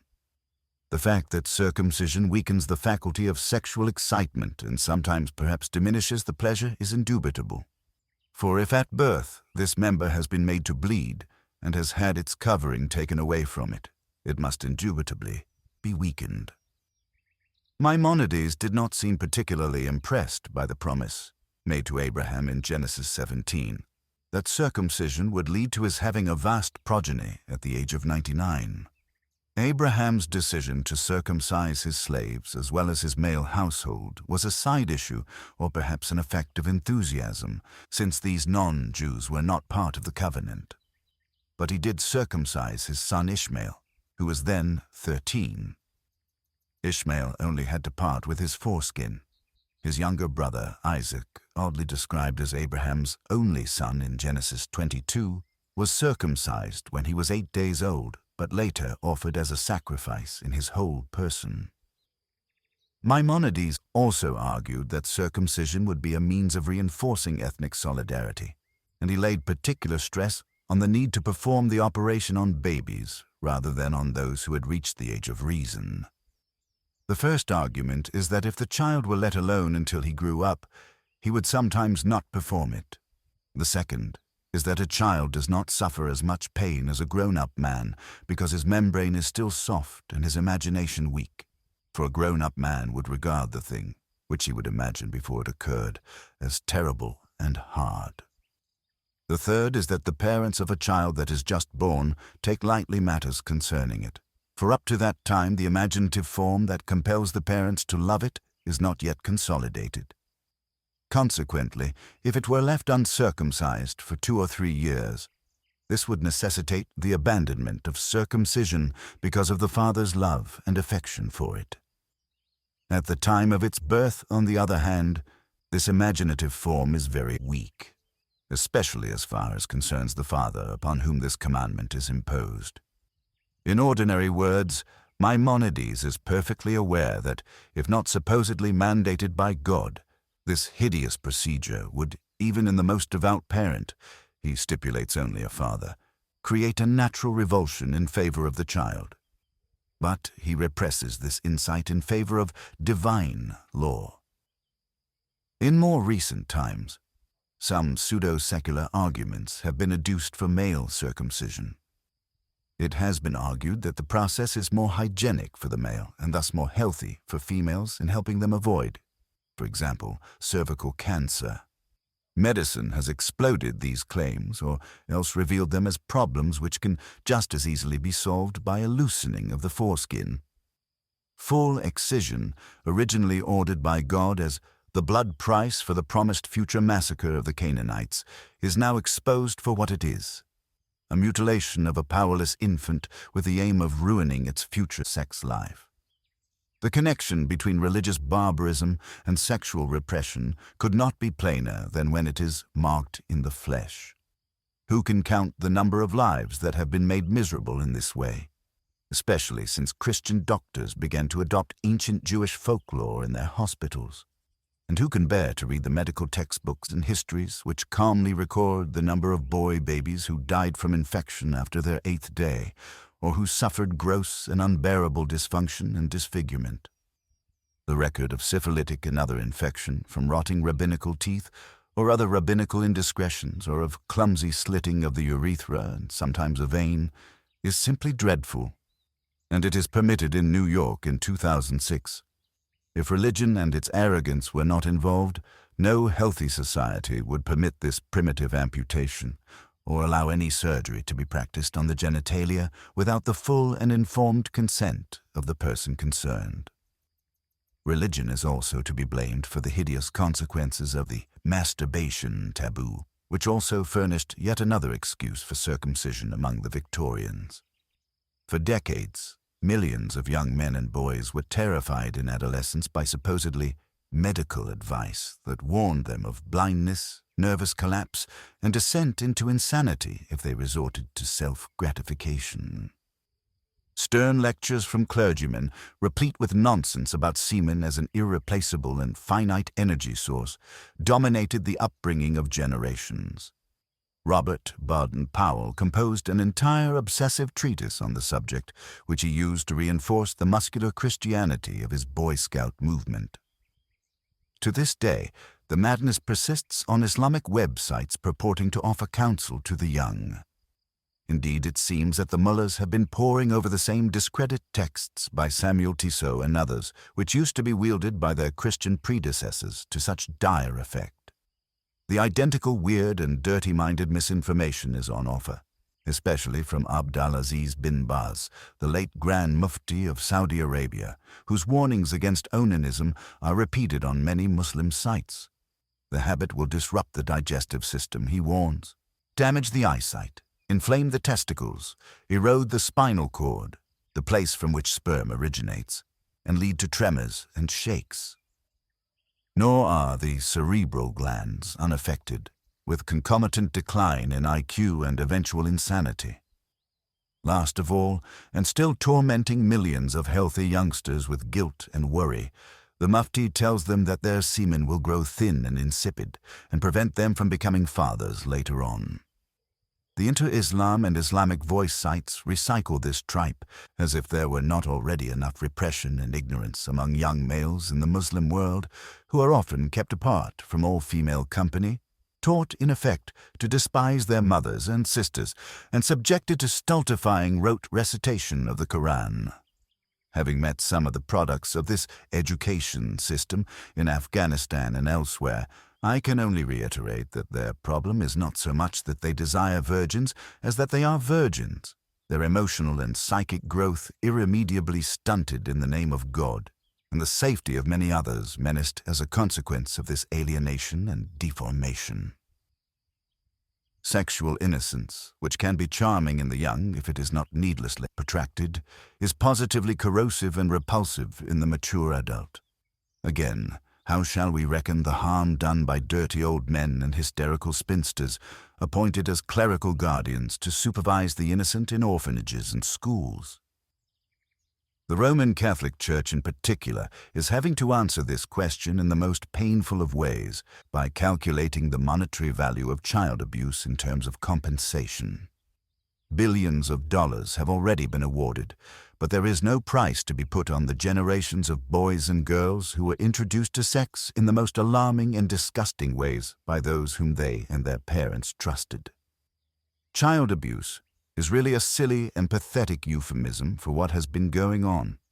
We are talking about the systematic rape and torture of children, positively aided and abetted by a hierarchy which knowingly moved the grossest offenders to parishes where they would be safer.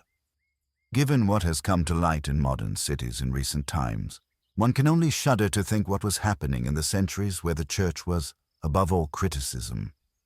But what did people expect would happen when the vulnerable were controlled by those who, misfits and inverts themselves, were required to affirm hypocritical celibacy, and who were taught to state grimly, as an article of belief, that children were imps of, or limbs of Satan? Sometimes the resulting frustration expressed itself in horrible excesses of corporal punishment, which is bad enough in itself. But when the artificial inhibitions really collapse, as we have seen them do, they result in behavior which no average masturbating, fornicating sinner could even begin to contemplate without horror.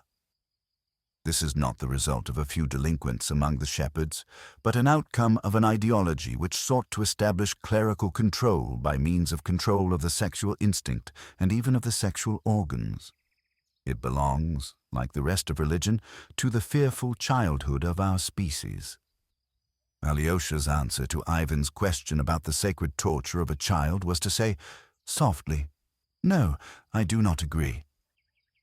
Our reply to the repellent original offer of the defenseless boy Isaac on the pyre, right up to the current abuses and repressions, must be the same, only not delivered so softly. Chapter 17. An objection anticipated, the last-ditch case against secularism. If I cannot definitively prove that the usefulness of religion is in the past, and that its foundational books are transparent fables, and that it is a man-made imposition, and that it has been an enemy of science and inquiry, and that it has subsisted largely on lies and fears, and been the accomplice of ignorance and guilt, as well as of slavery, genocide, racism, and tyranny, I can most certainly claim that religion is now fully aware of these criticisms. It is also fully aware of the ever-mounting evidence concerning the origins of the cosmos and the origin of species, which consign it to marginality, if not to irrelevance. I have tried to deal with most faith-based objections as they occur in the unfolding argument, but there is one remaining argument that one may not avoid. When the worst has been said about the Inquisition and the witch trials and the Crusades and the Islamic imperial conquests and the horrors of the Old Testament, is it not true that secular and atheist regimes have committed crimes and massacres that are, in the scale of things, at least as bad, if not worse? And does not the corollary hold that men freed from religious awe will act in the most unbridled and abandoned manner? Dostoevsky and his brothers Karamazov was extremely critical of religion and lived under a despotism that was sanctified by the Church. And he also represented his character Smerdyakov as a vain and credulous and stupid figure, but Smerdyakov's maxim that, if there is no God, there is no morality, understandably resonates with those who look back on the Russian Revolution through the prism of the 20th century.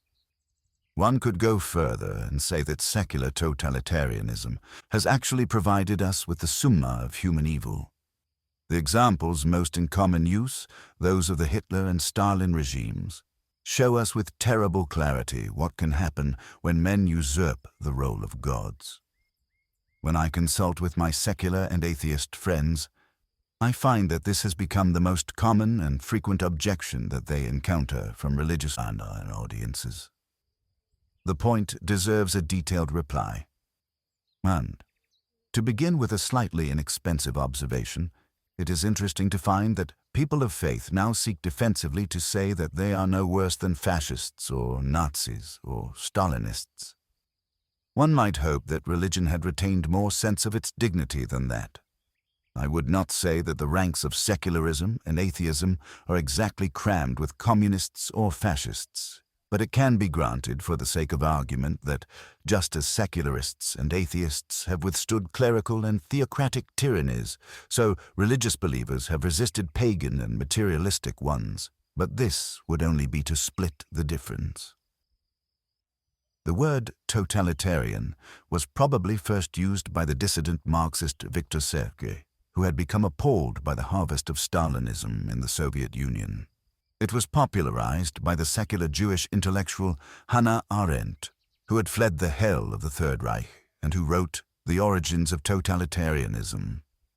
It is a useful term because it separates ordinary forms of despotism, those which merely exact obedience from their subjects, from the absolutist systems which demand that citizens become wholly subjects and surrender their private lives and personalities entirely to the state or to the supreme leader.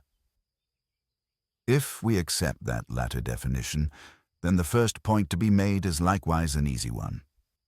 For most of human history, the idea of the total or absolute state was intimately bound up with religion.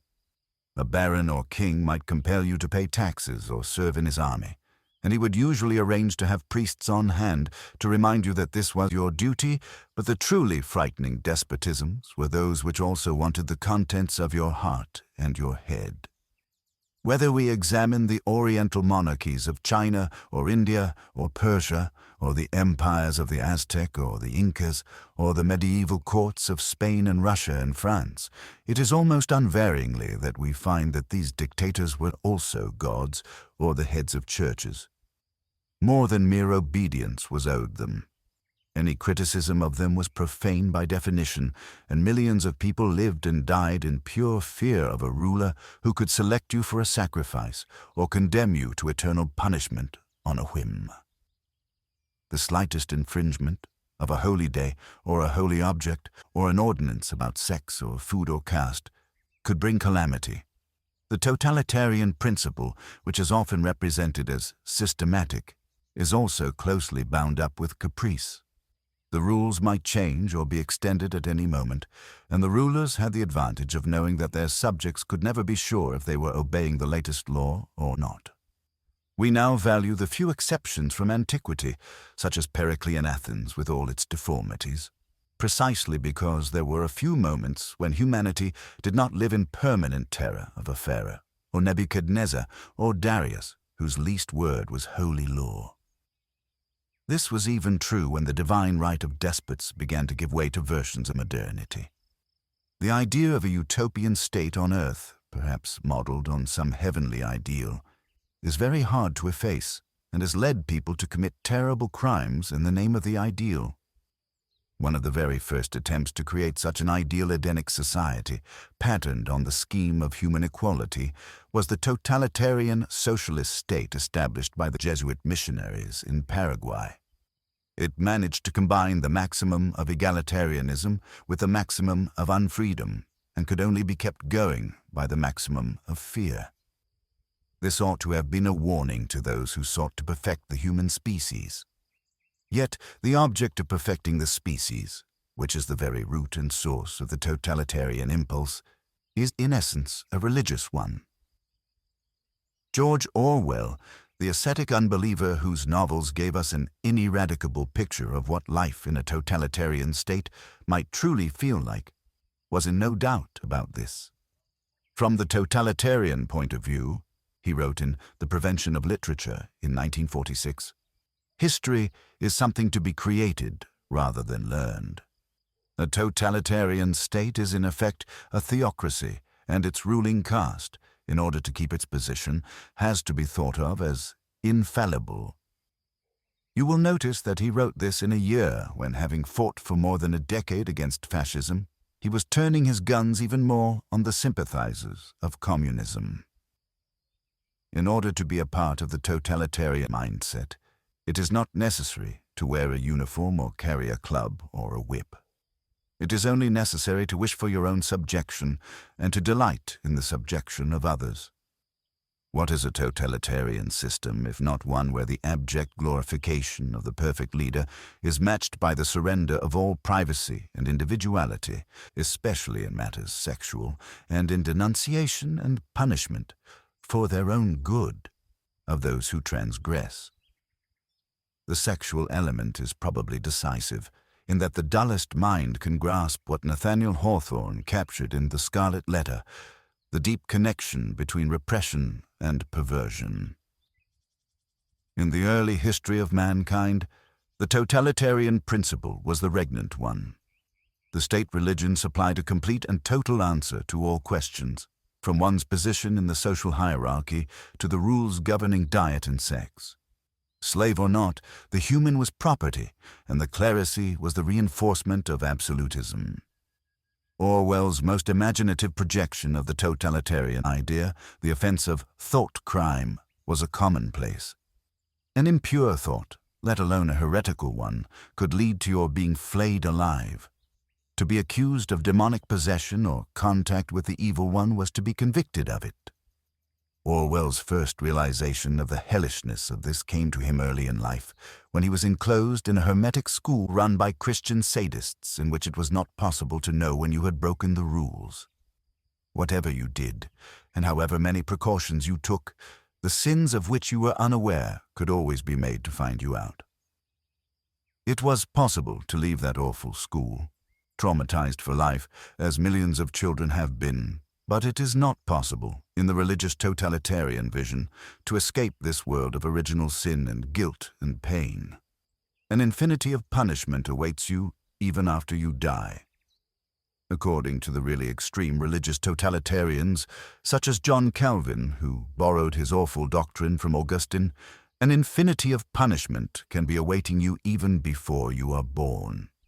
Long ago it was written which souls would be chosen or elected when the time came to divide the sheep from the goats. No appeal against this primordial sentence is possible, and no good works or professions of faith can save one who has not been fortunate enough to be picked. Calvin's Geneva was a prototypical totalitarian state, and Calvin himself a sadist and torturer and killer who burned Servetus, one of the great thinkers and questioners of the day, while the man was still alive. The lesser wretchedness induced in Calvin's followers, compelled to waste their lives worrying if they had been elected or not, is well caught in George Eliot's Adam Bede and in an old English plebeian satire against the other sects, from Jehovah's Witnesses to Plymouth Brethren, who dare to claim that they are of the elect and that they alone know the exact number of those who will be plucked from the burning. We are the pure and chosen few, and all the rest are damned. There's room enough in hell for you. We don't want heaven crammed. I had an innocuous but weak-spirited uncle whose life was ruined and made miserable in just this way. Calvin may seem like a far-off figure to us, but those who used to grab and use power in his name are still among us and go by the softer names of Presbyterians and Baptists.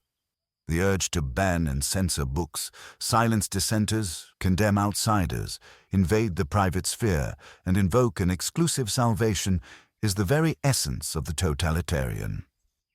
The fatalism of Islam, which believes that all is arranged by Allah in advance, has some points of resemblance in its utter denial of human autonomy and liberty, as well as in its arrogant and insufferable belief that its faith already contains everything that anyone might ever need to know.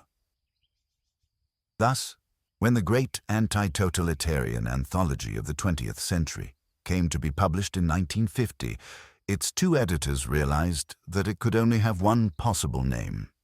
They called it The God That Failed. I slightly knew and sometimes worked for one of these two men, the British socialist Richard Crossman. As he wrote in his introduction to the book, "For the intellectual, material comforts are relatively unimportant. What he cares about most is spiritual freedom. The strength of the Catholic Church has always been that it demands the sacrifice of that freedom uncompromisingly and condemns spiritual pride as a deadly sin. The communist novice, subjecting his soul to the canon law of the Kremlin, felt something of the release which Catholicism also brings to the intellectual, wearied and worried by the privilege of freedom."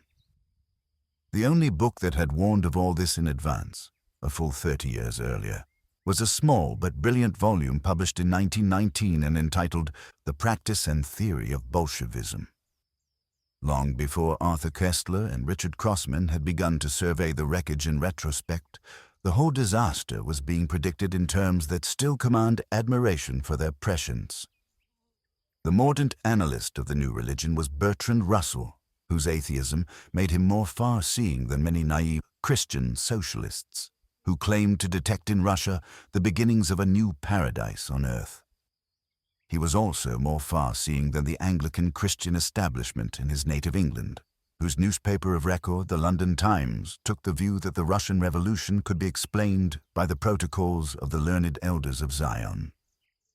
This revolting fabrication by Russian Orthodox secret policemen was republished by Eyre and Spottiswoode, the official printers to the Church of England. G. Ivan. Its own record of succumbing to and of promulgating dictatorship on earth and absolute control in the life to come. How did religion confront the secular totalitarians of our time? One should first consider, in order, fascism, Nazism, and Stalinism. Fascism, the precursor and model of National Socialism, was a movement that believed in an organic and corporate society presided over by a leader or guide.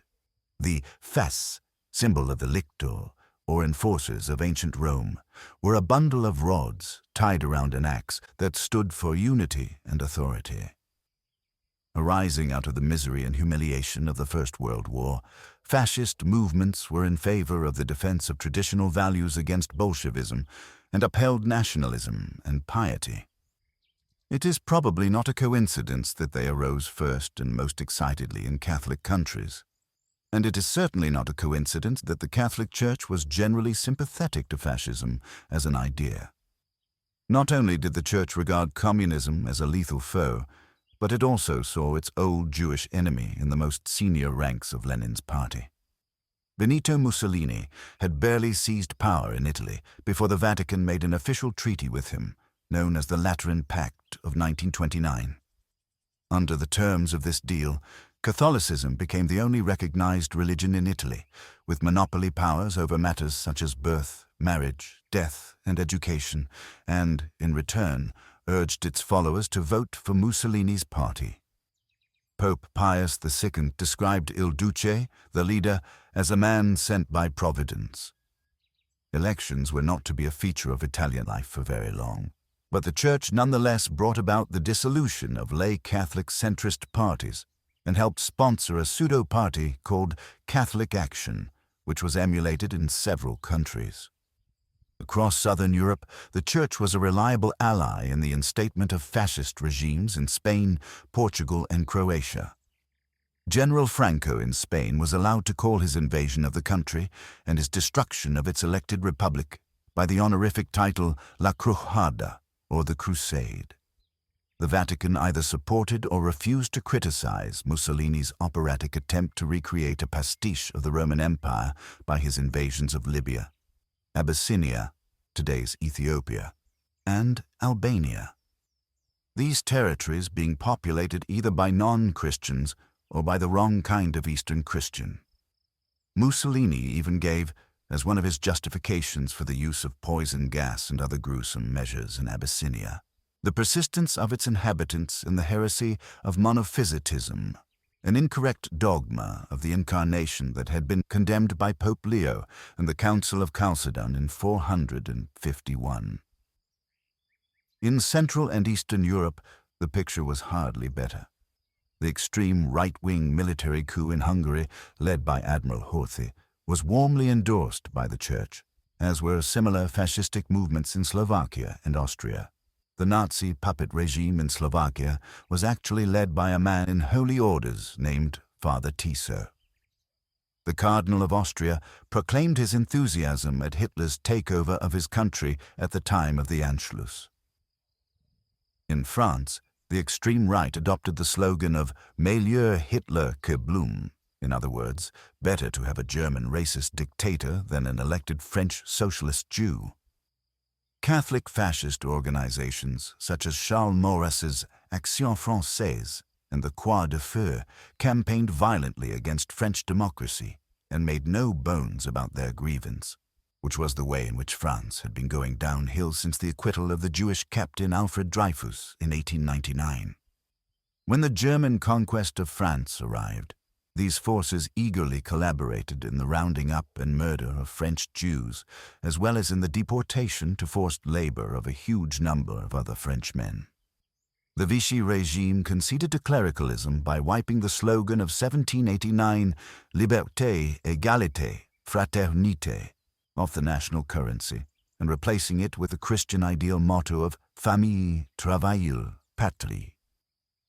Even in a country like England, where fascist sympathies were far less prevalent, they still managed to get an audience in respectable circles by the agency of Catholic intellectuals such as T.S. Eliot and Evelyn Waugh. In neighboring Ireland, the Blue Shirt movement of General O'Duffy, which sent volunteers to fight for Franco in Spain, was little more than a dependency of the Catholic Church. As late as April 1945, on the news of the death of Hitler, President Eamon de Valera put on his top hat, called for the state coach, and went to the German embassy in Dublin to offer his official condolences. Attitudes like this meant that several Catholic-dominated states, from Ireland to Spain to Portugal, were ineligible to join the United Nations when it was first founded. The Church has made efforts to apologize for all this, but its complicity with fascism is an ineffaceable mark on its history and was not a short-term or a hasty commitment so much as a working alliance which did not break down until after the fascist period had itself passed into history. The case of the Church's surrender to German National Socialism is considerably more complicated but not very much more elevating. Despite sharing two important principles with Hitler's movement, those of anti-Semitism and anti-communism, Vatican could see that Nazism represented a challenge to itself as well. In the first place, it was a quasi-pagan phenomenon which in the long run sought to replace Christianity with pseudo-Nordic blood rites and sinister race myths based upon the fantasy of Aryan superiority. In the second place, it advocated an exterminationist attitude to the unwell, the unfit, and the insane, and began quite early on to apply this policy not to Jews but to Germans. To the credit of the Church, it must be said that its German pulpits denounced this hideous eugenic culling from a very early date. But if ethical principle had been the guide, the Vatican would not have had to spend the next 50 years vainly trying to account for or apologize for its contemptible passivity and inaction. Passivity and inaction, in fact, may be the wrong choice of words here. To decide to do nothing is itself a policy and a decision, and it is unfortunately easy to record and explain the Church's alignment in terms of a realpolitik that sought not the defeat of Nazism, but an accommodation with it. The very first diplomatic accord undertaken by Hitler's government was consummated on July 8, 1933, a few months after the seizure of power, and took the form of a treaty with the Vatican. In return for unchallenged control of the education of Catholic children in Germany, the dropping of Nazi propaganda against the abuses inflicted in Catholic schools and orphanages, and the concession of other privileges to the Church, the Holy See instructed the Catholic Centre Party to disband and brusquely ordered Catholics to abstain from any political activity on any subject that the regime chose to define as off-limits. At the first meeting of his cabinet after this capitulation was signed, Hitler announced that these new circumstances would be especially significant in the struggle against international Jewry. He was not wrong about this. In fact, he could have been excused for disbelieving his own luck. The 23 million Catholics living in the Third Reich, many of whom had shown great individual courage in resisting the rise of Nazism, had been gutted and gelded as a political force. Their own Holy Father had in effect told them to render everything unto the worst Caesar in human history. From then on, parish records were made available to the Nazi state in order to establish who was and who was not racially pure enough to survive endless persecution under the Nuremberg laws. Not the least appalling consequence of this moral surrender was the parallel moral collapse of the German Protestants, who sought to preempt a special status for Catholics by publishing their own accommodation with the Führer. None of the Protestant churches, however, went as far as the Catholic hierarchy in ordering an annual celebration for Hitler's birthday on April 20th. On this auspicious date, on papal instructions, the Cardinal of Berlin regularly transmitted warmest congratulations to the Führer in the name of the bishops and dioceses in Germany. These plaudits to be accompanied by the fervent prayers which the Catholics of Germany are sending to heaven on their altars. The order was obeyed and faithfully carried out. To be fair, this disgraceful tradition was not inaugurated until 1939, in which year there was a change of papacy. And, to be fair again, Pope Pius VII had always harbored the most profound misgivings about the Hitler system and its evident capacity for radical evil. During Hitler's first visit to Rome, for example, the Holy Father rather ostentatiously took himself out of town to the papal retreat at Castel Gandolfo.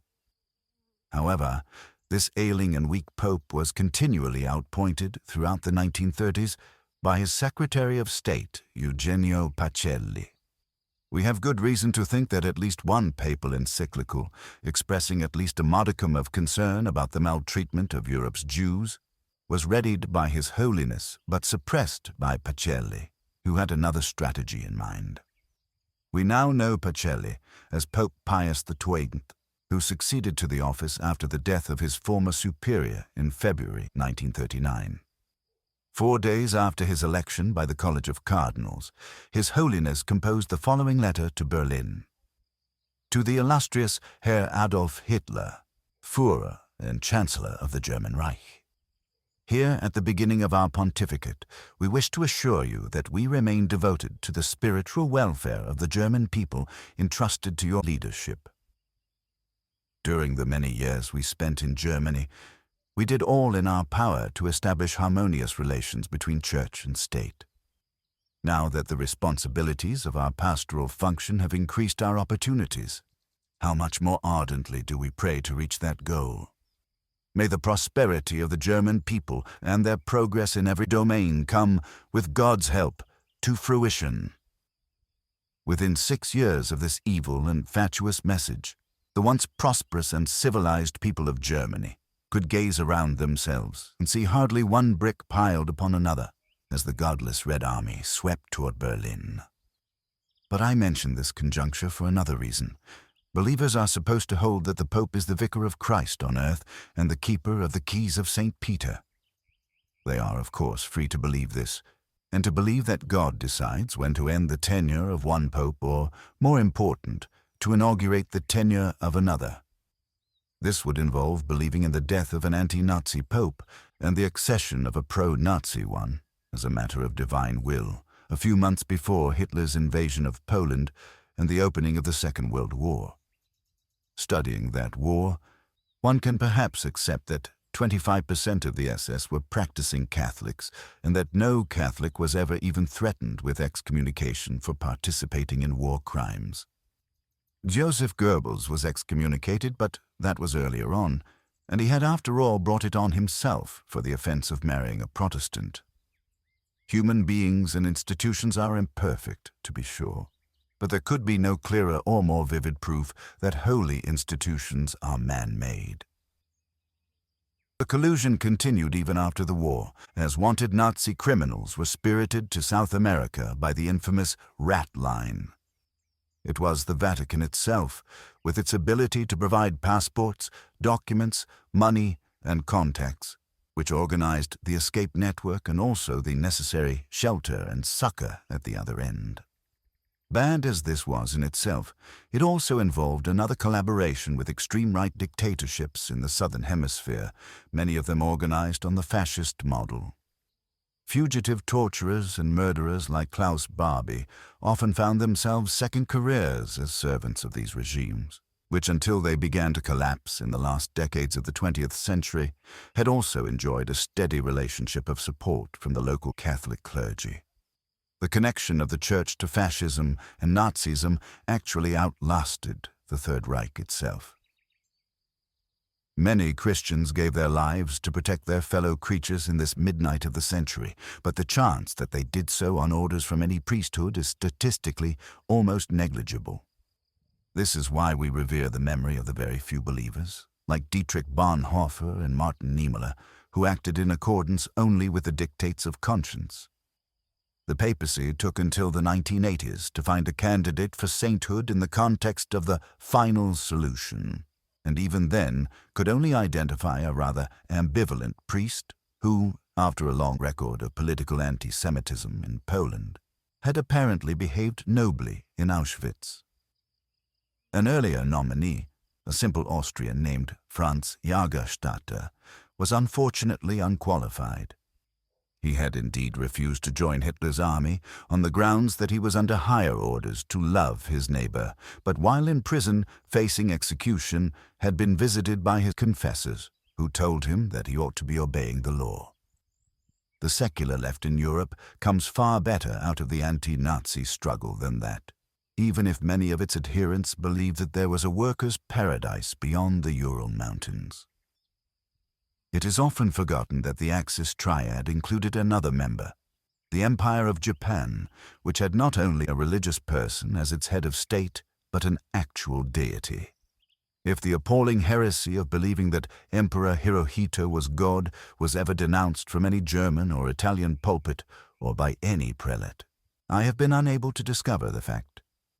In the sacred name of this ridiculously overrated mammal, huge areas of China and Indochina and the Pacific were plundered and enslaved.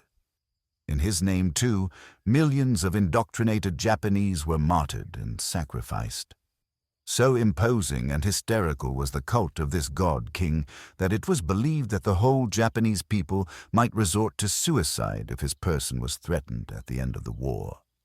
It was accordingly decided that he could stay on, but that he would henceforward have to claim to be an emperor only, and perhaps somewhat divine, but not strictly speaking a god. This deference to the strength of religious opinion must involve the admission that faith and worship can make people behave very badly indeed. Tahars, those who invoke secular tyranny, in contrast to religion, are hoping that we will forget two things: the connection between the Christian churches and fascism, and the capitulation of the churches to National Socialism. This is not just my assertion. It has been admitted by the religious authorities themselves. Their poor conscience on the point is illustrated by a piece of bad faith that one still has to combat. On religious websites and in religious propaganda, you may come across a statement purportedly made by Albert Einstein in 1940. Being a lover of freedom, when the revolution came to Germany, I looked to the universities to defend it, knowing that they had always boasted of their devotion to the cause of truth. But no, the universities immediately were silenced. Then I looked to the great editors of the newspapers, whose flaming editorials in days gone by had proclaimed their love of freedom. But they, like the universities, were silenced in a few short weeks. Only the church stood squarely across the path of Hitler's campaign for suppressing truth. I never had any special interest in the church before, but now I feel a great affection and admiration because the church alone has had the courage and persistence to stand for intellectual truth and moral freedom. I am forced thus to confess that what I once despised, I now praise unreservedly. Originally printed in Time magazine without any verifiable attribution, this supposed statement was once cited in a national broadcast by the famous American Catholic spokesman and cleric Fulton Sheen, and remains in circulation. As the analyst William Waterhouse has pointed out, it does not sound like Einstein at all. Its rhetoric is too florid, for one thing. It makes no mention of the persecution of the Jews. And it makes the cool and careful Einstein look silly in that he claims to have once despised something in which he also never had any special interest. There is another difficulty in that the statement never appears in any anthology of Einstein's written or spoken remarks. Eventually, Waterhouse was able to find an unpublished letter in the Einstein archives in Jerusalem. in which the old man in 1947 complained of having once made a remark praising some German churchmen, not churches, which had since been exaggerated beyond all recognition.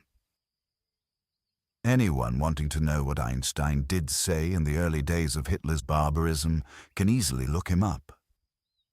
For example, I hope that healthy conditions will soon supervene in Germany, and that in future her great men like Kant and Goethe will not merely be commemorated from time to time, but that the principles which they taught will also prevail in public life and in the general consciousness. It is quite clear from this that he put his faith, as always, in the Enlightenment tradition. Those who seek to misrepresent the man who gave us an alternative theory of the cosmos, as well as those who remain silent or worse, while his fellow Jews were being deported and destroyed, betray the prickings of their bad consciences. Turning to Soviet and Chinese Stalinism, with its exorbitant cult of personality and depraved indifference to human life and human rights, one cannot expect to find too much overlap with pre-existing religions. For one thing, the Russian Orthodox Church had been the main prop of the Tsarist autocracy, while the Tsar himself was regarded as the formal head of the faith and something a little more than merely human. In China, the Christian churches were overwhelmingly identified with the foreign concessions extracted by imperial powers, which were among the principal causes of the revolution in the first place. This is not to explain or excuse the killing of priests and nuns and the desecration of churches, any more than one should excuse the burning of churches and the murder of clergy in Spain during the struggle of the Spanish Republic against Catholic fascism. But the long association of religion with corrupt secular power has meant that most nations have to go through at least one anti-clerical phase, from Cromwell through Henry VIII, the French Revolution, to the Risorgimento. And in the conditions of warfare and collapse that obtained in Russia and China, these interludes were exceptionally brutal ones. I might add, though, that no serious Christian ought to hope for the restoration of religion as it was in either country. The Church in Russia was the protector of serfdom and the author of anti-Jewish pogroms, and in China, the missionary and the tight-fisted trader and concessionaire were partners in crime. Lenin and Trotsky were certainly convinced atheists who believed that illusions in religion could be destroyed by acts of policy, and that in the meantime the obscenely rich holdings of the Church could be seized and nationalized. In the Bolshevik ranks, as among the Jacobins of 1789, there were also those who saw the revolution as a sort of alternative religion, with connections to myths of redemption and messianism. For Joseph Stalin, who had trained to be a priest in a seminary in Georgia, the whole thing was ultimately a question of power. "How many divisions," he famously and stupidly inquired, "has the Pope?" The true answer to his boorish sarcasm was, "More than you think." Stalin then pedantically repeated the papal routine of making science conform to dogma by insisting that the shaman and charlatan Trofim Lysenko had disclosed the key to genetics and promised extra harvests of specially inspired vegetables. Millions of innocents died of gnawing internal pain as a consequence of this revelation. This Caesar, unto whom all things were dutifully rendered, took care, as his regime became a more nationalist and statist one, to maintain at least a puppet church that could attach its traditional appeal to his. This was especially true during the Second World War, when the Internationale was dropped as the Russian anthem and replaced by the sort of hymnal propaganda that had defeated Bonaparte in 1812. This at a time when volunteers from several European fascist states were invading Russian territory under the holy banner of a crusade against godless communism. In a much-neglected passage of Animal Farm, Orwell allowed Moses the raven, long the croaking advocate of a heaven beyond the skies, to return to the farm and preach to the more credulous creatures after Napoleon had vanquished Snowball. His analogy to Stalin's manipulation of the Russian Orthodox Church was, as ever, quite exact. The post-war Polish Stalinists had recourse to much the same tactic, legalizing a Catholic front organization called Pax Christi, and giving it seats in the Warsaw Parliament, much to the delight of fellow traveling Catholic communists such as Graham Greene. Anti-religious propaganda in the Soviet Union was of the most banal materialist sort. A shrine to Lenin often had stained glass, while in the official Museum of Atheism there was testimony offered by a Russian astronaut who had seen no god in outer space. This idiocy expressed at least as much contempt for the gullible yokels as any wonder-working icon. As the great laureate of Poland, Czesław Miłosz, phrased it in his anti-totalitarian classic, The Captive Mind. First published in 1953, I have known many Christians, Poles, Frenchmen, Spaniards, who were strict Stalinists in the field of politics, but who retained certain inner reservations, believing God would make corrections once the bloody sentences of the almighties of history were carried out. They push their reasoning rather far. They argue that history develops according to immutable laws that exist by the will of God. One of these laws is the class struggle. The 20th century marks the victory of the proletariat, which is led in its struggle by the Communist Party. Stalin, the leader of the Communist Party, fulfills the law of history, or in other words, acts by the will of God, therefore one must obey him. Mankind can be renewed only on the Russian pattern. That is why no Christian can oppose the one, cruel it is true, idea which will create a new kind of man over the entire planet. Such reasoning is often used by clerics who are party tools. Christ is a new man. The new man is the Soviet man. Therefore, Christ is a Soviet man, said Justinian Marina, the Romanian patriarch. Men like Marina were hateful and pathetic, no doubt, and hateful and pathetic simultaneously, but this is no worse in principle than the numberless pacts made between church and empire. Church and monarchy, church and fascism, and church and state, all of them justified by the need of the faithful to make temporal alliances for the sake of higher goals, while rendering unto Caesar, the word from which Tsar is derived, even if he is godless. A political scientist or anthropologist would have little difficulty in recognizing what the editors and contributors of The God That Failed put into such immortal secular prose. Communist absolutists did not so much negate religion in societies that they well understood were saturated with faith and superstition as seek to replace it.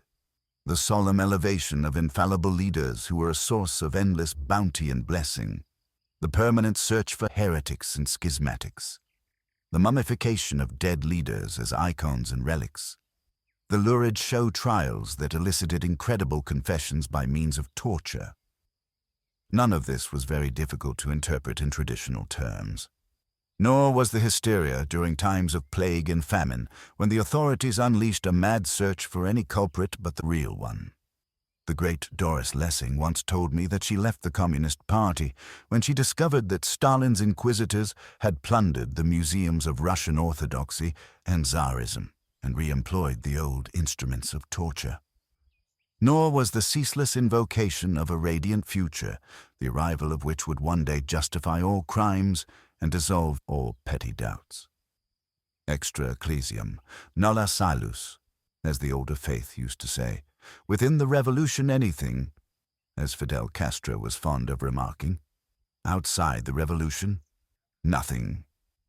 Indeed, within Castro's periphery, there evolved a bizarre mutation known oxymoronically as liberation theology, where priests and even some bishops adopted alternative liturgies, enshrining the ludicrous notion that Jesus of Nazareth was really a dues-paying socialist. For a combination of good and bad reasons, Archbishop Romero of El Salvador was a man of courage and principle in the way that some Nicaraguan base community clerics were not. The papacy put this down as a heresy. Would that it could have condemned fascism and Nazism in the same unhesitating and unambiguous tones. In a very few cases, such as Albania, communism tried to extirpate religion completely and to proclaim an entirely atheist state. This only led to even more extreme cults of mediocre human beings, such as the dictator Enver Hoxha, and to secret baptisms and ceremonies that proved the utter alienation of the common people from the regime. There is nothing in modern secular argument that even hints at any ban on religious observance.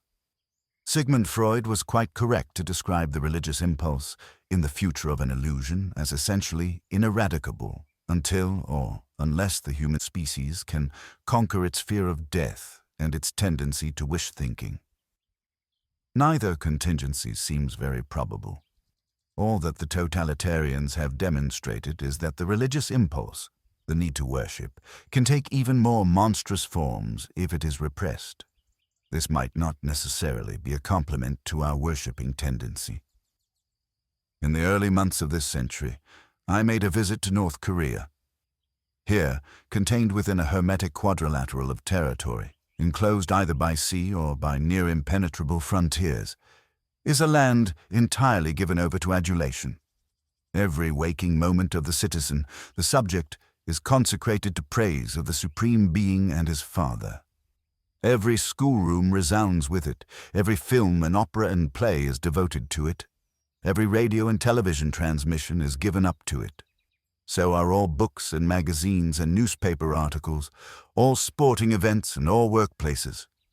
I used to wonder what it would be like to have to sing everlasting praises, and now I know. Nor is the devil forgotten.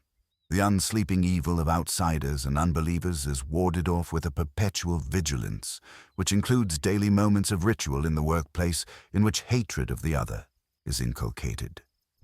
The North Korean state was born at about the same time that 1984 was published, and one could almost believe that the Holy Father of the state, Kim Il-sung, was given a copy of the novel and asked if he could make it work in practice.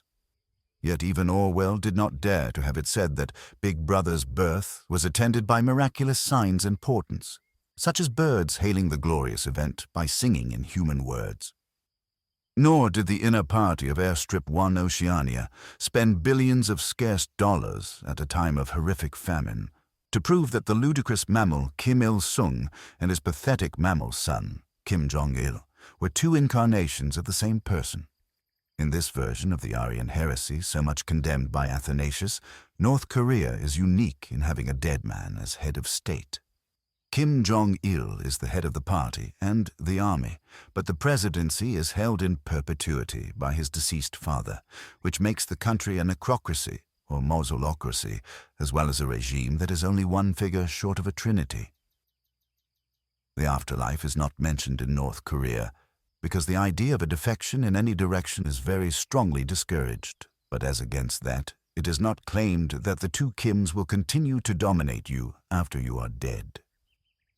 Students of the subject can easily see that what we have in North Korea is not so much an extreme form of communism, the term is hardly mentioned amid the storms of ecstatic dedication, as a debased yet refined form of Confucianism and ancestor worship. When I left North Korea, which I did with a sense of mingled relief, outrage, and pity so strong that I can still summon it, I was leaving a totalitarian state and also a religious one. I have since talked with many of the brave people who are trying to undermine this atrocious system from within and without. Let me admit at once that some of the bravest of these resistors are fundamentalist Christian anti-communists. One of these courageous men gave an interview not long ago in which he was honest enough to say that he had a difficult time preaching the idea of a savior to the half-starved and terrified few who had managed to escape their prison state. The whole idea of an infallible and all-powerful Redeemer, they said, struck them as a bit too familiar. A bowl of rice and some exposure to some wider culture and a little relief from the hideous din of compulsory enthusiasm would be the most they could ask for now. Those who are fortunate enough to get as far as South Korea or the United States may find themselves confronted with yet another Messiah.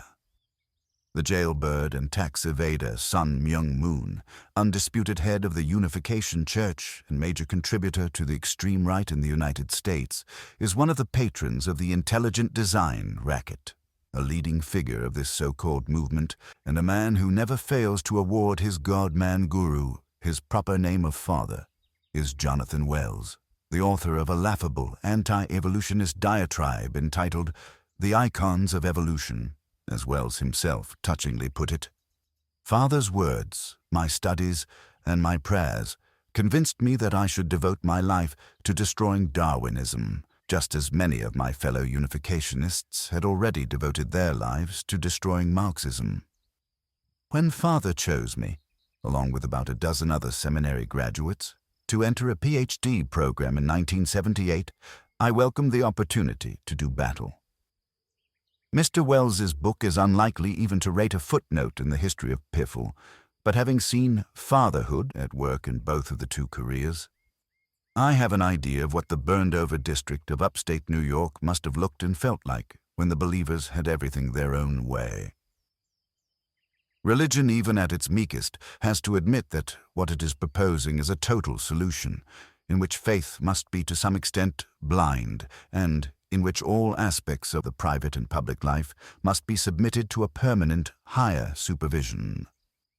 This constant surveillance and continual subjection, usually reinforced by fear in the shape of infinite vengeance, does not invariably bring out the best mammalian characteristics. It is certainly true that emancipation from religion does not always produce the best mammal either. To take two salient examples, one of the greatest and most enlightening scientists of the 20th century, J.D. Bernal, was an abject votary of Stalin and wasted much of his life defending the crimes of his leader. H.L. Mencken, one of the best satirists of religion, was too keen on Nietzsche and advocated a form of social Darwinism, which included eugenics and a contempt for the weak and sick. He also had a soft spot for Adolf Hitler and wrote an unpardonably indulgent review of Mein Kampf. Humanism has many crimes for which to apologize, but it can apologize for them and also correct them in its own terms and without having to shake or challenge the basis of any unalterable system of belief. Totalitarian systems, whatever outward form they may take, are fundamentalist and, as we would now say, faith-based. In her magisterial examination of the totalitarian phenomenon, Hannah Arendt was not merely being a tribalist when she gave a special place to anti-Semitism. The idea that a group of people, whether defined as a nation or as a religion, could be condemned for all time and without the possibility of an appeal was, and is, essentially a totalitarian one. It is horribly fascinating that Hitler began by being a propagator of this deranged prejudice, and that Stalin ended by being both a victim and an advocate of it. But the virus was kept alive for centuries by religion. St. Augustine positively relished the myth of the wandering Jew, and the exile of the Jews in general, as a proof of divine justice. The Orthodox Jews are not blameless here. By claiming to be chosen in a special exclusive covenant with the Almighty, they invited hatred and suspicion and evinced their own form of racism. However, it was the secular Jews above all who were and are hated by the totalitarians, so no question of blaming the victim need arise. The Jesuit order, right up until the 20th century, refused by statute to admit a man unless he could prove that he had no Jewish blood for several generations. The Vatican preached that all Jews inherited the responsibility for deicide. The French Church aroused the mob against Dreyfus and the intellectuals. Islam has never forgiven the Jews for encountering Muhammad and deciding that he was not the authentic messenger, for emphasizing tribe and dynasty and racial provenance in its holy books. Religion must accept the responsibility for transmitting one of mankind's most primitive illusions down through the generations. The connection between religion, racism, and totalitarianism is also to be found in the other most hateful dictatorship of the 20th century, the vile system of apartheid in South Africa. This was not just the ideology of a Dutch-speaking tribe bent on extorting forced labor from peoples of a different shade of pigmentation. It was also a form of Calvinism in practice. The Dutch Reformed Church preached as a dogma that black and white were biblically forbidden to mix, let alone to coexist in terms of equality. Racism is totalitarian by definition. It marks the victim in perpetuity and denies him or her the right to even a rag of dignity or privacy, even the elemental right to make love or marry or produce children with a loved one of the wrong tribe without having love nullified by law. And this was the life of millions living in the Christian West in our own time. The ruling National Party, which was also heavily infected with anti-Semitism and had taken the Nazi side in the Second World War, relied on the ravings of the pulpit to justify its own blood myth of a Boer exodus that awarded it exclusive rights in a promised land. As a result, an Afrikaner permutation of Zionism created a backward and despotic state in which the rights of all other peoples were abolished, and in which eventually the survival of Afrikaners themselves was threatened by corruption, chaos, and brutality. At that point, the bovine elders of the church had a revelation which allowed the gradual abandonment of apartheid. But this can never permit forgiveness for the evil that religion did, while it felt strong enough to do so. It is to the credit of many secular Christians and Jews, and many atheist and agnostic militants of the African National Congress, that South African society was saved from complete barbarism and implosion. The last century saw many other improvisations on the old idea of a dictatorship that could take care of more than merely secular or everyday problems. These range from the mildly offensive and insulting the Greek Orthodox Church baptized the usurping military junta of 1967 with its eye shades and steel helmets as a Greece for Christian Greeks. The all-enslaving Angkor of the Khmer Rouge in Cambodia, which sought its authority in prehistoric temples and legends. Their sometime friend and sometime rival, the aforementioned King Sihanouk, who took a playboy's refuge under the protection of the Chinese Stalinists, was also adept at being a god-king when it suited him. In between lies the Shah of Iran, who claimed to be the shadow of God as well as the light of the Aryans, and who repressed the secular opposition and took extreme care to be represented as the guardian of the Shiite shrines. His megalomania was succeeded by one of its close cousins, the Khomeiniist heresy of the Velayet-i Faqih, or total societal control by mullahs, who also display their deceased leader as their founder, and assert that his holy words can never be rescinded. At the very extreme edge can be found the primeval Puritanism of the Taliban, which devoted itself to discovering new things to forbid, everything from music to recycled paper, which might contain a tiny fleck of pulp from a discarded Quran, and new methods of punishment, the burial alive of homosexuals. The alternative to these grotesque phenomena is not the chimera of secular dictatorship, but the defense of secular pluralism and of the right not to believe or be compelled to believe. This defense has now become an urgent and inescapable responsibility, a matter of survival. Chapter 18. A Finer Tradition. The Resistance of the Rationale. I am thus one of the very few examples in this country of one who has not thrown off religious belief, but never had it. This point in my early education had, however, incidentally, one bad consequence deserving notice. In giving me an opinion contrary to that of the world, my father thought it necessary to give it as one which could not prudently be avowed to the world. This lesson of keeping my thoughts to myself at that early age was attended with some moral disadvantages. John Stuart Mill, Autobiography. Le silence éternel de ces espaces infinis m'effraie. The eternal silence of these infinite spaces makes me afraid. Blaise Pascal, Pensées. The Book of Psalms can be deceiving. The celebrated opening of Psalm 121, for example. I shall lift up mine eyes unto the hills, from whence cometh my help, is rendered in English as a statement, but in the original takes the form of a question. Where is the help coming from? Never fear. The glib answer is that the believers will be immune from all danger and suffering.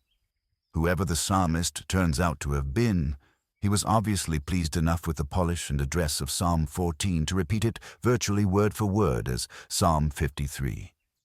Both versions begin with the identical statement that the fool has said in his heart, there is no God. For some reason, this null remark is considered significant enough to be recycled throughout all religious apologetics. All that we can tell for sure from the otherwise meaningless assertion is that unbelief, not just heresy and backsliding, but unbelief, must have been known to exist even in that remote epoch. Given the then absolute rule of unchallenged and brutally punitive faith, it would perhaps have been a fool who did not keep this conclusion buried deep inside himself, in which case it would be interesting to know how the psalmist knew it was there.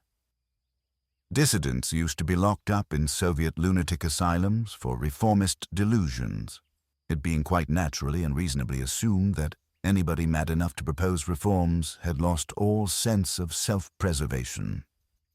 Our species will never run out of fools, but I dare say that there have been at least as many credulous idiots who professed faith in God as there have been dolts and simpletons who concluded otherwise.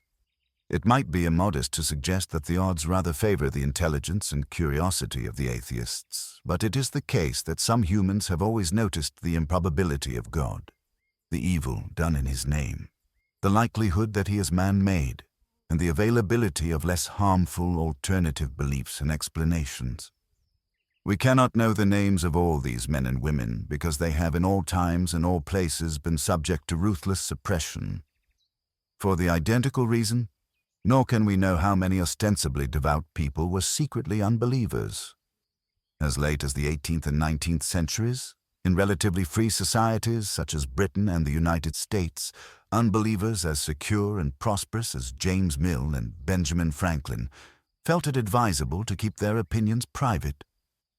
Thus, when we read of the glories of Christian devotional painting and architecture, or Islamic astronomy and medicine, we are talking about advances of civilization and culture, some of them anticipated by Aztecs and Chinese, that have as much to do with faith as their predecessors had to do with human sacrifice and imperialism. And we have no means of knowing, except in a very few special cases, how many of these architects and painters and scientists were preserving their innermost thoughts from the scrutiny of the godly. Galileo might have been unmolested in his telescopic work if he had not been so unwise as to admit that it had cosmological implications. Doubt, skepticism, and outright unbelief have always taken the same essential form as they do today. There were always observations on the natural order which took notice of the absence or needlessness of a prime mover. There were always shrewd comments on the way in which religion reflected human wishes or human designs. It was never that difficult to see that religion was a cause of hatred and conflict, and that its maintenance depended upon ignorance and superstition. Satirists and poets, as well as philosophers and men of science, were capable of pointing out that if triangles had gods, their gods would have three sides, just as Thracian gods had blonde hair and blue eyes. The original collision between our reasoning faculties and any form of organized faith, though it must have occurred before in the minds of many, is probably exemplified in the trial of Socrates in 399 BC. It does not matter at all to me that we have no absolute certainty that Socrates even existed. The records of his life and his words are second-hand, almost but not quite as much as are the books of the Jewish and Christian Bible and the Hadiths of Islam. Philosophy, however, has no need of such demonstrations because it does not deal in revealed wisdom. As it happens, we have some plausible accounts of the life in question: a stoic soldier somewhat resembling Schweik in appearance, a shrewish wife, a tendency to attacks of catalepsy, and these will do. On the word of Plato, who was perhaps an eyewitness, we may accept that during a time of paranoia and tyranny in Athens, Socrates was indicted for godlessness and knew his life to be forfeit. The noble words of the Apology also make it plain that he did not care to save himself by affirming, like a later man faced with an inquisition, anything that he did not believe. Even though he was not in fact an atheist, he was quite correctly considered unsound for his advocacy of free thought and unrestricted inquiry, and his refusal to give assent to any dogma. All he really knew, he said, was the extent of his own ignorance. This to me is still the definition of an educated person. According to Plato, this great Athenian was quite content to observe the customary rites of the city, testified that the Delphic oracle had instructed him to become a philosopher, and on his deathbed, condemned to swallow the hemlock, spoke of a possible afterlife in which those who had thrown off the world by mental exercise might yet continue to lead an existence of pure mind. But even then, he remembered as always to qualify himself by adding that this might well not be the case. The question, as always, was worth pursuing. Philosophy begins where religion ends. Just as by analogy, chemistry begins where alchemy runs out, and astronomy takes the place of astrology.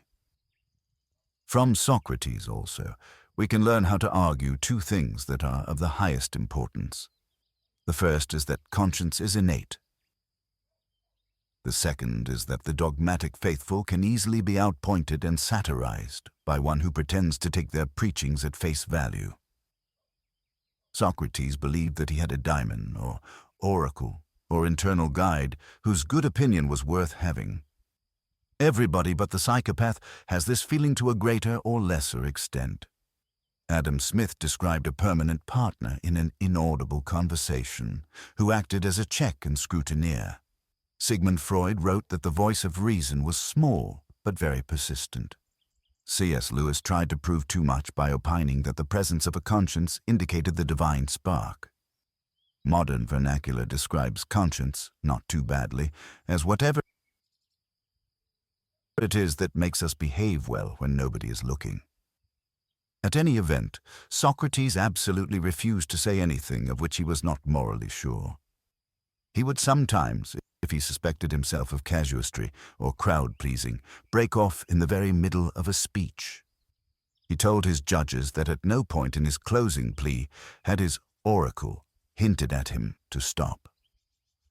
Those who believe that the existence of conscience is a proof of a godly design are advancing an argument that simply cannot be disproved, because there is no evidence for or against it. The case of Socrates, however, demonstrates that men and women of real conscience will often have to assert it against faith. He was facing death but had the option, even if convicted, of a lesser sentence if he chose to plead for it. In almost insulting tones, he offered to pay a negligible fine instead. Having thus given his angry judges no alternative but the supreme penalty, he proceeded to explain why murder at their hands was meaningless to him. Death had no terror. It was either perpetual rest or the chance of immortality, and even of communion with great Greeks like Orpheus and Homer, who had predeceased him. In such a happy case, he observed dryly, one might even wish to die and die again. It need not matter to us that the Delphic oracle is no more, and that Orpheus and Homer are mythical. The point is that Socrates was mocking his accusers in their own terms, saying in effect, "I do not know for certain about death and the gods, but I am as certain as I can be that you do not know either." Some of the anti-religious effect of Socrates and his gentle but relentless questioning can be gauged from a play that was written and performed in his own lifetime. The Clouds, composed by Aristophanes, features a philosopher named Socrates who keeps up a school of skepticism. A nearby farmer manages to come up with all the usual dull questions asked by the faithful. For one thing, if there is no Zeus, who brings the rain to water the crops? Inviting the man to use his head for a second, Socrates points out that if Zeus could make it rain, there would or could be rain from cloudless skies. Since this does not happen, it might be wiser to conclude that the clouds are the cause of the rainfall. "All right then," says the farmer, "who moves the clouds into position? That must surely be Zeus." "Not so," says Socrates, who explains about winds and heat. "Well, in that case," replies the old rustic, "where does the lightning come from to punish liars and other wrongdoers?" The lightning, it is gently pointed out to him, does not seem to discriminate between the just and the unjust. Indeed, it has often been noticed to strike the temples of Olympian Zeus himself. This is enough to win the farmer over, though he later recants his impiety and burns down the school with Socrates inside it. Many are the free thinkers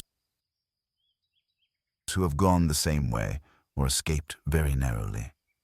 All major confrontations over the right to free thought, free speech, and free inquiry have taken the same form of a religious attempt to assert the literal and limited mind over the ironic and inquiring one.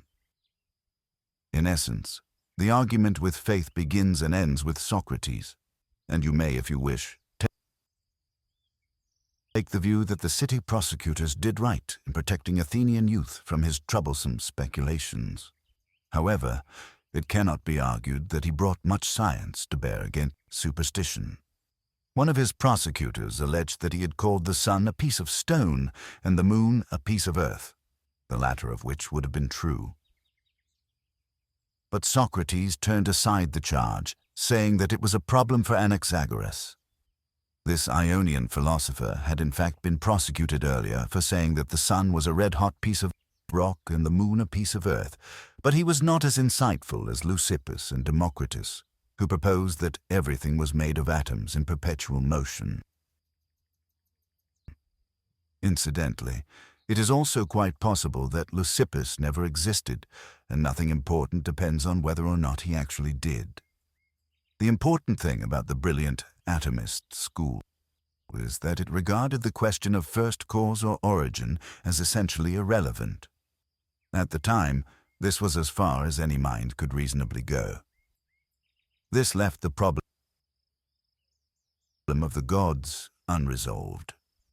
Epicurus, who took up the theory of Democritus concerning atoms, could not quite disbelieve in their existence, but he did find it impossible to convince himself that the gods played any role in human affairs. For one thing, why would they bother with the tedium of human existence, let alone the tedium of human government? They avoid unnecessary pain, and humans are wise to do likewise. Thus there is nothing to be feared in death, and in the meantime all attempts to read the gods' intentions, such as studying the entrails of animals, are an absurd waste of time. In some ways, the most attractive and the most charming of the founders of anti-religion is the poet Lucretius, who lived in the 1st century before Christ and admired the work of Epicurus beyond measure. Reacting to a revival of ancient worship by the Emperor Augustus, he composed a witty and brilliant poem entitled De Rerum Natura, or On the Nature of Things. This work was nearly destroyed by Christian fanatics in the Middle Ages, and only one printed manuscript survived, so we are fortunate even to know that a person writing in the time of Cicero, who first published the poem, and Julius Caesar had managed to keep alive the atomic theory. Lucretius anticipated David Hume in saying that the prospect of future annihilation was no worse than the contemplation of the nothingness from which one came, and also anticipated Freud in ridiculing the idea of prearranged burial rites and memorials, all of them expressing the vain and useless wish to be present in some way at one's own funeral. Following Aristophanes, he thought that the weather was its own explanation, and that nature, rid of all gods, did the work that foolish and self-centered people imagined to be divinely inspired or directed at their puny selves. Who can wheel all the starry spheres and blow over all land the fruitful warmth from above?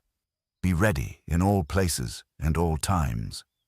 Gather black clouds and shake the quiet sky, with terrible thunder to hurl down bolts which often rattle his own shrines, to rage in the desert, retreating, for target drill so that his shafts can pass the guilty by and slay the innocent. Atomism was viciously persecuted throughout Christian Europe for many centuries, on the not unreasonable ground that it offered a far better explanation of the natural world than did religion.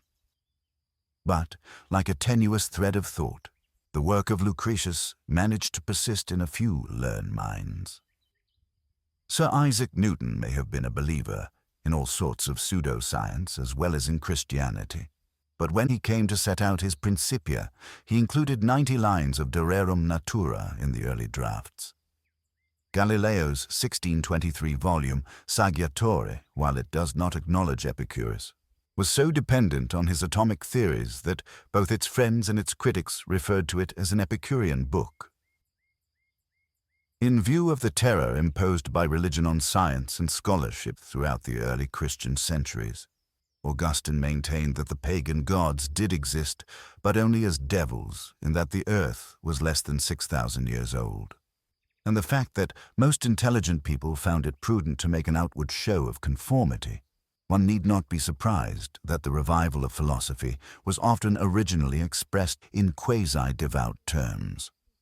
Those who followed the various schools of philosophy that were permitted in Andalusia during its brief flowering, a synthesis between Aristotelianism, Judaism, Christianity, and Islam, were permitted to speculate about duality in truth and a possible balance between reason and revelation.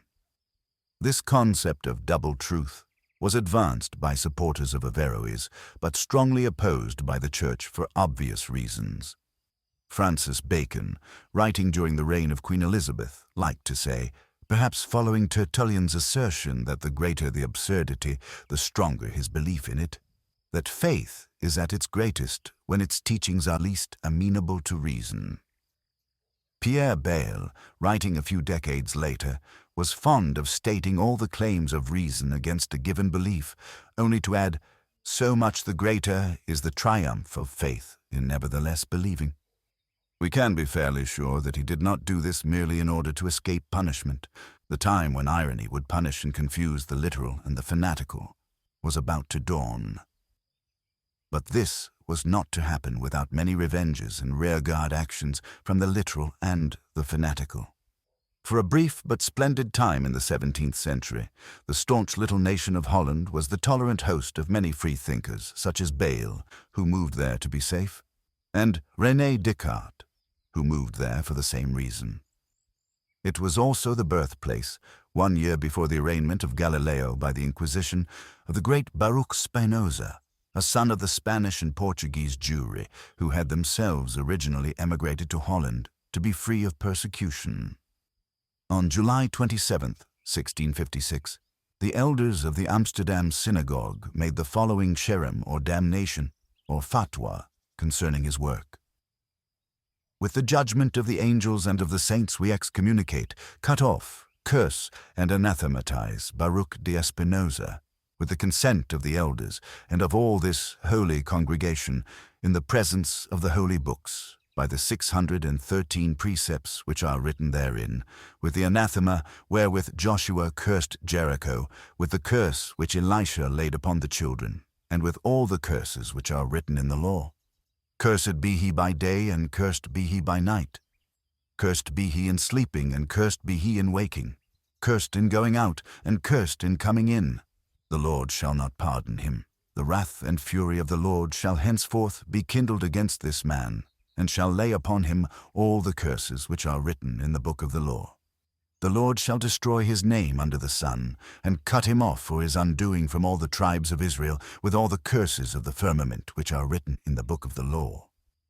The multiple malediction concluded with an order requiring all Jews to avoid any contact with Spinoza, and to refrain on pain of punishment from reading any paper composed or written by him. Incidentally, the curse which Elisha laid upon the children refers to the highly elevating biblical story in which Elisha, annoyed by children who teased him for his boldness, called upon God to send some she-bears to rend the children limb from limb, which, so says the story, the bears dutifully did.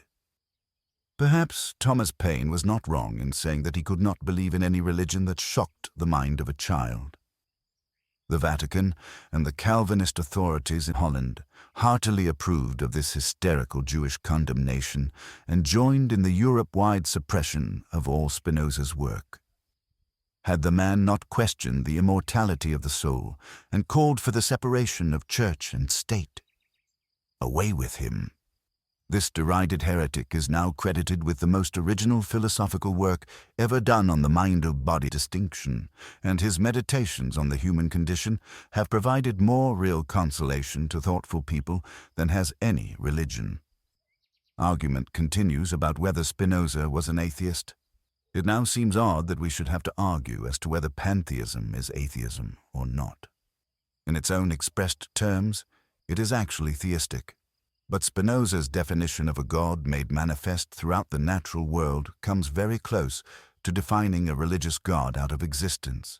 And if there is a pervasive, pre-existing cosmic deity who is part of what he creates, then there is no space left for a God who intervenes in human affairs, let alone for a God who takes sides in vicious Hamlet wars between different tribes of Jews and Arabs. No text can have been written or inspired by him, for one thing, or can be the special property of one sect or tribe. One recalls the question that was asked by the Chinese when the first Christian missionaries made their appearance. If God has revealed himself, how is it that he has allowed so many centuries to elapse before informing the Chinese?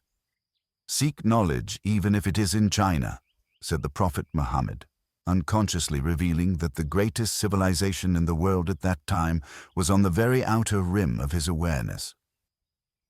As with Newton and Galileo building on Democritus and Epicurus, we find Spinoza projected forward into the mind of Einstein, who answered a question from a rabbi by stating firmly that he believed only in Spinoza's God, and not at all in a God who concerns himself with the fates and actions of human beings.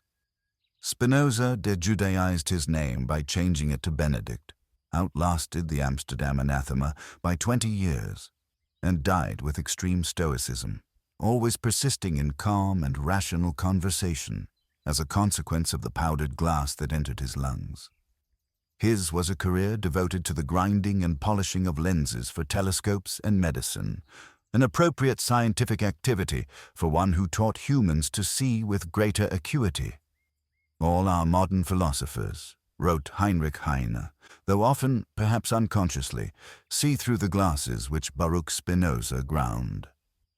Heine's poems were later to be thrown on a pyre by gibbering Nazi bully boys who did not believe that even an assimilated Jew could have been a true German. The frightened, backward Jews who ostracized Spinoza had thrown away a pearl richer than all their tribe. The body of their bravest son was stolen after his death, and no doubt subjected to other rituals of desecration. Spinoza had seen some of this coming. In his correspondence he would write the word caute, Latin for take care, and place a little rose underneath. This was not the only aspect of his work that was sub rosa. He gave a false name for the printer of his celebrated Tractatus and left the author's page blank. His prohibited work, much of which might not have survived his death if not for the bravery and initiative of a friend, continued to have a subterranean existence in the writing of others.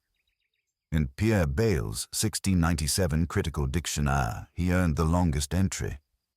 Montesquieu's 1748 Spirit of the Laws was considered so dependent on Spinoza's writing that its author was compelled by the church authorities in France to repudiate this Jewish monster and to make a public statement announcing his belief in a Christian creator.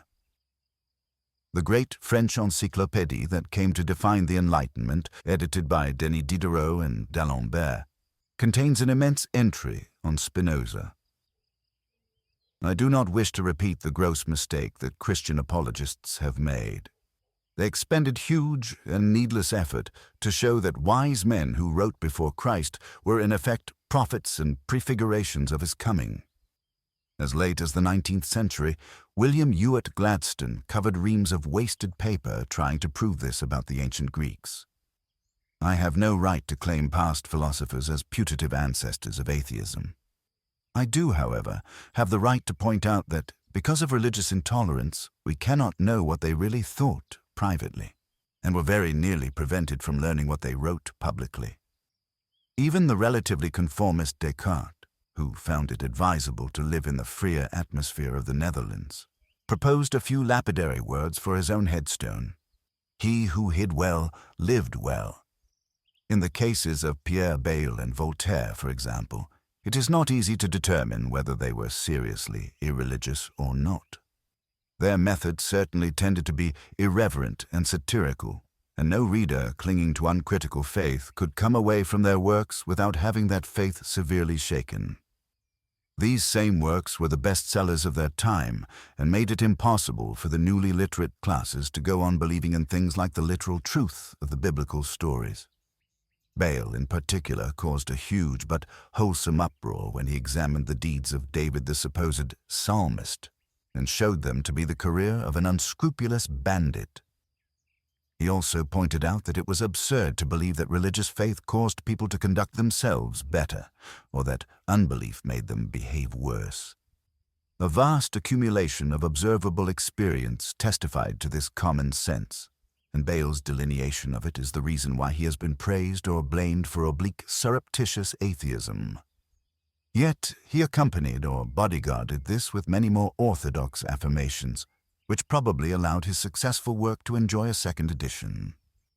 Voltaire balanced his own savage ridicule of religion with some devotional gestures, and smilingly proposed that his own tomb, how these men did rattle on about the view of their own funerals, be built so as to be half inside and half outside the church.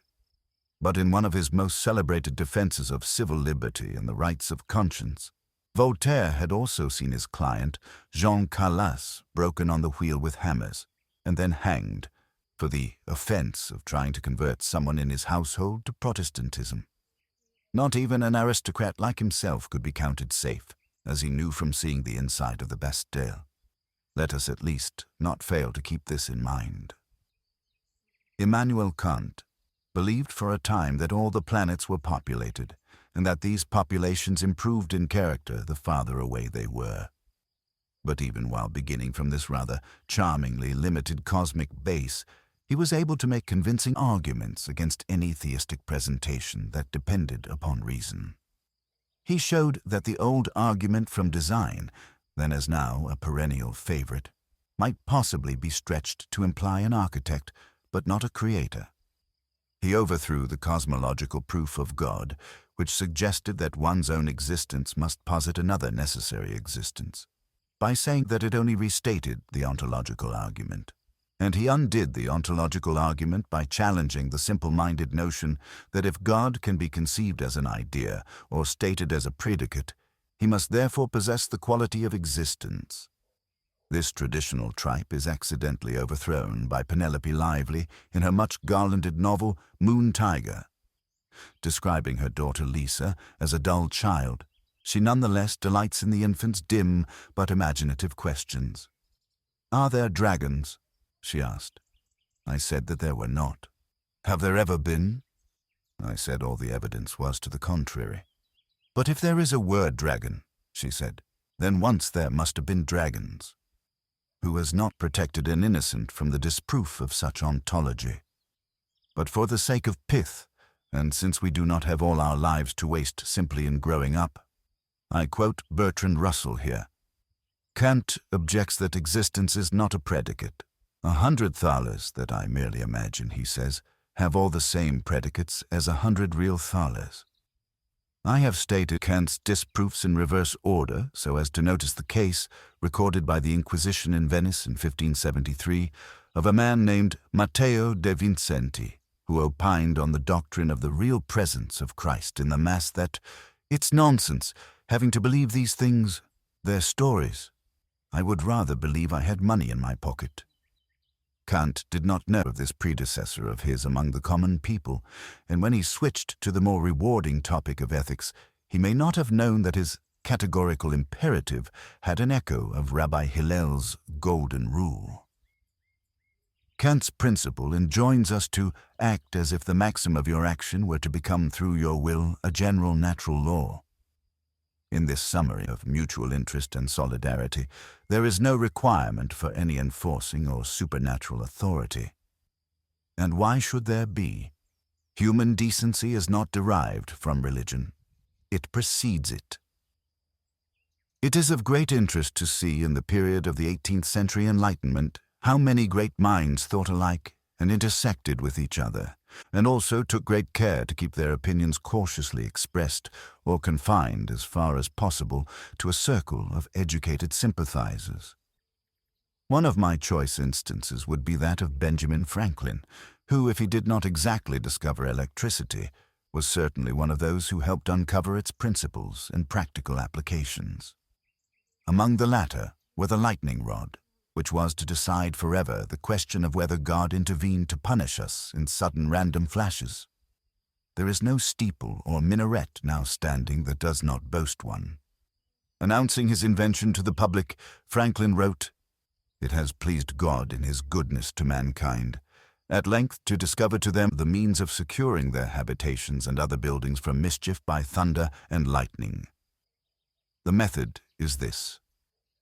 He then goes on to elaborate the common household equipment: brass wire, a knitting needle, a few small staples, that is required to accomplish the miracle. This shows perfect outward conformity with received opinion, but is embellished with a small yet obvious dig in the words "at length." You may choose to believe, of course, that Franklin sincerely meant every word of it, and desired people to believe that he credited the Almighty with relenting after all these years and finally handing over the secret. But the echo of Prometheus stealing the fire from the gods is too plain to miss. And Prometheans in those days still had to be watchful. Joseph Priestley, the virtual discoverer of oxygen, had his Birmingham laboratory smashed by a Tory-inspired mob yelling "for church and king," and had to take his Unitarian convictions across the Atlantic in order to begin work again. Nothing is perfect in these accounts. Franklin took as strong an interest in Freemasonry as Newton had in alchemy, and even Priestley was a devotee of the phlogiston theory. Remember that we are examining the childhood of our species. Edward Gibbon, who was revolted by what he discovered about Christianity during the labor of his massive decline and fall of the Roman Empire, dispatched an early copy to David Hume, who warned him that there would be trouble, which there was. Hume received Benjamin Franklin as a guest in Edinburgh, and traveled to Paris to meet with the editors of the Encyclopédie. These sometimes flamboyantly irreligious men were at first disappointed when their careful Scottish guest remarked on the absence of atheists, and therefore on the possible absence of such a thing as atheism. They might have liked him better if they had read his dialogue concerning natural religion a decade or so later. Based on a Ciceronian dialogue, with Hume himself, apparently, but cautiously, taking the part of Philo, the traditional arguments about the existence of God are qualified a little by the availability of more modern evidence and reasoning. Borrowing perhaps from Spinoza, much of whose own work was still only available at second hand, Hume suggested that the profession of belief in a perfectly simple and omnipresent supreme being was in fact a covert profession of atheism, because such a being could possess nothing that we could reasonably call a mind or a will. Moreover, if he did chance to possess such attributes, then the ancient inquiry of Epicurus would still stand. Is he willing to prevent evil but not able? Then is he impotent. Is he able but not willing? Then is he malevolent. Is he both able and willing? Whence then is evil? Atheism cuts through this non-quandary like the razor of Occam. It is absurd, even for a believer, to imagine that God should owe him an explanation. But a believer nonetheless takes on the impossible task of interpreting the will of a person unknown, and thus brings these essentially absurd questions upon himself. Let the assumption lapse, though, and we shall see where we are and be able to apply our intelligence, which is all that we have. To the inescapable question, where do all the creatures come from? Hume's answer anticipates Darwin by saying that, in effect, they evolve. The efficient ones survive, and the inefficient ones die out. At the close, he chose, as had Cicero, to split the difference between the deist Cleanthes and the skeptic Philo. This could have been playing it safe, as Hume tended to do, or it could have represented the apparent appeal of deism in the age before Darwin. Even the great Thomas Paine, a friend to Franklin and Jefferson, repudiated the charge of atheism that he was not afraid to invite. Indeed, he set out to expose the crimes and horrors of the Old Testament, as well as the foolish myths of the New, as part of a vindication of God. No grand and noble deity, he asserted, should have such atrocities and stupidities laid to his charge. Paine's Age of Reason marks almost the first time that frank contempt for organized religion was openly expressed. It had a tremendous worldwide effect. His American friends and contemporaries, partly inspired by him to declare independence from the Hanoverian usurpers and their private Anglican church, meanwhile achieved an extraordinary and unprecedented thing: the writing of a democratic and republican constitution that made no mention of God, and that mentioned religion only when guaranteeing that it would always be separated from the state. Almost all of the American founders died without any priest by their bedside, as also did Paine, who was much pestered in his last hours by religious hooligans, who demanded that he accept Christ as his savior. Like David Hume, he declined all such consolation, and his memory has outlasted the calumnious rumor that he begged to be reconciled with the Church at the end. The mere fact that such deathbed repentances were sought by the godly, let alone subsequently fabricated, speaks volumes about the bad faith of the faith-based. Charles Darwin was born within the lifetime of Paine and Jefferson, and his work was eventually able to transcend the limitations of ignorance concerning the origins of plants and animals and other phenomena under which they had had to labor. But even Darwin, when he began his quest as a botanist and natural historian, was quite sure that he was acting in a way that was consistent with God's design. He had wanted to be a clergyman, and the more discoveries he made, the more he tried to square them with faith in a higher intelligence. Like Edward Gibbon, he anticipated a controversy upon publication, and, a bit less like Gibbon, he made some protective and defensive notes. In fact, he at first argued with himself very much as some of today's intelligent design boobies are wont to do. Faced with the unarguable facts of evolution, why not claim that those prove how much greater is God than we even thought he was? The discovery of natural laws should exalt our notion of the power of the omniscient Creator. Not quite convinced by this in his own mind, Darwin feared that his first writings on natural selection would be the end of his reputation, equivalent to confessing a murder. He also appreciated that, if he ever found adaptation conforming to environment, he would have to confess to something even more alarming: the absence of a first cause or grand design. The symptoms of old-style between-the-lines encoded concealment are to be found throughout the first edition of The Origin of Species. The term evolution never appears, while the word creation is employed frequently. Fascinatingly, his first 1837 notebooks were given the provisional title The Transmutation of Species, almost as if Darwin were employing the archaic language of alchemy. The title page of the eventual Origin bore a comment significantly drawn from the apparently respectable Francis Bacon about the need to study not just the Word of God, but also his work. In The Descent of Man, Darwin felt able to push matters a little further, but still submitted to some editorial revision by his devout and beloved wife, Emma. Only in his autobiography, which was not intended for publication, and in some letters to friends, did he admit that he had no remaining belief. His agnostic conclusion was determined as much by his life as by his work.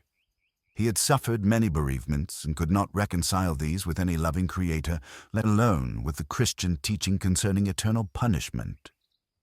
Like so many people, however brilliant, he was prone to that solipsism that either makes or breaks faith, and which imagines that the universe is preoccupied with one's own fate.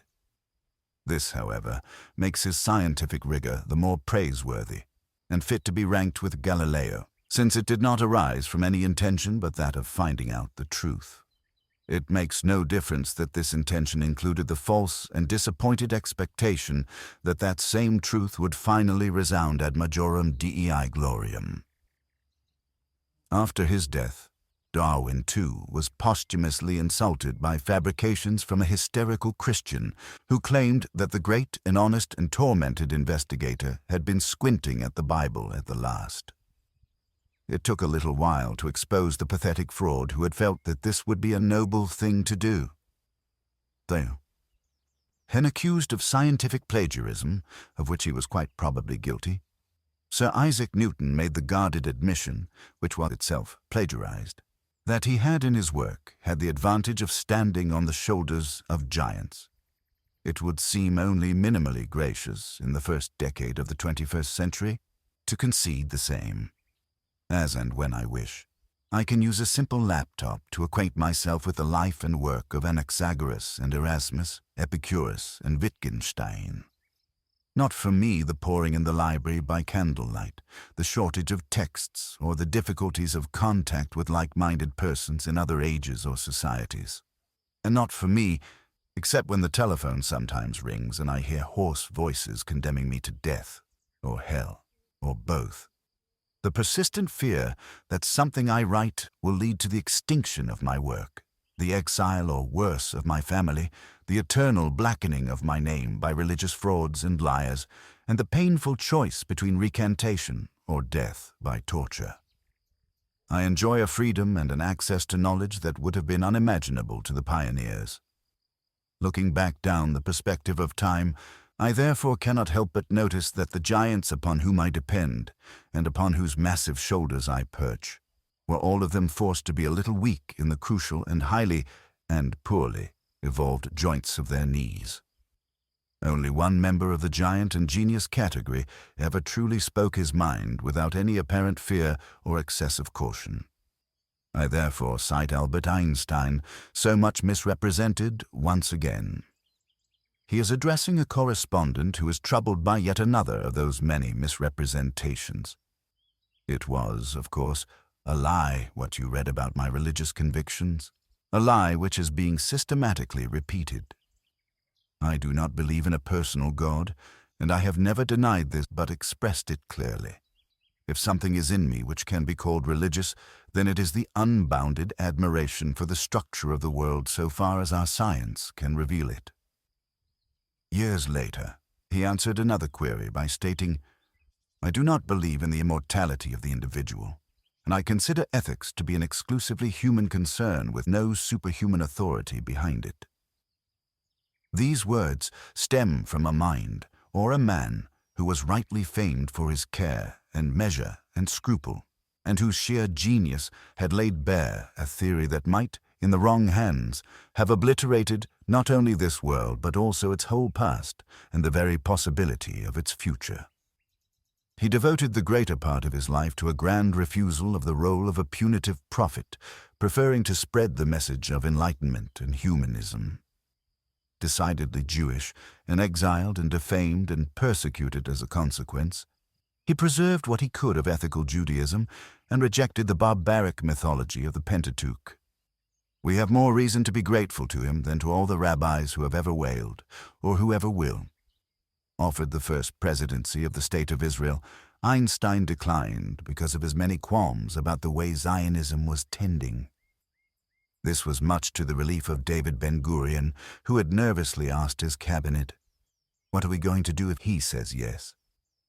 Wreathed in the widow's weeds of grief, the greatest Victorian of all is said to have appealed to her favorite prime minister to ask if he could produce one unanswerable argument for the existence of God. Benjamin Disraeli hesitated briefly before his queen, the woman whom he had made Empress of India, and replied, "The Jews, ma'am." It seemed to this worldly but superstitious political genius that the survival of the Jewish people and their admirably stubborn adherence to their ancient rituals and narratives showed the invisible hand at work. In fact, he was changing ships on a falling tide. Even as he spoke, the Jewish people were emerging from two different kinds of oppression. The first and most obvious was the ghettoization that had been imposed on them by ignorant and bigoted Christian authorities.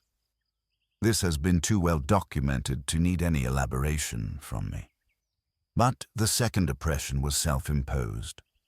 Napoleon Bonaparte, for example, had with some reservations removed the discriminatory laws against Jews. He may well have hoped for their financial support, but no matter.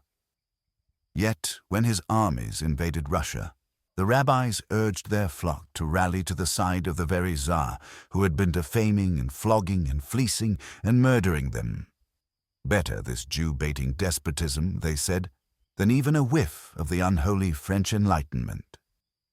This is why the silly, ponderous melodrama in that Amsterdam synagogue was and remains so important. Even in a country as broad-minded as Holland, the elders had preferred to make common cause with Christian anti-Semites and other obscurantists rather than permit the finest of their number to use his own free intelligence. When the walls of the ghettos fell, therefore, the collapse liberated the inhabitants from the rabbis as well as the Gentiles. There ensued a flowering of talent such as has seldom been seen in any epoch. A formerly stultified population proceeded to make immense contributions to medicine, science, law, politics, and the arts. The reverberations are still being felt. One need only instance Marx, Freud, Kafka, and Einstein, though Isaac Babel, Arthur Koestler, Billy Wilder, Lenny Bruce, Saul Bellow, Philip Roth, Joseph Heller, and countless others are also the product of this dual emancipation.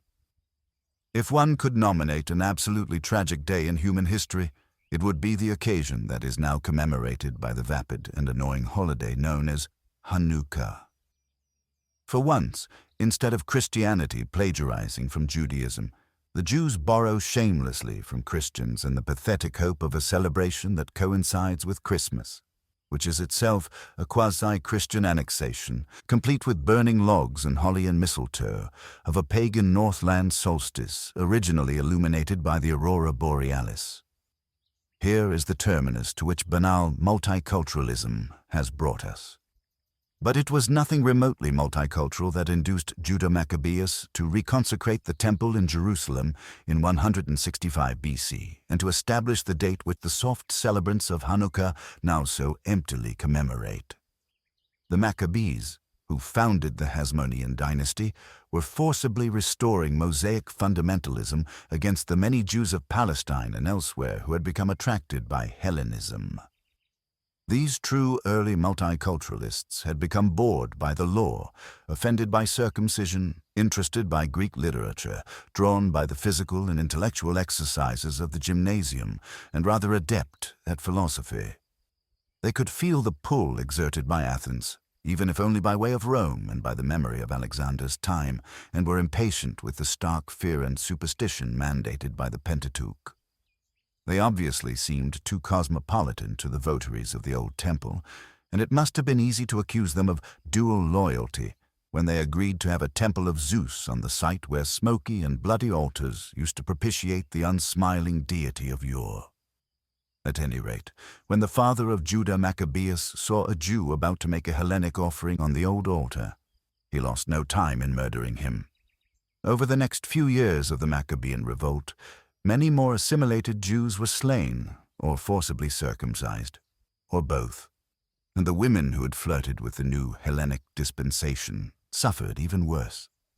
Since the Romans eventually preferred the violent and dogmatic Maccabees to the less militarized and fanatical Jews who had shone in their togas in the Mediterranean light, the scene was set for the uneasy collusion between the old garb ultra-Orthodox Sanhedrin and the imperial governorate.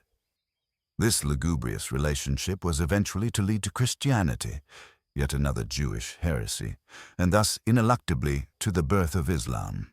We could have been spared the whole thing.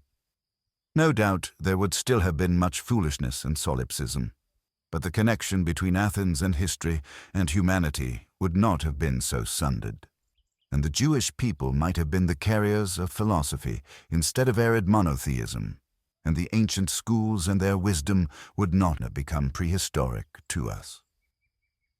I once sat in the Knesset office of the late Rabbi Meir Kahan, a vicious racist and demagogue among whose supporters the mad doctor Baruch Goldstein and other violent Israeli settlers were to be found. Kahane's campaign against mixed marriages and for the expulsion of all non-Jews from Palestine had earned him the contempt of many Israelis and diaspora Jews, who compared his program to that of the Nuremberg laws in Germany. Kahane raved for a bit in response to this, saying that any Arab could remain if he converted to Judaism by a strictly halakha test, not a concession, admittedly, that Hitler would have permitted, but then became bored and dismissed his Jewish opponents as mere Hellenized riff-raff. To this day, the Orthodox Jewish curse word for a heretic or apostate is apikoros, meaning follower of Epicurus. And he was correct in a formal sense. His bigotry had little to do with race and everything to do with faith. Sniffing this insanitary barbarian, I had a real pang about the world of light and color that we had lost so long ago in the black and white nightmares of his dreary and righteous ancestors. The stench of Calvan and Torquemada and Bin Laden came from the dank, hunched figure whose CAC party goons patrolled the streets looking for Sabbath violations and unauthorized sexual contacts. Again, to take the metaphor of the Burgess Shale, he was a poisonous branch that should have been snapped off long ago or allowed to die out before it could infect any healthy growth with its junk DNA. But yet we still dwell in its unwholesome, life-killing shadow. And little Jewish children celebrate Hanukkah so as not to feel left out of the tawdry myths of Bethlehem, which are now being so harshly contested by the more raucous propaganda of Mecca and Medina. Chapter 19. In conclusion, the need for a new enlightenment.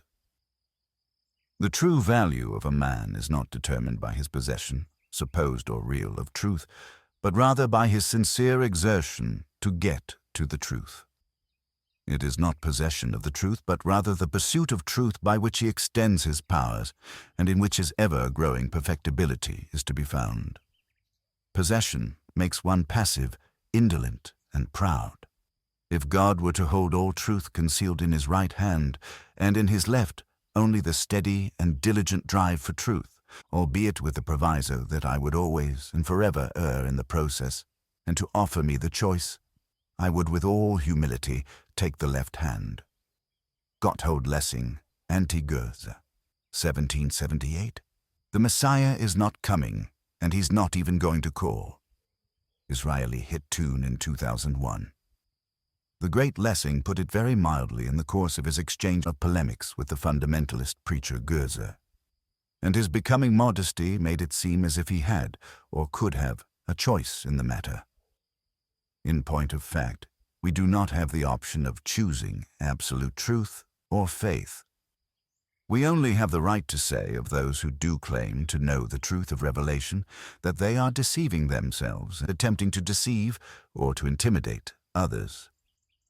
Of course, it is better and healthier for the mind to choose the path of skepticism and inquiry in any case, because only by continual exercise of these faculties can we hope to achieve anything.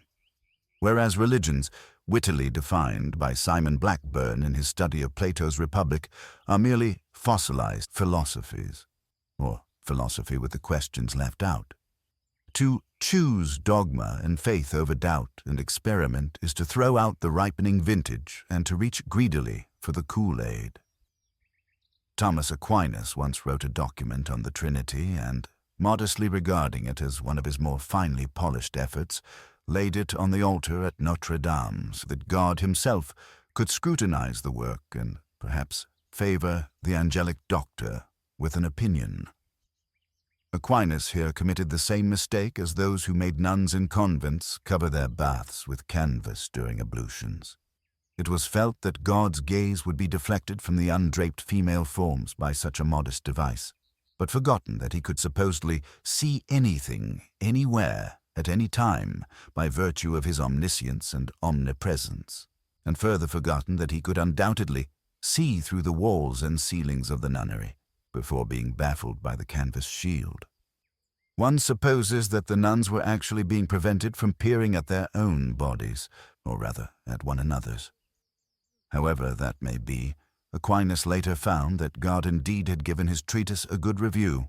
he being the only author ever to have claimed this distinction, and was discovered by awed monks and novices to be blissfully levitating around the interior of the cathedral. Rest assured that we have eyewitnesses for this event.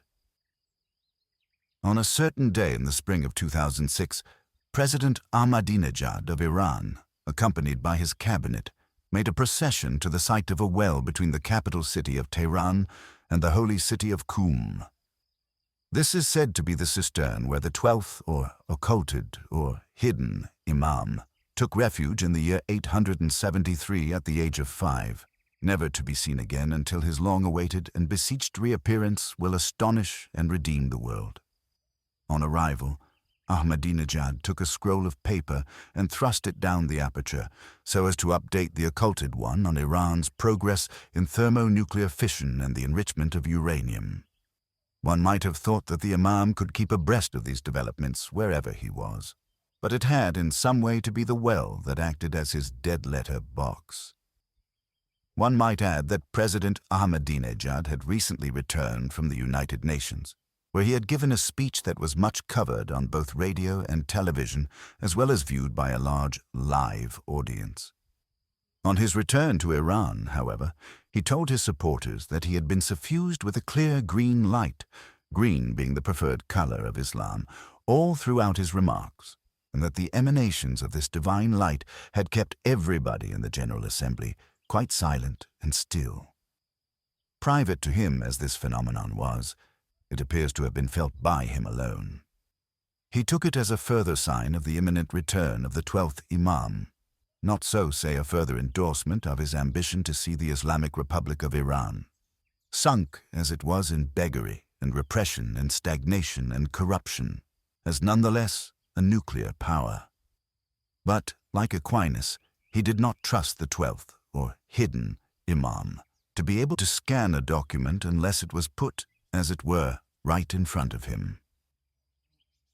Having often watched Shia ceremonies and processions, I was not surprised to learn that they are partly borrowed, in their form and liturgy, from Catholicism.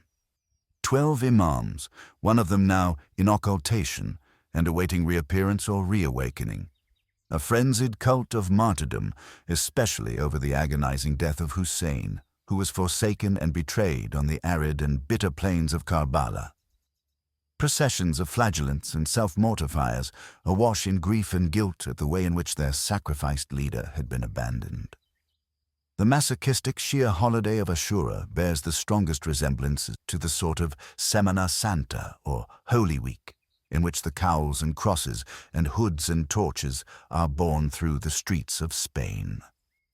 Yet again, it is demonstrated that monotheistic religion is a plagiarism of a plagiarism, of a hearsay of a hearsay, of an illusion, extending all the way back to a fabrication of a few non-events.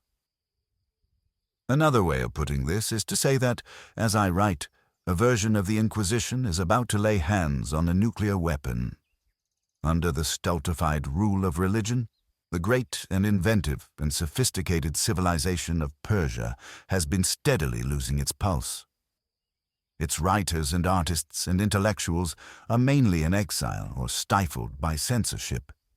Its women are chattel and sexual prey. Its young people are mostly half-educated and without employment. After a quarter-century of theocracy, Iran still exports the very things it exported when the theocrats took over: pistachio nuts and rugs. Modernity and technology have passed it by, save for the one achievement of nuclearization. This puts the confrontation between faith and civilization on a whole new footing. Until relatively recently, those who adopted the clerical path had to pay a heavy price for it. Their societies would decay, their economies would contract, their best minds would go to waste or take themselves elsewhere, and they would consistently be outdone by societies that had learned to tame and sequester the religious impulse.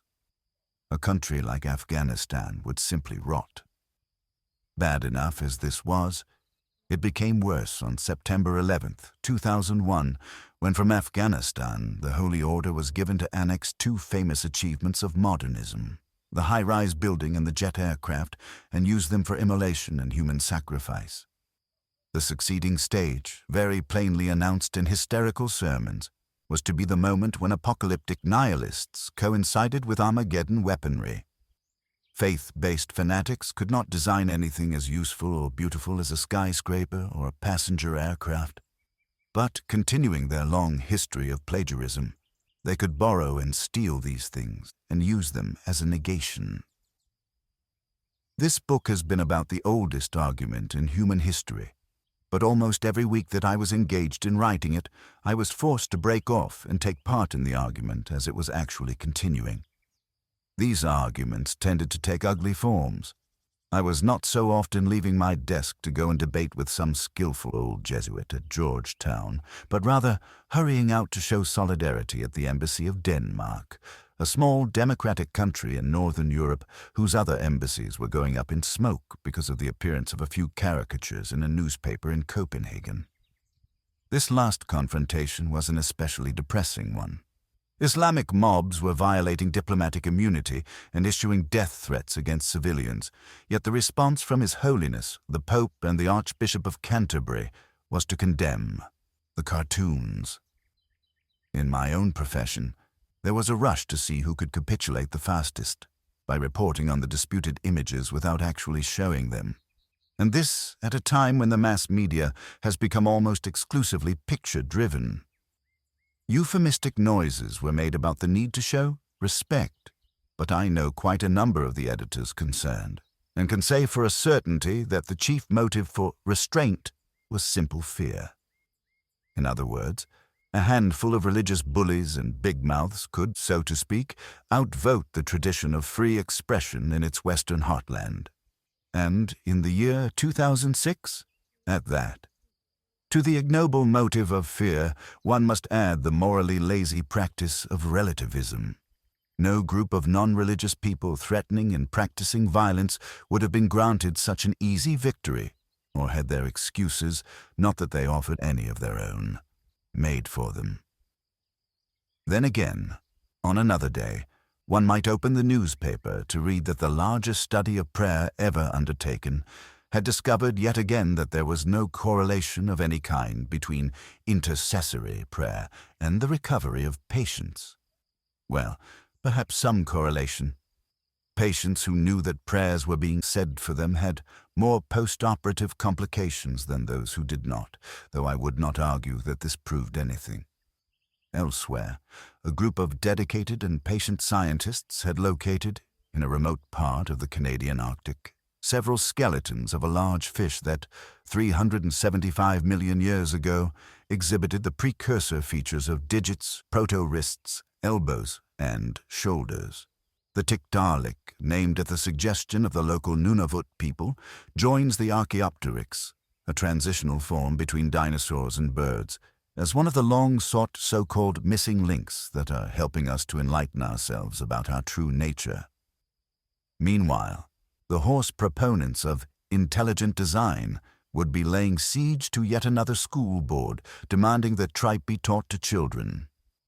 In my mind, these contrasting events began to take on the characteristics of a race, a tiny step forward by scholarship and reason, a huge menacing lurch forward by the forces of barbarism, the people who know they are right and who wish to instate, as Robert Lowell once phrased it in another context, a reign of piety and iron. Religion even boasts a special branch of itself devoted to the study of the end. It calls itself eschatology and broods incessantly on the passing away of all earthly things. This death cult refuses to abate, even though we have every reason to think that earthly things are all that we have or are ever going to have.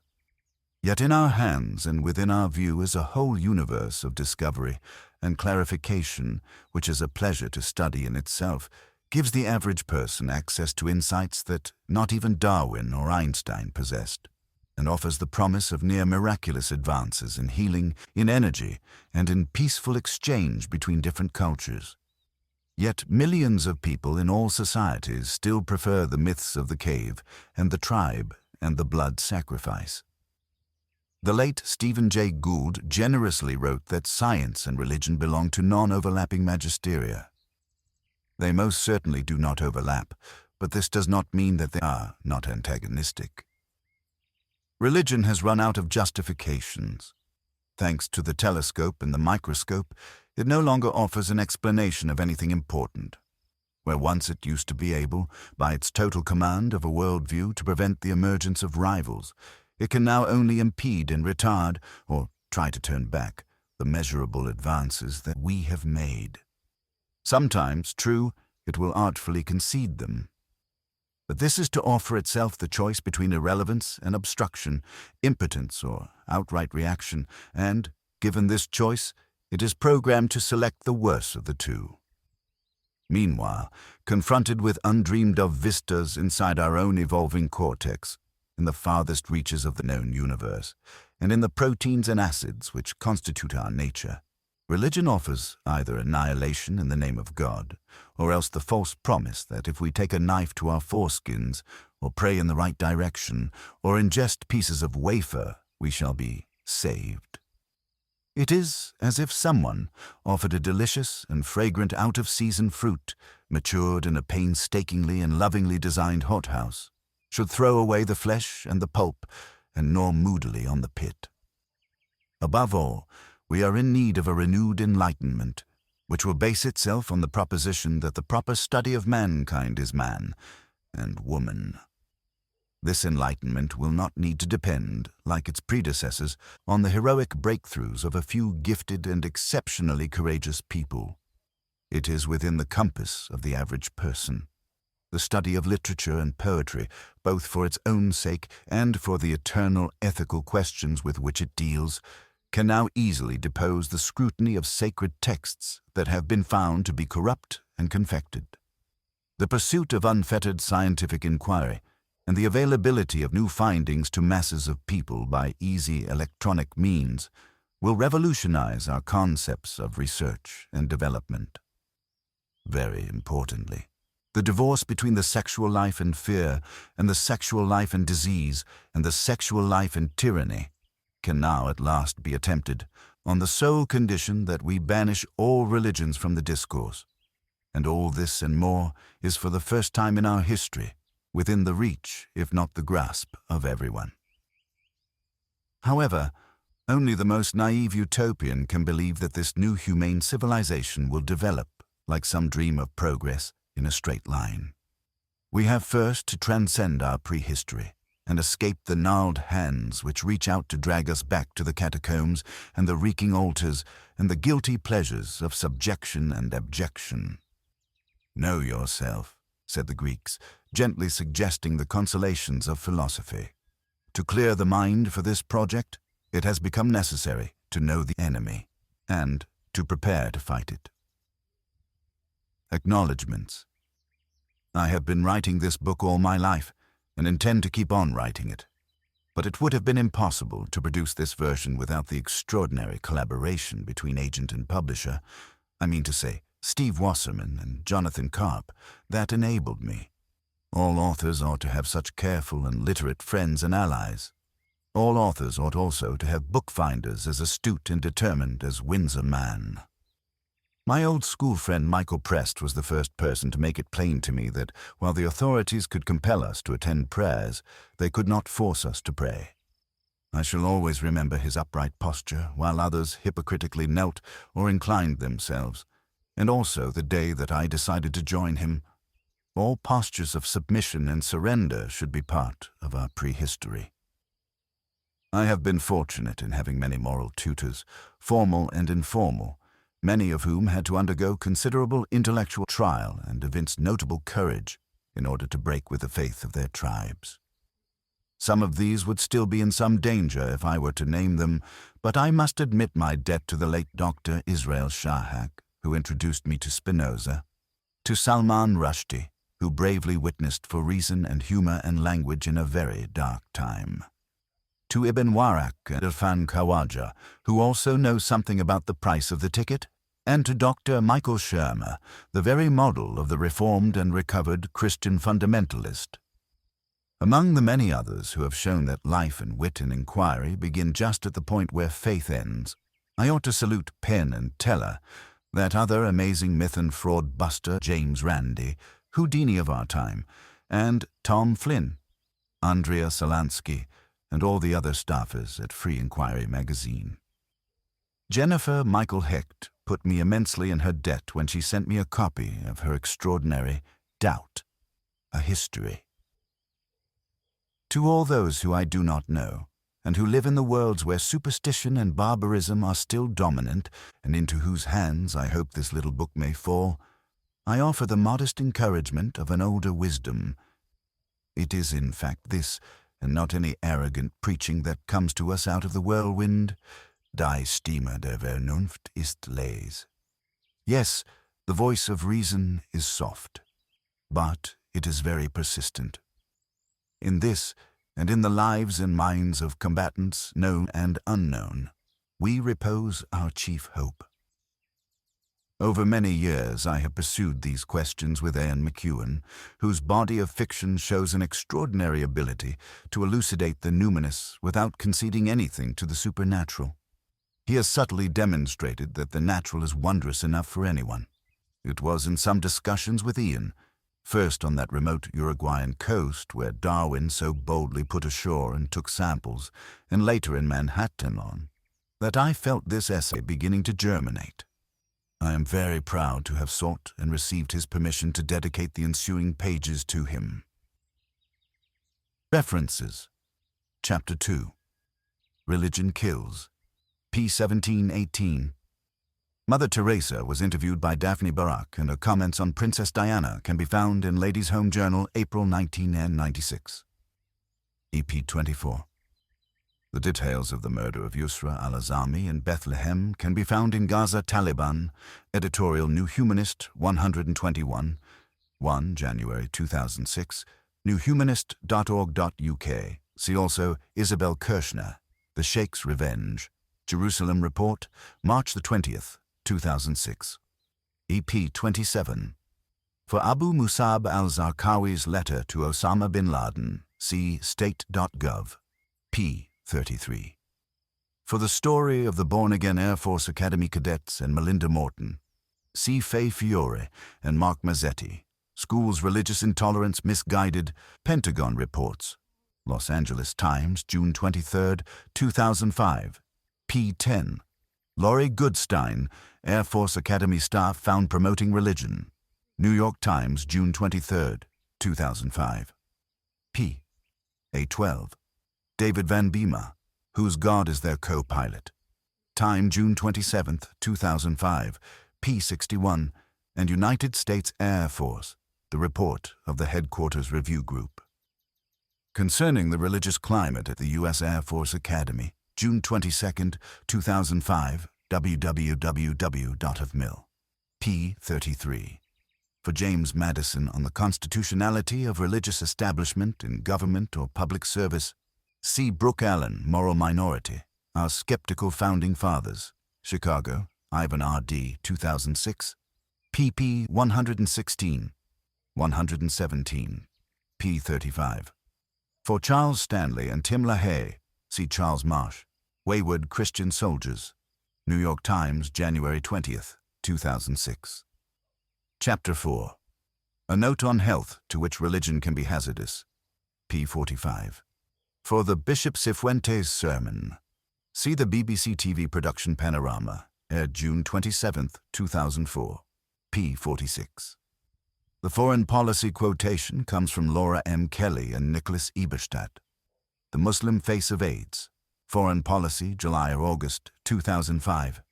Foreignpolicy.com, PE 47. For Daniel Dennett's criticisms of religion, see his Breaking the Spell, Religion as a Natural Phenomenon, New York, Viking Adult, 2006. pp. 57. For the Tim LaHaye and Jerry B. Jenkins quote, see Their Glorious Appearing, The End of Days, Wheaton, Illinois, Tyndale House, 2004. pp. 250, 260, p. 59. Pervez Hoodboy's comments on the Pakistan. The end. Alexandria Vox is a library that speaks, a living archive of humanity. Alexandria fell once. It does not need to fall again.